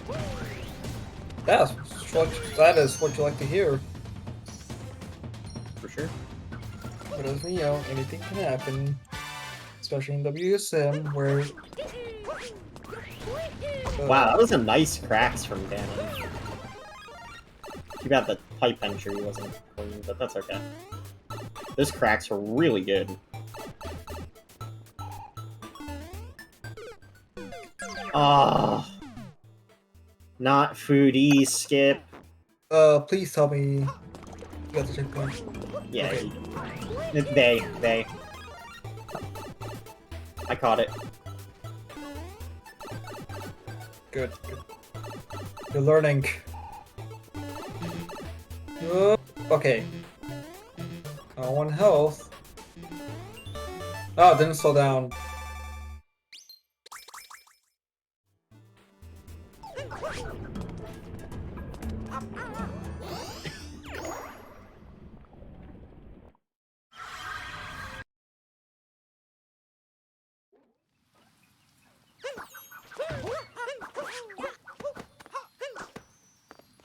Ooh.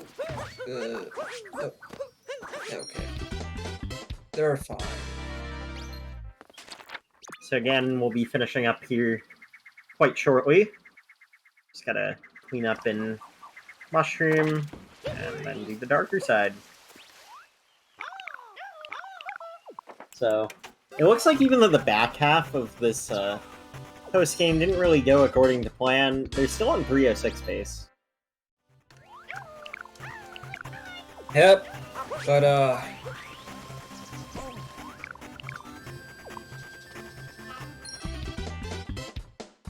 yeah, I don't think it's possible. I don't think top 5 is possible here. No. Unfortunately not. But a high 306, low 307, I think that's still a very respectable time for the event.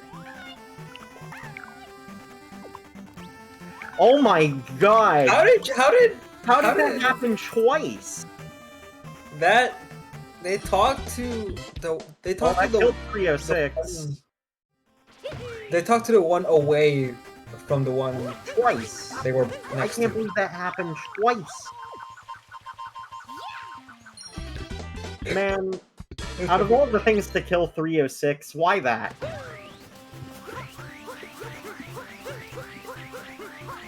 That's so dumb. Oh my goodness. Oh well. I mean, it is what it is, right? Dog night.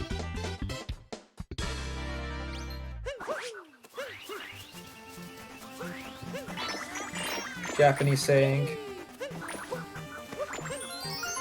So Sato, you want to talk about weight tail versus not weight tail? Apparently BTT saves 0.1 by doing the tail moon and mushroom 2. Isn't that just great? It doesn't say time anymore because SMO David. It doesn't. It doesn't.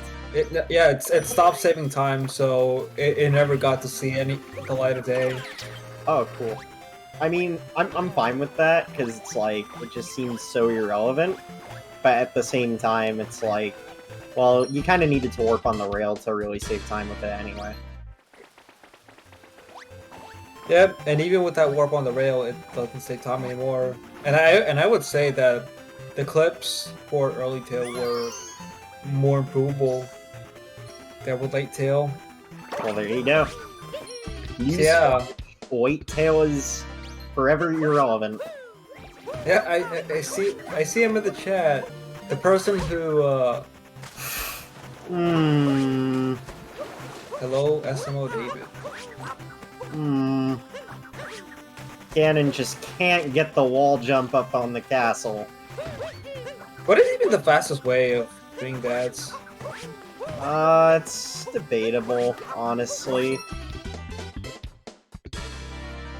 I've seen people, you know, vault up. I've seen people long jump and then spin jump on the Goomba platform to get like a straighter line. I don't know. There's like a bunch of different things that you can do to get up on the roof. None of them feel all too good, to be honest. I think. Why is 04 walking? I don't know. Did he just give up on the run? I don't think so. Yeah. They seem to be still trying somewhat. But what I personally do. Oh, sorry. What were you gonna say? Well, what I personally do to get up to the castle is I go to the Goomba platform and I spin pound jump, cap jump, wall jump, then dive back.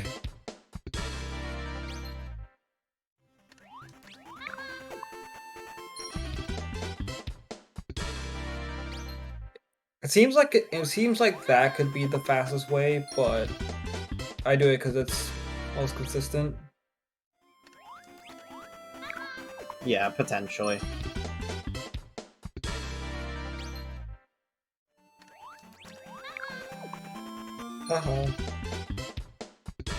Alright.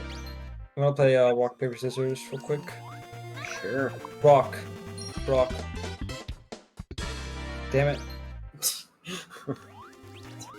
Okay, rock. Paper.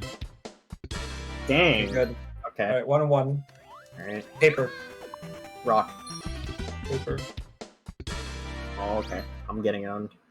That's unfortunate. Rock. Paper.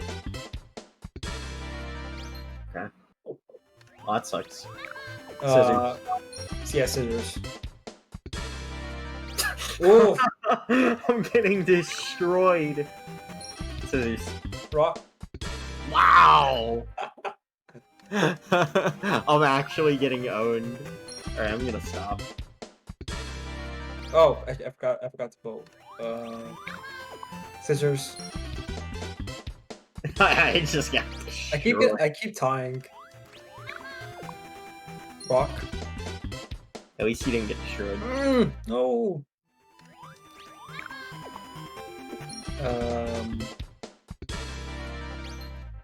You know what? I give up. I'm not gonna bother. Ganon's Mario is on another level.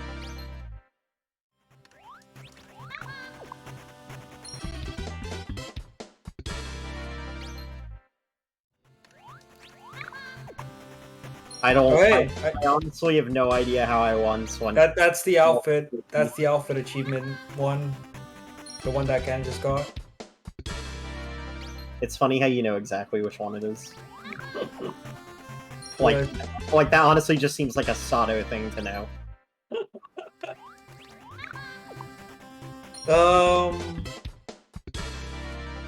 Yeah. Well, it's not like there wasn't any use for it. We were trying to at the time of the BTT, BTTP1, nobody had a good toadette mashing with outfit. Oh my god, Tyron! Did you see that? No, I didn't. What happened? Tyron did an RCB to get to behind the mountain. Oh yeah, I mean, I wonder if that. I mean, like yeah, we've seen that done already. I wonder what BTT does there. I forgot. I don't remember.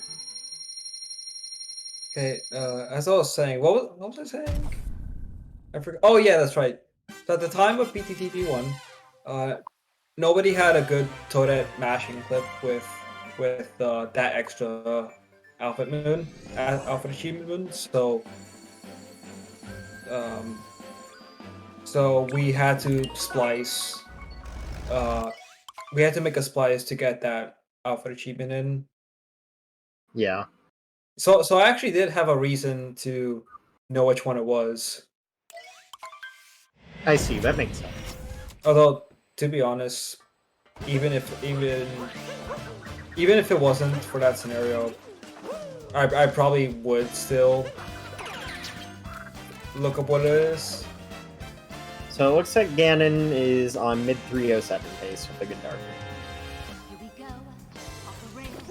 Seems reasonable. Yeah, let's see what happens. For sure. I'm glad that she was able to finish at least one run. Yeah, agreed. And then after that, we're gonna have some more darker because because the bottom three people, they are in the middle of their own runs. Yep, literally just entered post game. Something happened to a poor dude. I guess potential stream disconnection. Maybe just didn't want to finish. Oh, BP said that they want to try and showcase stuff. I guess their run isn't going well. Any ideas?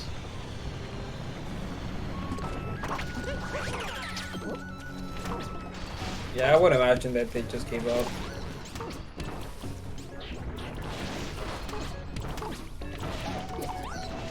Oh, BP, you want to try the Bowser to BTT route?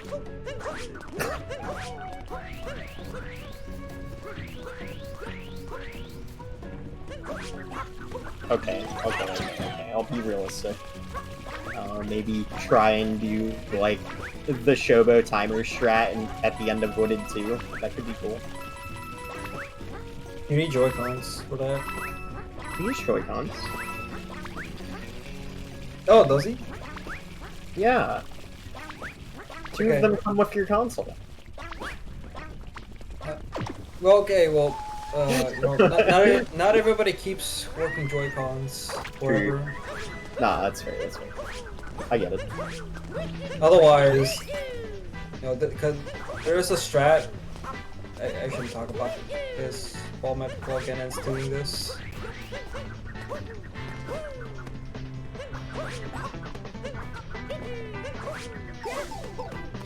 Whoa! I have never seen anybody. I don't think I've ever seen anybody do that. Dive straight into Cappy and still get it.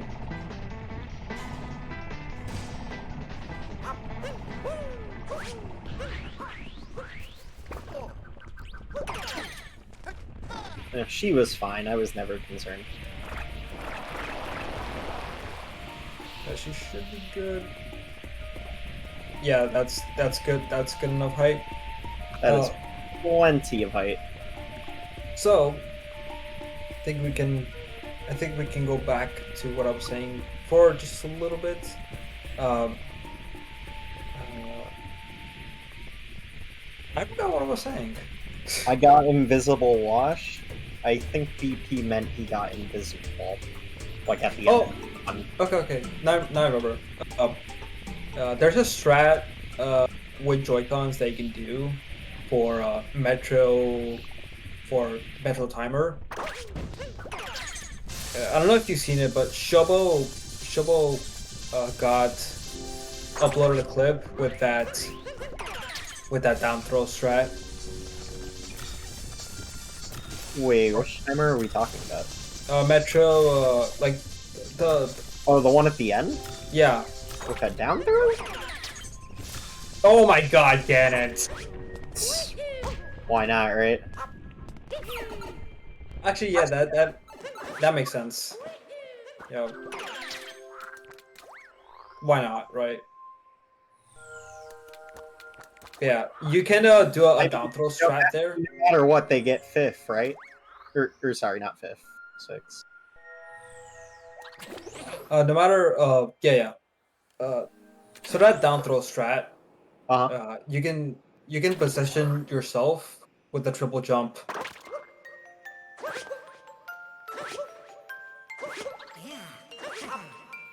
So that you can dive onto the platform and just get it immediately. GG, Gannon. People trying to type walled in the chat.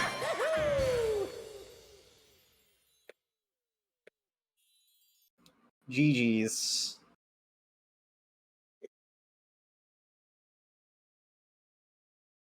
Alright, so now we have 3 runners left finishing up their runs. We got Tyrone in Cascade 2. We have BP in Cascade 2. And we have Hey There in Snow 2.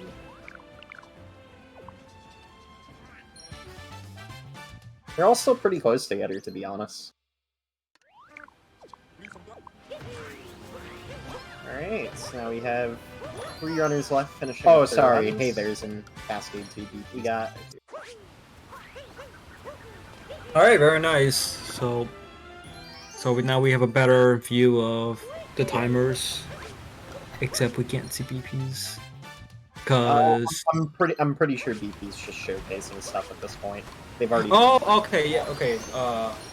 Never mind. It's the BP's name is below the rest of the screen, not on the screen. Oh, okay.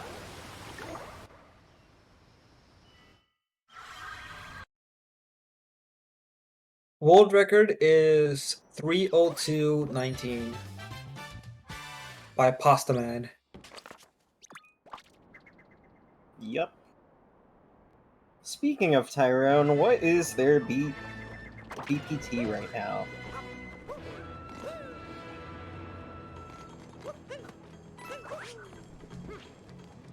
Sure. Ironically, yeah. I have to watch an ad to see it because the screen's. Or, yeah, you can use an extension to get. Ah. Okay, it's 259.59 BPT. Just barely sub 3, boys. It's still alive. Copium. And I don't think they're. Well, I think that lost more than a second. Nah, yeah. I mean, we're in Bowser 2. We got a long ways to go. But yeah. Let's take an ad break. See you guys in a few. I want to see. I wonder if BP is gonna.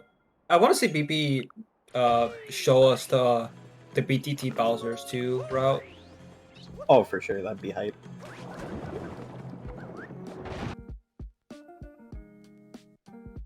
Urban Arts helped prepare me for college by giving me a lot of experiences working both independently and collaboratively with other people to make really cool games, and taught me how to put my all into creative projects, and that helped me put together a very strong portfolio for college. The best part about being in the urban arts community is the people that you meet. A lot of the people here have the same interests as me, so in the future, making friends here will benefit me and them and everyone around, because we all benefit from each other by gaining skills that other people had that I may need. Urban arts helped me see myself differently by showing me that I can be a good leader. In the studio program, I was assigned the role as project manager, and fulfilling that role for the first time actually helped me realize that I have good leadership skills, and it really helped me to develop them.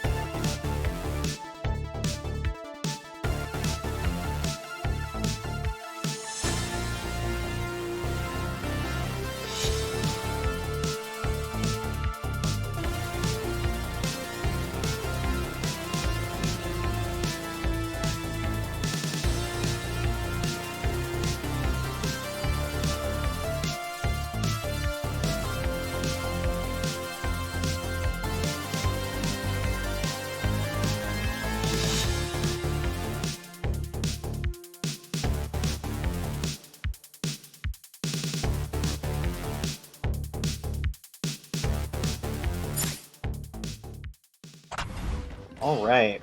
Welcome back, everyone. We actually have a surprise guest. We have Gannon in here for an interview.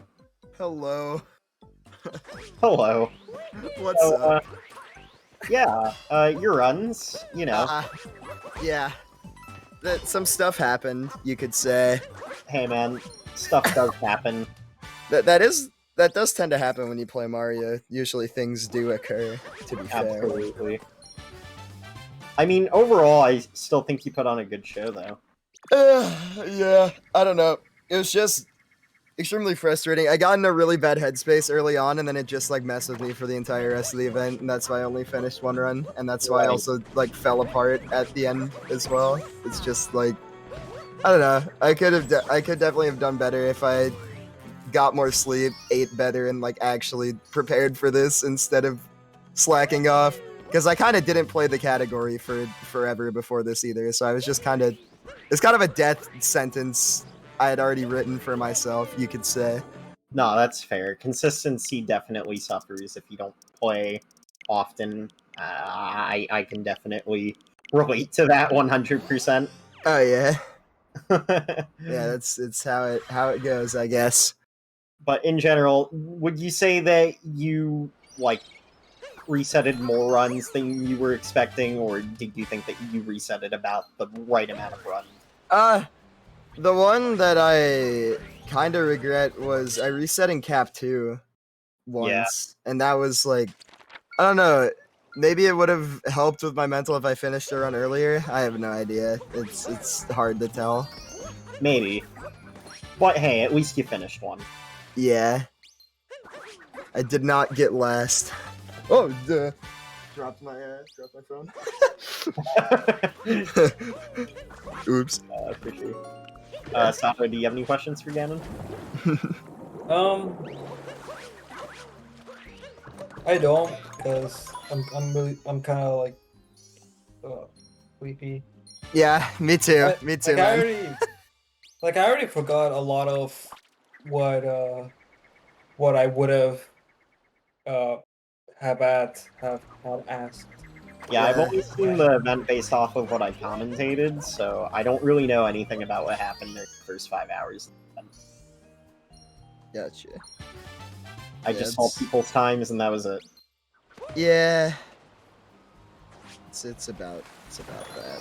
Yeah. But yeah, something that I feared with, this Darker LTA event, with how, annoying the early game can be, with IP skip, DSS if you choose to do it. It's like, there's definitely so much, reset heavy stuff at the start of the run. Yep. You definitely make it, really annoying to work with, especially in an event like this, where you're just burning through the same 8 minutes of the run for a while. Yeah. I literally, in the middle of the run, I just went upstairs and laid in bed for 50 minutes and then came back down. I was resetting to IP skip a shit. I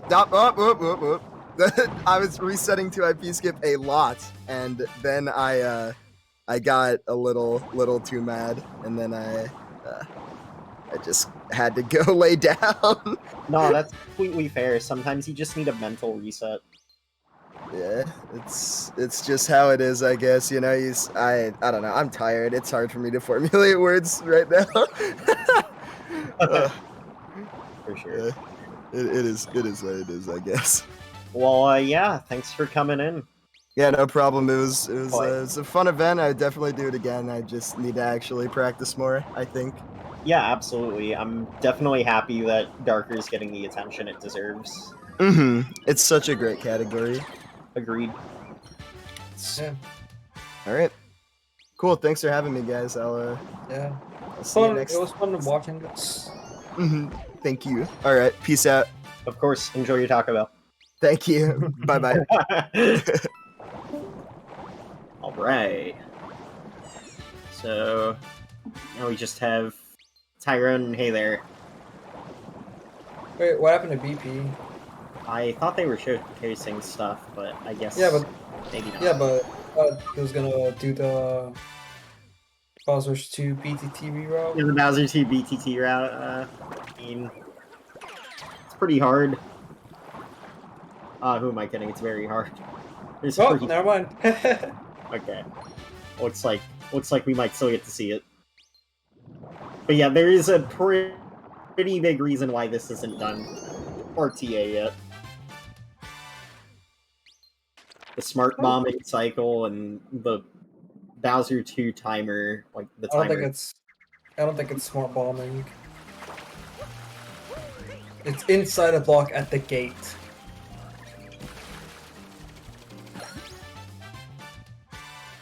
Sorry? It's inside. Oh my god, they're actually doing it. Oh my god. Oh my god. No way. Yo, let's go. Oh, okay. Kind of a nasty start, but it is. It's... Yeah, that's one reason why it's not really done RTA, because that can happen. So it literally starts with a Cappy clip into this moon. So that's already a pretty hard start.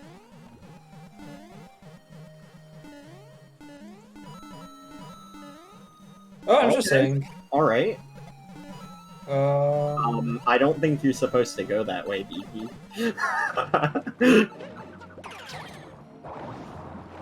So, Oh, B- this is wow. fantastic. So BB's gonna be doing this. You like to see it?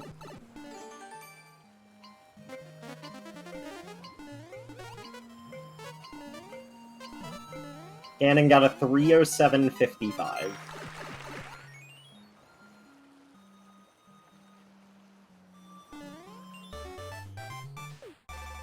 So I take it that oh my god, no. Dude, this route's so hard.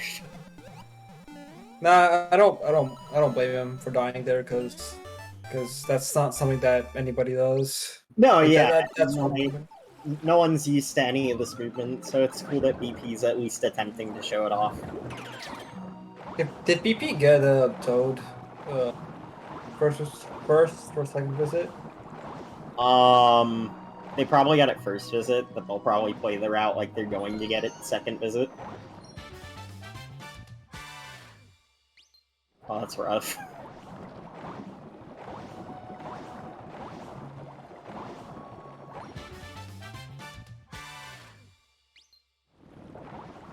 Alright. Nice, nice, nice. So I'm glad BP's showcasing this. Yeah. So the hardest part is not... Yeah, that's not even the hardest part. The hardest part is coming at the end of the reroute. PP has said that he unironically finds the bomb moon harder than the cappy clip. Yeah, the bomb moon is harder. Smart bombing. Isn't that the name of the moon? No, it's smart bombing is the name of the shards moon. Wait, what moon am I thinking of then? It's the moon that's part of the reroute is called Inside a Block at the Gate. That's dumb. I prefer smart bombing. Yeah, that would make more. That would make more sense for that moon. Who named enough. these moons?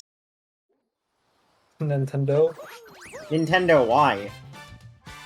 You know what? I actually have another complaint about moon names in Odyssey. So, when I was running Talkatoo, one of the mistakes that I made was apparently the, rock moon in the deep woods. So there's a name for the Deep Woods Timer Challenge called Glowing in the Deep Woods. Why isn't it just called Deep Woods Timer Challenge? I mixed that up with the shiny rock in one of my Talkatoo runs. It's like, what the heck?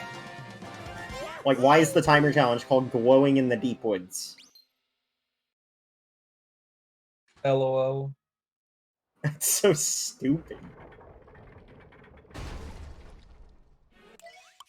I just have, like, some unnecessary beef with some of the moon names in the game. I mean, heck, when I make routes for myself, I just annotate the moon names based off of what I personally remember them by. So, like, most of the time it's not even, like, the official moon name. I think the moon that's named Smart Bombing is even less deserving. Deserving. Yeah, More ridiculous. Yeah, Smart Bombing is the story moon, right? Like the one required. Yeah, it's the one where you get the shards to get the moon. And why not just call that shards at Bowser's Castle? Yeah, shards at Bowser's Castle. Perfect. I don't even think there's any other shards moons in Bowser. Outside. Yeah, that's correct, I think. Actually, no, there's a sub-area that has shards. Yeah, outside of sub-areas. Is there another one outside of sub-areas? One. No, there's not.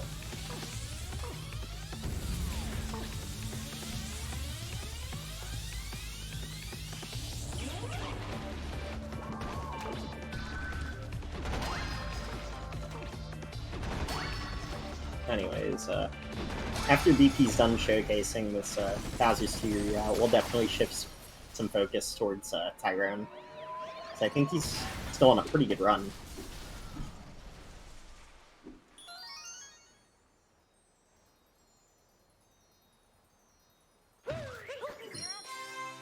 Oh, that was clean. The arena ground pounding.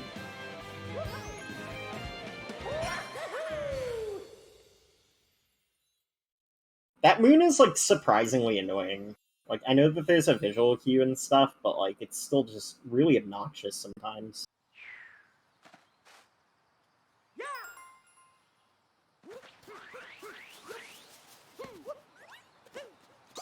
Yeah, it's very frustrating when you don't get it first try. Because you don't know where it is. It like shakes you up.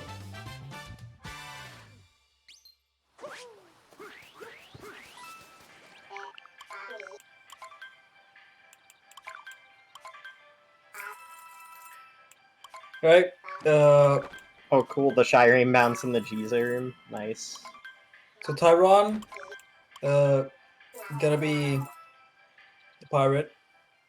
And it's the last time, since Hey There doesn't do Alpha Route, it'll be the last time we're gonna see a change into the pirate outfit.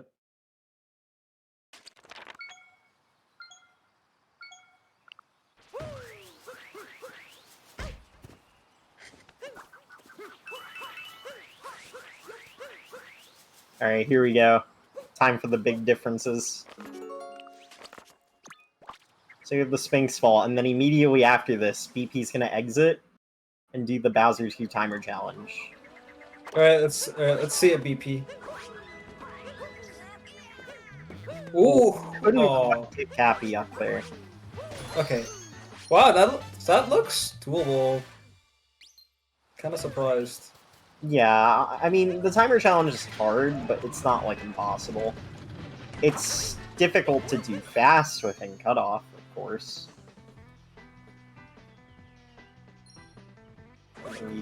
Okay, so that makes sense. What are you doing? No, that's what they're supposed to do. That's what they're supposed to do, right? No, you're supposed to. You're supposed to roll boost. You're supposed to dive onto the platform beside it and roll boost off it. I mean, they still made it. Oh yeah. All right, let's see this. I can't believe we're actually gonna witness this. He got the poke first try.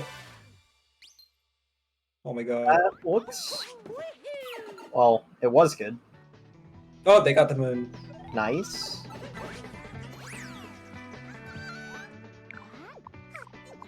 Oh, didn't quite get it.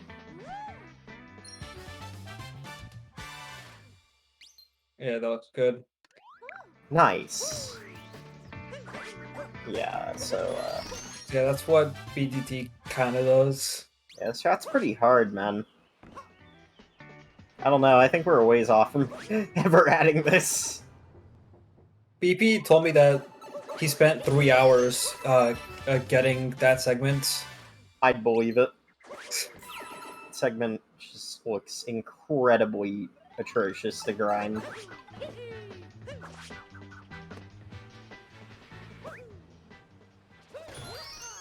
So I think the only differences between optimal RTA route and BTT route, I think, Yeah. of course, those two moons. Yeah, Bowser's 1 and Bowser's 2 is the main difference. Everything else is just small differences. Sand Shop is another Yeah. difference because of triple jump clip. Triple jump moon clips, man, those are fun. Yeah, especially moons that require the clip, right? Mm-hmm. And Metro Toad is another difference. BTT gets Metro Toad, RTA doesn't. Yeah, because BTT can actually do it well below the cutoff. No, it's above. No, it's above the cutoff. BTT gets it because it doesn't do lunch toad. Oh. Oh yeah, BTT doesn't do lunch toad. Forgot about that.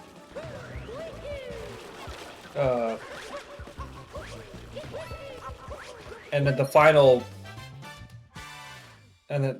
one beat that BTT gets, RT doesn't get, is the Salt Clip Moon in Luncheon. Which is obviously not happening. So when do we do brunch en route?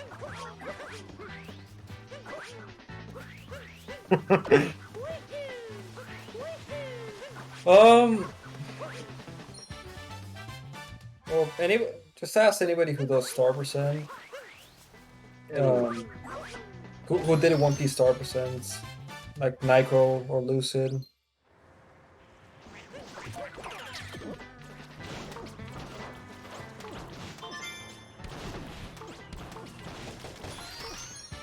I mean, Bruncheon isn't, like, too bad on its own, but the rat is pretty disgusting. Did you just say Bruncheon isn't too bad on its own? I've literally... Sato, I've literally trick jumped. Oh yeah, that's right, you're a trick jumper. I was... Well, I kind of... Like, what exactly other than the route... exactly other than the jump itself does Bruncheon make harder about the route? I don't remember the exact specifics on the route, because I haven't looked at it in a while. Yeah, I don't think it adds any hard stuff. Oh, hate it. Yep, blows.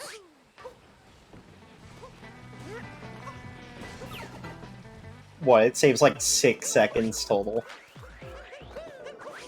Not even. Not even? How much does Bruncheon Rat save again? 2 seconds. 2? Yes. Yeah, we're never doing that. RTA. That's just not enough time.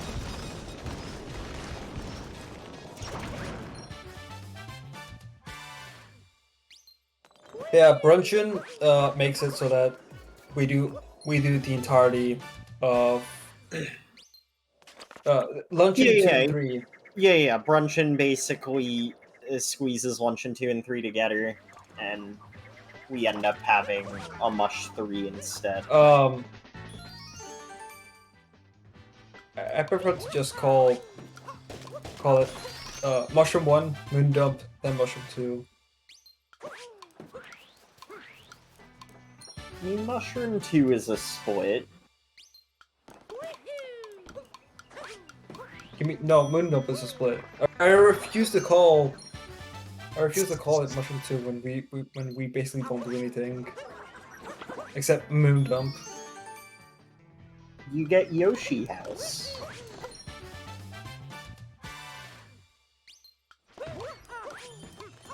Surely that's gotta count for something.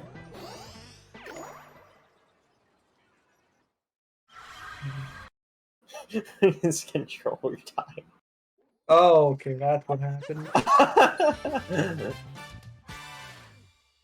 Well, it was a nice showcase while it lasted, BP. Thanks.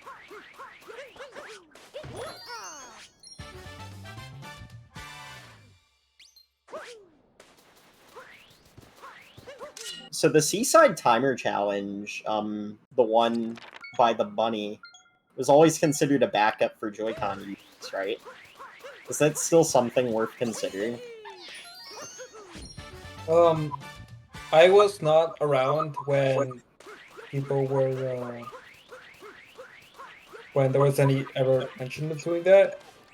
But I think I know the only person that ever really suggested it was Neo. Yeah, I recall him saying that there's no shot now. It seems like a good backup just because timer challenges are generally pretty tight throughout the run.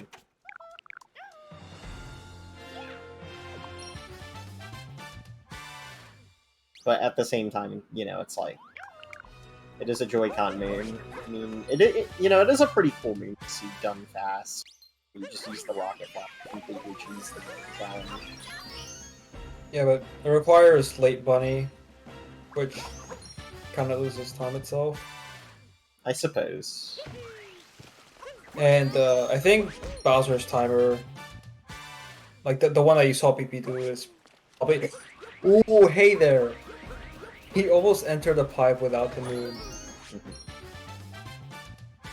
Sure. Yeah.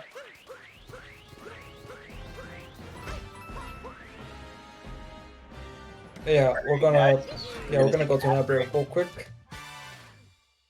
See you in a few.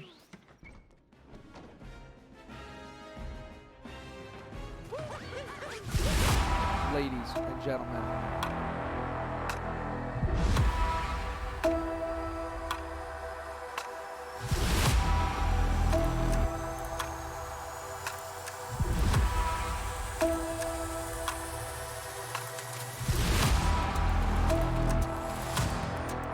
Oh!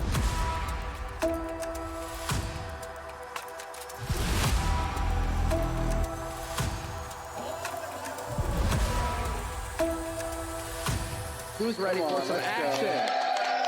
There he goes.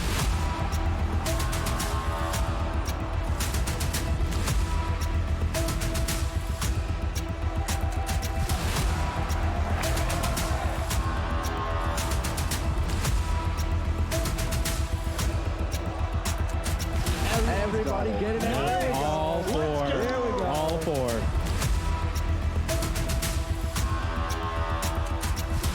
IBK, whole bunch of enemies, just like that, picking up another one.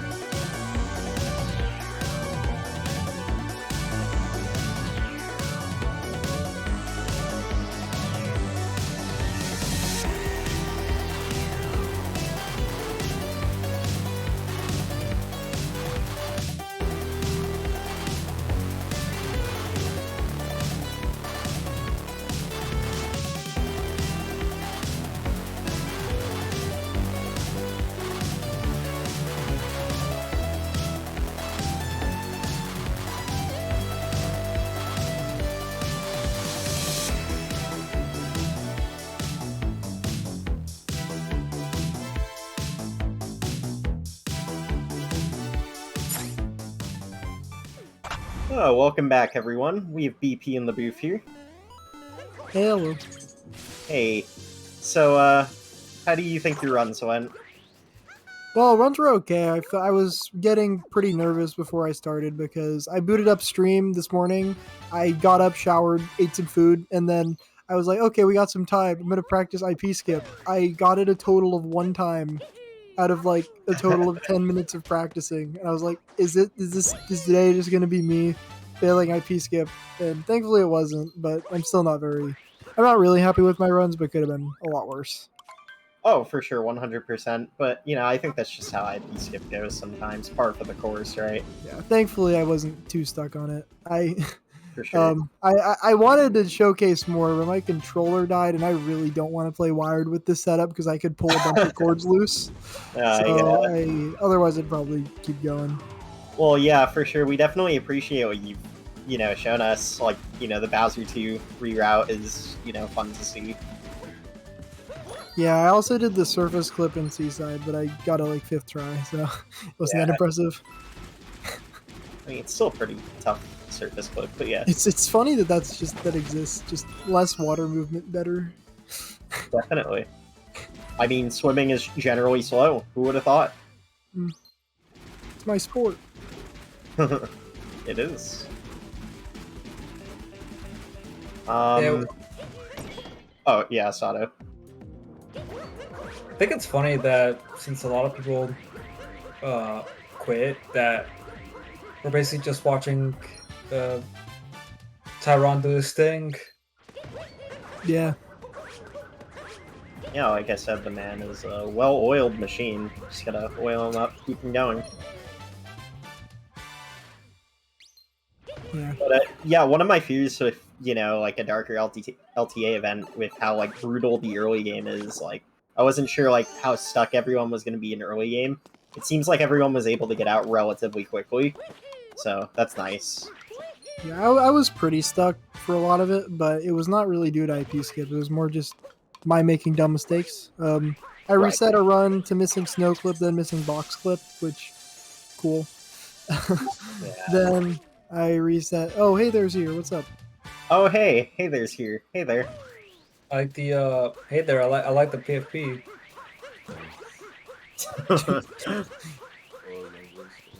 So, hey there. How do you think your runs went? Dude, you're so insane. How do you PB by that much, man? I practiced a decent amount before the event. Oh, I bet. I mostly like on main game, I guess. I didn't really have time to practice the rest too much, but oh wow. Yeah, my that's PB really insane, man. Already wasn't that great when I got it, and it was like what, almost a year and a half ago that I got it. So I already had like improvement, I guess. I feel like if I got like the right amount of sleep, then I probably would have been able to get better runs than I did, because I only got like 2 hours of sleep from this before this, and yeah, I guess you can tell I sound pretty tired as well. Oh, it's Tyrone down. Oh no. That is the worst way to lose a Ooh, run. we're gonna have like a massive VC. We're gonna have a party. Sure. Why not? Yeah, that's brutal. What happened with Tyrone? It he looks was playing Glide On and he missed the jump on the platform, so he was going to be too low for the moon. So that loses a ton of time. Yeah, and he missed it twice. That's Oh, brutal. he missed it twice. I missed the first time. Well, I mean, the first time was when I went, ah! Oh. Alright, I'm like really sleepy, so I'm gonna dip. Sounds good. Thanks for commentating. Yeah, it was a lot of fun watching. I've been this. going strong since 3 o'clock. I'll take care of the interviews. I got this. Agron's got this. For sure.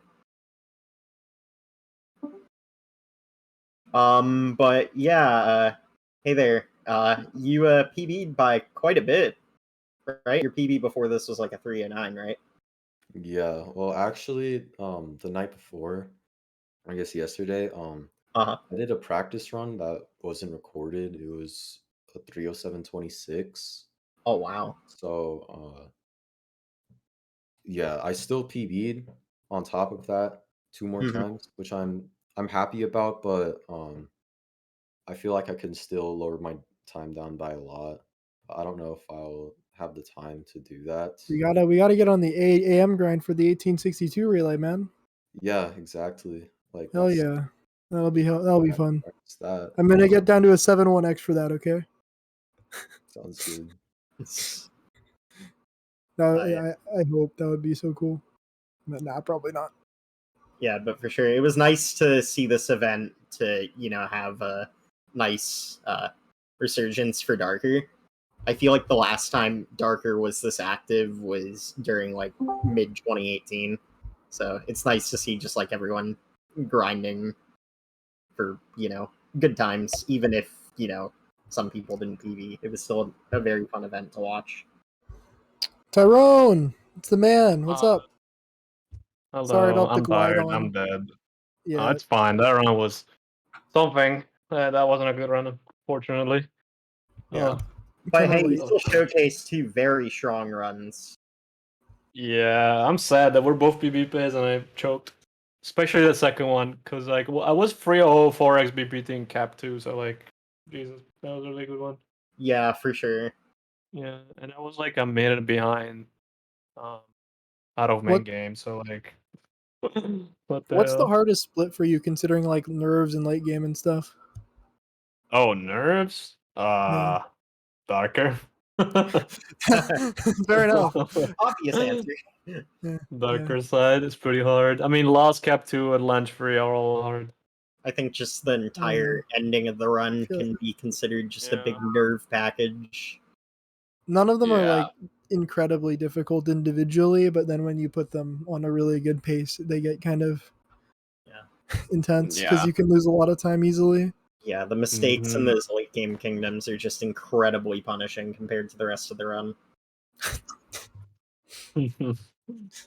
Oh my god. Yeah.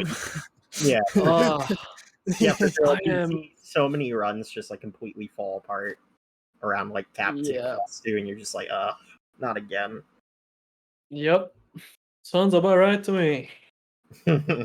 Holy damn. Oh, I'm so tired, dude. I haven't been this tired in forever. How many hours was that? I don't Holy blame you. man. You just played 9 hours of Mario Odyssey. Yeah. I think it's been 10 at this point. Yeah. 10. My stream has been like for 10 and 10:42, a yeah. half. Jesus.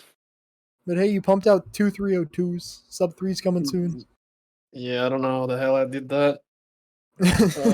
Time, right? I don't know Just what lucky. happened with my IP skip today. I Dude, got you first got try, second try, first try, first try saw again. That was so insane. Yeah, it definitely I was helped. kind of molding an early pump out game. more runs. So that's Yeah, me and Lucid were mourning for you, BP. You were I sad had as such well. a bad day. Feels bad. It happens. okay. Yeah, hope it gets better, man.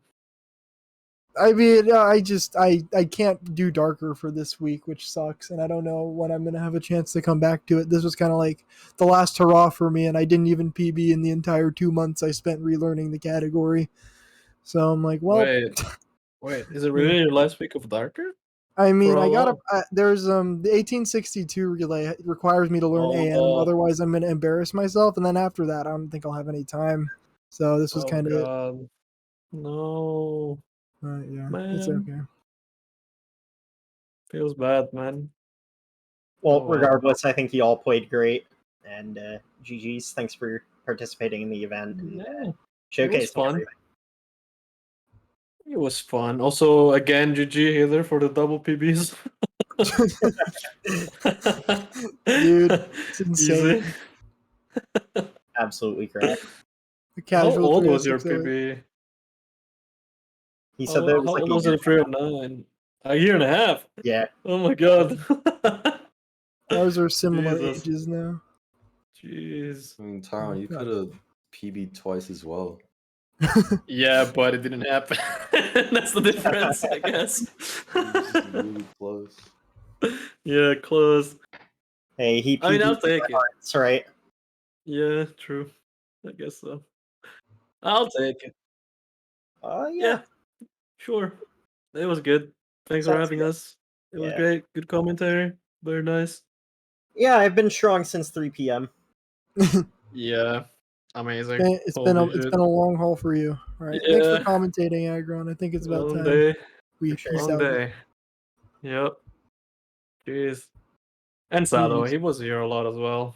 Yeah, Thanks for Sato. all the comms. CJ, Tippy, Yeah, Sato, true. etc., etc. Sorry if I True, forgot true. Yeah, anybody. cool.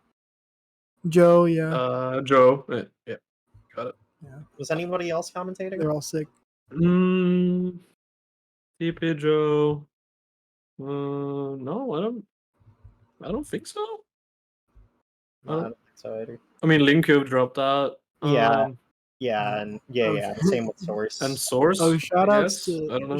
to all the routers and stuff for this category as well. There's been so much True. activity in BTT and coming up with new things, backup moons, etc. Like Metro 2 Shop. That's such a free 19-second Oh moon. yeah. Easy. That Like, one is the they'll best whip one. a total of like 4 days, I think. Yeah. Maybe 5. Yeah. Very The- short. The whip. Lost Theme Platform Tart clip was funny. reroutes. Oh yeah. Lost Theme Tart time save. Holy. Yep. Crazy. Yeah. Alright.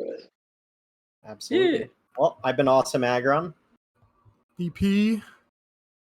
Hey, Thanks everyone for watching. Tyrone. Yeah. Thanks for watching. Have a good day. Yeah, make sure you follow Or GSA, night. Future Or events. Or night. just Attend pace. Anything. let's just all sleep for 12 hours. Okay. Yeah, sure. Thanks everyone. All right. Thank you. Thank you, Urban Arts as well. Bye bye.